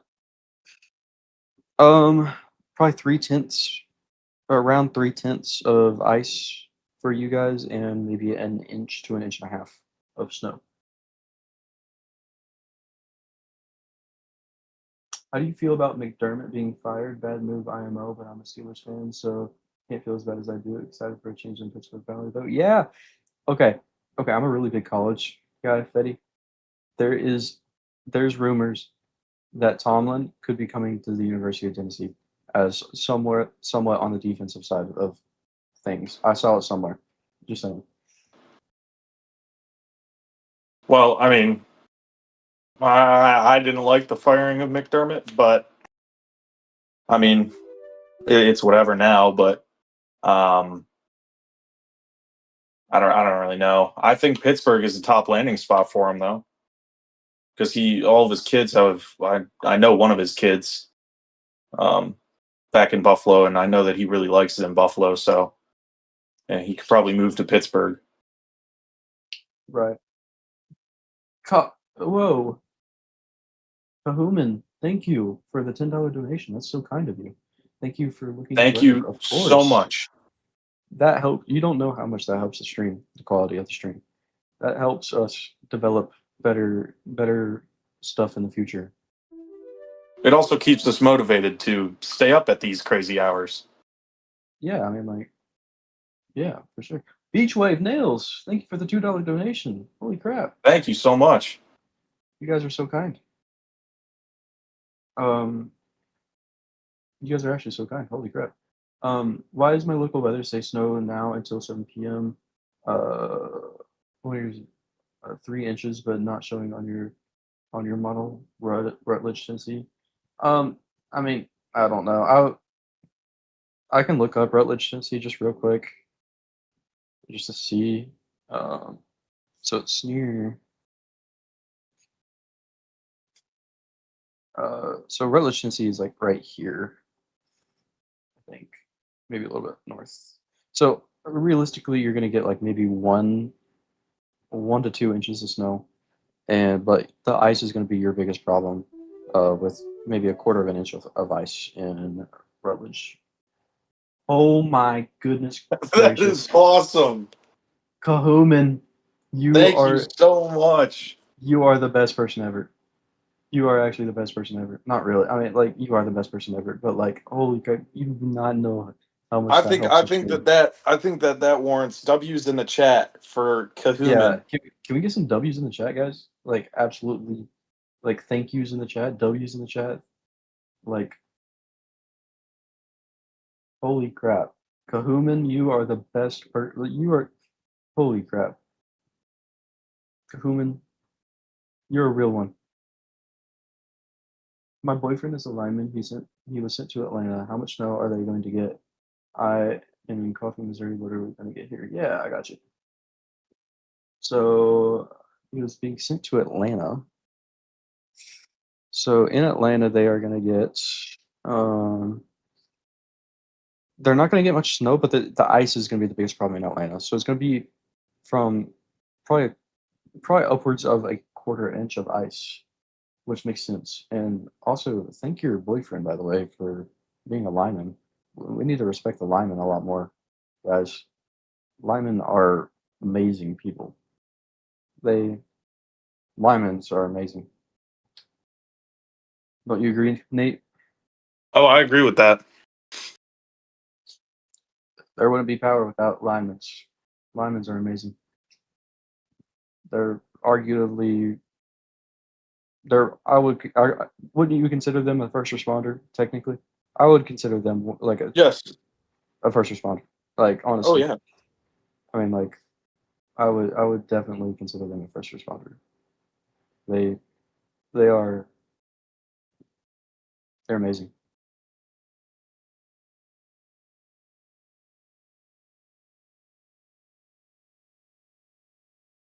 Cahuman says that's sweet. Cahuman, you're sweet. Don't put that back on us. All right, y'all. Let's see who the lucky person is. I'm gonna buy a membership for someone. Oh, who's gonna be the lucky person? Who is? Let's see. Who's going to be the lucky recipient of this? 1964 Potter. 1964 Potter. Congratulations for the memberships. Asheboro, North Carolina. Please worry about my daughter. I got you. Asheboro, North Carolina. Thank you, Nate, by the way. That's generous. Well, I gotta keep it. I gotta whatchamacallit. I gotta keep the giving going. Keep the giving. Keeps the giving going. Asheboro. I lost Asheboro. Hold on. Sorry, guys. Oh, I found Asheboro. So it's underneath Greensboro. Okay, so for Asheboro, probably around 2/10 of an inch of ice, and snow totals around an inch to 2 inches for Asheboro.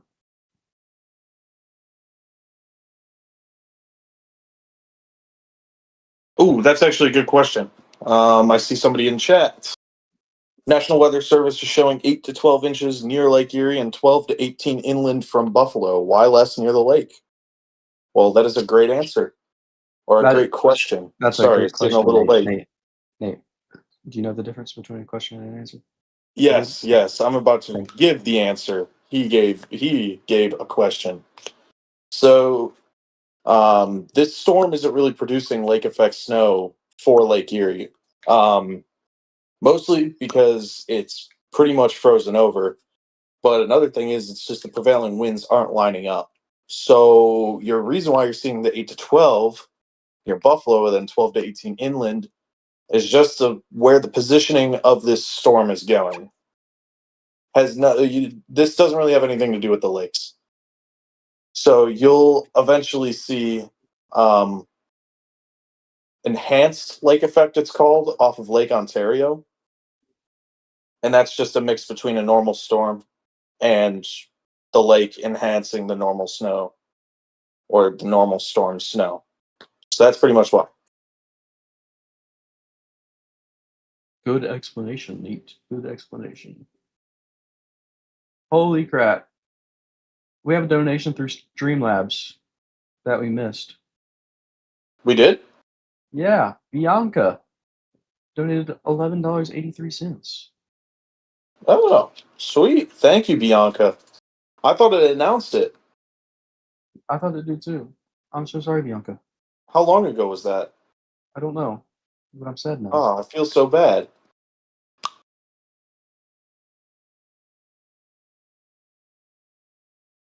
Dang. Sorry, That's guys, if we unfortunate. miss you guys on a donation. It's greatly appreciated.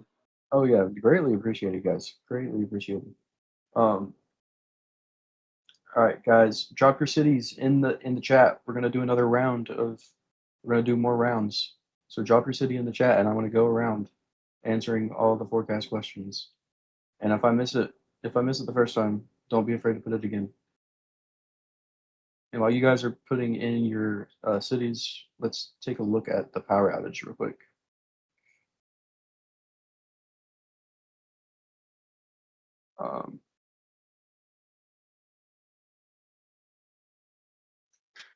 Let's see, power outages. Wow. We're up to, oh, dang. Nate, What? Encore has lowered their outages. Dang, I'm proud of them. That went from they That's lowered impressive. they lowered their outages by like 2,000. Dang, good for them. Good for They them. Even learned. though they're in between, this round was the easy round. The next round they have to go through is going to be Oh yeah. the not so nice round. All right, guys, here we go. Ugh. Time to sit up here. All right, drop your cities in chat. We're going over the cities now in a minute, in a second. Drop your cities in chat. We're going to go over them one by one.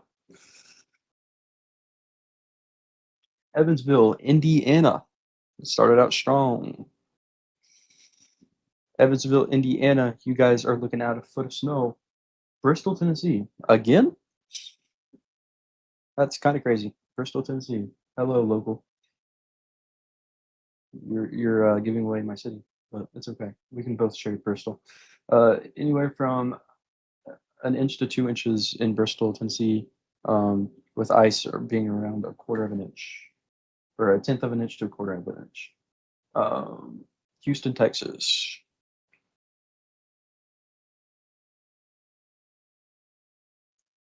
For Houston, Texas, it's not going to be really anything other than a little bit of ice that could sneak down maybe a tenth of an inch.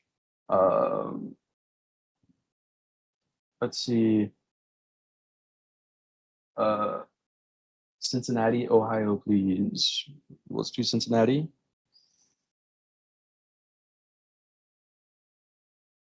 Okay, Cincinnati, you guys are going to get around a foot of snow. Foot of snow, guys. Hopkinsville, Kentucky. Hopkinsville. I'm going to have to look it up. Hopkinsville, Kentucky. You guys are going to be getting just about 5 to 7 inches. 5 to 7 inches, guys, in Hopkinsville. I'm seeing a lot of Lenox, Iowa.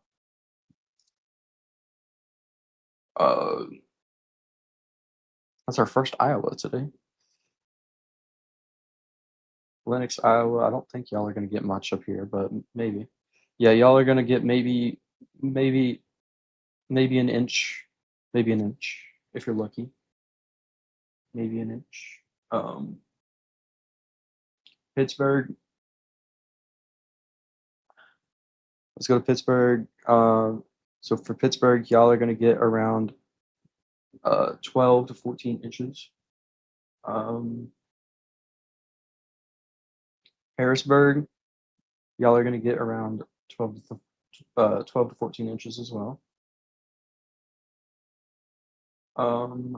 Albany, New York, you guys are going to get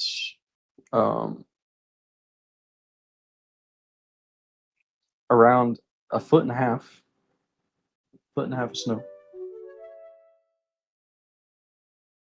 Hey, Mudbridge, we got another Kansas. donation.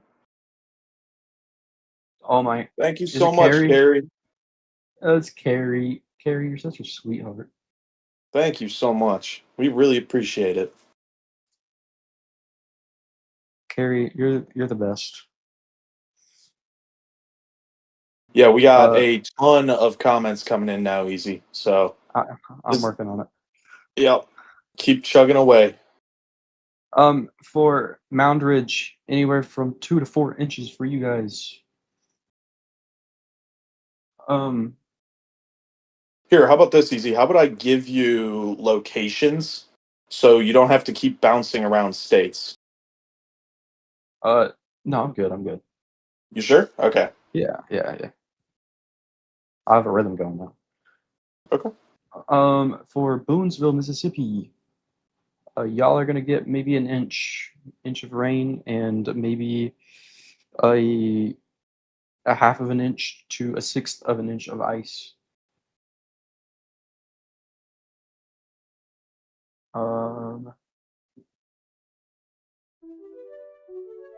Jimmy, thank you for the donation, by the way. Thank you so much. Let's go over to Oklahoma now and Tecumseh or whatever. And that's near OKC.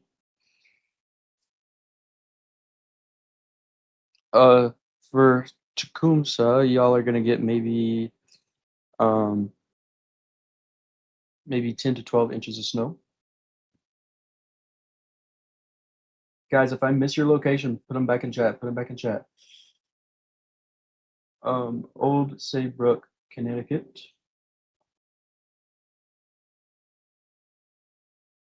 That's near Long Island. Old Saybrook, Connecticut. You guys are going to get maybe around 12 to 14 inches. Coatesville, Pennsylvania. You guys are going to get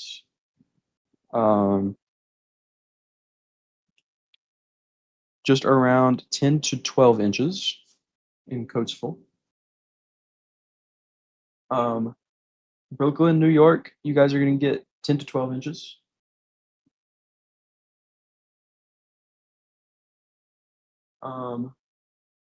Asheville, North Carolina.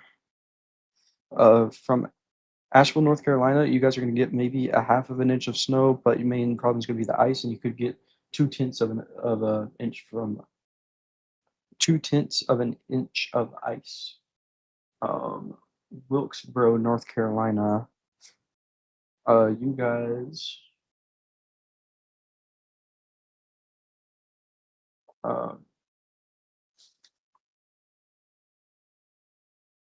You guys could get maybe a quarter of an inch to 3/10 of an inch of ice, and maybe a good 1 to 3 inches of snow, maybe 2 inches.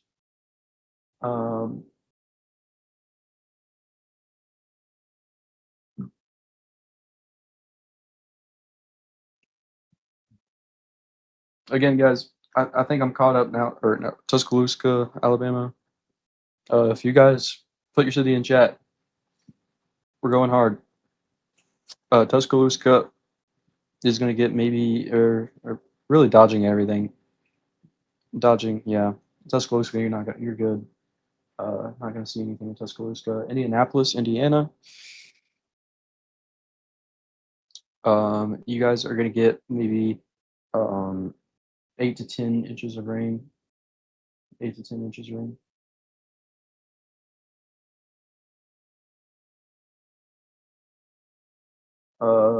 Long Island. Long Island is going to be 10 to 12 inches of rain. A lot of people are Arkansas. Here's Arkansas for you guys. Jasper and Harrison. Hold on, I'm gonna have to look those up.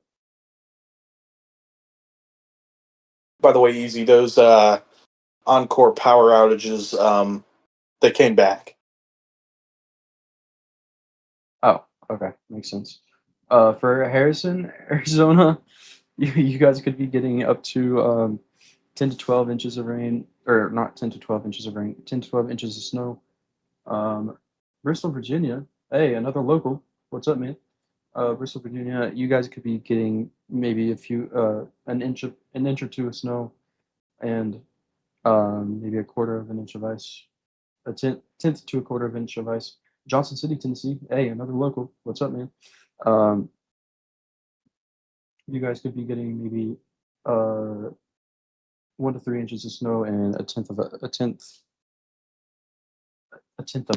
inch of ice. What's up? Jacksonville, North Carolina.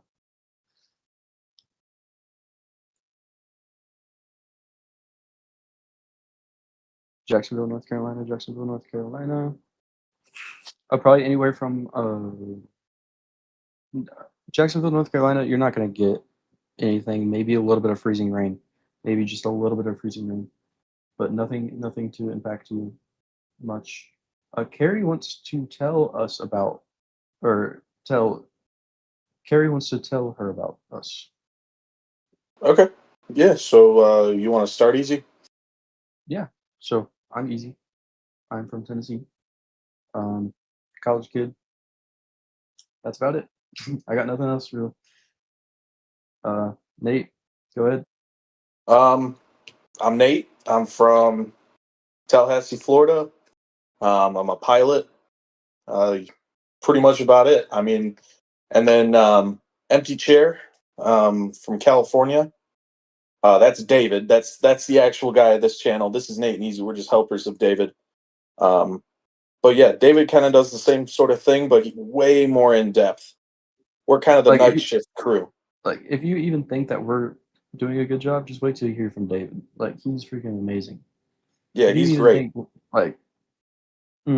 like, if you even think we're doing a semi of a good job, just wait till you hear David. He's freaking so in depth. He's amazing. I think I forgot to mention. Wait, no, I already did mine. Never mind. Salem, Virginia. I saw that one. Salem, Virginia.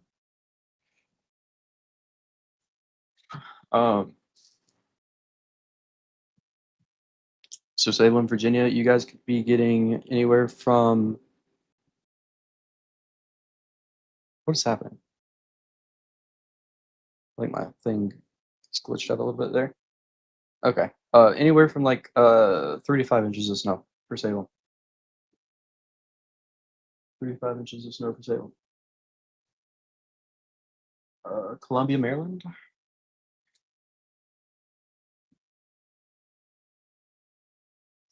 So for Maryland, Columbia, Maryland.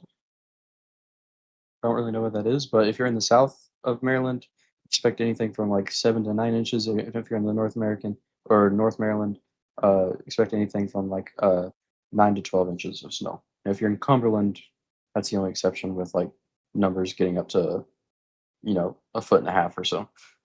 By the way, Easy, the new Euro is rendering for Pivotal Weather Plus. Let's go.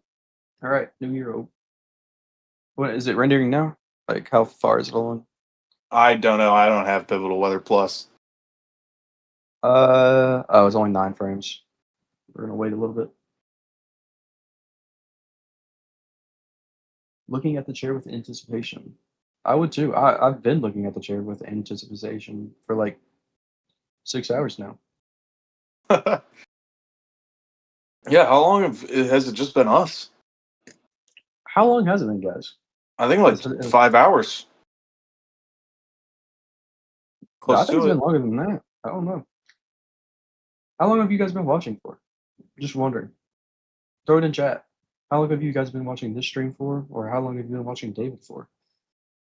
Also, I do not know if David is going to wake up at 7:30.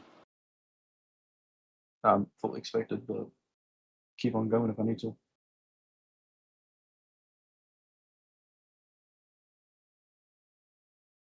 Is there a map to show outages in Texas, Arkansas? Yeah, we can pull that up real quick.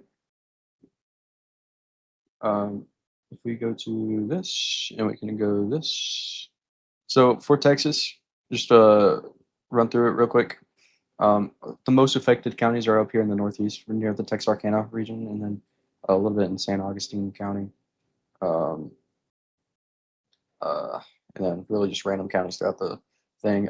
There's 11 or 17,000 customers out in Texas. In Arkansas, there is 3,689 customers out, with a lot of them being in Sevier County, which is also the Texarkana region. And a few in Dacia County, and I thought that was a separate county for a second. So a few in Dacia County and a Craighead County up in the north, which is interesting because it's all snow up here in Craighead County. I could see it down here, but interesting that there's power outages in Craighead County. Let's go back to this. Perfect. Let's see. 2 minutes, 3 hours since 5 a.m. 2 hours, 5 hours. Alexander, 5 hours. I watched David last night before bed. Just came back about 5 minutes ago, 10 minutes ago. Nice. Stewart, Virginia. I got you. Stewart, Virginia. Small town. Stewart, Virginia.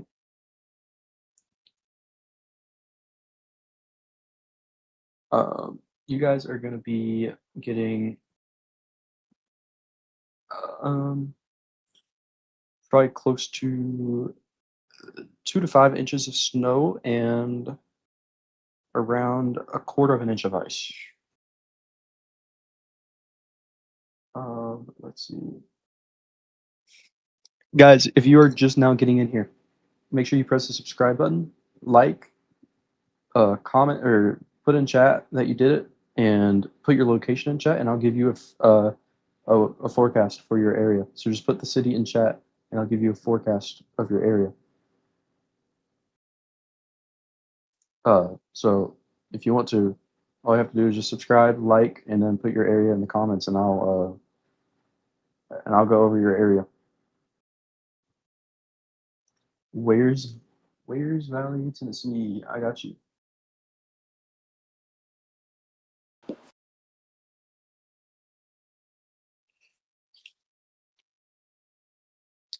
That's near Pigeon Forge. Anywhere between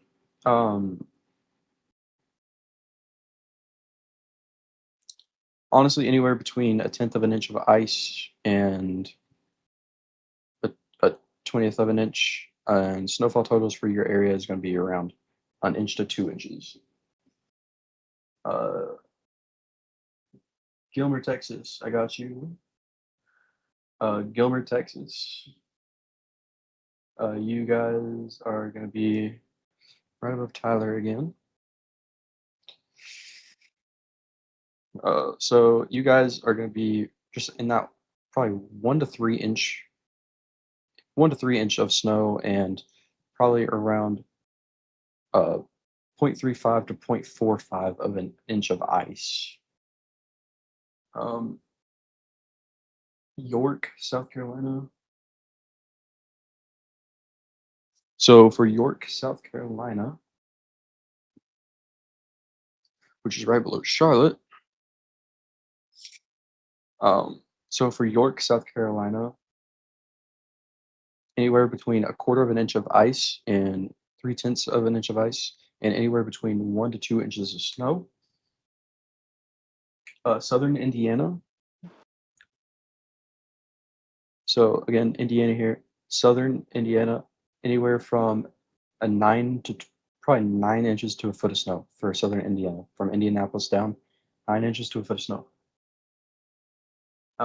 Raleigh, North Carolina. Thank you for subscribing, by the way, person in Raleigh.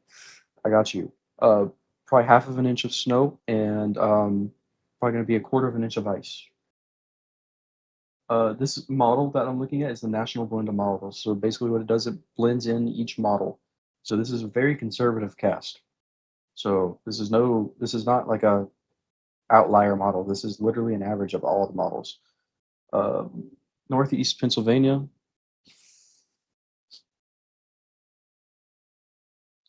Northeast Pennsylvania be probably around 12 to 14 inches of snow. 12 to 14 inches of snow. Wichita, Kansas. Wichita, you're going to be around 2 to 5 inches of snow with maybe around of a 1/10 of an inch of ice, I think. Hold on. No ice at all. I lied. I don't know what else I can make. No ice for you guys. Just 2 to 5 inches of snow.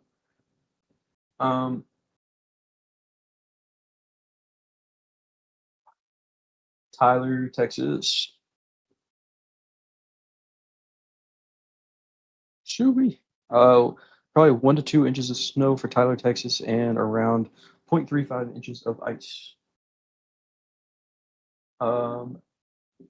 Seminole, Oklahoma.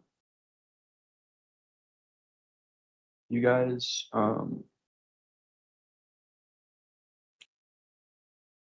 to figure out where y'all are. Oklahoma City region. So you guys are looking at probably 10 to 12 inches of snow for Seminole. And I think that's it, guys. Guys. That was good. Yeah, you banged that out pretty fast. I'm pretty impressed.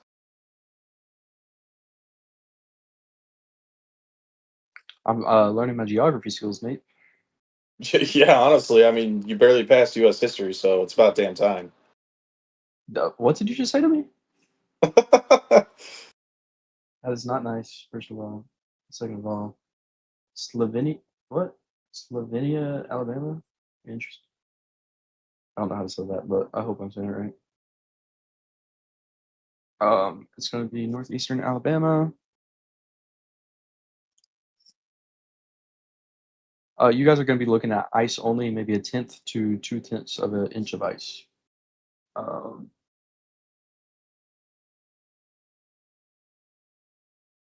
Ridgeway, Missouri. I like how we're talking like 1/10 to 2/10 of an inch is not that much, but I that is know a substantial amount that. of ice still. I hope you guys know, even wouldn't you say a 1/10 of an ice? You could definitely have a wreck on, like a 1/10 of an ice. You like 10th Oh, of an inch of ice. You could without a slide doubt. Without a easily doubt. on, easily on. So guys, whenever I'm just spitting out these numbers, I don't want you to think that it's not significant or anything. I'm just I've played I've hockey on my driveway with a 1/4 inch of ice. like I hope you guys know, just because I'm going quick on all this, whenever I'm saying like a 1/10 of an inch, that means oh wow, I'm getting it. And whenever I'm telling you like a quarter of an inch to 3/10 of an inch, that's enough to cause the whole power grid in your city to go down. And I'm not even trying to fear monger or anything. I'm just telling you how it is. Like that's just how it is. It's crazy, honestly. Oh, I'm looking at Ridgeway, Missouri, and I'm in Kansas. Hold on. Ridgeway, Missouri, you guys are going to have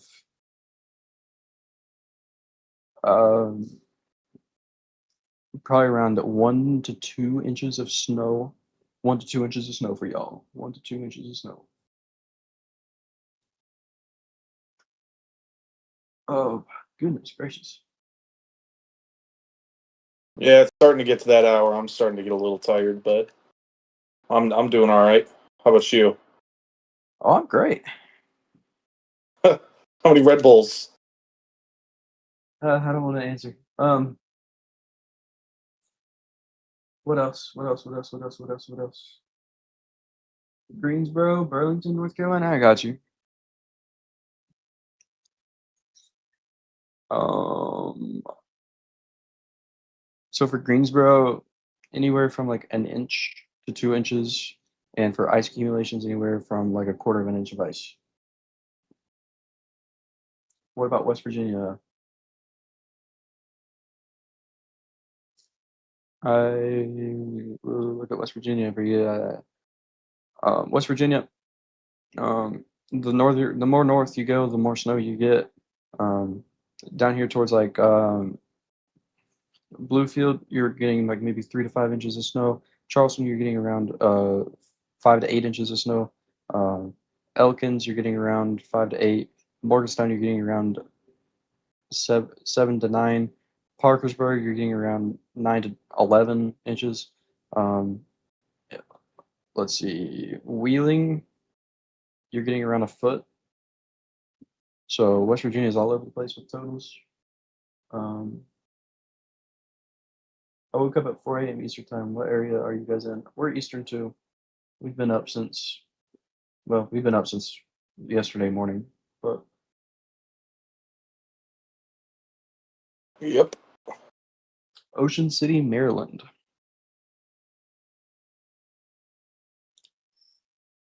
I don't know where Ocean City is, but I'll look it up. Ocean City. Oh, hey Nate, do you know Ocean City, Maryland is actually on the ocean? Oh, that's a hard one to guess. Um, Probably 4 to 7 inches for Ocean City, Maryland.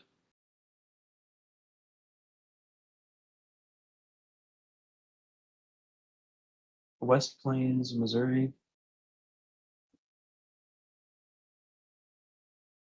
You guys are um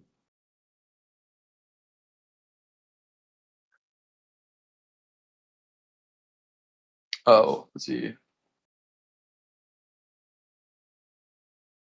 You guys are getting probably around 10 inches to a foot of snow. Yeah, 10 inches to a foot of snow for you guys.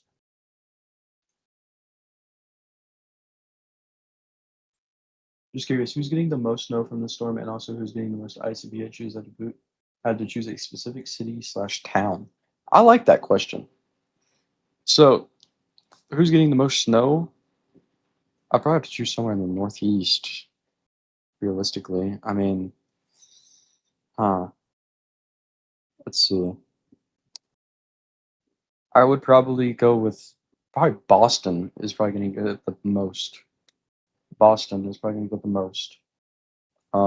And of ice, I would have to go with, huh. I think I would have to go with,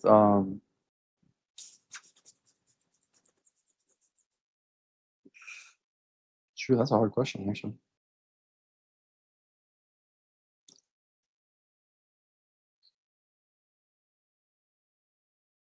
I mean, honestly, I think either Greenville or Tupelo, honestly. Greenville or Tupelo is probably going to get the most. Uh, but it also could be Monroe, Louisiana, down here. They also have a really good chance. Um, but I would say either Greenville or Tupelo. Um,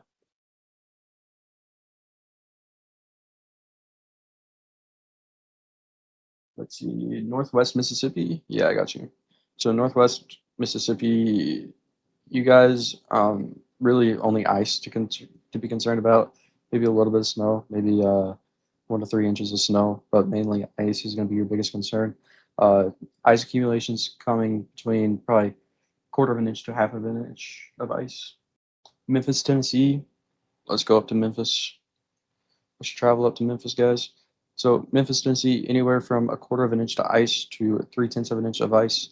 And for snowfall, you guys are probably going to be within probably 3 to 5 inches of snow.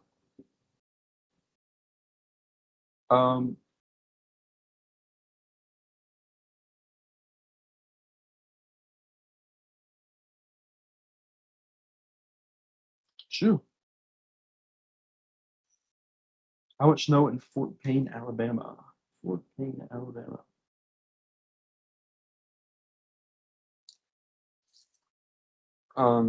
In Fort Payne, Alabama, you guys are probably going to get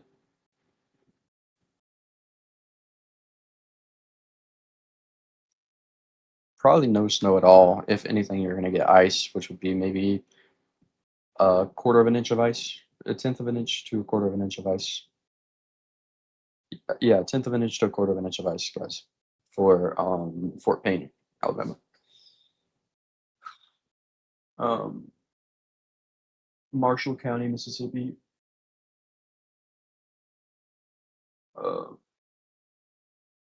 So Marshall County, y'all are going to be getting probably around a fourth or 4/10 of an inch of ice. So 4/10 of an inch of ice for you guys. Easy. I also just want to tell you, we just broke into the 900s for the first time tonight of viewership. Nice. Good job, guys. Hey, guys, if you're new, you should hit that subscribe button and hit the like button. And if you're able to, I second that. yeah, if you're able to, we also have a donation link, or you can donate through YouTube. It goes straight to the stream. I think also David does a little bit towards charity each month as well. He usually does it to the Red Cross. But again, all donations either go to the Red Cross or a charity of his choice, or just straight to the YouTube channel. So we definitely appreciate all the donations that you guys have been giving us.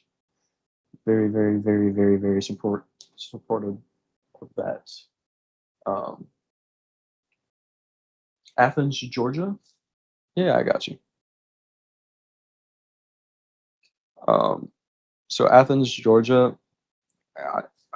I've heard that an inch of ice is on the way. I wouldn't say an inch. I would say maybe 1/4 of an inch, maybe a little bit more than that 1/4 of an inch. I'd say 1/4 of an inch to 3/10 of an inch, and maybe 1/2 of an inch of snow. Alexander just said that we're 47 likes from 1,000 likes. By the way, did you hear that, Nate? I just heard that. That is extraordinarily impressive.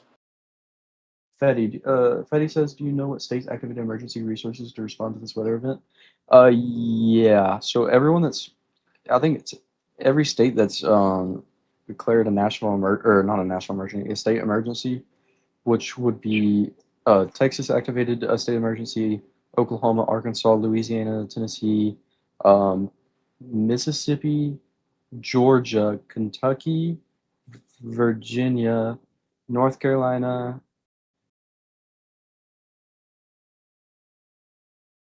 In South Carolina, I think. I could, you guys can double check me, but I'm pretty sure that's the list. I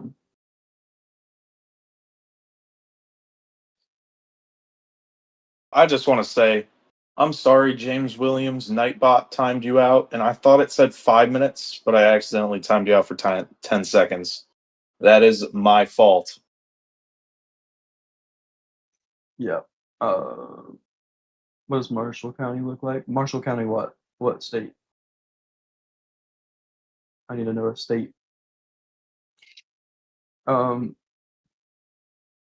Littleton, North Carolina. Yeah, we can go to Littleton, North Carolina. Yeah, easy. We're only 10 likes away from 1,000 likes on this live stream. Guys, like the stream. We're 10 likes away. 10 likes away. 10 likes away. We're going to Littleton, North Carolina. Littleton, North Carolina.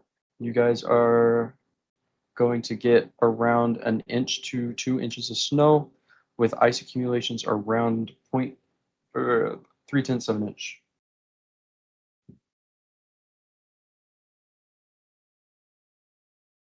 Morristown, Tennessee, you guys are going to get probably 1/10 of an inch to 2/10 of an inch, with around 1 inch or 2 of snow.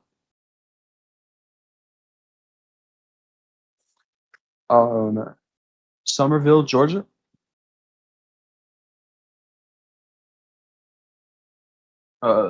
Somerville, Georgia. You guys are going to get around a 2/10 to 3/10 of an inch of ice, and snowfall. No snowfall, so just ice for you guys, which is really dangerous, especially without snow. By the way, y'all, just want to interrupt you here, Easy. Thank you so much. We've officially reached 1,000 likes on the live stream so far. Make sure you stay tuned throughout this whole entire storm. There will not be a single hour of no coverage. It's going to be 60 hours of continuous coverage on this system. So choose us to stay weather aware. Choose us. We'll be here for a long time. For a very long time. It's going to be 60 hours of continuous coverage on this system. Let's see. Okay, makes sense. So New York and Pennsylvania has declared a state of emergency. Real quick, before we go to next cities, I do want to take a look at Radar Omega just to make sure we're not missing anything. Looks like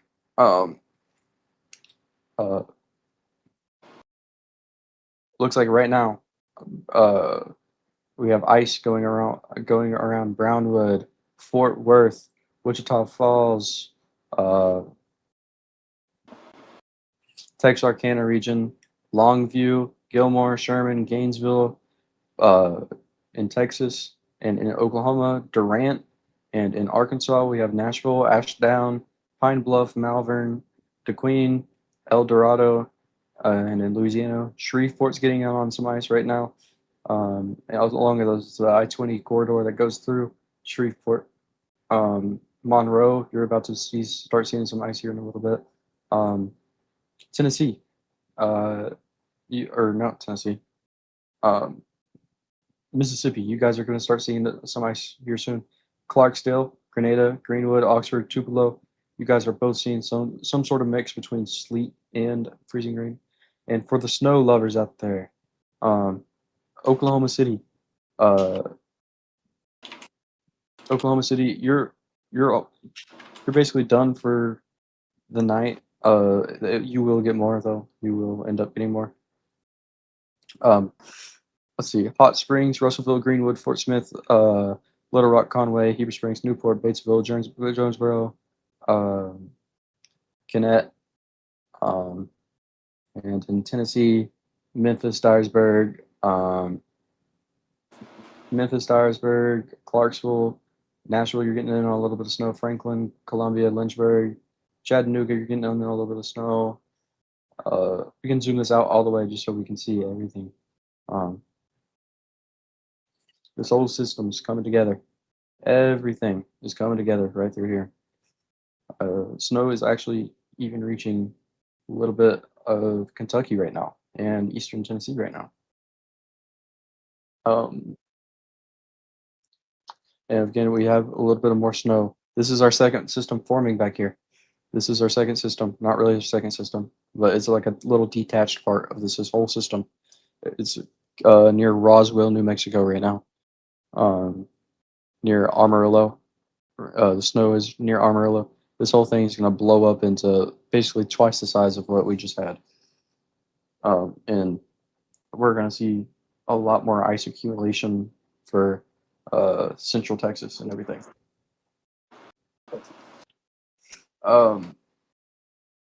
Ice totals for Nashville, Tennessee. Let's go back to the ice totals.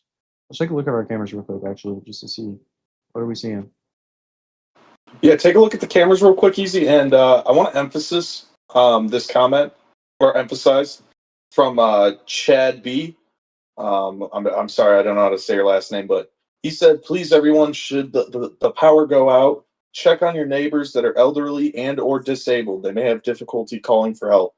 That is a great comment. And those are the majority of people that actually do pass away in these systems. So if everybody could be a good neighbor today, maybe you have a feud with your next door neighbor, put that aside and just make sure you check on your neighbors tonight. Well, today as well. Yep. Check on your neighbors, guys. Pets and neighbors. Mostly neighbors and seniors. But make sure you're checking on good old neighbors.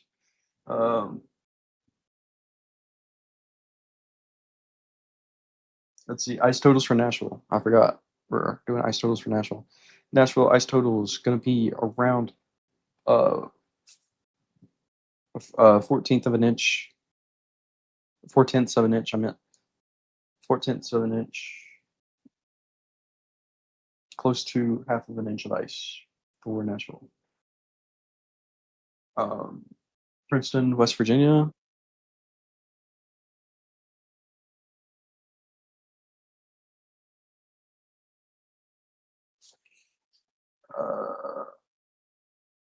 Let's see here.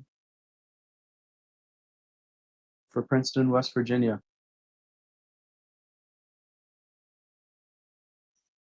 You guys are going to be getting probably 3/10 of an inch of ice and maybe around a good 4 to 6 inches of snow. That's for Princeton, West Virginia.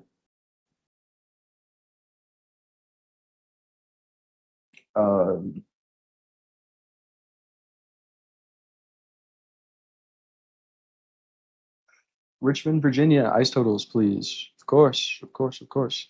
We can actually see it from right here. So 3/10 of an inch, 3/10 of an inch for Richmond.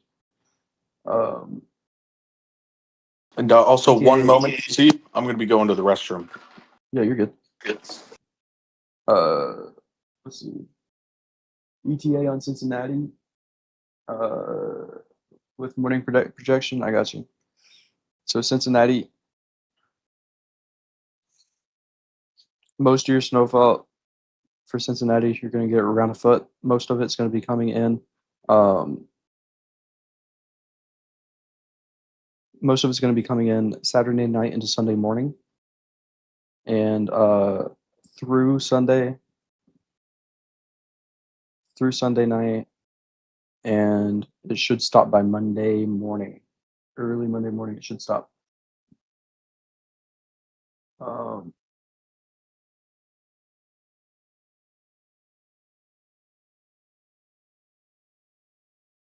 Let's see.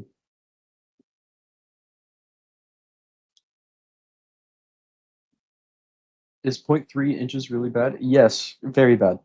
That can literally cause the whole power grid of your city to just be demolished. 0.3 inches of ice can cause an unreal amount of damage. An unreal amount of damage that could take out power instantly to a whole city. Elizabethtown, Kentucky, I got you. Let's see. Elizabethtown, Kentucky, 8 to 11 inches of snow. 8 to 11 inches of snow for you guys. And maybe just a little bit of freezing rain.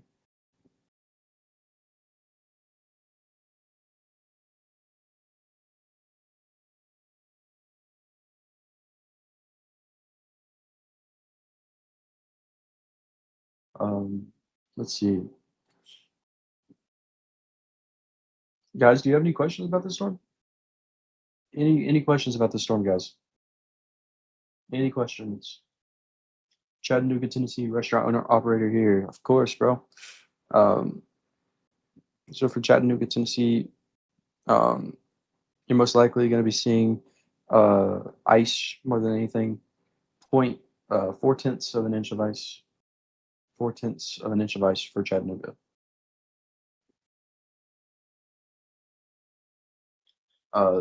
Laurinburg, North Carolina. You guys,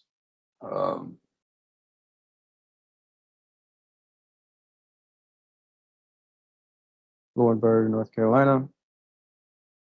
You guys, you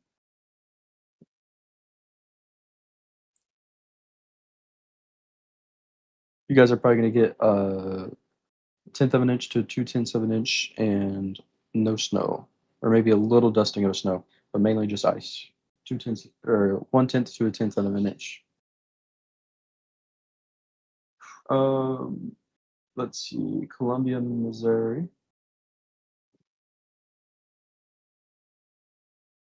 Columbia, Missouri. You guys are going to get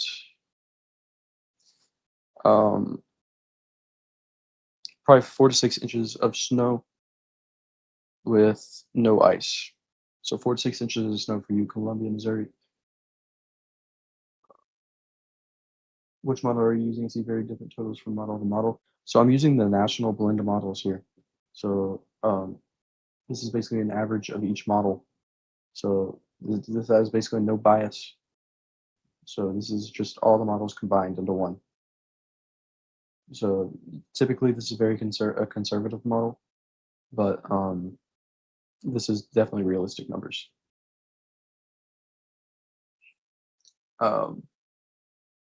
Let's see.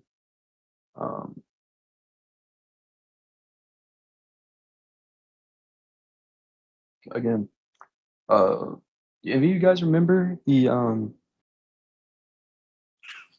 what was it? The ice storm in '94. Who remembers the ice storm in '94 in chat? Let's see if anyone remembers the ice storm in '94.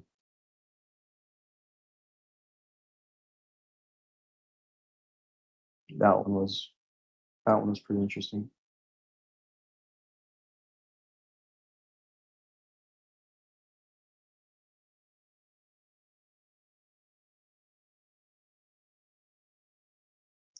That one was interesting.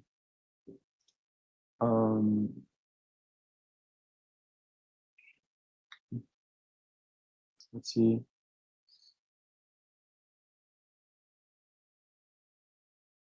Bedford, Indiana.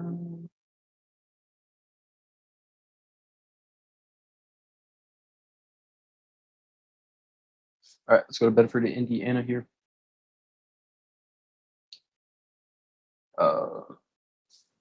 Bedford, Indiana.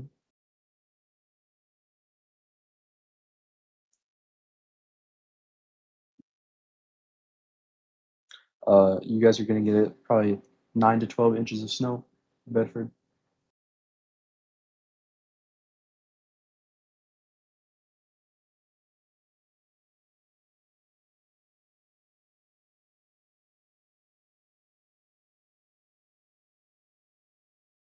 Oh, a lot of you guys remember the 1994 storm. A lot of you guys remember the 1994 storm. I see you.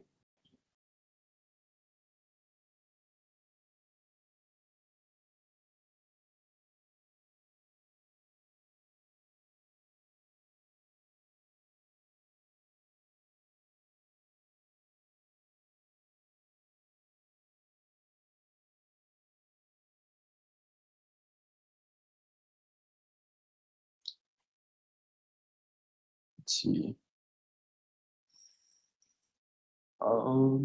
see. Let's see.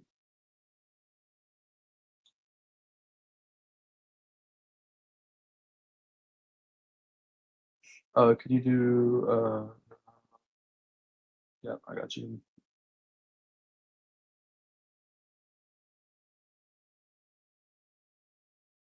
All right, let's see where this is. Okay, so for Geronimo, Oklahoma, you guys are going to be getting, let's see. So you're just south of Lawton. So you guys are probably going to be getting 5 to 8 inches of snow. Probably closer to 7 inches of snow.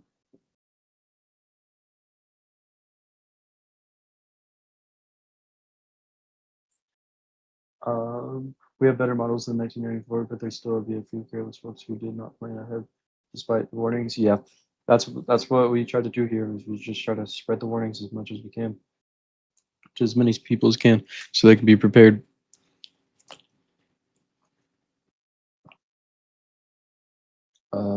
Let's see. Knoxville, Tennessee. So for Knoxville, maybe half of an inch to an inch of snow. Ice is going to be your biggest problem, with a tenth of an inch to maybe 2/10 of an inch. Bentonville, Arkansas. Bentonville, Arkansas. Let's see. Where is Bentonville?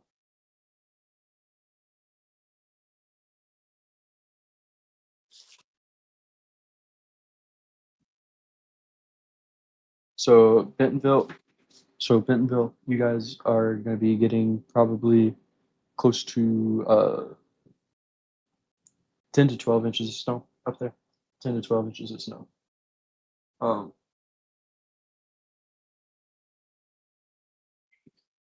Yeah, I see a lot of. Who remembers anyone in chat remembers the snowstorm in 1978? Or the storm, or it's kind of like the winter storm in 1978. A lot of people are mentioning that in chat. Who remembers it? Does anyone remember it?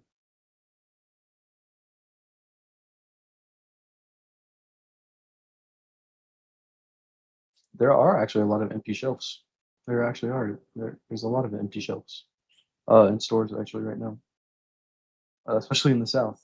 Whenever they hear about these totals, they get a little bit antsy and start buying everything.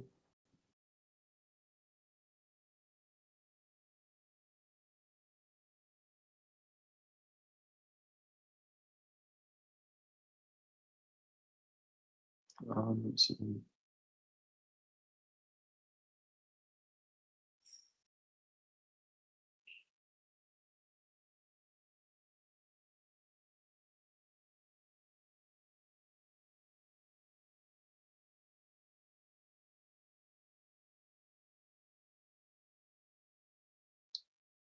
I see a few comments in chat about some colleges that are and universities that are closed.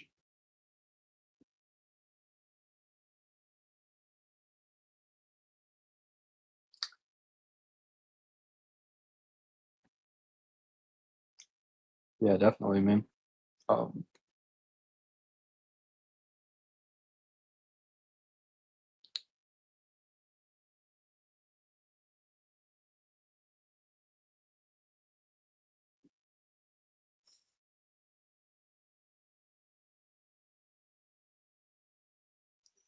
Here's a wider view for all of you that are curious. Wider view for everyone in the U.S.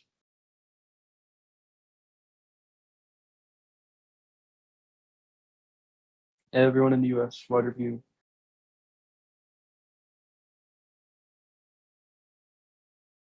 Alexander, it's called engagement.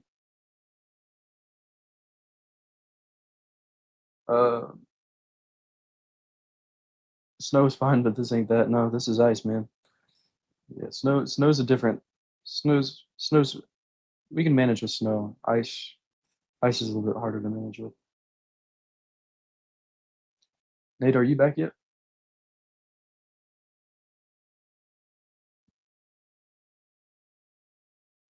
I guess not, since he's on mute.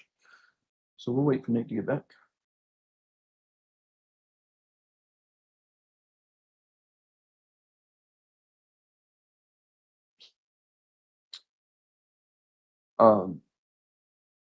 So again, most impacted areas actually are going to be up here in New Hampshire, Vermont, Connecticut, Rhode Island, Massachusetts, near Cape Cod. This whole area up here is going to be pretty hit hard.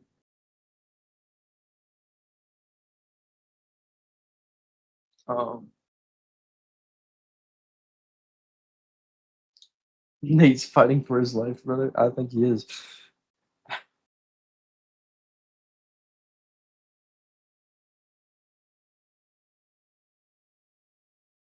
David should be waking up here in the next few minutes, maybe 30 minutes or so.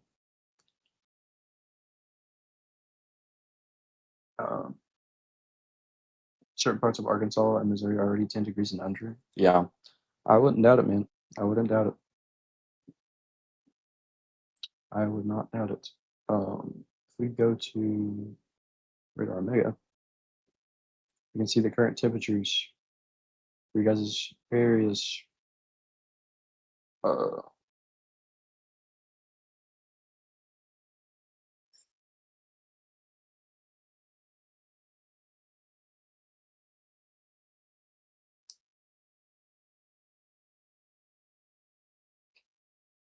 Let's see. I'll get the temperatures up here.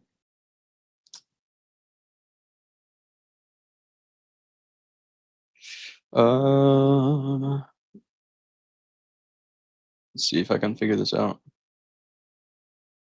There we go. You can see the temperatures here. So up here in Little Rock, it's already 13 degrees, 10 degrees, 12 degrees, 14 degrees. Oklahoma City, you're sitting at around 7 degrees over here. Wow.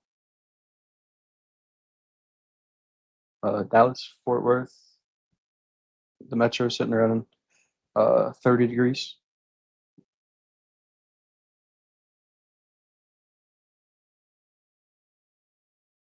It's pretty cold. Pretty cold.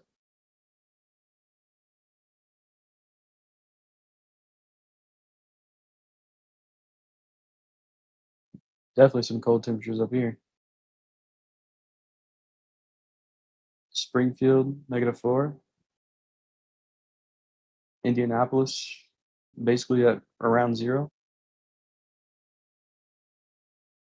We keep going north.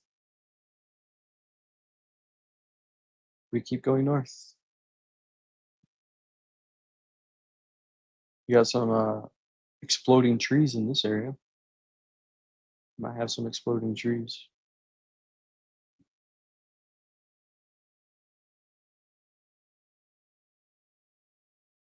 -27 right here. That's the highest I've seen. Oh no, -27 right there too. -29 right there. It's getting cold up there, man. It's getting cold. Watch out for the exploding trees, guys.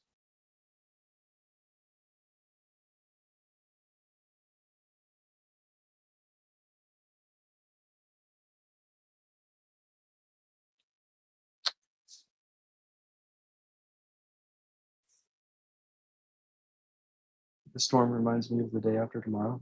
That makes sense. Yeah, there's actually an exploding tree warning. It's literally going to get so cold that trees are going to explode up in up at the north there. Basically, what happens is the sap in the trees, it condenses and then it melts and expands, and basically just combusts and boom, exploding trees. Yeah, it's a real thing, guys. It's a real thing. It really is. You can look it up. Exploding trees. There's actually an exploding tree warning right now. I'm pretty sure.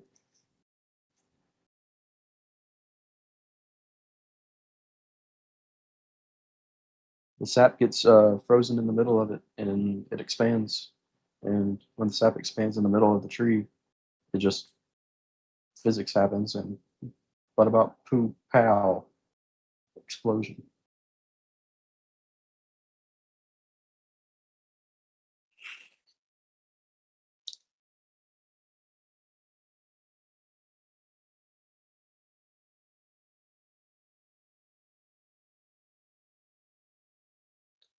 We can definitely see the motion of the storm, though. It's going. Little Rock, you better be prepared for some nasty snows.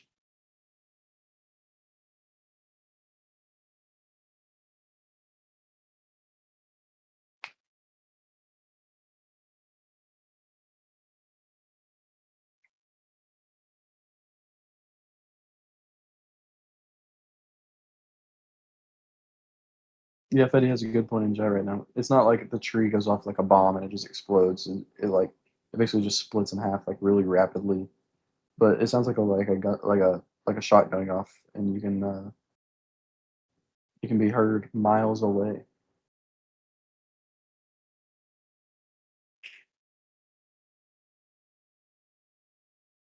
It's not snowing yet in Nashville. No, y'all are in a clear spot right now, but definitely could be snowing here in a minute.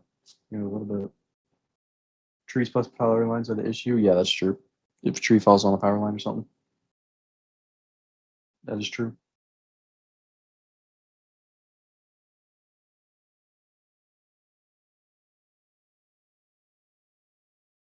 That is definitely true. Someone in chat said it's perfect dog walking weather. Who's walking their dog in negative temperatures up there?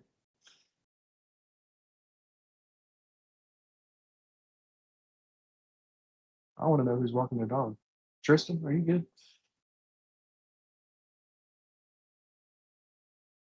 Part of me wishes the storm happened at Christmas because it didn't feel like Christmas for most folks. It was like 60 degrees where I was at for Christmas. It did not feel like Christmas. All right, y'all, I am back. Are you good, bro? Took you a minute. Well, yeah, I was in the bathroom and then the optometrist called me. Is your eye going out? Is your eyeball dying?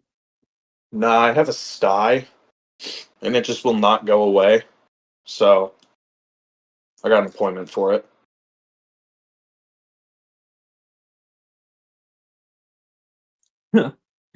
Fetty says Nate is still fighting for his life. That poor man. Yeah. Someone says that negative 19 degrees is perfect dog walking weather. Do you agree with that? Negative what? 19. Anything below 32 is stay indoors.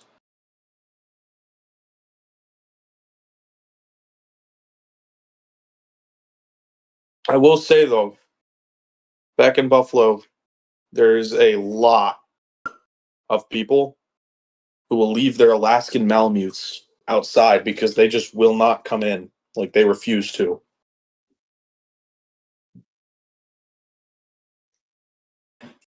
That's a little bit sad. No, like, the dogs refuse to. They love it. Oh. Well, then that's not sad.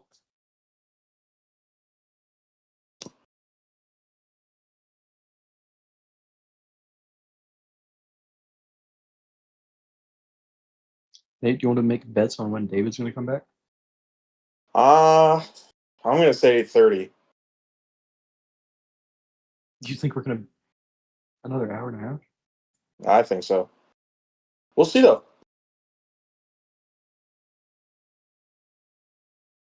That would be unfortunate. I mean, I'm honestly not that tired, so. I'm fighting for my life a little bit. Oh, you're tired? Just a little bit. I'm actually not too bad right now. Kind of surprised. You want to cover for me while I go get a drink? Yeah, where'd you leave off? I was just talking about the temperatures. Oh, yeah. Okay. Yeah, I'll be back. go grab a drink. Well, how's it going, y'all? I'm back. I don't have control over the screen, so I'm just gonna be lazy.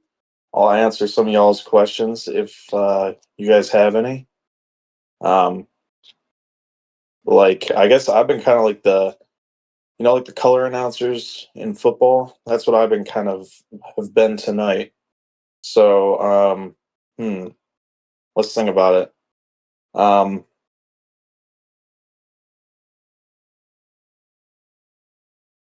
hmm. Have any of y'all experienced freezing rain? Like besides this, like in the South?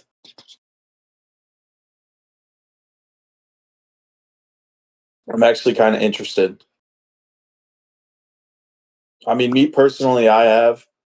I'm from Buffalo originally. So yeah, we got freezing rain a couple of times. I do see a question. At what point does the ice start affecting the power and things like that? Well, honestly, any sort of ice that hangs onto the power lines, it can bring stuff down if like not if the area isn't like properly accustomed to it, like meaning um like skinny telephone poles, old telephone poles, anything that's like not used to it can lead to a lot of complications. Um, is Chesapeake, VA getting snow or ice? Let me check on that for you, actually.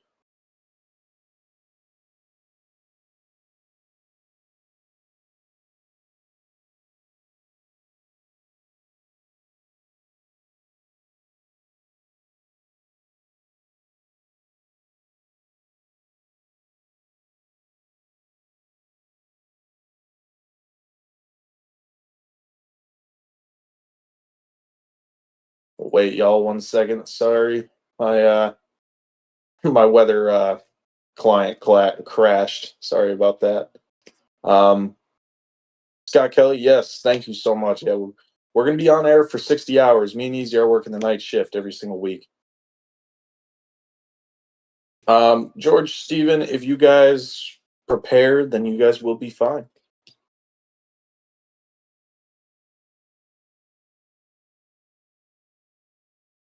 Yeah, a lot of you guys are saying yes. It's just very rare.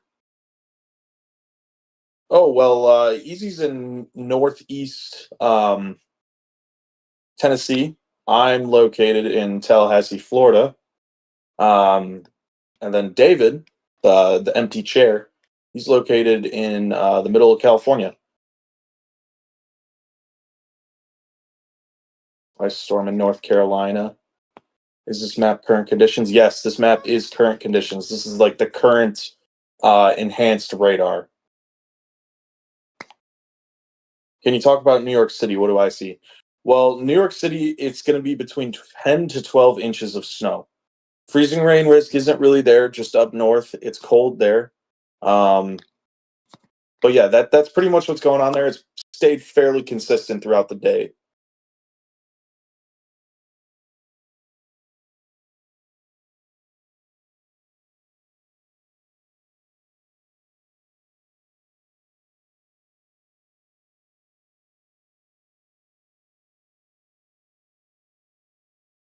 Yeah, wintry mix in Wake Forest would definitely not be easy to move around in. Yes, Fetty, I definitely agree with you on that. He says I'm a first responder, so let me emphasize if you, if live power or if live power lines are down around you, do not move. Keep both feet planted. Electricity travels through the ground. Let the professionals help you. Yes, I agree. I totally agree with that. No, never. Just moved. You guys got the U.S. covered. Yes, we do.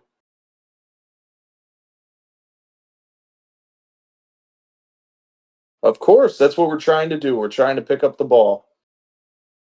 Welcome to the stream. Well, Scott Kelly, you've been in the stream, so thank you for continuing to watch. Um, Is Chesapeake, VA getting snow or ice? I do see your comment. Unfortunately, my weather client just crashed and it's not reopening for some reason. I'll make sure Easy gets back to that right away.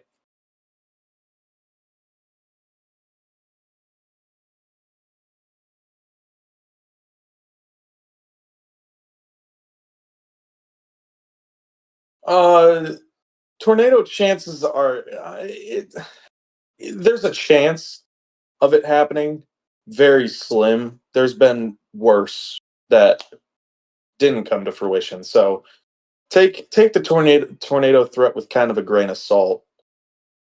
Of course, thank you. Of course, for the New York City update.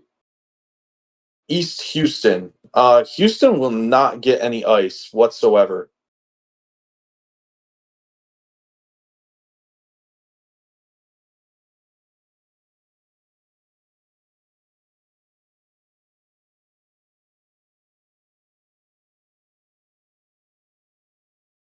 Indianapolis, Indiana. Okay, we got Indianapolis, Indiana, and Chesapeake, VA. That will be a question for Easy. My weather client has crashed.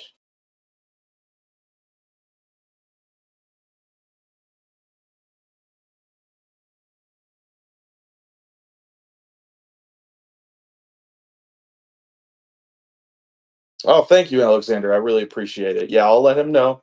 Tune back tomorrow.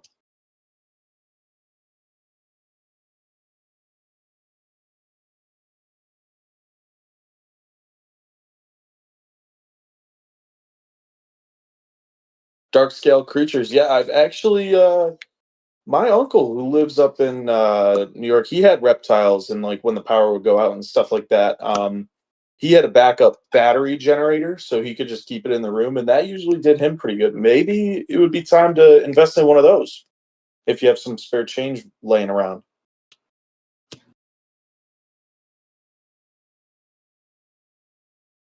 Oh, this is a great question. I'm actually a pilot, so just flew from LAX to Houston. Flight from Houston to Baltimore leaves in 1 hour. How will the weather look around 11 a.m. EST when I land? Give me 1 second. I can actually answer that for you. I'm assuming you're going into BWI.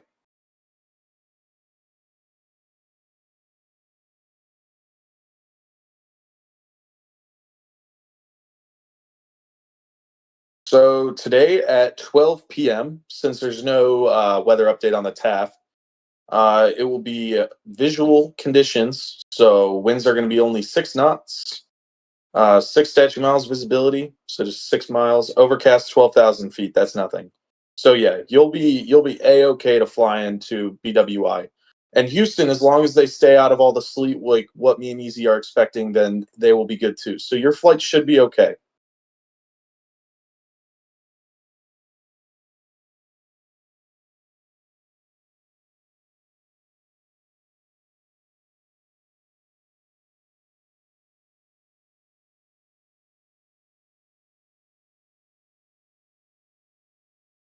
Yes, please try to donate to disaster relief. I know on the channel we donate some of the donations that you guys give us to the Red Cross or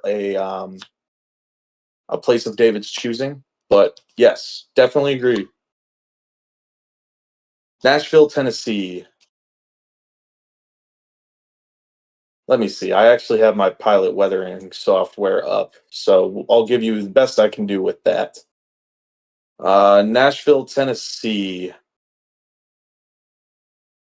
Updated 20 minutes ago. They had 13 knots of wind, gusting 25 knots of wind, overcast at 8,000. They're predicting snow within the hour.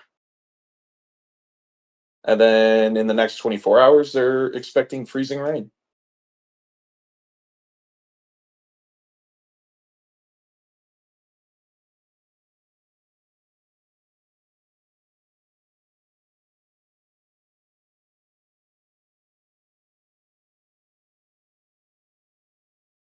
Columbus, okay.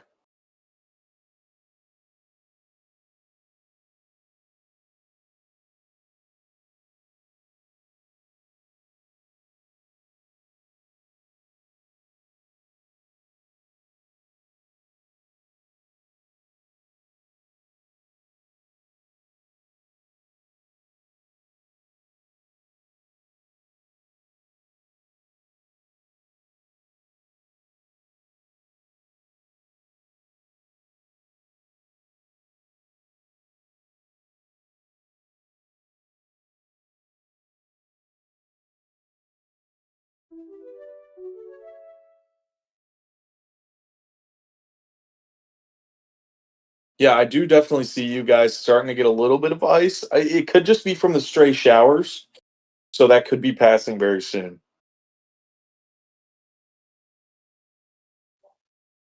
All right, I'm back. Awesome. Two places that I wasn't able to check. Um, Chesapeake, Virginia, and let me get the other one. Indianapolis, Indiana. Chesapeake, Indianapolis. Um, what do they want to know? They just like want a weather update. Oh, yeah. Um, Also, a ton of people in chat. gotcha. All right. Wait. So Chesapeake, Virginia. Yeah. God, do I remember where that is? I don't think so. Uh,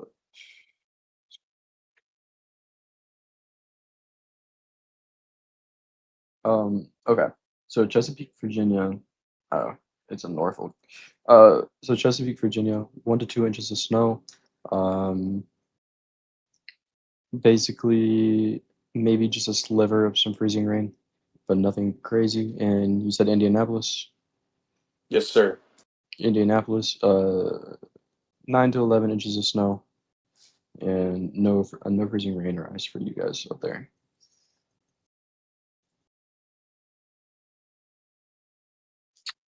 Let me see. Can you check northwestern Tennessee? I got you.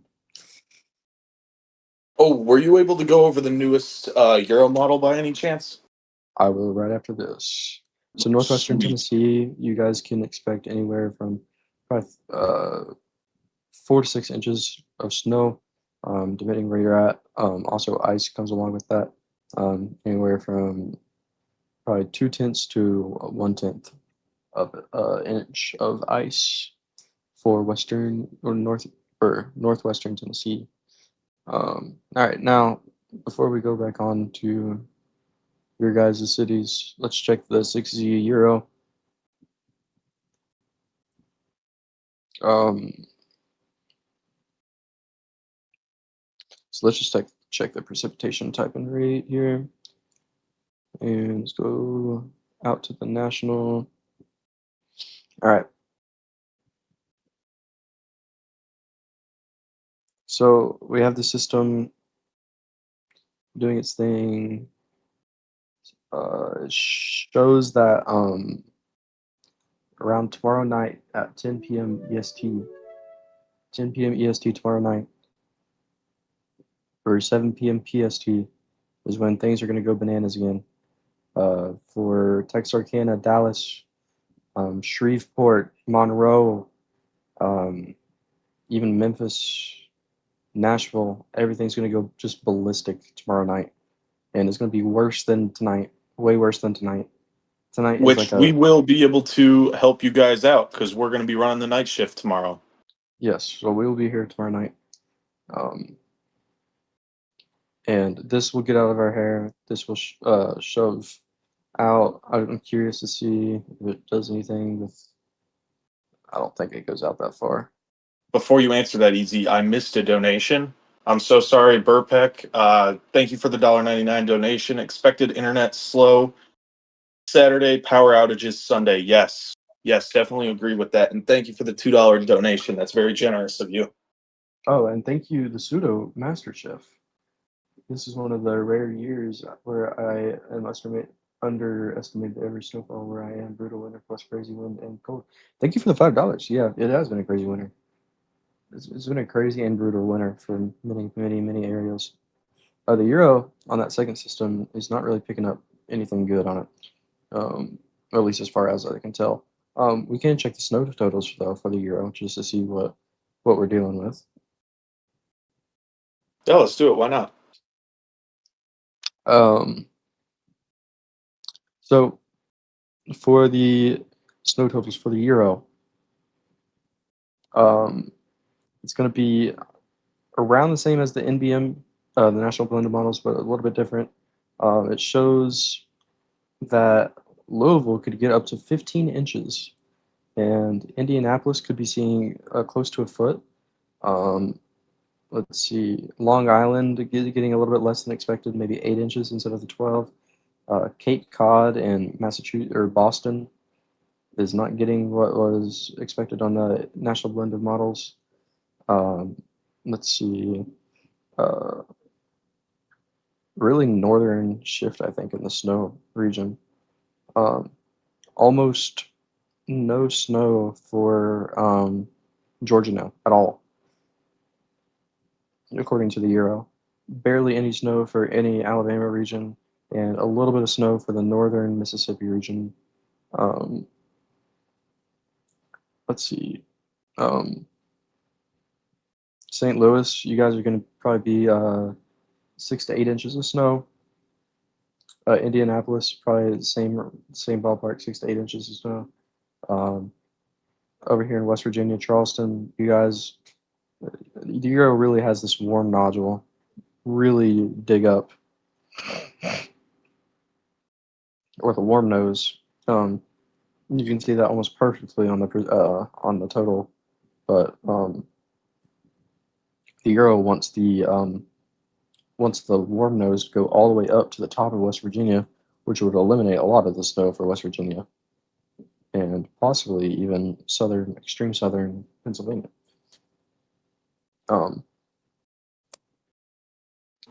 Now, with the temperatures afterwards, we can take a look at that.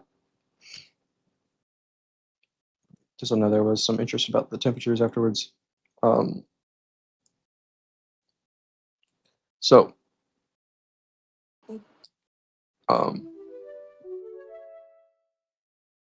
for let's see. So for tomorrow afternoon and morning, it's going to be pretty low highs. And as we push that on into the morning hours of Sunday, you can see this line start to form up. And that is what's going to cause maybe some severe weather down here on the south side of everything. And you can see that perfectly with, you have 27 degree temperatures here. And then on the other side of the state, you have 64 degrees. That's not normal. Also, Kendall Bailey, thank you so much for the $5. This should Yes, cost thank you so much. where you think to get us, to get more snow to this. Yeah. Yeah. But again, that you can see that warm nose perfectly up through here. Just it's shifting all that warm moisture up towards us in the East Tennessee range, Southwest Virginia, Eastern Kentucky, and that will intensify until we get hit by the cold front ourselves and we get frozen to death by this Arctic air that is coming down. As you can see, Tuesday night, some regions in Virginia could be -6 degrees, -3 degrees. Even over here in like Abingdon, Virginia, or Wytheville, Virginia, you could be below zero. And as we push this forward, cold ain't going anywhere. It's going to stick around for a while. It's making itself its home. Even down here towards Tampa, going to have 36 degree temperatures. Miami's going to only be up to 50. It's really, really, really deep cold. Really, really, really. And then, of course, the more northern you get, the more cold it's going to get. Top of Minnesota is still going to be on that negatives. It's just going to be crazy, crazy, crazy, crazy cold after this. And the wind chill heat index is not going to be any different. It's going to be just negative wind chills for basically all of the South, all of the Atlantic coast, all the way up. It's gonna be crazy. I mean, you're gonna see wind chills of possibly below 30 for Tampa, and that 34 for Tampa, 31 for Tampa. For Tallahassee, it's gonna be 22 degrees wind chill. Nate, you think you're freezing now? Think again. Yeah. It is gonna be crazy. Just a heads up, just to let you know, Easy. I don't know if you noticed this, but we are only 800 subscribers away from 70,000. Whoa, guys! You should hit that subscribe button. Get us to 70,000 subscribers. That would be crazy if you could get us to 70,000 subscribers. That would be awesome. Tina Hall says, "What exactly do you say about Johnson City, Tennessee? I was late to the party." Hey, fellow local Tri-Cities member, let's represent. Johnson City, basically 10th of an inch of ice for the storm, 20th of an inch of ice, and maybe an inch or two of snow. Kendall Bailey, thank you so much for the $10 donation here. Do you think this term could ship Do you think the storm could shift closer to Michigan and get more snow to Michigan and to Michigan? It's accepting Dan. I'm with the storm and could it move closer to Michigan. Um, I honestly don't think this is going to shift any more north than what it is right now. Um, we can hold on. Let me just see on the euro real quick. I Thank agree. you I don't again think for this. I think they have a pretty good location on this. We're just gonna have to see where that back end really starts to set up for Texas. I feel like that's the part that keeps on shifting a tiny bit, and a tiny bit means one town gets half an inch of ice, and the town over gets a quarter inch. It's a big difference. It's a razor thin margin. exactly. Um, and I mean for Michigan, Southern Michigan's going to see maybe just a little bit of snow. Um, but um, I don't see this shifting any more north. If anything, maybe just a little bit more south. Um, but again, what Nate said, it's all on that tail end. It all depends on the tail end. Um, Like it was kind of weird how it's set up today over Texas, and it looks good, but that was just the start of it. If you live in Texas, you still have a whole entire round to go, and arguably this next round is going to be worse for you guys. So you guys have to stay aware. yeah, this it's gonna be worse for you tomorrow night. It is gonna be worse for you. I mean, not tonight. Not tomorrow night. Sorry, I haven't been to sleep yet. Tonight, Tonight, tonight, tonight, tonight, it going will into be tomorrow worse. morning. Yes, tonight will be worse. Uh, my mind still thinks it's my mind still thinks it's Friday. Um, is the warm nose a blessing or a curse? It's a blessing, honestly, for East Tennessee. It is saving Central and East Tennessee right now a lot in Southwest Virginia, Eastern Kentucky, Southwest Virginia, Southwest West Virginia. It is saving just saving it's saving us for a pretty bad ice storm. Um, but it also amplifies this warm nose also amplifies this cold region on the other side of the Appalachian Mountains for Boone, Winston-Salem, Greenville, South Carolina, anywhere in that region. Um, it also amplifies the ice on the other side of the mountains. Historically, which model is most accurate? I honestly don't know. I mean, Probably the national blend. yeah, I always, whenever I'm live with you guys, I'm always going to be using the national blend. It's just because it incorporates each model. So basically, this is like a combination of literally each model. And it gives me a good idea of what to expect. So that's why I always use the national blend of models to forecast. Um, uh, Kurge Lepet or Kurgleplex maybe says thanks for the real time weather, guys. I appreciate any coverage of Eastern Tennessee, Western North Carolina, and your reporting as well. Stay safe, everyone. Know where your shelter areas are. Thank you so much for the $10 donation. You do not realize how much that helps the stream and keeps us motivated to keep on going through the night. It Yes, thank really, you so much. It's greatly yeah, appreciated. Y'all have greatly been a great appreciated. audience. Like You y'all have have been, been yeah, y'all have incredible. been amazing. I haven't had to Yeah. do anything. There's been fingers crossed, no trolls. There's been nothing. You guys have been absolutely phenomenal. uh this is like a 1-2 punch from the weather. It really is. It really is. This is a 1-2 punch from the weather. Like you have this first region of the storm and it's like, oh, you think I'm done? And then comes again with a even worse second part, arguably worse. Um, but yeah, I mean it's Yes. I would say worse. yeah, I would definitely venture to say worse. Um, I don't think we're gonna have another national blend of models until probably another 3 hours or so.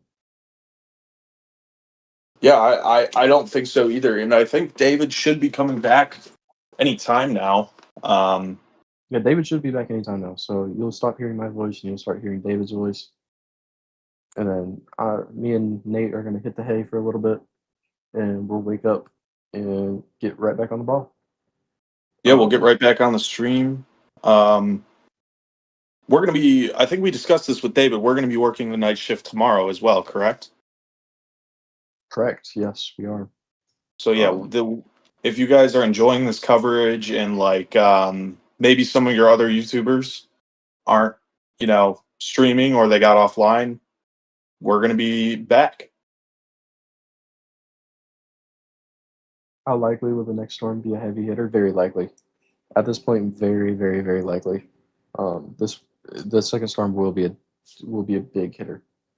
It will, especially for the ice amounts in Arkansas and northern Louisiana, and eastern Texas, western Mississippi, and western Tennessee. This could be very devastating tomorrow night. Or not tomorrow night, tonight. Yeah, I got you. It really could be devastating, especially. Oh, okay. I see some people getting confused. No, not next storm. It's the same system. It's just the second Hold on. wave. Yeah. Okay. So hold on. I'll show you the second wave. So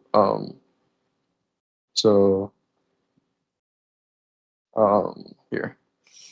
I think the GFS shows it a little bit better.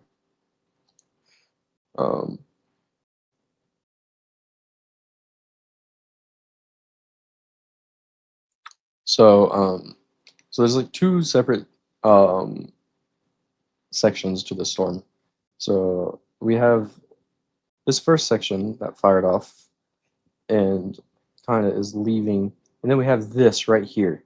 This right here over Texas right here. This will kind of merge together with the original part and then just create havoc. I mean, like, so it honestly looks like at this point, like right here, this, like right here, honestly looks like its own separate storm. And then this looks like a separate section right here. But basically what's going to happen is it's all the same storm, but they're just going to merge back together here and create havoc. So, and Easy, show the time of when we'll be on stream and doing the night shift. So maybe go on from like 1 a.m. the 25th to 8 a.m. Yeah, probably around that time. We will be, honestly, I will probably, I don't know about Nate, but I will probably be back on the live stream with David today and around probably evening time. I'll probably hop back on with David and yeah, I help him out will a little too. bit. I will be too. I'll probably hop back on around maybe five or six to help him out a little bit, and then we'll cover from basically 5 or 6 on until 5 or 6, or really like 5 or 6 or 8 8 a.m. in the morning that morning. Oh, Poughkeepsie, New York. I remember that. 12 to 16 inches. There you go. Here in Tennessee, in the whole natural area where it's sort of the whole, it's snowing all around us. There's a gap in the natural area where we haven't gotten a flake yet. Yep. That's that warm nose working. It is. It's not working yet, but it will work. But yeah, it usually happens in Tennessee where, as a person from Tennessee, I usually get cheated out whenever I see snow. Can we see the legend for the map? Oh, can you guys not see that? I don't think they can. I think it's cropped. But you could just explain what the colors are. Yeah, so the green right here, the green is the rain. This color right here is gonna be the freezing rain. The pink is the sleet. So, and then the blue is the snow. So as we push this forward, you can see snow on top, sleet, freezing rain, and then rain. And the darker the colors of, so like freezing rain is like this pinkish. So the darker the pink, the heavier the rain. Of course, the rain is the green and the yellows. So the yellow is the harder of the rain. Same thing with the blue. The darker the blue, the heavier the snow. I don't know why the might have to fix that later and include the key on the bottom of the screen. So, just to let you know, Easy, Texas is up to 21,000 customers out, with that number Wow. expected to rise exponentially tonight. Holy. Yeah, let's switch back over to that real quick just to check up on it. So, yep. Here we go. Texas here, 21,000 customers out. Encore is the biggest utility out.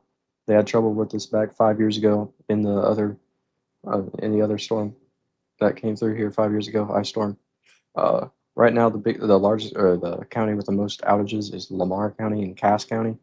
Both of these counties, I'm pretty sure, are in this northeastern region towards Texarkana.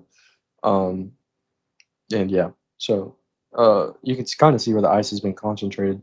You do have these regular spots down here of just concentration of ice where they've been before, but really the concentration of the ice has really been on this northeast portion of Texas, and you can see that with the power outages.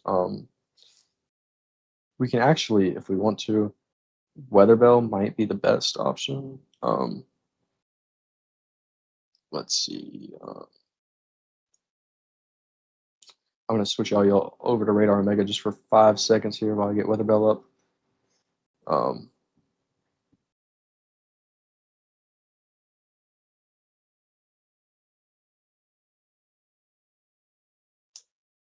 So,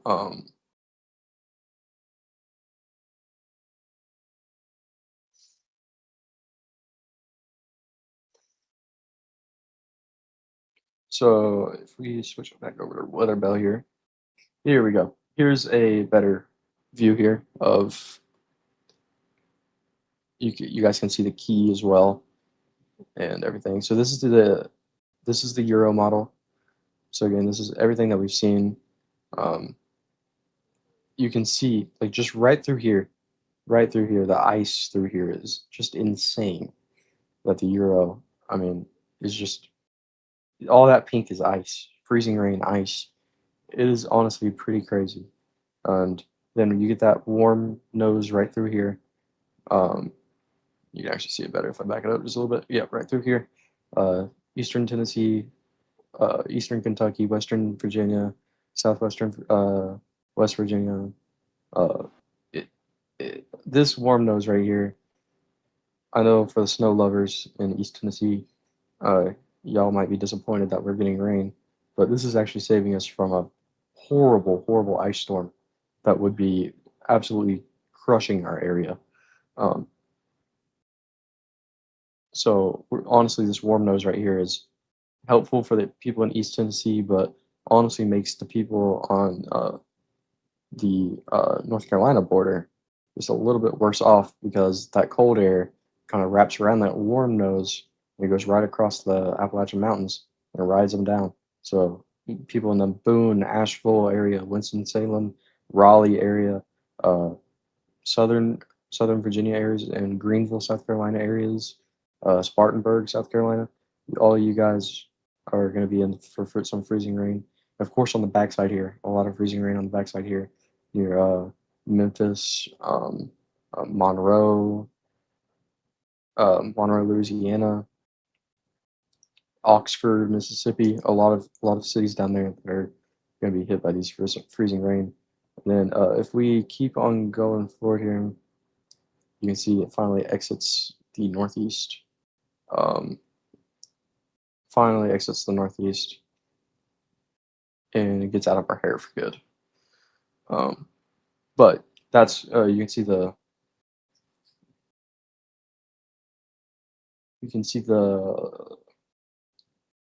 key at the bottom here. So for anyone that was confused on the key. Let's see. So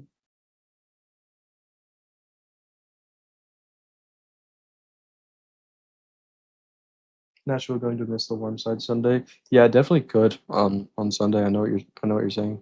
Let's see. We go to.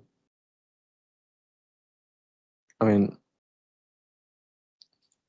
at first, I think we're all at least in the Tennessee area, we're all going to be hit by freezing rain, but of course, that warm nose will eventually get up to us and basically wash out all that freezing rain and ice, which will help us in the long run.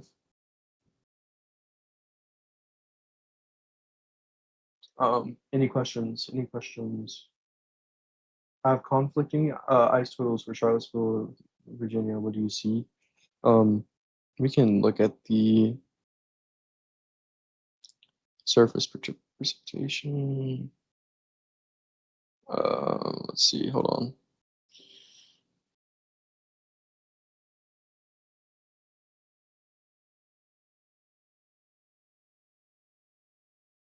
Um,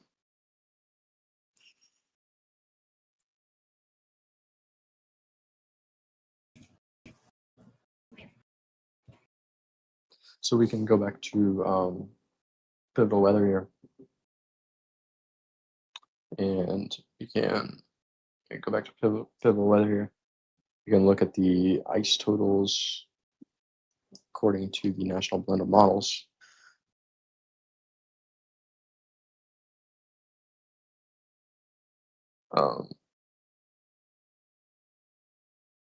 And you can look at your own area.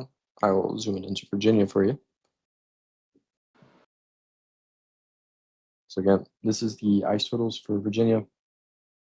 So Charlottesville, Virginia, you're looking at a 1/10 of an inch of ice. Harrisonburg, basically looking at little to no ice. Roanoke, you're looking at a 1/10 of an ice to a 20th of an ice. Richmond, a 30th of an ice, or 3/10 of an ice. Danville, 2/10 of an ice. So through here, and then up on the mountains right here, George Washington National Park mountain range right through here. You could be seeing a lot more ice than what's pictured, but that's your Virginia. If you have any more, if you guys have any more locations you want me to look at, let me know, and I will get to your. I see Kingsport, Tennessee. Kingsport, Tennessee, probably gonna be 1/10 of an ice or one. Holy crap! I can't speak anymore. 1/10 of an inch of ice for Kingsport, or 2/10, and maybe an inch or two of snow, maybe. Is Shreveport getting ice or is just freezing rain? It says it's snowing here, but it's not.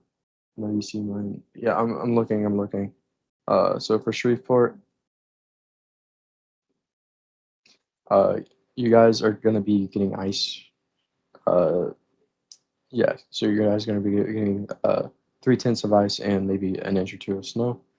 And over towards Monroe, you guys are going to get even more ice than Shreveport, getting almost a half of an inch of ice.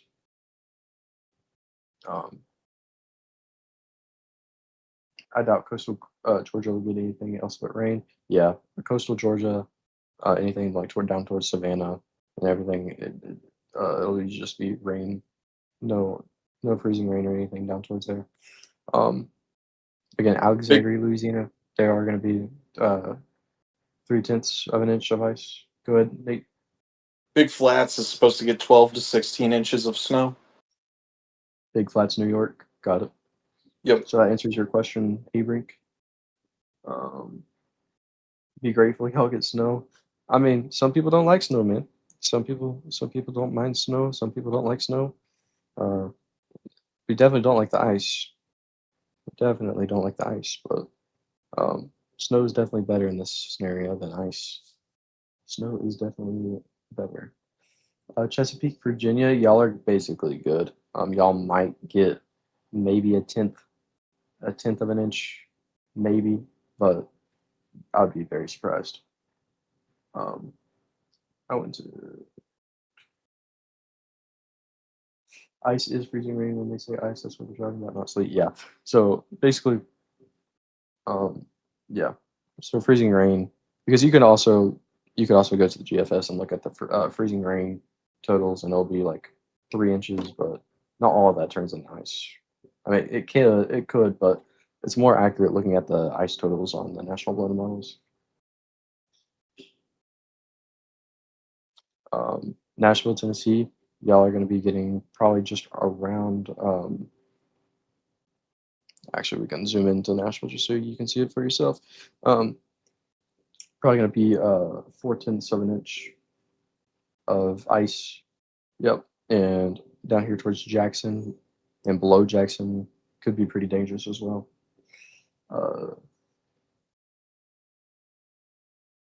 Now down here towards Chattanooga as well, y'all are almost up to 4/10, and over towards Memphis, y'all are going to be close to 3/10. Let's see.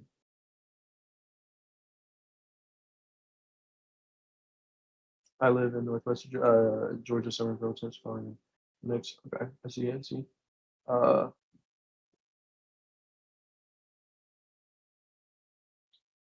So I have a question about Shreveport and when it will start snowing in Shreveport. We can look at that. So for the total snowfall, it's most likely going to be snowing. It's probably already snowed just a little bit, but you can expect a bigger portion of your snow to be throughout the day tomorrow, especially during the night hours, or the night hours tonight, 9 hours tonight into Sunday is when you can expect your biggest. And for your ice totals in Shreveport, you can expect most of your ice totals within the next probably 24 hours. 24, well, actually, no, because, yeah, I would say 24 or 36 hours, I would expect most of your ice totals to be in the 36 hours.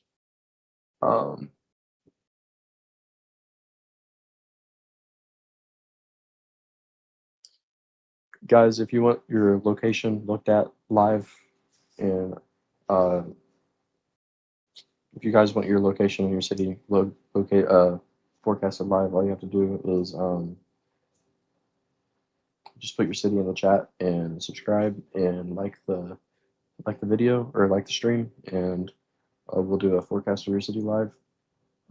Tina Hall says 21 degrees in Johnson City and no precipitation at all overnight.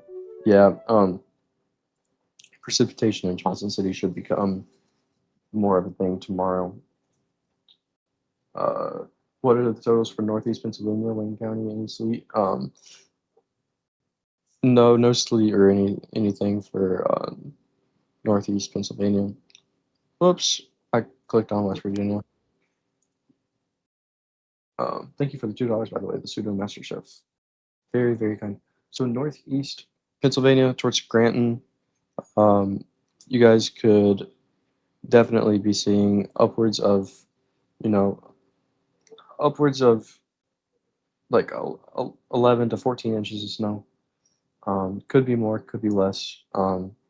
This is just the national blend of models, so it could be more, could be less.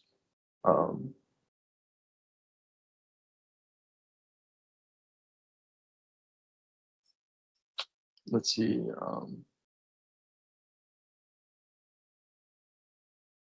So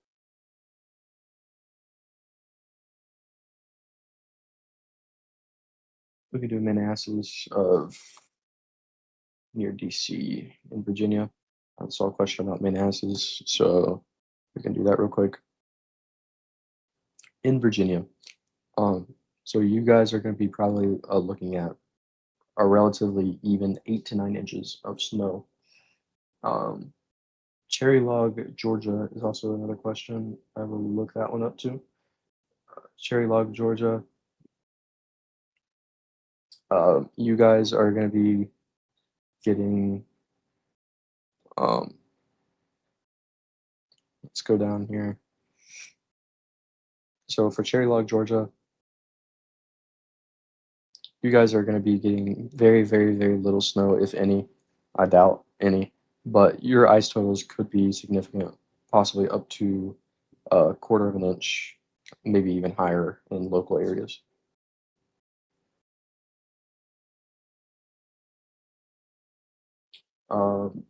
Sleet isn't as bad as icy freezing rain, so it doesn't put up on the trees and power lines. It just makes your sidewalks slick. A half inch of freezing rain or ice will take your power out. Definitely, yeah, definitely agree with that. Even though sleet is still dangerous, though, still dangerous, but not as dangerous as the freezing rain is. Where can I find these graphs? You can search up pivotal weather on Google. It should pop up first thing. I'm using the National Blend of Models, and usually it's the most, I would say it's one of the more trusting models, just because it's every model put together into one, so it has no bias or anything. Definitely one of the most trusted models. Cleveland, Tennessee, ice starting to stick. Yep. So we're starting to see those ice accumulations start to pick up here. So guys, problem is David's not back, and we're gonna have to restart stream here in a minute because we are approaching our 12-hour mark. So bear with me, guys. We're not gonna do it right now, but we will have to do it soon. We'll have to restart the stream. We'll be back in an instant. We'll be back in an instant. We'll probably restart the stream here in maybe like 10, 15 minutes. Yes, yeah, 10 to 15 minutes because we started at 8:15, I think so. I think so. if not later. So yeah, we'll be good. Pretty sure it was 8:15, maybe a little bit later.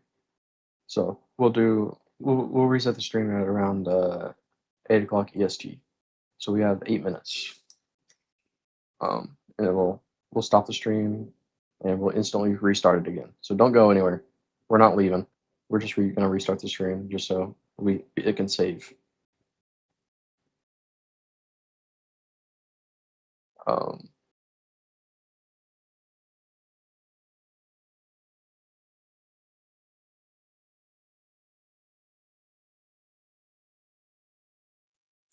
So again, I think maybe there's a new HRRR model about to come through, maybe, possibly. Possibly. But what if we just restarted the stream now, easy? We'll do it at 5 a.m. just so it's on a hourly, Okay. or 5 a.m. PST. So again, we have a new HRRR coming in very, very, very, very soon. Very, very, very, very soon. It'll be the 12Z run, an extended model.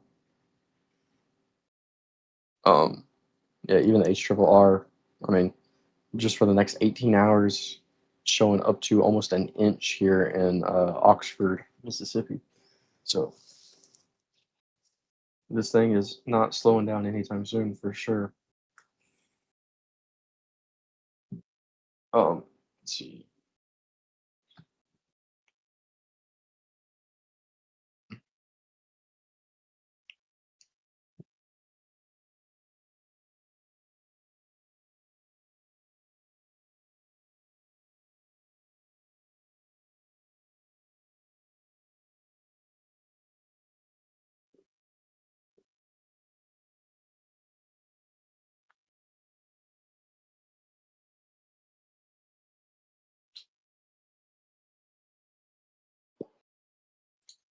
Let's see.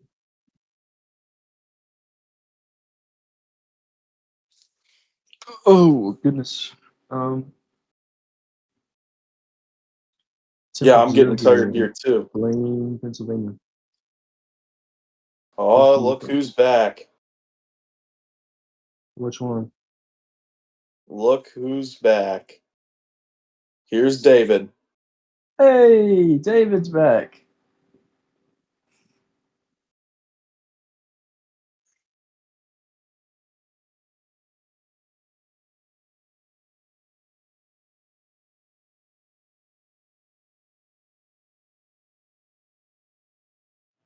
Well, it looks like he's asleep in his chair.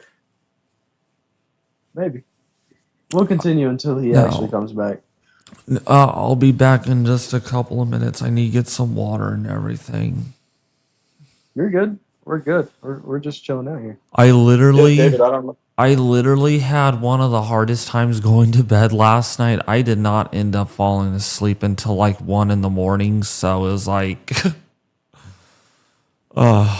literally, I have to put on a night guard now when I sleep, and I literally had put on my night guard at like 10:30 at night. And then it was like, it felt so weird to wear it for the first time that I was like, okay, I'm trying to sleep, and there's this thing on my mouth. And so it was like, I could not just lay still. I just couldn't. So I just was trying until like 1 a.m, trying to just get to sleep. And I'm like, you know what? Forget it. I'm going to take the night guard off, and I'm just going to see if I can fall asleep without the night guard on. And I finally did. So that was the issue. Well, hey, David, I'll catch you up to speed real quick here. We are 800 subscribers away from 70,000. No, we're not. No, we're not. Yes, Yeah, we are. Are you freaking serious? We've had a really Yes. good. We've been averaging. We've been averaging for the past 3 hours. We've been averaging over 1,000 viewers, Are you serious? and we've gotten a couple of large donations. And the chat has been absolutely phenomenal to me and Easy.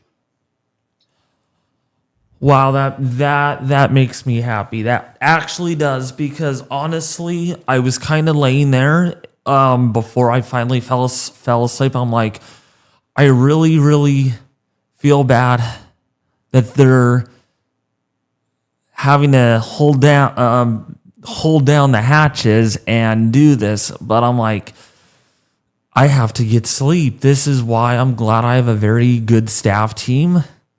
I'm blessed that I have great viewers, a great audience to help support the channel.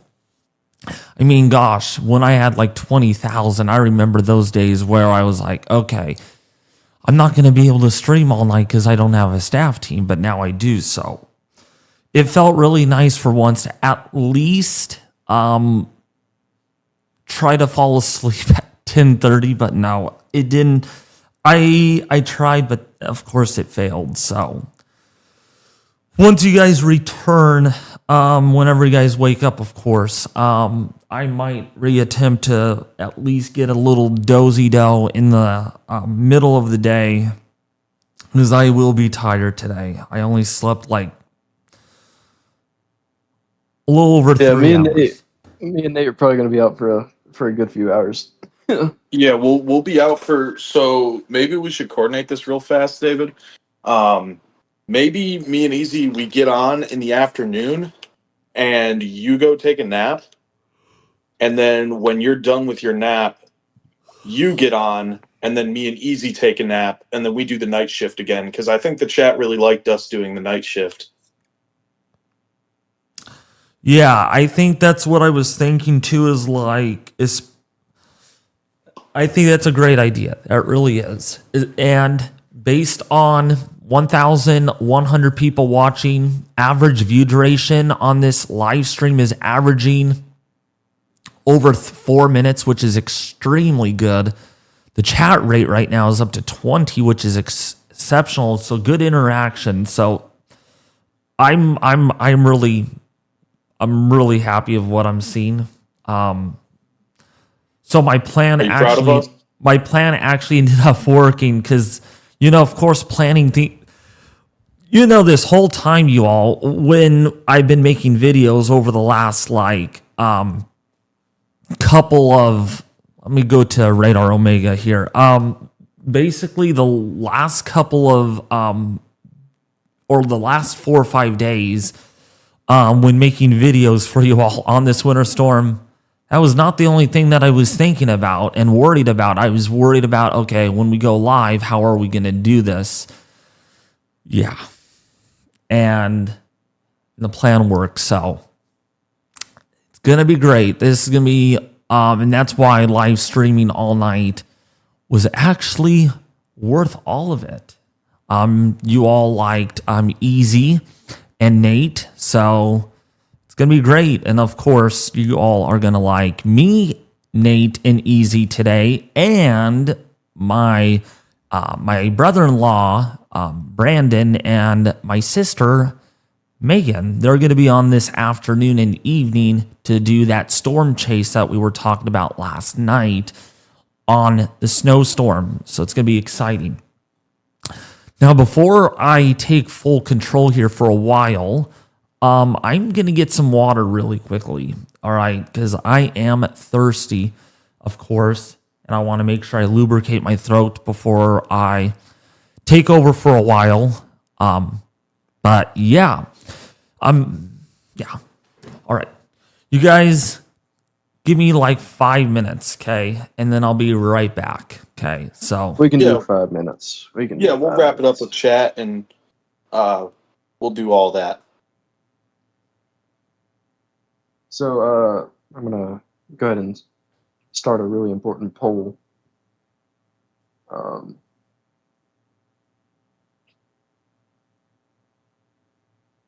Honestly, yeah, actually start a poll. Maybe see like what the interest is with us doing the night shift again.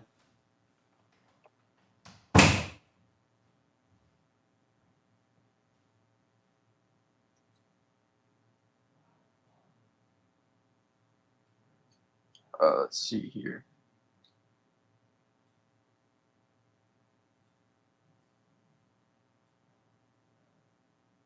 And again, while Easy starts setting up that poll, you guys have all been phenomenal.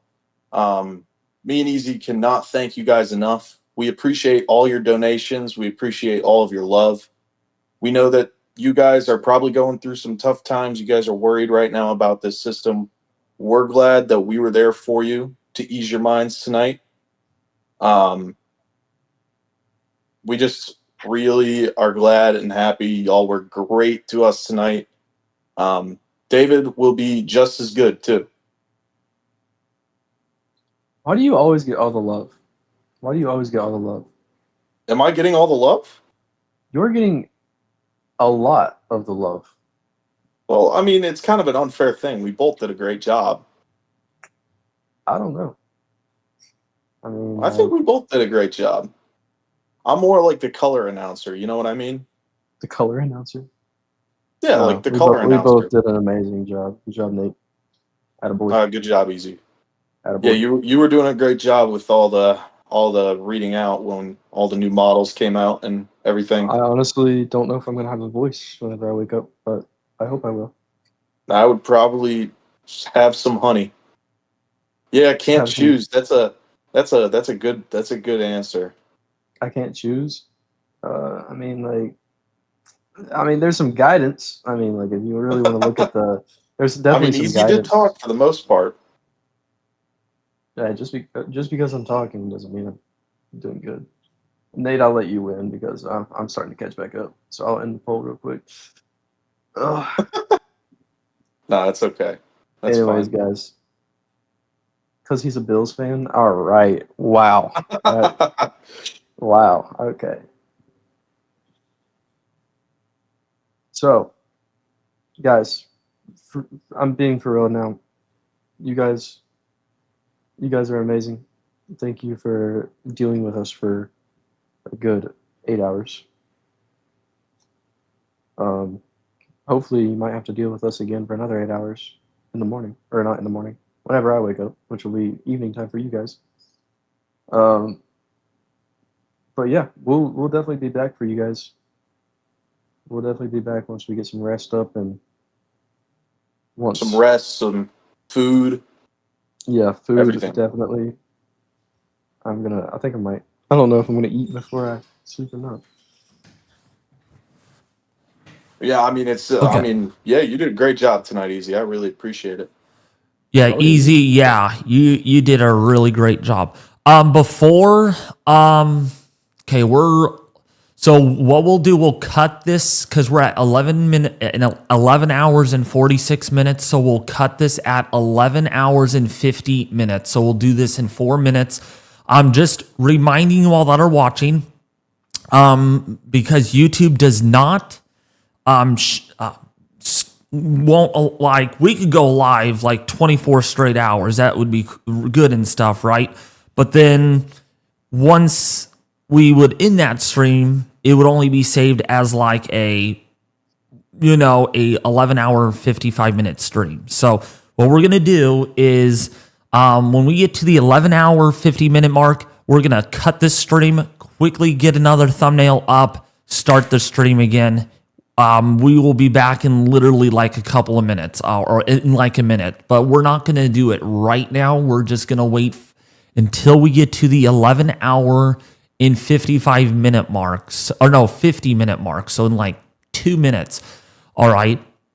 Hey, Megan, welcome back, by the way. Hopefully you slept really well. Maybe you could be my daytime. Well, no, you'll probably be busy today, because I was just thinking while I was in the bathroom getting some water and stuff. One person with me during the day. And then, of course, Easy and Nate doing the night shift. So it's like 2 on, 2 off, I was Logan might be able to help you. What is it? Logan might be able to help you. I don't know. Yeah. I think he's probably sleeping too. But also, yeah, be sure to share, like, and subscribe, folks. For the 1,000 people that are watching, this is amazing. It really is. It means a lot to me because, boy, this is not easy to coordinate a staff team to make this all happen. And we are literally, as what Easy and Nate were saying, we're less than 800 away subscribers from 70,000. 70,000. I can't believe we're like close to 70,000. So if you have not subscribed yet and ring the bell icon, that would be great, because this is something new that we're trying on the channel, these overnight streams. And so far, this is proving great success, really good success. And this is kind of like a trial version of that. So we're going to look back at this and be like, yeah, David, we got to do these overnight streams for big events like this. I'm like, yeah, this would include for hurricanes. We did it with Melissa, except Melissa, it was not really planned very well, as you know. So, yeah. Yeah, I mean, yeah, David, definitely. This was a huge success, especially for Easy and I, and we appreciate you giving us the opportunity to help your channel grow. And yeah, we definitely, I think we did a good job. Yeah, I'm proud of ourselves. We made it. Good job, Nate.